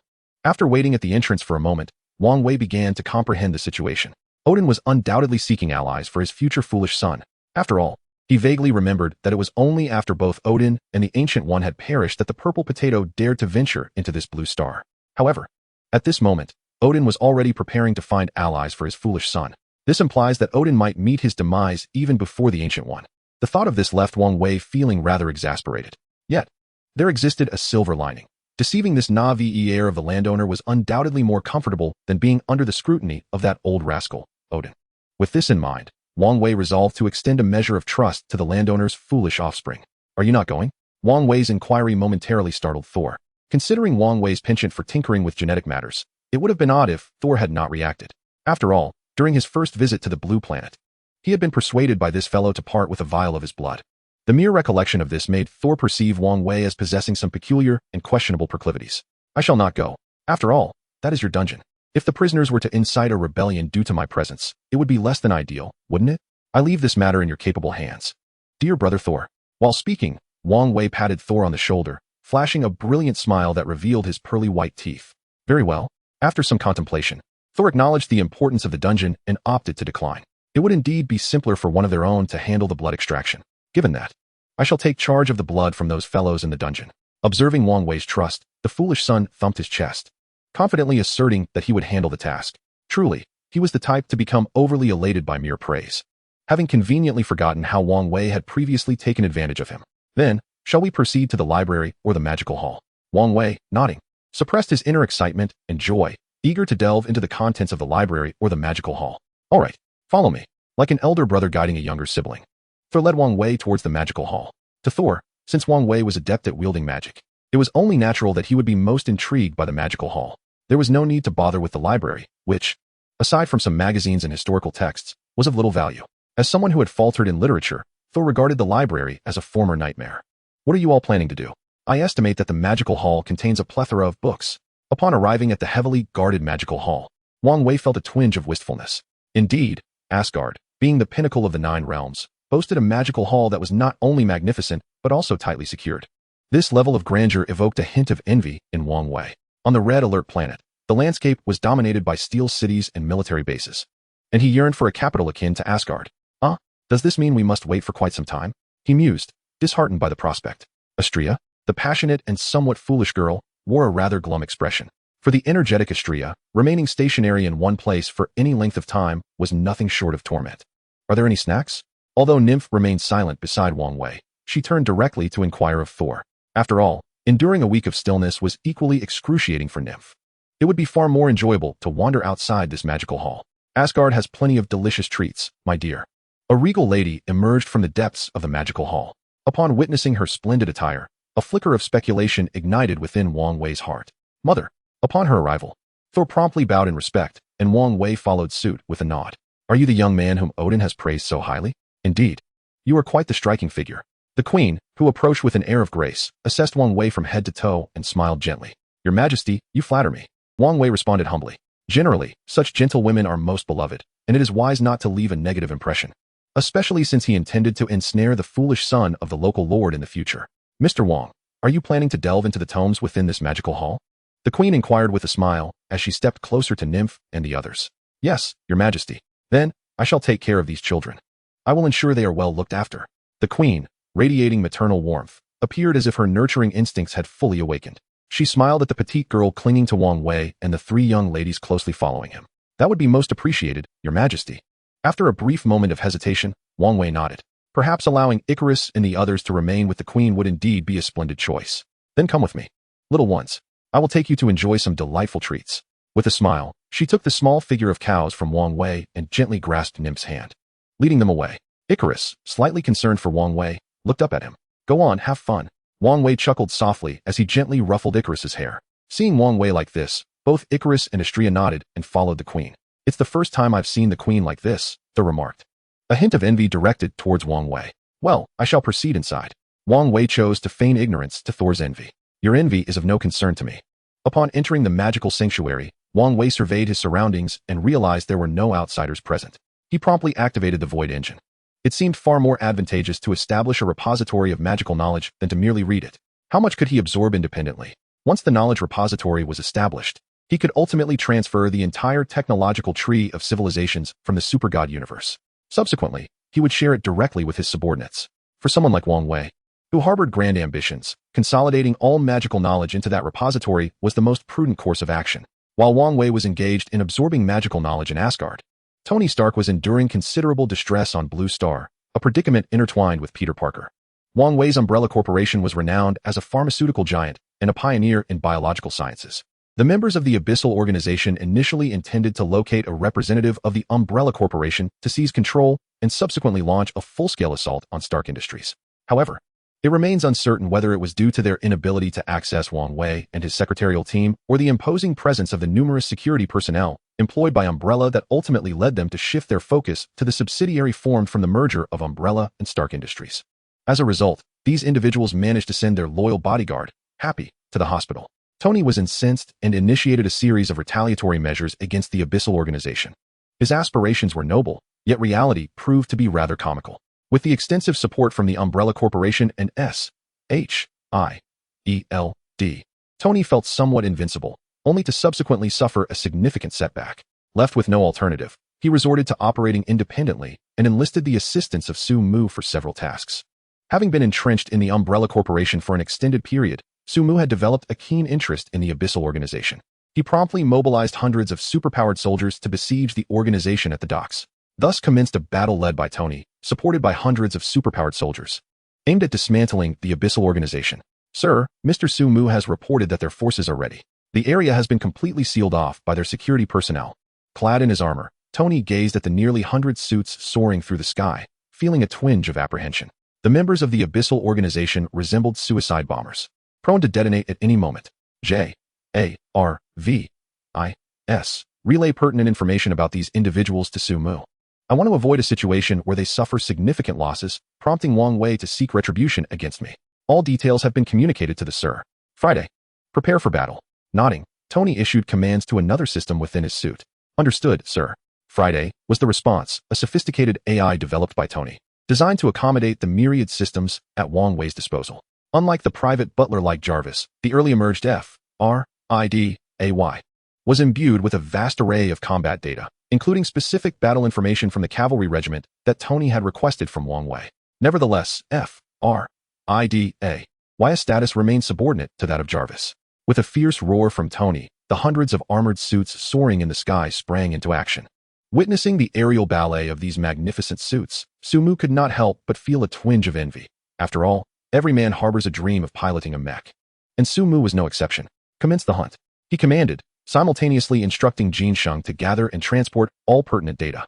A faint smile graced Sumu's lips as he issued his orders.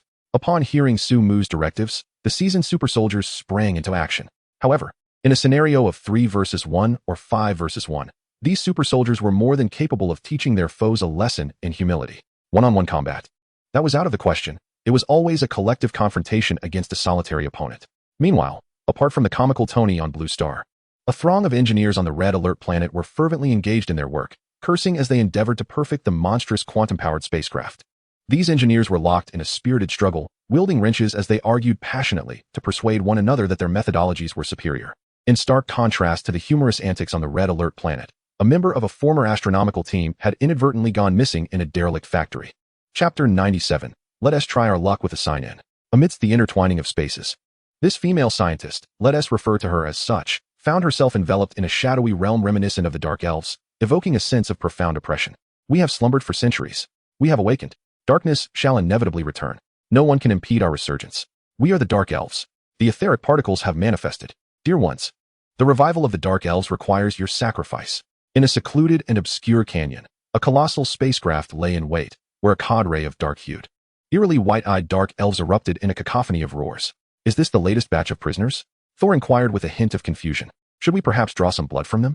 Observing the unfortunate souls being ushered into confinement, Thor found himself pondering this rather serious question. Noting that these captives appeared rather unremarkable, as Thor contemplated, Wang Wei, who had painstakingly replicated a wealth of literary knowledge from the library, finally emerged. Goodness. It took me merely 10 days to document the magical tomes in the Hall of Magic, yet I spent an entire month recording this library. For someone who has just re-emerged into the sunlight, I cannot help but voice my exasperation. This latest record has undoubtedly enriched my mind with a plethora of knowledge and cosmic secrets. After all, the information documented by Asgard, the foremost realm among the 9 realms, is exceedingly abundant. Whether useful or trivial, Wang Wei diligently gathered it all. The consequence of this endeavor, however, was that the flawed void engine within him faltered completely. As Wang Wei emerged, Icarus, adorned in the elegant attire of an Asgardian princess, approached him. The striking pink-haired Icarus, exuding an undeniable regal charm, was nearly unrecognizable to Wang Wei. Indeed, that outfit is quite splendid, Wang Wei thought, his heart fluttering with an impulse to affectionately pinch Icarus's cheeks. Yet, upon noticing the presence of nearby Asgardian guards and residents, he promptly dismissed such thoughts. Where are the others? Wang Wei mused, observing that only Icarus awaited him. It was evident that among these intelligent angels, Icarus was the most considerate. Astria was engaged in combat training with the Asgardians, while Nymph and Chaos were indulging in a feast at a nearby street market. As Icarus drew closer, her unwavering gaze made Wang Wei feel slightly bashful. What is it? Icarus? He inquired, puzzled by her sudden approach. Icarus wants to be petted too. Mustering her courage, Icarus, who often watched Wang Wei affectionately ruffle Nymph or Chaos's hair, felt a profound envy within. Although Wang Wei occasionally tousled Icarus's hair, such moments were evidently rare, leaving her feeling overshadowed by her companions. Not grasping the concept of jealousy, Icarus boldly expressed her desire. All right, Wang Wei exclaimed, taken aback for a moment before breaking into a warm smile and gently ruffling Icarus's hair. Observing Icarus's contented expression, Wang Wei began to understand the charm of these adorable young maidens. With that settled, he declared, I shall take my leave. Wang Wei glanced at the thousands of blood genetic samples collected within the spatial capsule and nodded at Thor. Initially, Wang Wei had anticipated Thor would gather merely 100 or so samples as a token gesture. To his surprise, the foolish son of the landlord had managed to collect samples from every prisoner, amassing several thousand in total. This certainly provided ample material for genetic studies on the Red Alert planet. Well then, I shall not see you off, as I have just quelled a rebellion and need to attend to some matters, Thor replied with a slight nod. refraining from escorting Wang Wei to Blue Star. Upon returning to his villa, Wang Wei found himself momentarily stunned. Didn't he intend to acquire that white magic? With this thought, Wang Wei hesitated for a moment. He resolved to delay his journey to Kamatak. After all, the colossal creature on the Red Alert planet must have been waiting with bated breath for a considerable time. Nevertheless, he decided to explore what rewards might be bestowed upon him through this sign-in system. With a slight smile, Wang Wei promptly activated the monthly sign-in system. After carefully counting, he discovered that his sign-in system had accumulated 5 opportunities for the month. Sign-in. Rubbing his hands together in anticipation, Wang Wei prepared to test his luck. Chapter 98. What in the world, a naval base? If the sign-in yielded nothing of worth, he could always wait a while before attempting again. Ding. Congratulations, host. You have received 1 naval base. Boom. As the announcement from the sign-in system echoed, Wang Wei found himself utterly bewildered. A naval base? Shipgirls? With a look of confusion and astonishment, Wang Wei immediately accessed the detailed data of this naval base to scrutinize it. However, after reviewing the information, he found himself at a loss for words. What kind of shipgirls are these? At this moment, Wang Wei's expression was filled with turmoil. If they were the original type of shipgirls, he might have felt conflicted, but now, with these peculiar shipgirls, his confusion deepened. The original shipgirls, regardless of their appearance, were undeniably adorable. There were tall and elegant battleship sisters, nurturing aircraft carrier mothers, charming light and heavy cruisers, as well as the youthful destroyers and submarines. Could he deploy these shipgirls into battle? Absolutely. Engaging in combat on the planet was entirely feasible. Yet, the capabilities of these peculiar shipgirls were limited to localized warfare on the surface, akin to that of surface heroes. However, this naval base structure he had acquired required vast resources to manufacture the cores for the warships. These warship cores came in various categories: destroyers, cruisers, battleships, and aircraft carriers, among others. The most troubling aspect was that the resources needed for a single battleship core were in the billions. And that is not all. Once these warship cores were produced, Wang Wei would need to craft additional hulls capable of accommodating these cores. Yet, if these warship cores were utilized on ordinary ships measuring just over 100 or 200 meters, it would be an utter waste. Could it be that these were meant to be matched with that colossal creature? As he pondered the compatibility of the shipgirls produced by the naval base with warships, Wang Wei envisioned the mad engineers who had constructed quantum-powered space carriers, monstrous vessels capable of serving as interstellar battleships. No, this is worth a try. With this thought, Wang Wei hurriedly transported the naval base structure directly to the Red Alert planet. On this Red Alert planet, Wang Wei did not meet with the 2 generals who had already been recruited. Instead, he sought out a moderately sized island near the coast to establish the command center. Core manufacturing equipment for warships? Upon encountering this, Wang Wei promptly allocated a substantial amount of resources from the Gongwei base to be continuously invested into this warship core manufacturing facility. During this process, as he transferred hundreds of billions of resource units, the 2 recruited generals, along with the chief engineers responsible for the quantum infinite power spacecraft, arrived at the command center in succession. Commander. Upon seeing Wang Wei, the first to salute was a young woman clad in a general's uniform. Though she appeared to be in her 20s or 30s, her composed demeanor prompted Wang Wei to nod slightly in approval. Indeed, she was a commendable commander of a corps. Commander. Following the salute from the female major general, a young woman dressed in a black military uniform also respectfully saluted Wang Wei. This black-clad young officer exuded an aura reminiscent of one skilled in assassination, sniping, and special operations. Thank you for your hard work, both of you.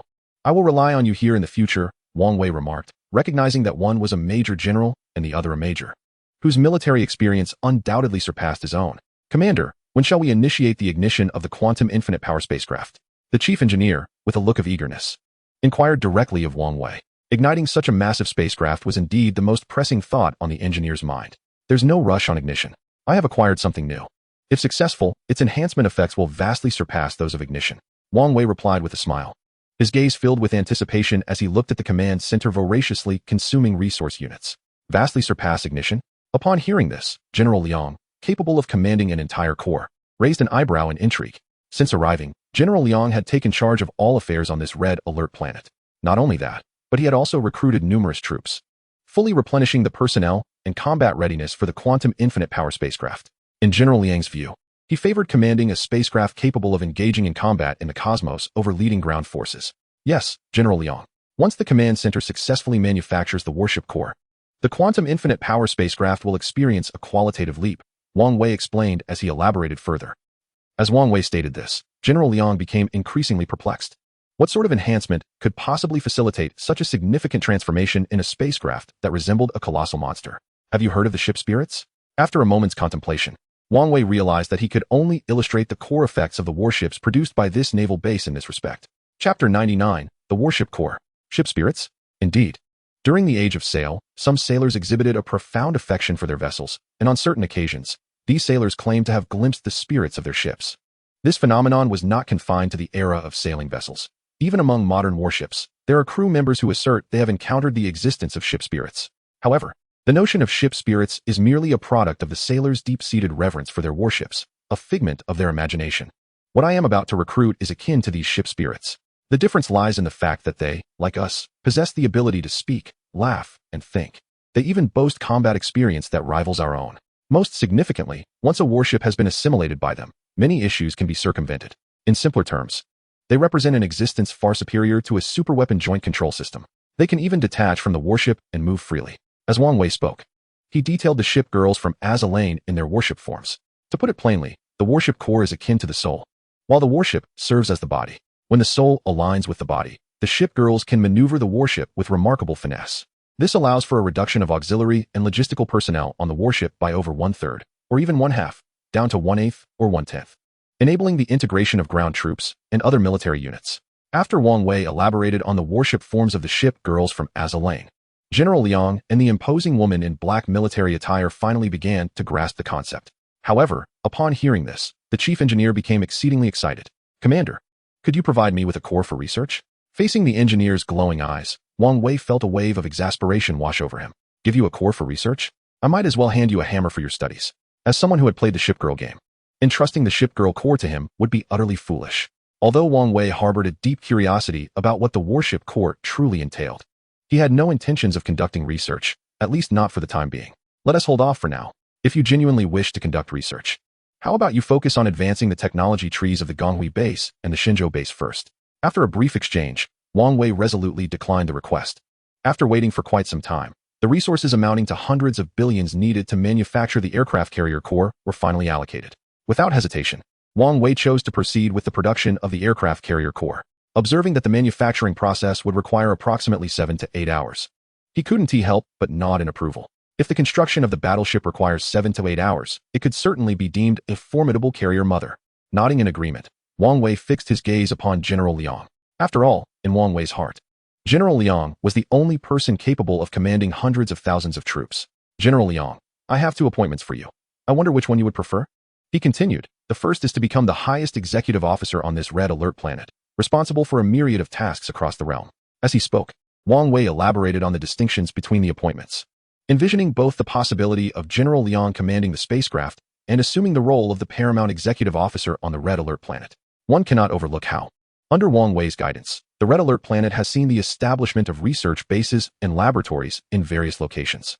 Fortunately, there exists an internal affairs department, orchestrated by Zhang Ye and Zhang Yu, to oversee the grand scheme. However, even with their efforts, the internal affairs department was nearing the brink of exhaustion as the scope of their responsibilities expanded. Wang Wei often noticed hints of thinning hairlines on the once lustrous heads of Zhang Ye and Zhang Yu. Consequently, he dared not indulge in the reckless mass production of troops. As the adage goes, creating troops brings temporary pleasure, but this is not a single-player game. There were numerous responsibilities to shoulder. It was indeed a vexing situation. This was precisely why the total population on the Red Alert planet did not exceed 1 million, a considerable portion of which comprised ordinary soldiers who had yet to undergo enhancement. Nonetheless, these soldiers had their own tasks to fulfill. "I choose to become the commander of the Quantum Infinite Power spacecraft." General Liang decisively opted for this role, having long harbored a desire for the Quantum Infinite Power spacecraft. After all, commanding cosmic operations would be a testament to her strength, would it not? "Very well, I hereby appoint you as the commander of the Quantum Infinite Power spacecraft. However, you must also assist with various matters on the Red Alert planet." As he spoke, Wang Wei formally appointed General Liang as the commander of the Quantum Infinite Power spacecraft. The reason the spacecraft lacked a name was due to the ongoing anticipation of its core's identity. After all, Wang Wei was uncertain which core had been constructed. Should he name it something undesired by the ship maiden, it would surely lead to complications. In truth, the concerns regarding the commander you harbor can indeed be resolved. After a moment's hesitation, General Liang began to elucidate his thoughts to Wang Wei. "To resolve the issue?" he queried, implying the ability to address the challenges concerning mid-level and senior commanders. Wang Wei himself harbored a deep-seated resentment regarding the inability to recruit officers within the Gonghui and Shenzhou bases. After all, while a smaller troop count could be managed, an increase in numbers would render the situation untenable. One could not simply appoint anyone to possess the capacity to command a regiment or a division. Up to this point, Wang Wei had successfully recruited approximately 200,000 to 300,000 soldiers, though not quite reaching the 100,000 to 80,000 mark. Yet, despite this considerable number, he only had 2 brigadier-level officers, a mere dozen colonels, and a multitude of junior officers. The lower-ranking commanders were somewhat manageable, as these soldiers aspired to rise within their ranks. However, there was a dire shortage of mid-level and senior commanders. The 2 brigadier-level officers, Zhang Ye and Zhang Yu, were the result of Wang Wei's relentless efforts, having been elevated through the continuous operation of the Red Alert planet. Indeed, Commander Liang continued, if we issue a covert directive to our spies, instructing them to infiltrate both the bases and the combat laboratories, there exists a probability of acquiring specialized structures, such as military academies, which would facilitate the large-scale training of colonel-level officers. As for the general officers, unless the commander can gather the main base vehicles from various factions and conduct a series of successful infiltrations, there remains a chance to obtain the unique structures necessary for training general officers, such as an officer academy. As he spoke, General Liang revealed some of the secrets pertaining to the Shenzhou and Gongwei bases. Is that so? Wang Wei pondered briefly, beginning to grasp the concept. This was akin to the gameplay mechanics he had experienced before, where one could steal technology to enable troops to level up. Nodding in understanding, Wang Wei took this matter to heart. After concluding his explanation, General Liang hesitated slightly before continuing. Therefore, I hope the commander can grant me sufficient autonomy in combat operations. As he spoke, General Liang saluted Wang Wei with utmost respect. The notion of granting ample operational freedom was indeed intriguing. Were this on Blue Star, it would certainly attract scrutiny. Yet, on this Red Alert planet, the concept of operational autonomy? For Wang Wei, it was hardly an issue. He possessed a wanted list in hand. Seeking combat authority? I shall grant it. Not only will I grant you that, but I shall also provide you with troops and equipment. Train vigorously and enhance our strength. Whatever your demands may be, I can fulfill them. This is my commitment to you. Nodding, Wang Wei was acutely aware of his occasional shortcomings in military command. He had a clear understanding of his role, logistics manager, and the ultimate benchmark of combat capability. Thank you, Commander. Upon hearing Wang Wei's pledge, a smile spread across General Liang's face. After all, nothing is more comforting than earning the trust of one's superiors, is there? Wang Wei's gaze shifted towards the imposing figure in the black military uniform beside him. Compared to General Liang, this woman exuded an intimidating aura, her demeanor equally frosty. Report. Commander, I am without a name, designated as Black Lotus. I specialize in special operations, counter-special operations, and spearhead tactics. If General Liang embodies the archetype of a commanding hero, and Tanya represents a solitary warrior, then Black Lotus stands as the leader of the charge. Is that so? Do you wish to independently assemble your own special unit? Or would you prefer to serve alongside General Liang aboard this warship? After a moment of contemplation, Wang Wei found himself at a loss regarding the situation with Black Lotus. Ultimately, he decided to grant her the choice. Upon hearing Wang Wei's proposition, Black Lotus hesitated. She felt a stirring desire for cosmic warfare. Yet the prospect of forming her own special unit was equally compelling. A conflict of interests ensued. Observing your inner turmoil, let us do this, for the time being. Serve as General Liang's aide, while simultaneously assembling your special unit aboard this quantum infinite power aircraft carrier. Should your unit not be established, any outstanding special forces I come across will be placed under your command. Wang Wei smiled as he explained this to Black Lotus, offering her a path forward. Understood, Commander. The moment Wang Wei issued his directive, Black Lotus's expression brightened, and she nodded eagerly. Time passed quickly. Within the fortress, the core of the warship was finally constructed. When Wang Wei unveiled the cube-like core, he couldn't help but feel a sense of wonder. Was the soul of a warship sealed within? As he pondered, he activated the core using a nearby activation device. After all, he had chosen a core belonging to an aircraft carrier. Even if it were somewhat lacking, it surely held a modicum of renown. As Wang Wei activated it, the core emanated a brilliant glow. From this radiance emerged a girl, around 17 or 18 years of age, clad in a flowing white gown. Chapter 101. Keikaku, my lady. Might you be my admiral? The silver-haired girl gazed at Wang Wei, offering him a gentle smile. Her maternal radiance nearly overwhelmed Wang Wei, a devoted admirer of youthful charm. My lady? Upon the appearance of the girl in her ethereal gown, Wang Wei couldn't help but exclaim. Her visage and attire were strikingly reminiscent of someone else. It was uncanny. She was the very embodiment of my lady. In the world of the shipgirl game, she was the first aircraft carrier for most casual players, known as Keikaku, with the true name being my lady. Ah, Commander, can I interpret your actions as a form of harassment? A moment of surprise crossed the lady's face, and a blush crept onto her cheeks as she playfully remarked to Wang Wei. Ah, my apologies. Your persona is simply too deeply ingrained in my mind, Glorious. Wang Wei, feeling somewhat embarrassed, proceeded to clarify himself to Glorious. After all, addressing someone as Madam right off the bat feels rather inappropriate.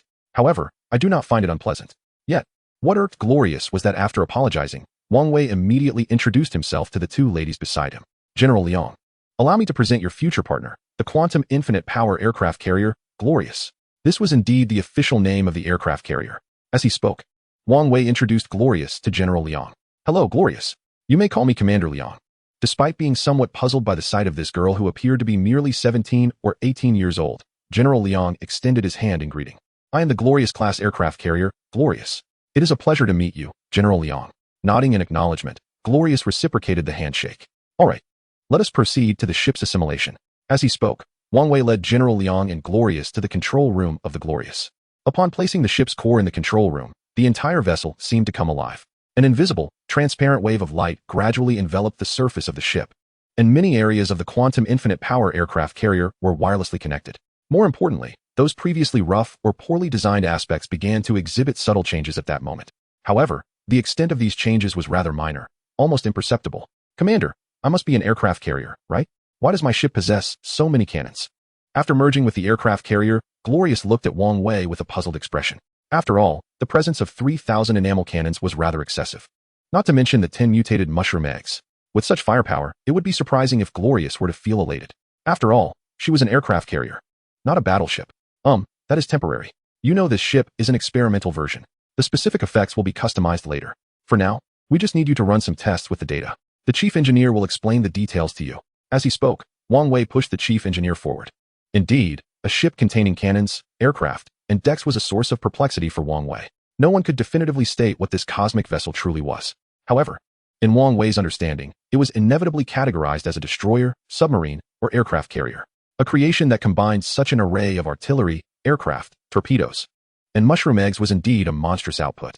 As the chief engineer began to converse with Miss Wang Wei, he expressed several concerns.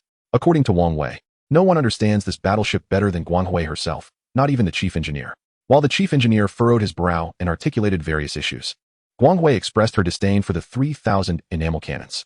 Who has ever seen a battleship simultaneously unleash a barrage of fire while deploying aircraft? It is simply unheard of. Wang Wei, observing their idle chatter, dismissed it with a wave of his hand. By the way, Commander, where shall we conduct our live combat exercises? Just as Wang Wei was about to leave, General Liang seized him. Let me think for a moment. After a brief contemplation, Wang Wei began to ponder this question. After all, engaging with cosmic pirates or rogue forces at this juncture with 550 would likely be unwise.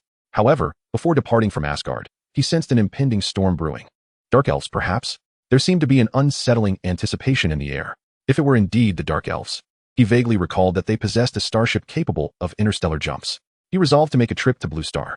If he were to encounter that Dark Elf starship, he would seize the opportunity to confront it directly. Even if he did not acquire their interstellar technology, it would suffice to vanquish the Dark Elves. Such a feat would undoubtedly affirm his commitment to safeguarding Blue Star and showcase a portion of his strength before those ruffians. While they remained on the surface, playing games, he would already be soaring through the cosmos aboard his starship. A visit to Blue Star was in order. If the opportunity arose, he would engage in battle. If not, he would flaunt his prowess in the outer space of Blue Star before proceeding to other destinations. Chapter 102. Tony's request, as Wang Wei spoke. He produced a wanted list and handed it to General Liang, who could only nod in acknowledgement. By the way, bring along a few base vehicles. I will have use for them later. With that, Wang Wei departed from the Red Alert planet. His intention for the base vehicles was merely to establish a base beneath the Antarctic or Arctic. Understood, Commander. General Liang nodded in agreement with this notion. Afterward, Wang Wei left the Red Alert planet. Just before his departure, he vaguely heard Wang Wei and the chief engineer engaging in a heated debate. You might as well dismantle these enamel cannons. Can't you store hundreds, even thousands of aircraft here? And what about these mushroom eggs? I can't deploy them. What purpose do they serve for me? Wang Wei sensed Wang Wei's frustration as she sought him out, prompting him to make a hasty exit. It appears that this quantum infinite propulsion spacecraft has been rendered useless. Why is he looking for me? A bewildered Wang Wei felt an uneasy sense of restlessness. Are they also idle? I have numerous research projects yet to undertake. The biochemical system seems to have lost its significance in this cosmic conflict. Meanwhile, Wang Wei pondered how to enhance the powers of the tyrant and the goddess of revenge, not to mention the vast amount of magical knowledge he had acquired. To put it bluntly, since obtaining this knowledge, he had scarcely found the time to utilize it. Time is exceedingly scarce. I understand now. Nodding slightly, Wang Wei made his way toward his old neighbor, Tony. Trailing behind him was Icarus, clad in an adorable outfit and holding a large watermelon, her feet adorned with slippers. What is going on? My goodness, what happened to you? Immediately perplexed, he questioned, Have you gotten yourself into a scuffle with Hulk? How did it come to this? For Tony, there were few individuals he genuinely cared about. Wang Wei was one, and Pepper Potts was another. Yet now, Pepper was in trouble. Do you remember that Pepper had been injected with the extremist virus by the extremist organization to save Tony? Although that organization was annihilated that night by Tony's legion of Iron Man suits led by Su Mu, the virus injected into Pepper remained unaddressed. It appeared that Tony was unaware of how to neutralize it. The irony was that the one affected was none other than the CEO of Stark Industries, Pepper, who was also Tony's romantic partner. Su Mu and the others dared not mention the possibility of helping Tony to resolve the issue of the virus. They were hesitant to intervene, especially since it involved Pepper. What is the matter? Speak. Did S.H.I.E.L.D. pin you down? Don't worry. I'll tear down their headquarters right away. As he spoke, Wang Wei rolled up his sleeves, ready to lead an assault on S.H.I.E.L.D.'s building. Seeing Wang Wei's fervor, Tony swiftly intervened. No, don't panic. As he spoke, Tony worked to restrain Wang Wei's impulsive actions. To be fair, Tony was certain that Wang Wei genuinely contemplated demolishing S.H.I.E.L.D. ever since he displayed his power the last time. S.H.I.E.L.D. had been like a mouse encountering a cat, avoiding any interaction with the Umbrella Corporation.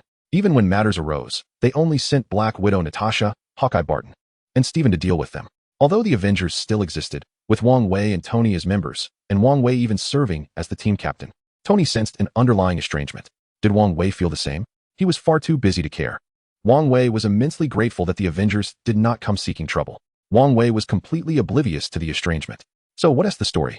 He inquired, listening like an amused onlooker as Tony began to chat. In a brief moment, Tony recounted his past romantic escapades, shared some recent experiences, and discussed the losses incurred by his Iron Legion, as well as the troubling matter of Pepper being injected with the Doomsday virus.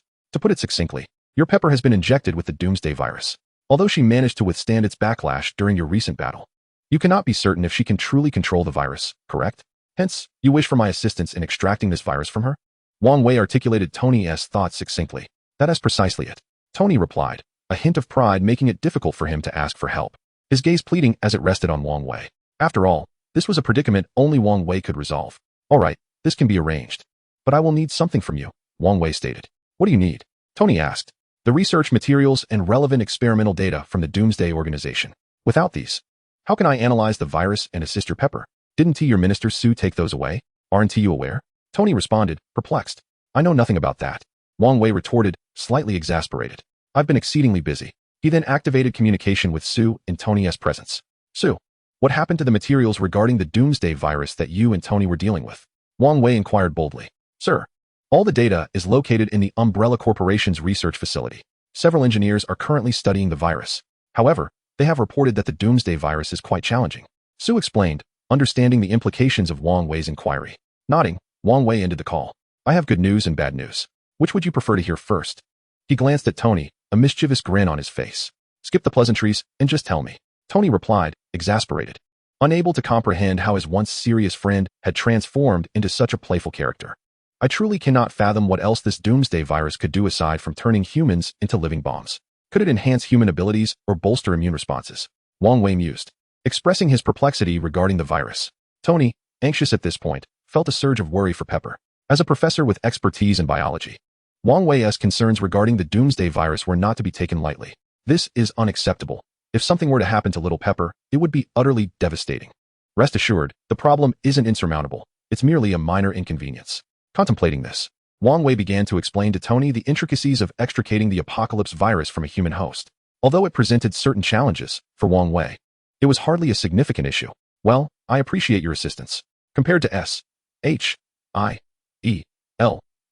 and others he knew, Tony harbored a greater trust in Wang Wei's capabilities.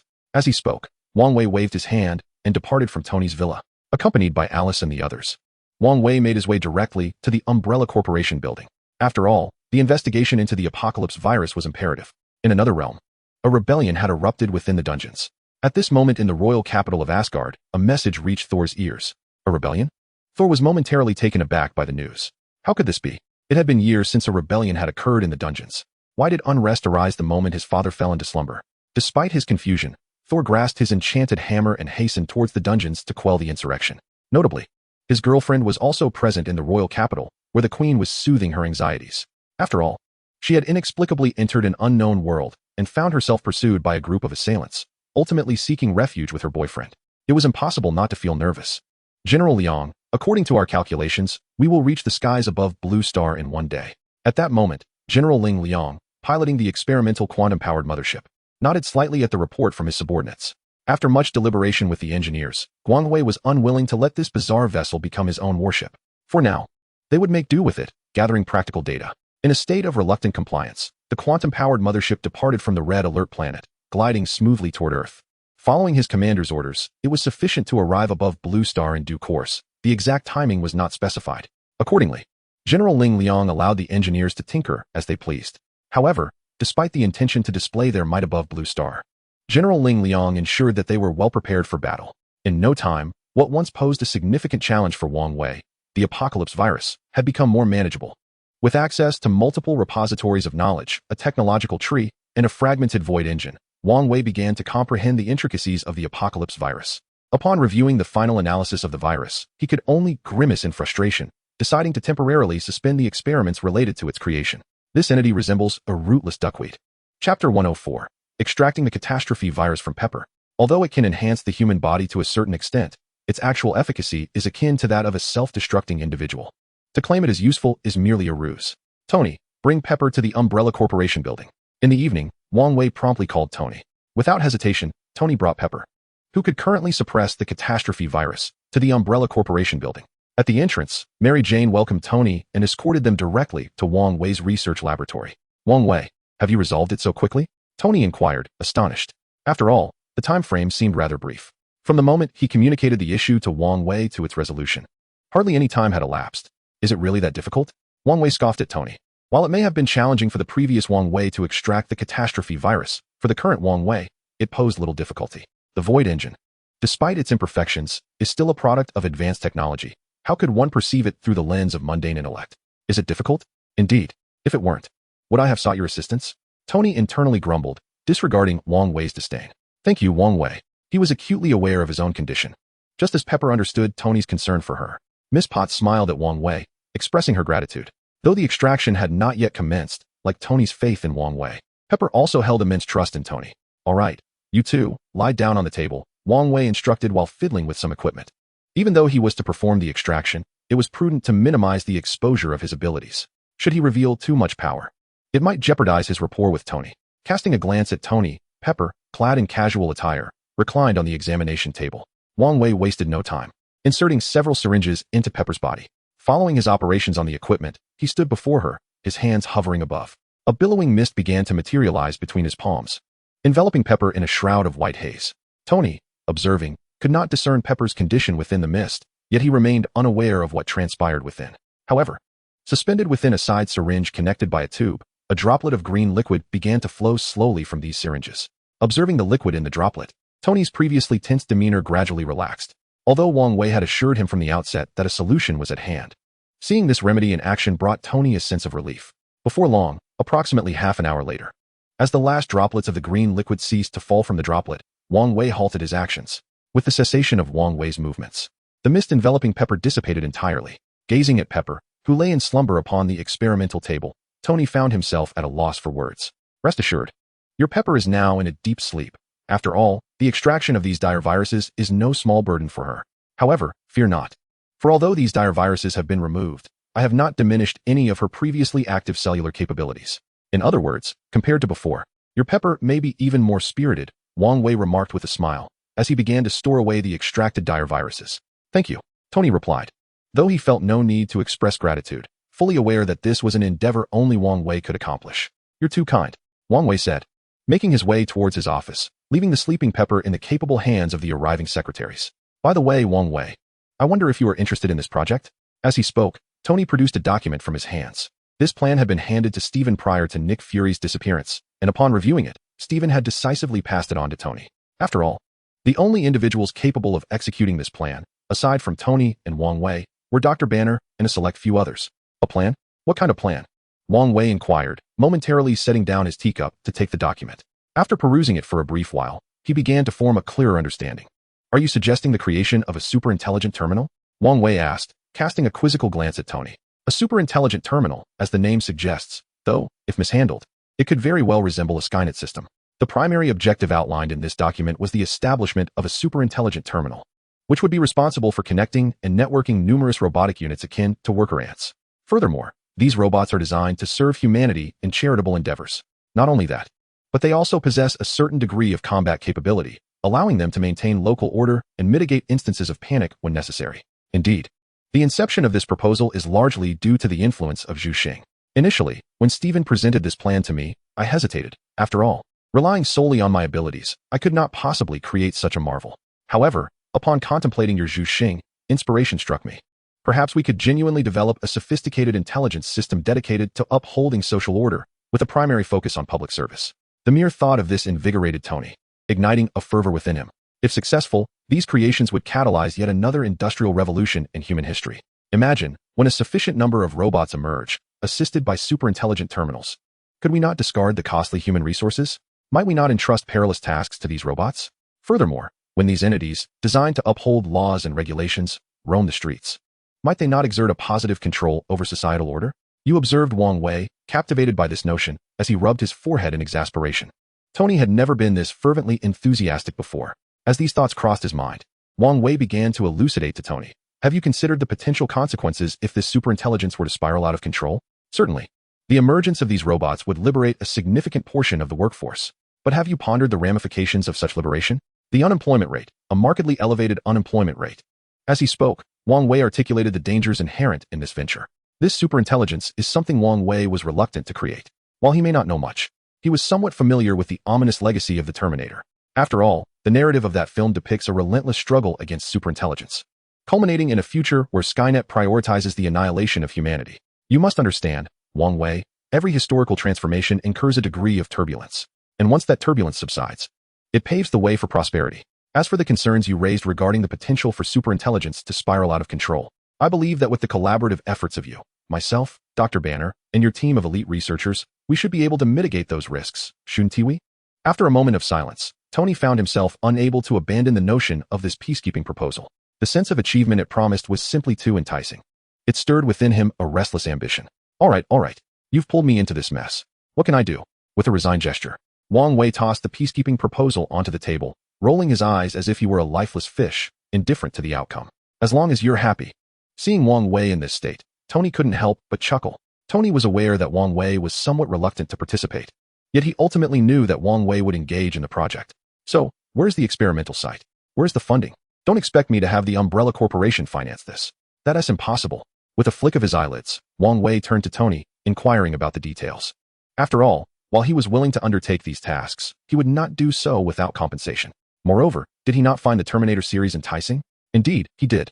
This was precisely why Wang Wei felt compelled to conduct an experiment. After all, large-scale superintelligence could easily veer into extremes. This was also the reason Wang Wei had hesitated to grant expanded permissions to Zhu Xing. Why not install an exceptionally advanced Zhu Xing aboard the Quantum Infinite Propulsion Mothership? Because he could not maintain control over it. Hence, Wang Wei resolutely decided to initiate the project. First, he would leverage the reckless agents of S.H.I.E.L.D. to acquire first-hand data. If feasible, with the production capacity on the Red Alert planet, he could churn out thousands of Terminators in no time. After all, the cost-effectiveness of these machines was relatively low. Funding will be allocated, permissions granted. Furthermore, have you seen this? We will use this city as our research test point. As he spoke, Tony unfurled a map. This city was not far from the city of the Forum, merely 100 kilometers away. Yet, compared to the city of the Forum, this city resembled a mere rural town, a source of embarrassment. Are they planning to use this proposal to stimulate the economy of this city? After glancing at the city's description, Wang Wei felt a twinge of exasperation. However, upon reflection, it made sense. Their concerns were likely shared by those individuals as well. Nevertheless, what truly mattered was the primary experimental data. All right, I consent to this matter, Wang Wei declared, slightly shaking his head as he finalized his agreement. Upon seeing Wang Wei nod in approval, a smile blossomed on Tony's face. Then, let us work together to create a transformative epoch, Wang Wei. As he spoke, Tony extended his hand towards Wang Wei. In this situation, collaboration with Wang Wei was the only path to genuine success. If he attempted to go solo, his chances would merely be 30%. With Wang Wei on board, success was assured. Let us hope this doesn't turn into the greatest disaster in human history, Wang Wei quipped, extending his hand in response. Chapter 106, The Kree Warship Alert. Alert. Unknown interstellar warship detected. Unknown interstellar warship detected.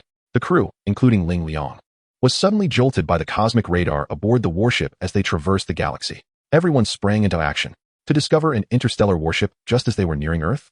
What was happening? Where did this interstellar warship originate? Quick, investigate. In the command center, General Ling Liang ordered his subordinates to investigate the origins of the mysterious spacecraft. According to our findings, this vessel belongs to the Kree Empire from the cosmos. One of the specially trained female soldiers declared, presenting the bounty list that Wang Wei had previously summoned, alongside the names of notorious space pirates and various nomadic civilizations. The list also included a detailed description of the Kree, characterized as an aggressive empire. The appearance of their warship here raised urgent questions. General Ling furrowed his brow. What is the purpose of their ship's presence? What should we do? He pondered, aware that launching a war impulsively would be unwise. Yet, he was equally eager to uncover the true intentions behind this warship's arrival. They may have already discovered us and followed us here, suddenly remarked Wang Wei, breaking the silence. Discovered? The chief engineer, who had been listening intently, raised an eyebrow, realizing that the nature of combat in the cosmos was vastly different. We must adapt our strategies. As he contemplated potential enhancements for their warship, General Ling found himself increasingly troubled. Had they always been the primary target?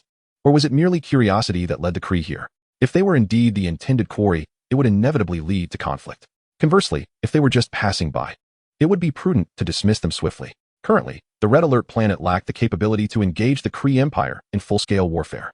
I am uncertain, but I sense both possibilities loom, Wang Wei replied, gazing through the thick cosmic glass at the Kree warship, now appearing like a speck of dust in the vast expanse. Transmit orders to prepare for battle. We are close to the commander's location. I will contact him shortly. Understood, General Liang. The specially trained female soldiers nodded in agreement, readying themselves for action. As commands were issued, the Transformers and Cavalry Corps prepared for combat. The monstrous warship revealed its menacing visage, with 3,000 formidable enamel cannons poised for engagement. Although Wang Wei recognized that they lacked the capacity for a full-scale war against the Kree Empire, she felt undaunted by a single warship. With 3,000 cannons, thousands of invaders adept at navigating the cosmos, and numerous allied legions, she was resolute. Surely, a vessel devoid of a true warship spirit cannot overpower us, she declared. The Kree? What is this? The Kree Empire? Which faction is this? I can only recall that purple sweet potato creature who wished to snap his fingers. How infuriating. When faced with uncertainty, one must consult the expert. Without hesitation, Wang Wei activated the portal to Kamartaj. Upon his arrival, the atmosphere of Kamartaj remained eerily desolate. In fact, it seemed that few souls lingered there at present. Mr. Wang, the sorcerer has been awaiting your arrival. As Wang Wei entered with Icarus and the other ladies, Mo Du, an old acquaintance, slowly emerged from one of the side palaces and proceeded to guide Wang Wei forward. Thank you. Wang Wei nodded appreciatively and followed Mo Du to the location of the Supreme Sorcerer. You've arrived? Please, take a seat. Master Gu Yi gestured towards a chair while sipping her tea, inviting Wang Wei to sit and engage in conversation. However, isn't this an inopportune moment for tea? Despite being impressed by Master Gu Yi's composure, Wang Wei dutifully took a seat. After all, if this esteemed figure remained unperturbed, what reason did he have to be anxious? Have you come to inquire about the white magic? Master Gu Yi inquired, observing the puzzled expression on Wang Wei's face. If it were merely for that, would I have come at such an unearthly hour? Wang Wei retorted, a hint of exasperation evident in his tone. So what is amiss? Are you aware of the Kree and the Empire? Wang Wei raised an eyebrow and conveyed the information he had gathered to the Supreme Sorcerer, Gu Yi. The Kree and the Empire? Yes, I am aware. They are a notoriously infamous faction within the cosmos, quite unpopular among many.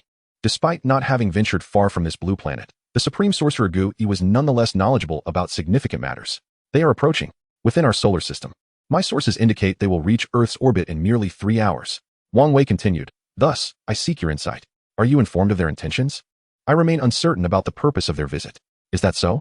Upon hearing Wang Wei's words, the Supreme Sorcerer Gu Yi's brow furrowed slightly. Chapter 107. Deceiving the Rogue. Historically, sorcerers have never feared collective battles. This assertion holds true. A few sorcerers can easily unleash area of effect spells. However, the arrival of the Kree must be linked to the space stone in your possession. After all, from what I gather, the Kree have some connection to Thanos. It seems this fleet has come to probe our defenses. With Odin now in slumber, sending an army to rescue the blue planet is impossible. Moreover, I am bound to remain here, tasked with guarding this realm.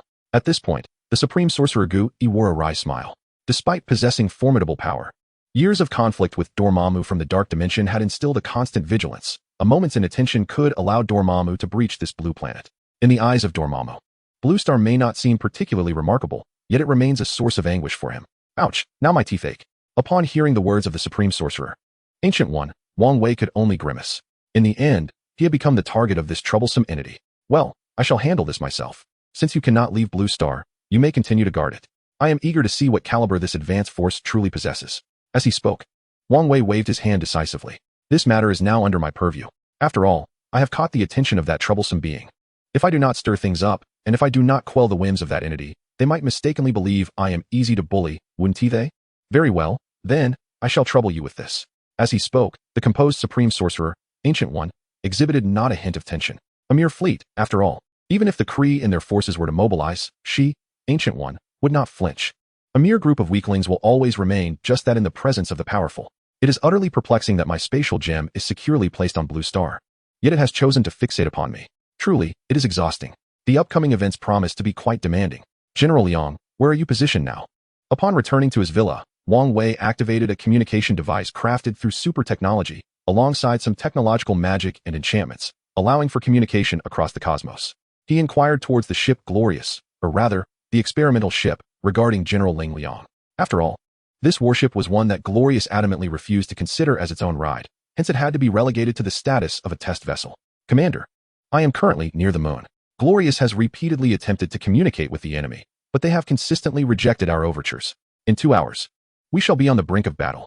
Though reluctant to engage, it does not imply that General Ling Liang fears confrontation.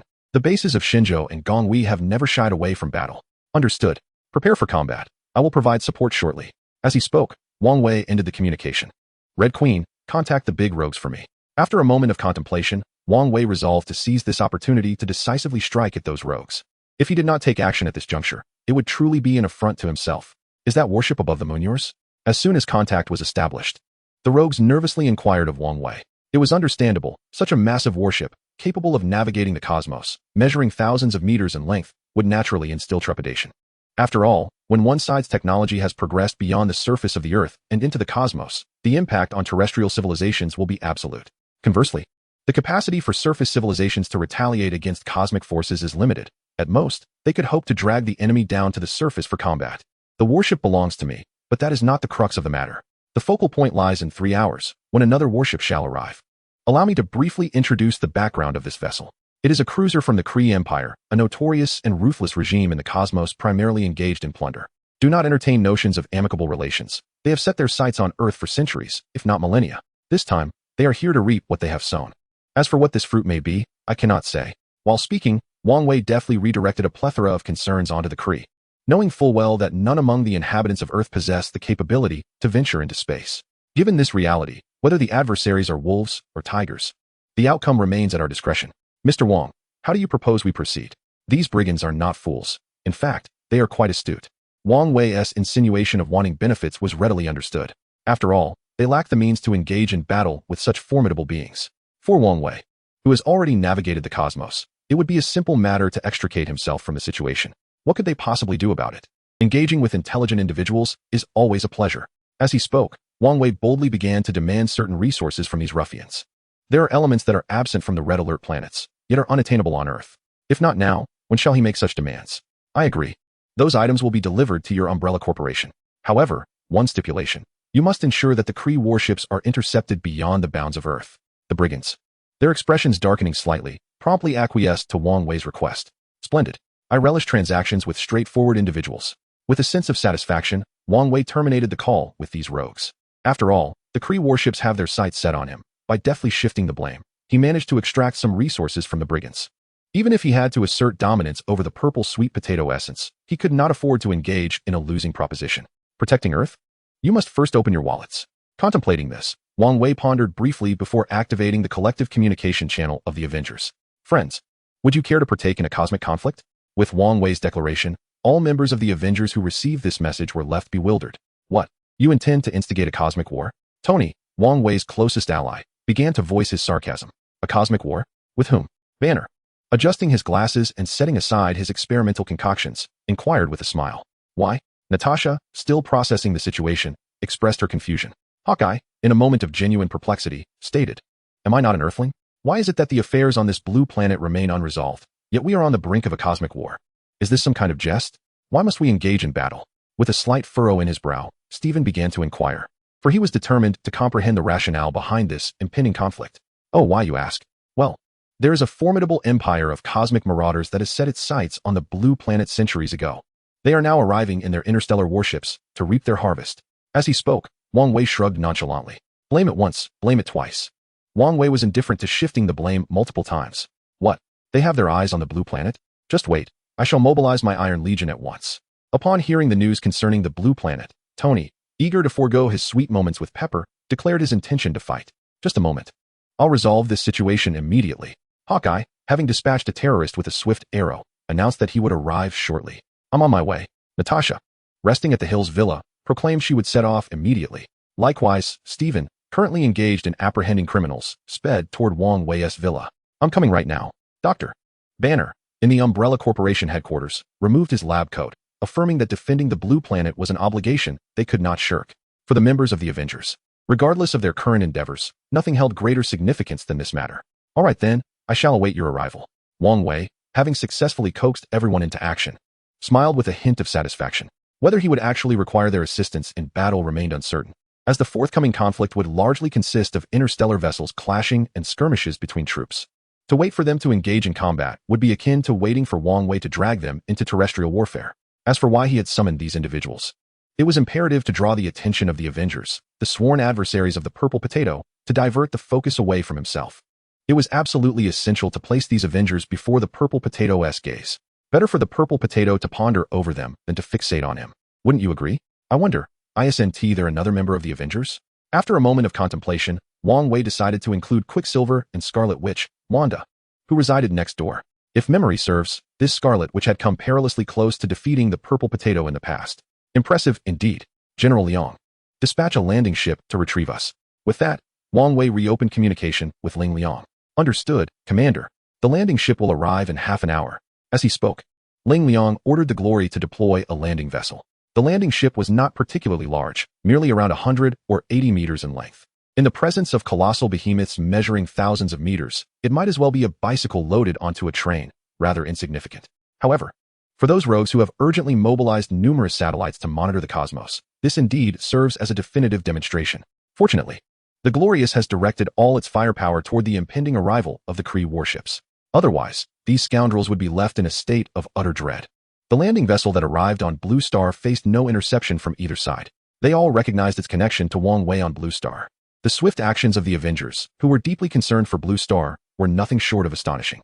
Within a mere half hour, they arrived in a manner reminiscent of the 8 immortals crossing the sea, each showcasing their unique abilities. Some rode motorcycles at reckless speeds, others charged in on speedboats. Some scaled walls directly, and others arrived by helicopter. Most outrageous of all was Captain America, Stephen, who descended from the sky using a parachute. Witnessing the arrival of these individuals, Wang Wei could only silently scoff to himself. You guys are truly impressive. By the way, where exactly are we going to engage in battle? As he spoke, Tony, clad in the latest Mark V armor, soared through the air. Behind him hovered hundreds of armored suits. For Tony, these creations finally found their purpose. The previous encounter with the Doomsday Organization had clearly aimed to tarnish the reputation of his Iron Legion. Is that so? The sharp-eyed Hawkeye, Barton, directed his gaze toward the landing vessel approaching from above, a bowstring taut with an arrow ready to be loosed. With just a nod from Wang Wei, he could unleash his shot. That's my landing vessel. Our battle will take place outside Blue Star, not on its surface.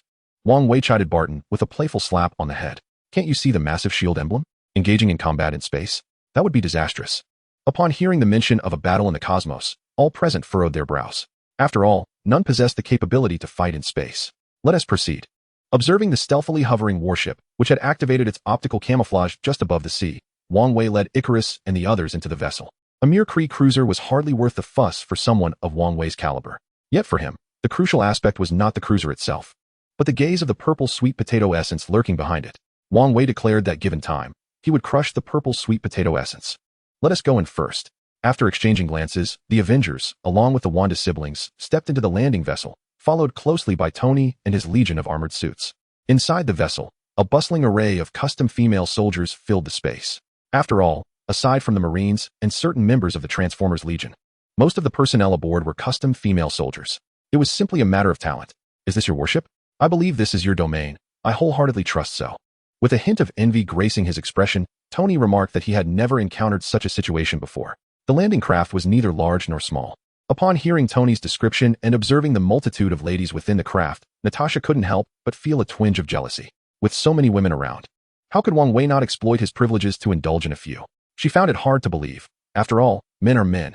Besides Natasha, there was another woman in their group, Wanda. For Wanda, the sight of these ladies evoked a sense of harmony. Yet she found herself questioning her own feelings. Was she perhaps not interested in women? After all, why else would she lack interest in them? Wanda considered herself a great beauty as well. Furthermore, countless women in the Umbrella Corporation headquarters were vying to share Wang Wei's bed, yet he remained elusive. It was indeed strange, truly strange. Casting a pitying gaze at Wang Wei, Wanda silently prayed, "Oh God, please let this not be the case. Otherwise, my brother would be doomed. Get lost. Do you think everyone is like you?" With a roll of his eyes, Wang Wei retorted to the somewhat sharp-tongued Tony. "Could you not think of something positive?" As for Natasha and Wanda's thoughts, if Wang Wei were to discover them, he would undoubtedly flip the table and toss Wanda out. What the hell? A young lady? Is she not alluring? A lowly? Is she not delightful? Why do you slander me so? The request for flowers fell on deaf ears. Everyone instinctively clutched their hearts in trepidation.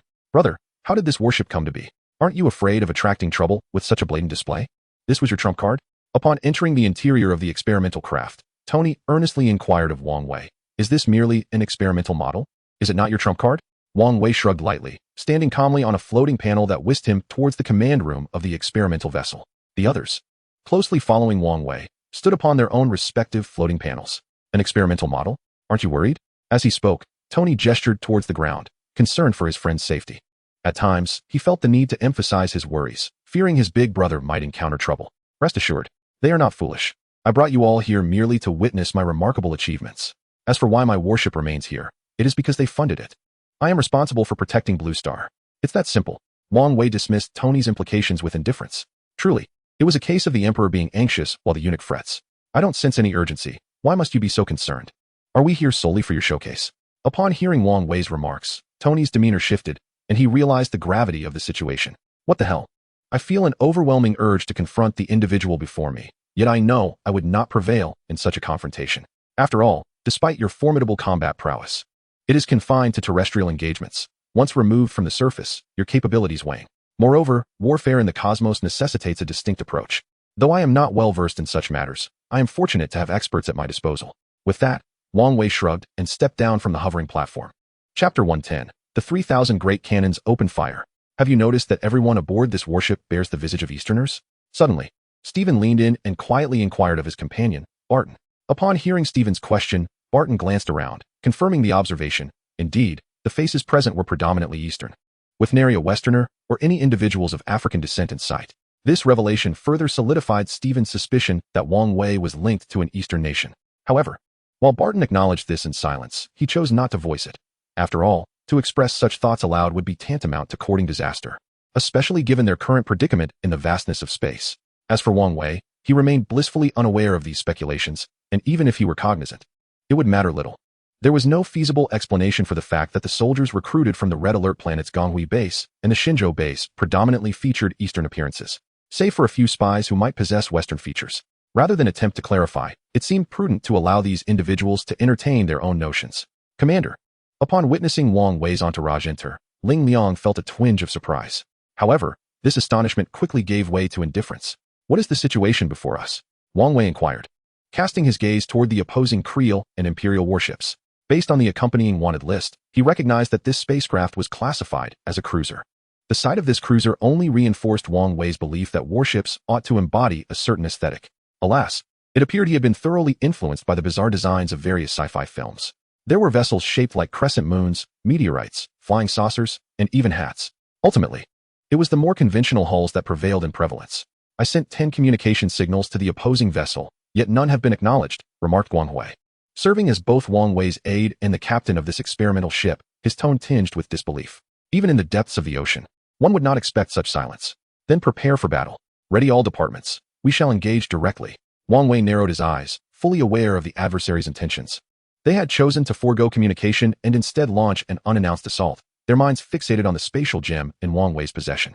The thought of this caused Wang Wei a pang of frustration. The complexities involved in deciphering the spatial gem were daunting. So much so that should the Void engine attempt to analyze it, it would likely succumb to failure. Due to this, Wang Wei merely utilized the spatial gem in a simple manner. Is the war commencing just like that? Observing Wang Wei's hasty initiation of battle, Stephen could not help but inquire directly. What else can be done? Should we wait for it to bombard the very planet beneath our feet before we engage?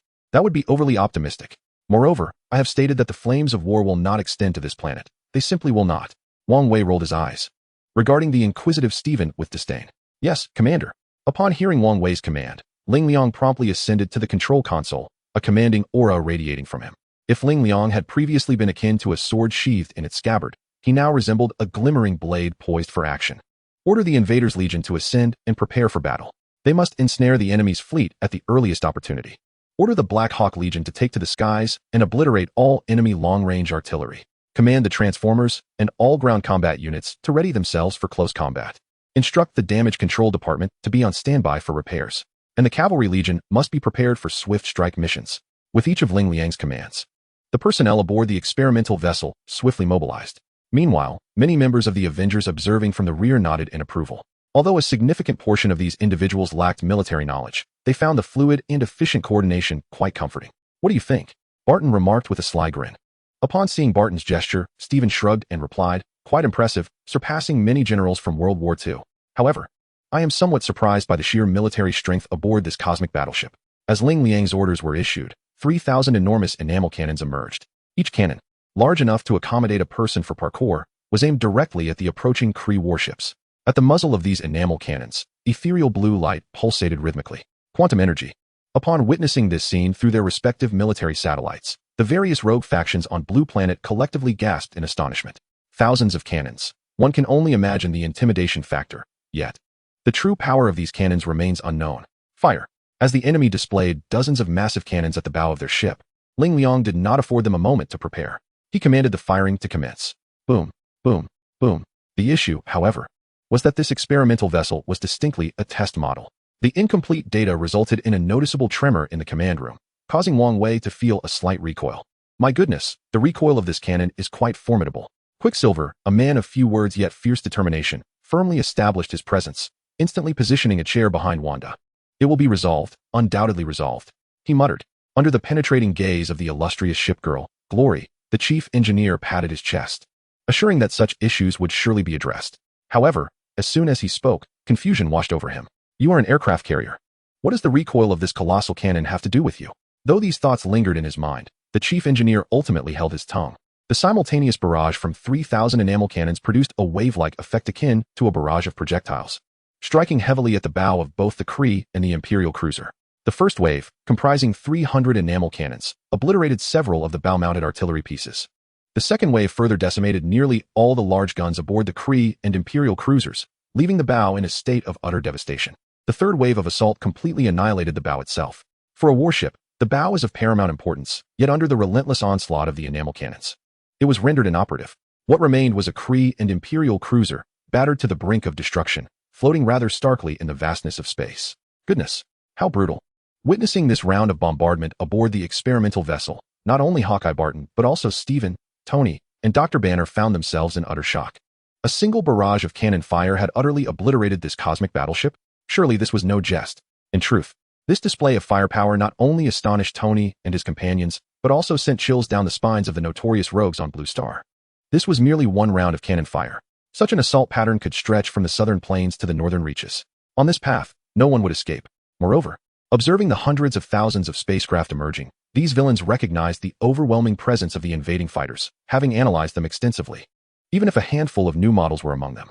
Yet now, they were maneuvering seamlessly through the cosmos. In exasperation, the rogues, witnessing the destruction of the Kree and Imperial cruiser by a mere conventional barrage, hurled their intelligence reports to the ground. To hell with this. How can I deal with Wang Wei? Today, they are not here to intercept the infamous Kree and Imperial forces. They have come to confront them directly. As these rogues grappled with how to approach Wang Wei amidst their confusion, Wang Wei himself was equally perplexed. What on earth is happening? The old master had prepared all his 18 martial arts, yet he ended up knocking you to the ground with a single strike? What a joke. Though words were unspoken, the profound shock reflected in the eyes of the surrounding Avengers was palpable. Wang Wei cast a piercing glance at General Ling Liang, seeking an explanation. However, the general, equally taken aback, merely returned Wang Wei's gaze. An explanation? What nonsense. Who could have anticipated that the quantum technology from the Shenzhou base, combined with the enamel giant cannon exchanged with the Gongwei base, would unleash such power in the cosmos? Could it be that the optimal battlefield for quantum technology is indeed the universe? At that moment, General Ling Liang was momentarily bewildered. Turning his attention from the seemingly unreliable General Ling Liang, Wang Wei focused on the chief engineer, who was brimming with excitement. What a disaster. This individual was utterly oblivious, merely dreaming of conducting experiments in the cosmos. The first to react was, in fact, the illustrious aircraft carrier, Glorious, though she too was astonished. Witnessing the bewildered expressions of her comrades led her to recall that her admiral had brought a large contingent to flaunt their might, only to inadvertently showcase their own folly. How amusing. Struggling to suppress her surprise, Glorious calmly addressed the group. Well then, it seems we have a task ahead of us. Let us procure some sustenance, and I shall guide you to marvel at the wonders of the universe. As he spoke, Wang Wei gestured for the Avengers and the Wanda siblings to vacate the command room. He had initially anticipated a fierce battle, or at the very least, a simple dogfight. Instead, a single barrage had rendered them all utterly defeated. With such thoughts, Wang Wei looked down upon the Kree and the Empire's cruisers with disdain. Although he privately scorned their vessels, he couldn't help but elevate the standards of his own warships another notch. It was unwise to compare his creations to those discarded like mere pawns. Wait, Wang Wei, what kind of cannon is that? After a significant pause, Tony Stark finally reacted. His interest piqued by the colossal ship-mounted cannon. Chapter 112, The Poor Unfortunate Child. In his fervent gaze, were it not for Wang Wei's presence, Tony would have eagerly approached General Ling Liang to purchase the ship-mounted cannon himself. The Quantum Enamel Giant Cannon. This was the name of the device. Essentially a matter of bundling quantum energy. I believe you are familiar with this concept. After all, energy studies encompass not only lasers, but also quantum energy, which is, in fact, a form of energy science, albeit one that many find difficult to master. As he spoke, Wang Wei took the opportunity to provide Tony with a brief explanation. After all, both Tony and Dr. Banner possessed the acumen to comprehend such knowledge. In stark contrast, the others remained bewildered, their exuberance tempered by a haunting realization. Ignorance is indeed frightening. Once Wang Wei and his companions departed, the slightly trembling figure of Guang Hui collapsed onto General Ling Liang. Guang Hui, are you all right? Seeing Guang Hui in such a state, General Ling Liang felt a twinge of concern.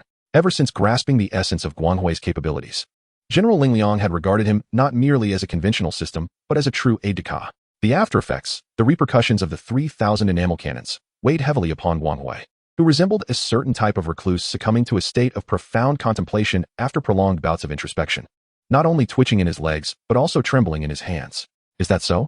Then you should rest well. Witnessing Guang Hui's condition, General Ling Liang entrusted him to the care of the specially trained female soldiers behind him. As the commander of the battleship, General Ling Liang engaged in casual conversation with the engineers. Transformations are imperative. This battleship requires substantial renovations. The experimental No is nothing but a pitfall. While Ling Liang and his team busily prepared for the overhaul of the new battleship, Wang Wei led a group to the first inner deck of the experimental No, gazing through the numerous glass panels at the cosmic panorama. They were indulging in a midnight feast. Indeed, it was quite extraordinary. Wang Wei and his companions reveled in a late-night snack amidst the vastness of space. So this is the scenery beyond Blue Star. Natasha mused as she savored exquisite beef paired with fine wine, marveling at the celestial beauty. Indeed, the stars were splendid. Yet there lingered a sense of cold emptiness. Nearby, Wanda lounged on the sofa, admiring the cosmic vista through the window. For some, the universe epitomized beauty. For others, it felt desolate. Nevertheless, the sensation of being amidst the cosmos remained slightly disconcerting. Adjusting her posture, Natasha smiled, acknowledging that merely dining in space while relishing the views would evoke envy among countless women. It's about time. I find myself longing for my comics. Perhaps it was due to Wang Wei's influence, or perhaps the way he nurtured the Maximoff siblings like sloths. But Wanda exhibited a propensity towards becoming a true homebody. Hey, I think I just spotted something unusual. At that moment, Hawkeye Barton, peering through an astronomical telescope, suddenly called out to the group. Unusual? What did you see? Captain America. Steve Rogers, in response to Barton's exclamation, grabbed a telescope from the side, munching on his pastry as he inquired. A few astronauts were busy at work outside, a smile gracing the corner of his mouth. Barton promptly conveyed the astronauts' positions to Captain America, Steve. Upon hearing Barton's remarks, Steve was momentarily taken aback and turned his gaze in that direction. Indeed, continue drifting that way. Over here, you've gone the wrong way. Don't let go. If you do, you'll fall out. As Barton and Steve engaged in their commentary akin to that of enthusiastic sports fans, Quicksilver and Dr. Banner eagerly joined in to observe the dramatic predicaments of the 4 astronauts outside. Oh dear, this is rather troublesome. What should we do? Perhaps we should consult Wang Wei to see if he can provide a solution. Are you really asking Wang Wei about this? As they spoke, Quicksilver, Captain America, and Hawkeye Barton began to exchange playful jabs. What is going on? I just had a brief discussion with Wang Wei regarding this quantum infinite power spacecraft experiment. And Tony's gaze was wandering. Observing the 3 of them bantering, he couldn't help but feel puzzled. When did Quicksilver get entangled with these 2? Tony, can your suit fly in space? Suddenly recalling the question, Steve turned to Tony with curiosity. Upon hearing Steve's inquiry, Tony was left utterly bewildered. Can it fly in space? What on earth are you talking about? If I could fly in space, would I be swaying around in this battleship? You must be delusional, Steve. Tony, quite unimpressed, responded sharply. No. Well then, it's not your concern anymore. As he spoke, Steve approached Wang Wei, leaving Tony in a state of utter confusion. Who am I? Where am I? What am I supposed to do? You mentioned that there are 4 astronauts conducting operations in outer space.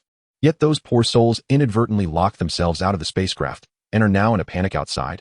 Hearing Hawkeye Barton, Quicksilver, and Steve each providing their renditions of the situation, Wang Wei wore a look of exasperation. Where did you find these 4 comical astronauts? They managed to lock themselves out in the vastness of space. Truly remarkable. With a facepalm, Wang Wei had no choice but to send a team from the Armed Helicopter Corps on a mission. After all, whether it was the Invaders or the Black Hawk Corps, other units were currently engaged in retrieving the wreckage of that cruiser. The remaining forces were patrolling near the experiment. Upon receiving Wang Wei's orders, a small detachment of 12 armed helicopter members swiftly separated and flew towards the direction of those unfortunate souls. Don't underestimate the speed of the Armed Helicopter Corps. In the vastness of space, their diagonal flight speed rivals that of standard spacecraft. The nasal passages seem to be malfunctioning. Today, just 10 updates. Chapter 113, The Cosmic Storm Approaches. After all, the members of the Armed Helicopter Corps are silicon-based life forms, akin to Transformers. For these beings capable of traversing the cosmos, it is merely a stroll among the stars. What is mere flight, after all? Reed, this is all you're doing. What shall we do now? Johnny, as the younger brother, began to voice his complaints. Johnny, stop your rambling. Think of a way to open this door. Otherwise, we shall perish in the vastness of space. Anxiously, Sue joined the others in pondering how to unlock the door of this spacecraft, which had inadvertently sealed shut. At that moment, Reed, who was desperately trying to figure out how to open the spacecraft's entrance, furrowed his brow in concern. To be honest, Reed harbored little fondness for Johnny. Had it not been for Johnny being Sue's brother, he would never have brought this arrogant individual along. What is that?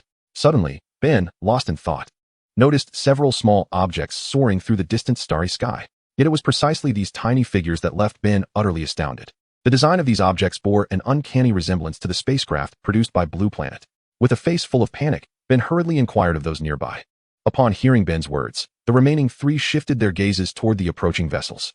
At first glance, they appeared indistinct and minuscule, rendering it difficult to discern what these spacecraft truly were. However, as the vessels drew closer, everyone trembled in disbelief. A helicopter? A helicopter capable of traversing the cosmic expanse? This was indeed a monumental issue. Realizing the gravity of the situation, Reed urgently shouted at his companions, "Hurry, get inside. These could very well be artifacts of an extraterrestrial civilization. If you wish to survive, open this thing quickly." Under Reed's fervent exhortation, panic ensued among the group. Artifacts of aliens? How chilling that sounded. After all, the recent alien invasion incident at the Forum City was still fresh in everyone's minds. The existence of extraterrestrial beings was now common knowledge among the populace of Blue Planet, as was the reality of alien civilizations. Such matters could not be concealed. Consequently, various nations were diligently advancing their military capabilities and aerospace technologies. For these reasons, Reed, a doctor, had resolved to venture into the cosmos. The universe was shrouded in mystery, and its wondrous powers remained unexplored. He sought to harness the tumult of cosmic storms to undergo transformation and develop a genetic remedy that could enhance all of humanity. Commander, their SA message. After dispatching a member of the elite helicopter brigade, Wang Wei was approached by a specially trained female soldier, who handed him a report and began to speak. Let me see. As he spoke, Wang Wei took the report and began to scan its contents. Cosmic storms? They may induce some mutation effects. Should we proceed with human experimentation? Upon reviewing the information submitted by the engineers on the experimental project, Wang Wei's brow furrowed slightly. If human trials were to be conducted, it could only involve his superpowered soldiers. After all, the minimum requirement for the extraordinary soldiers aboard this experimental vessel is a level of 3 stars in their abilities. Those below this threshold are simply unqualified to enter. The customized female soldiers also have corresponding criteria. Not every soldier, after undergoing the enhancement of their powers, is deemed suitable. This notion is temporarily dismissed. However, one might attempt to capture some ancillary products brought forth by the cosmic storm. With a slight pause, Wang Wei outright rejected the notion of human experimentation. If the vessel were inhabited by primitive beings or characters from the Marvel Universe, he would undoubtedly agree, provided they were not his own people. Yet, due to the involvement of his own, Wang Wei firmly vetoed the idea. After all, the caliber of the extraordinary soldiers stands at a certain level. Yes, Commander. The customized female soldier promptly set off to relay Wang Wei's orders. Are you astronauts from Blue Star? We are members of the Umbrella Corporation, here to rescue you. Observing the 4 astronauts who were anxiously attempting to board the aircraft, a member of the armed helicopter brigade initiated radio communication. Upon hearing the voice of the armed brigade, the astronaut named was momentarily bewildered. Umbrella? Wow, is Umbrella really that impressive? They've even reached the skies. Johnny, somewhat absent-minded, began to feel a surge of excitement. What should we do? Sue, uncertain, expressed a tone of contemplation. Let's see what the leader decides. The somewhat naive Ben nodded slightly, deferring the decision to Reed. After all, for these 4 individuals, the Umbrella Corporation was a simultaneously familiar yet foreign entity. They were well acquainted with Umbrella's reputation as a leading force in the pharmaceutical industry. Moreover, Umbrella had delved into various fields, including biotechnology, energy, and genetics. Although they had interacted with these individuals before, it had not been extensive. Can we trust them? Observing Reed's hesitation, Sue inquired within the team channel. They should be trustworthy. After all, their appearance and the distinctive Umbrella emblem are identical to those seen during the alien invasion of the Council City. Reed narrowed his eyes slightly and nodded.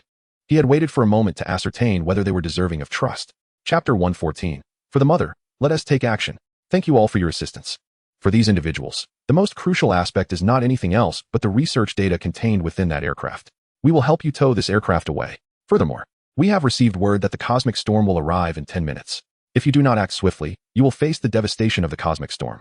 Upon receiving this information from the experimental vessel, the members of the armed brigade earnestly addressed the astronauts.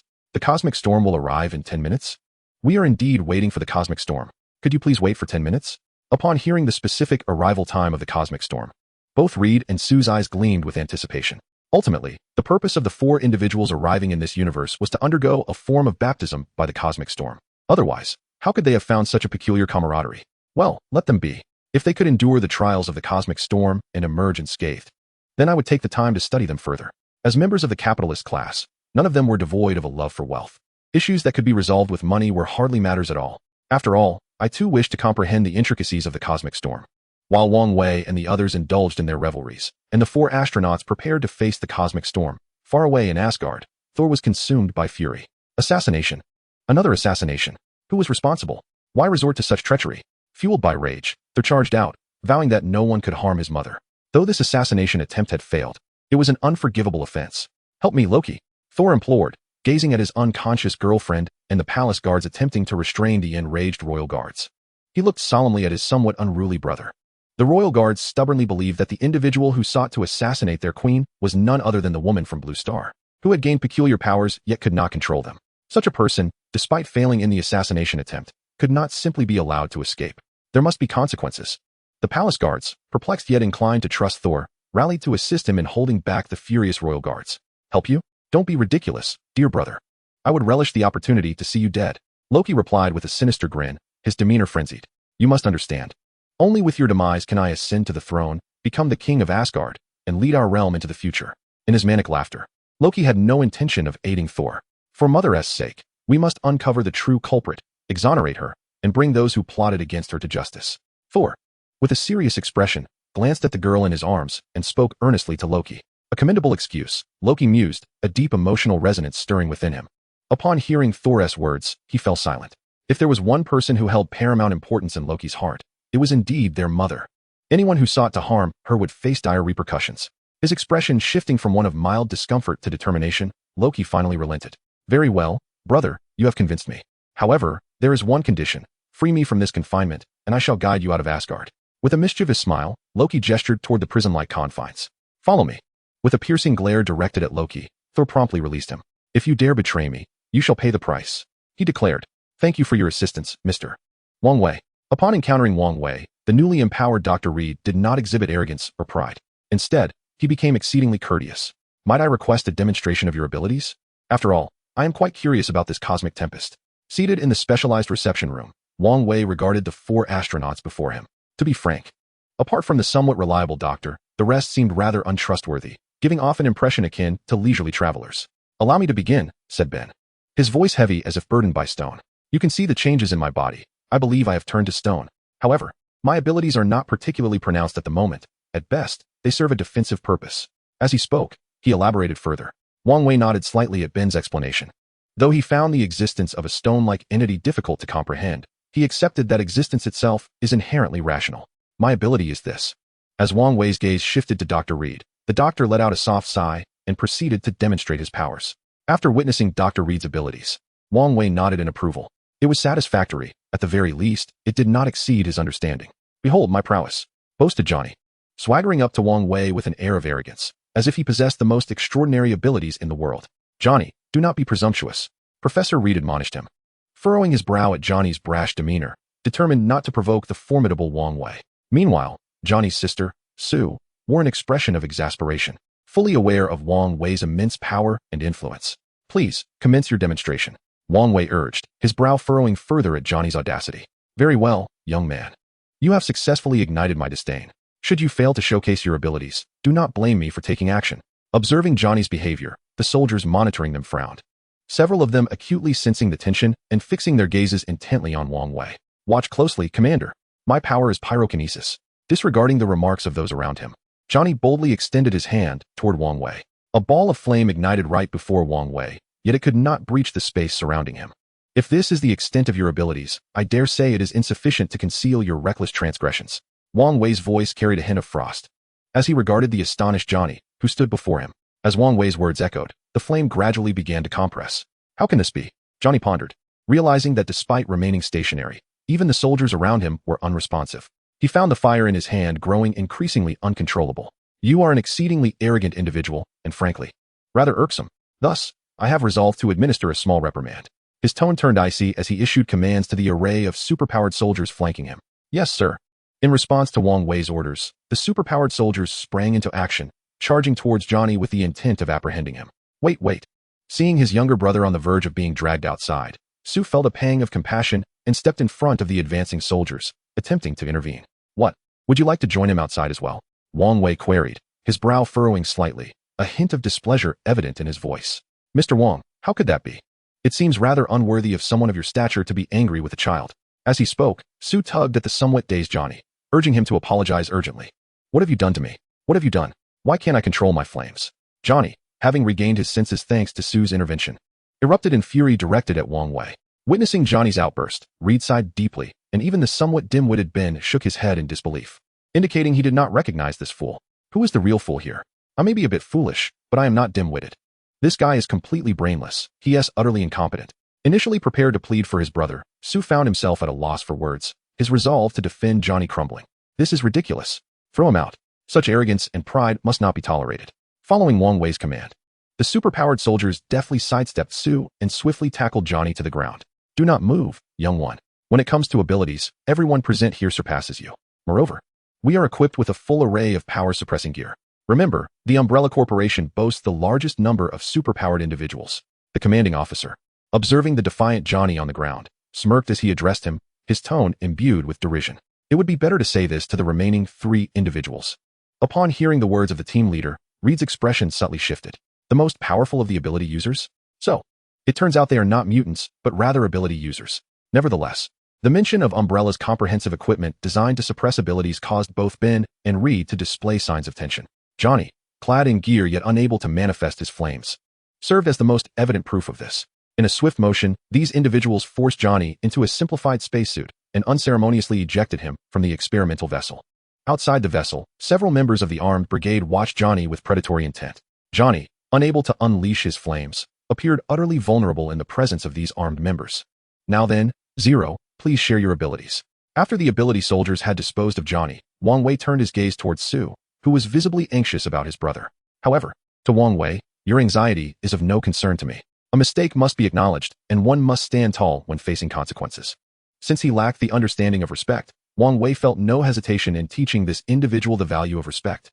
Much like Captain America, who once constrained others with outdated ideologies from the Second World War, only to find those he trained transformed into individuals hardly distinguishable from modernity. "My ability." As Sue mentioned his power, his face flushed with embarrassment. After all, among those present, Sue possessed the least mastery over his abilities. Chapter 116. Invisibility. Is it really that simple? What is the matter? Does this ability have side effects? If you are concerned about side effects, do not overthink it. Show us your power, if necessary. We will provide treatment and genetic modification. Trust in Umbrella's capabilities. Wang Wei raised an eyebrow, initially believing that Sue had acquired a special ability that might carry potential side effects. With that thought in mind, Wang Wei began to explain. On this blue star, no one would dare to claim they could undergo genetic modification while also providing treatment. Only Umbrella possesses such capability. Well, to be honest, my ability is somewhat awkward. As he spoke, Su activated his power. Gradually, Su's form began to fade from view. No, one could say he became invisible. However, Wang Wei's expression turned slightly peculiar as he observed Su's simple attire. Could this invisibility possibly require a leap? The thought of Su becoming invisible in a certain location and then reappearing was rather thrilling. I comprehend your ability now. Thus, in my capacity as the chairman of Umbrella Corporation, I extend an invitation to you all, an earnest invitation to join our esteemed organization. Rest assured, individuals like you are not uncommon within Umbrella. We have no less than thousands. This invitation to join Umbrella is merely a hope that you do not stray from the right path. There are no significant restrictions on your requirements, and we will not hinder your aspirations to become superheroes. As Wang Wei spoke, he departed from the conference room. Observing Wang Wei's exit along with the numerous superpowered soldiers, Reed and his companions exchanged glances, a sense of incredulity washing over them. Such a forthright invitation was indeed rather overwhelming. After all, the might of Umbrella was undeniably formidable. What should they do?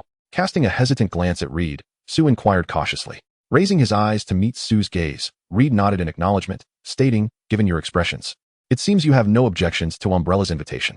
Therefore, I have decided to accept the invitation from Umbrella Corporation and join their ranks.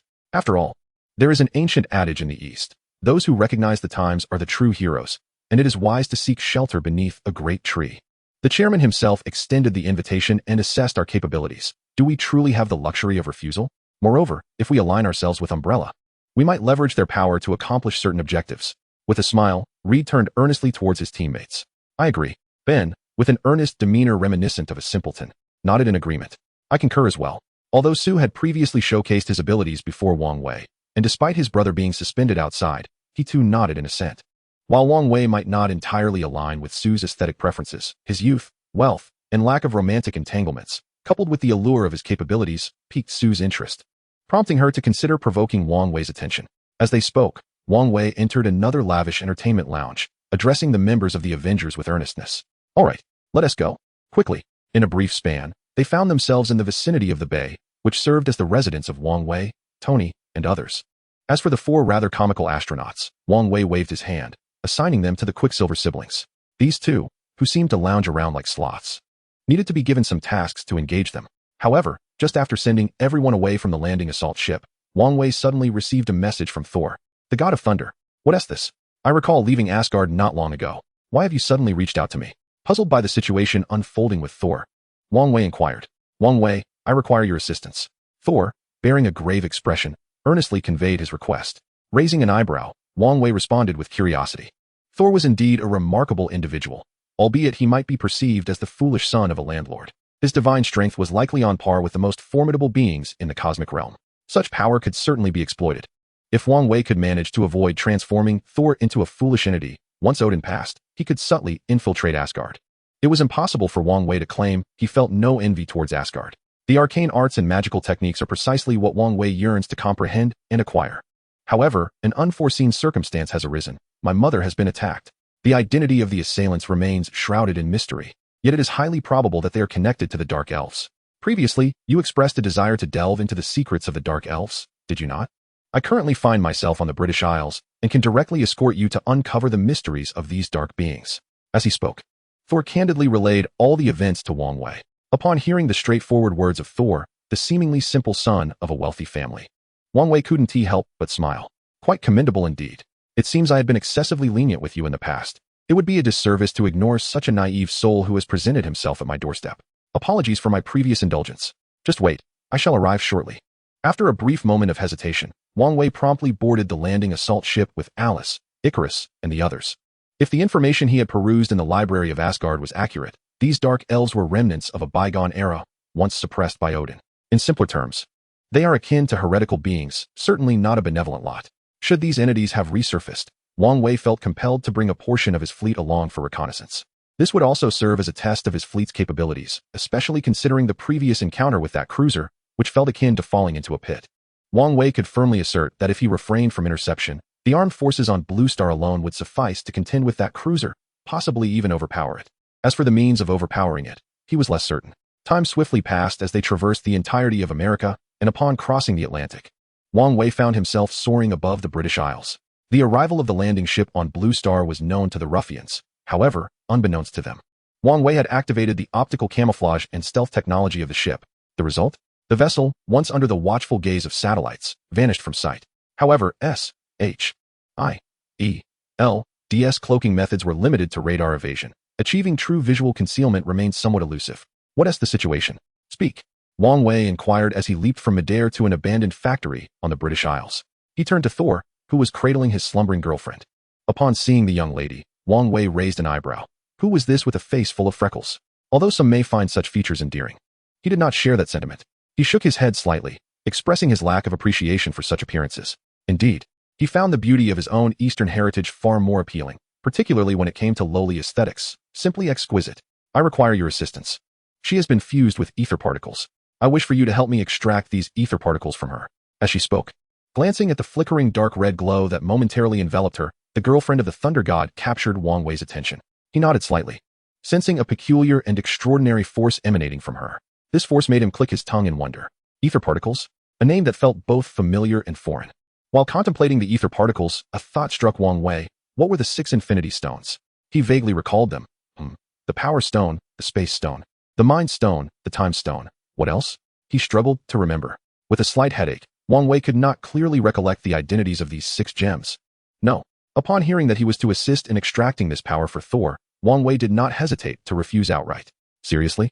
This isn't about extracting a mere virus. A virus is just a type of affliction that can be guided out of the bloodstream with a bit of magic. But this is a torrent of energy. I refuse to engage. After calming his mind and observing for a while, Wang Wei firmly declared, I will not do it. This energy was evidently formidable. Wang Wei was not about to expend his efforts without recompense. Ah, we meet again.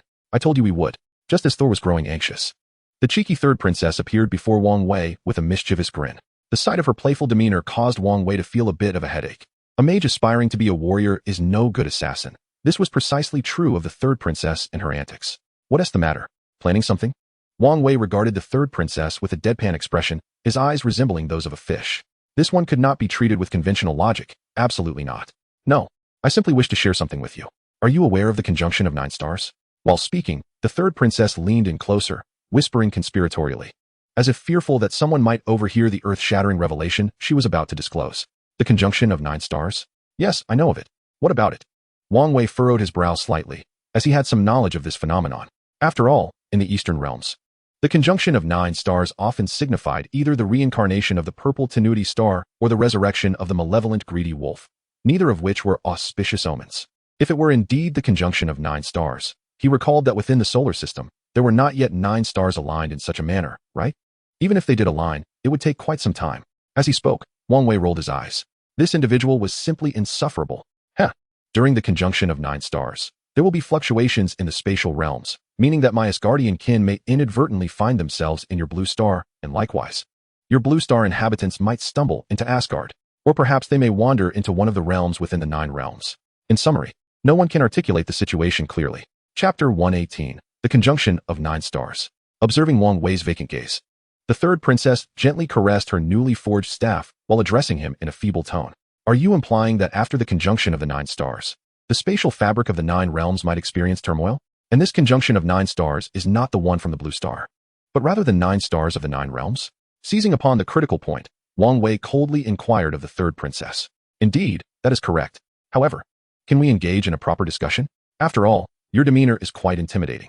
As she spoke, the third princess timidly pointed at Wang Wei, who was tightly gripping her attire. She had long recognized her own limitations. Even though she had inherited a significant portion of her mother's magical prowess and could be considered a prodigy in the realm of magic, before someone as unpredictable as Wang Wei, she felt like a novice. Upon hearing about the 9 stars of the 9 realms, Wang Wei was visibly perturbed. The 9 stars of the 9 realms? I lack the capability to prevent this. How am I to manage such a scenario? The Dark Elves place considerable importance on the power residing within your girlfriend, specifically the power of the etheric particles. However, it seems the Dark Elves possess the ability to track and locate this energy. Therefore, barring any unforeseen events as she elaborated, the third princess glanced around.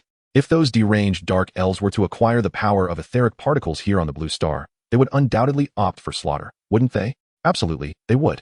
Almost as if to underscore her statement, a pair of black horns slowly emerged from the void near the abandoned factory. Damn. Witnessing this scene, Wang Wei couldn't help but curse. Why must these creatures always be so troublesome? When the Ancient One was safeguarding the blue star, they remained dormant. Yet, Now that I am rising to prominence here, they choose to stir chaos.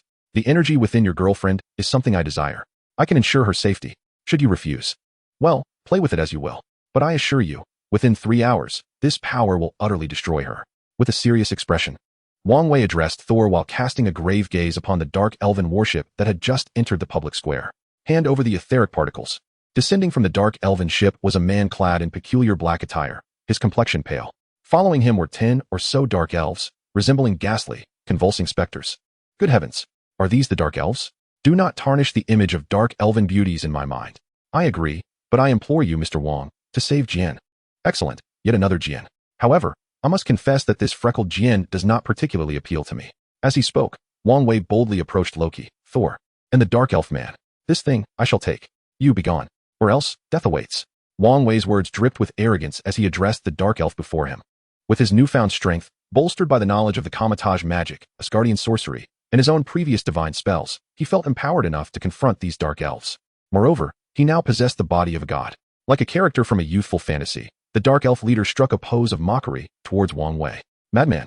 Wang Wei muttered as he decisively led Thor, his girlfriend, and the insufferable princess into the landing assault vessel. Will we be able to hunt them? Wang Wei inquired of the soldiers surrounding him once inside the ship. Report, Commander. The landing assault vessel is equipped to severely damage enemy ships. However, its primary function is to deploy marine troops. Furthermore, we are on Blue Star. Should we initiate an attack here? The customized female soldiers in the command room directed their questions at Wang Wei. Through the viewing panel, Wang Wei observed the dark elves, armed with their exclusive weapons, firing upon the landing vessel. He glanced at the onlookers in the British Isles, who seemed utterly unfazed by the chaos. Wang Wei sighed, rubbing his temples. Enter the spatial rift, and do your utmost to keep the flames of war from spreading here. Yes, Commander. The customized soldiers immediately maneuvered the ship away from the vicinity. For Wang Wei, whether the war reached this place was of little consequence. What truly mattered was his desire to monopolize the Dark Elves' technological advancements and establish a base in their realm. After all, despite Odin's oppression reducing them to mere remnants, the Dark Elves still clutched their last hopes of restoration and possessed invaluable, rare technologies and data. These were the treasures Wang Wei coveted. He would never admit to wanting to establish a Red Alert base in the Dark Elves' world to seize their rich mineral resources. In the civilized world, was it called plunder? No, it was the spoils of war, his rightful claim.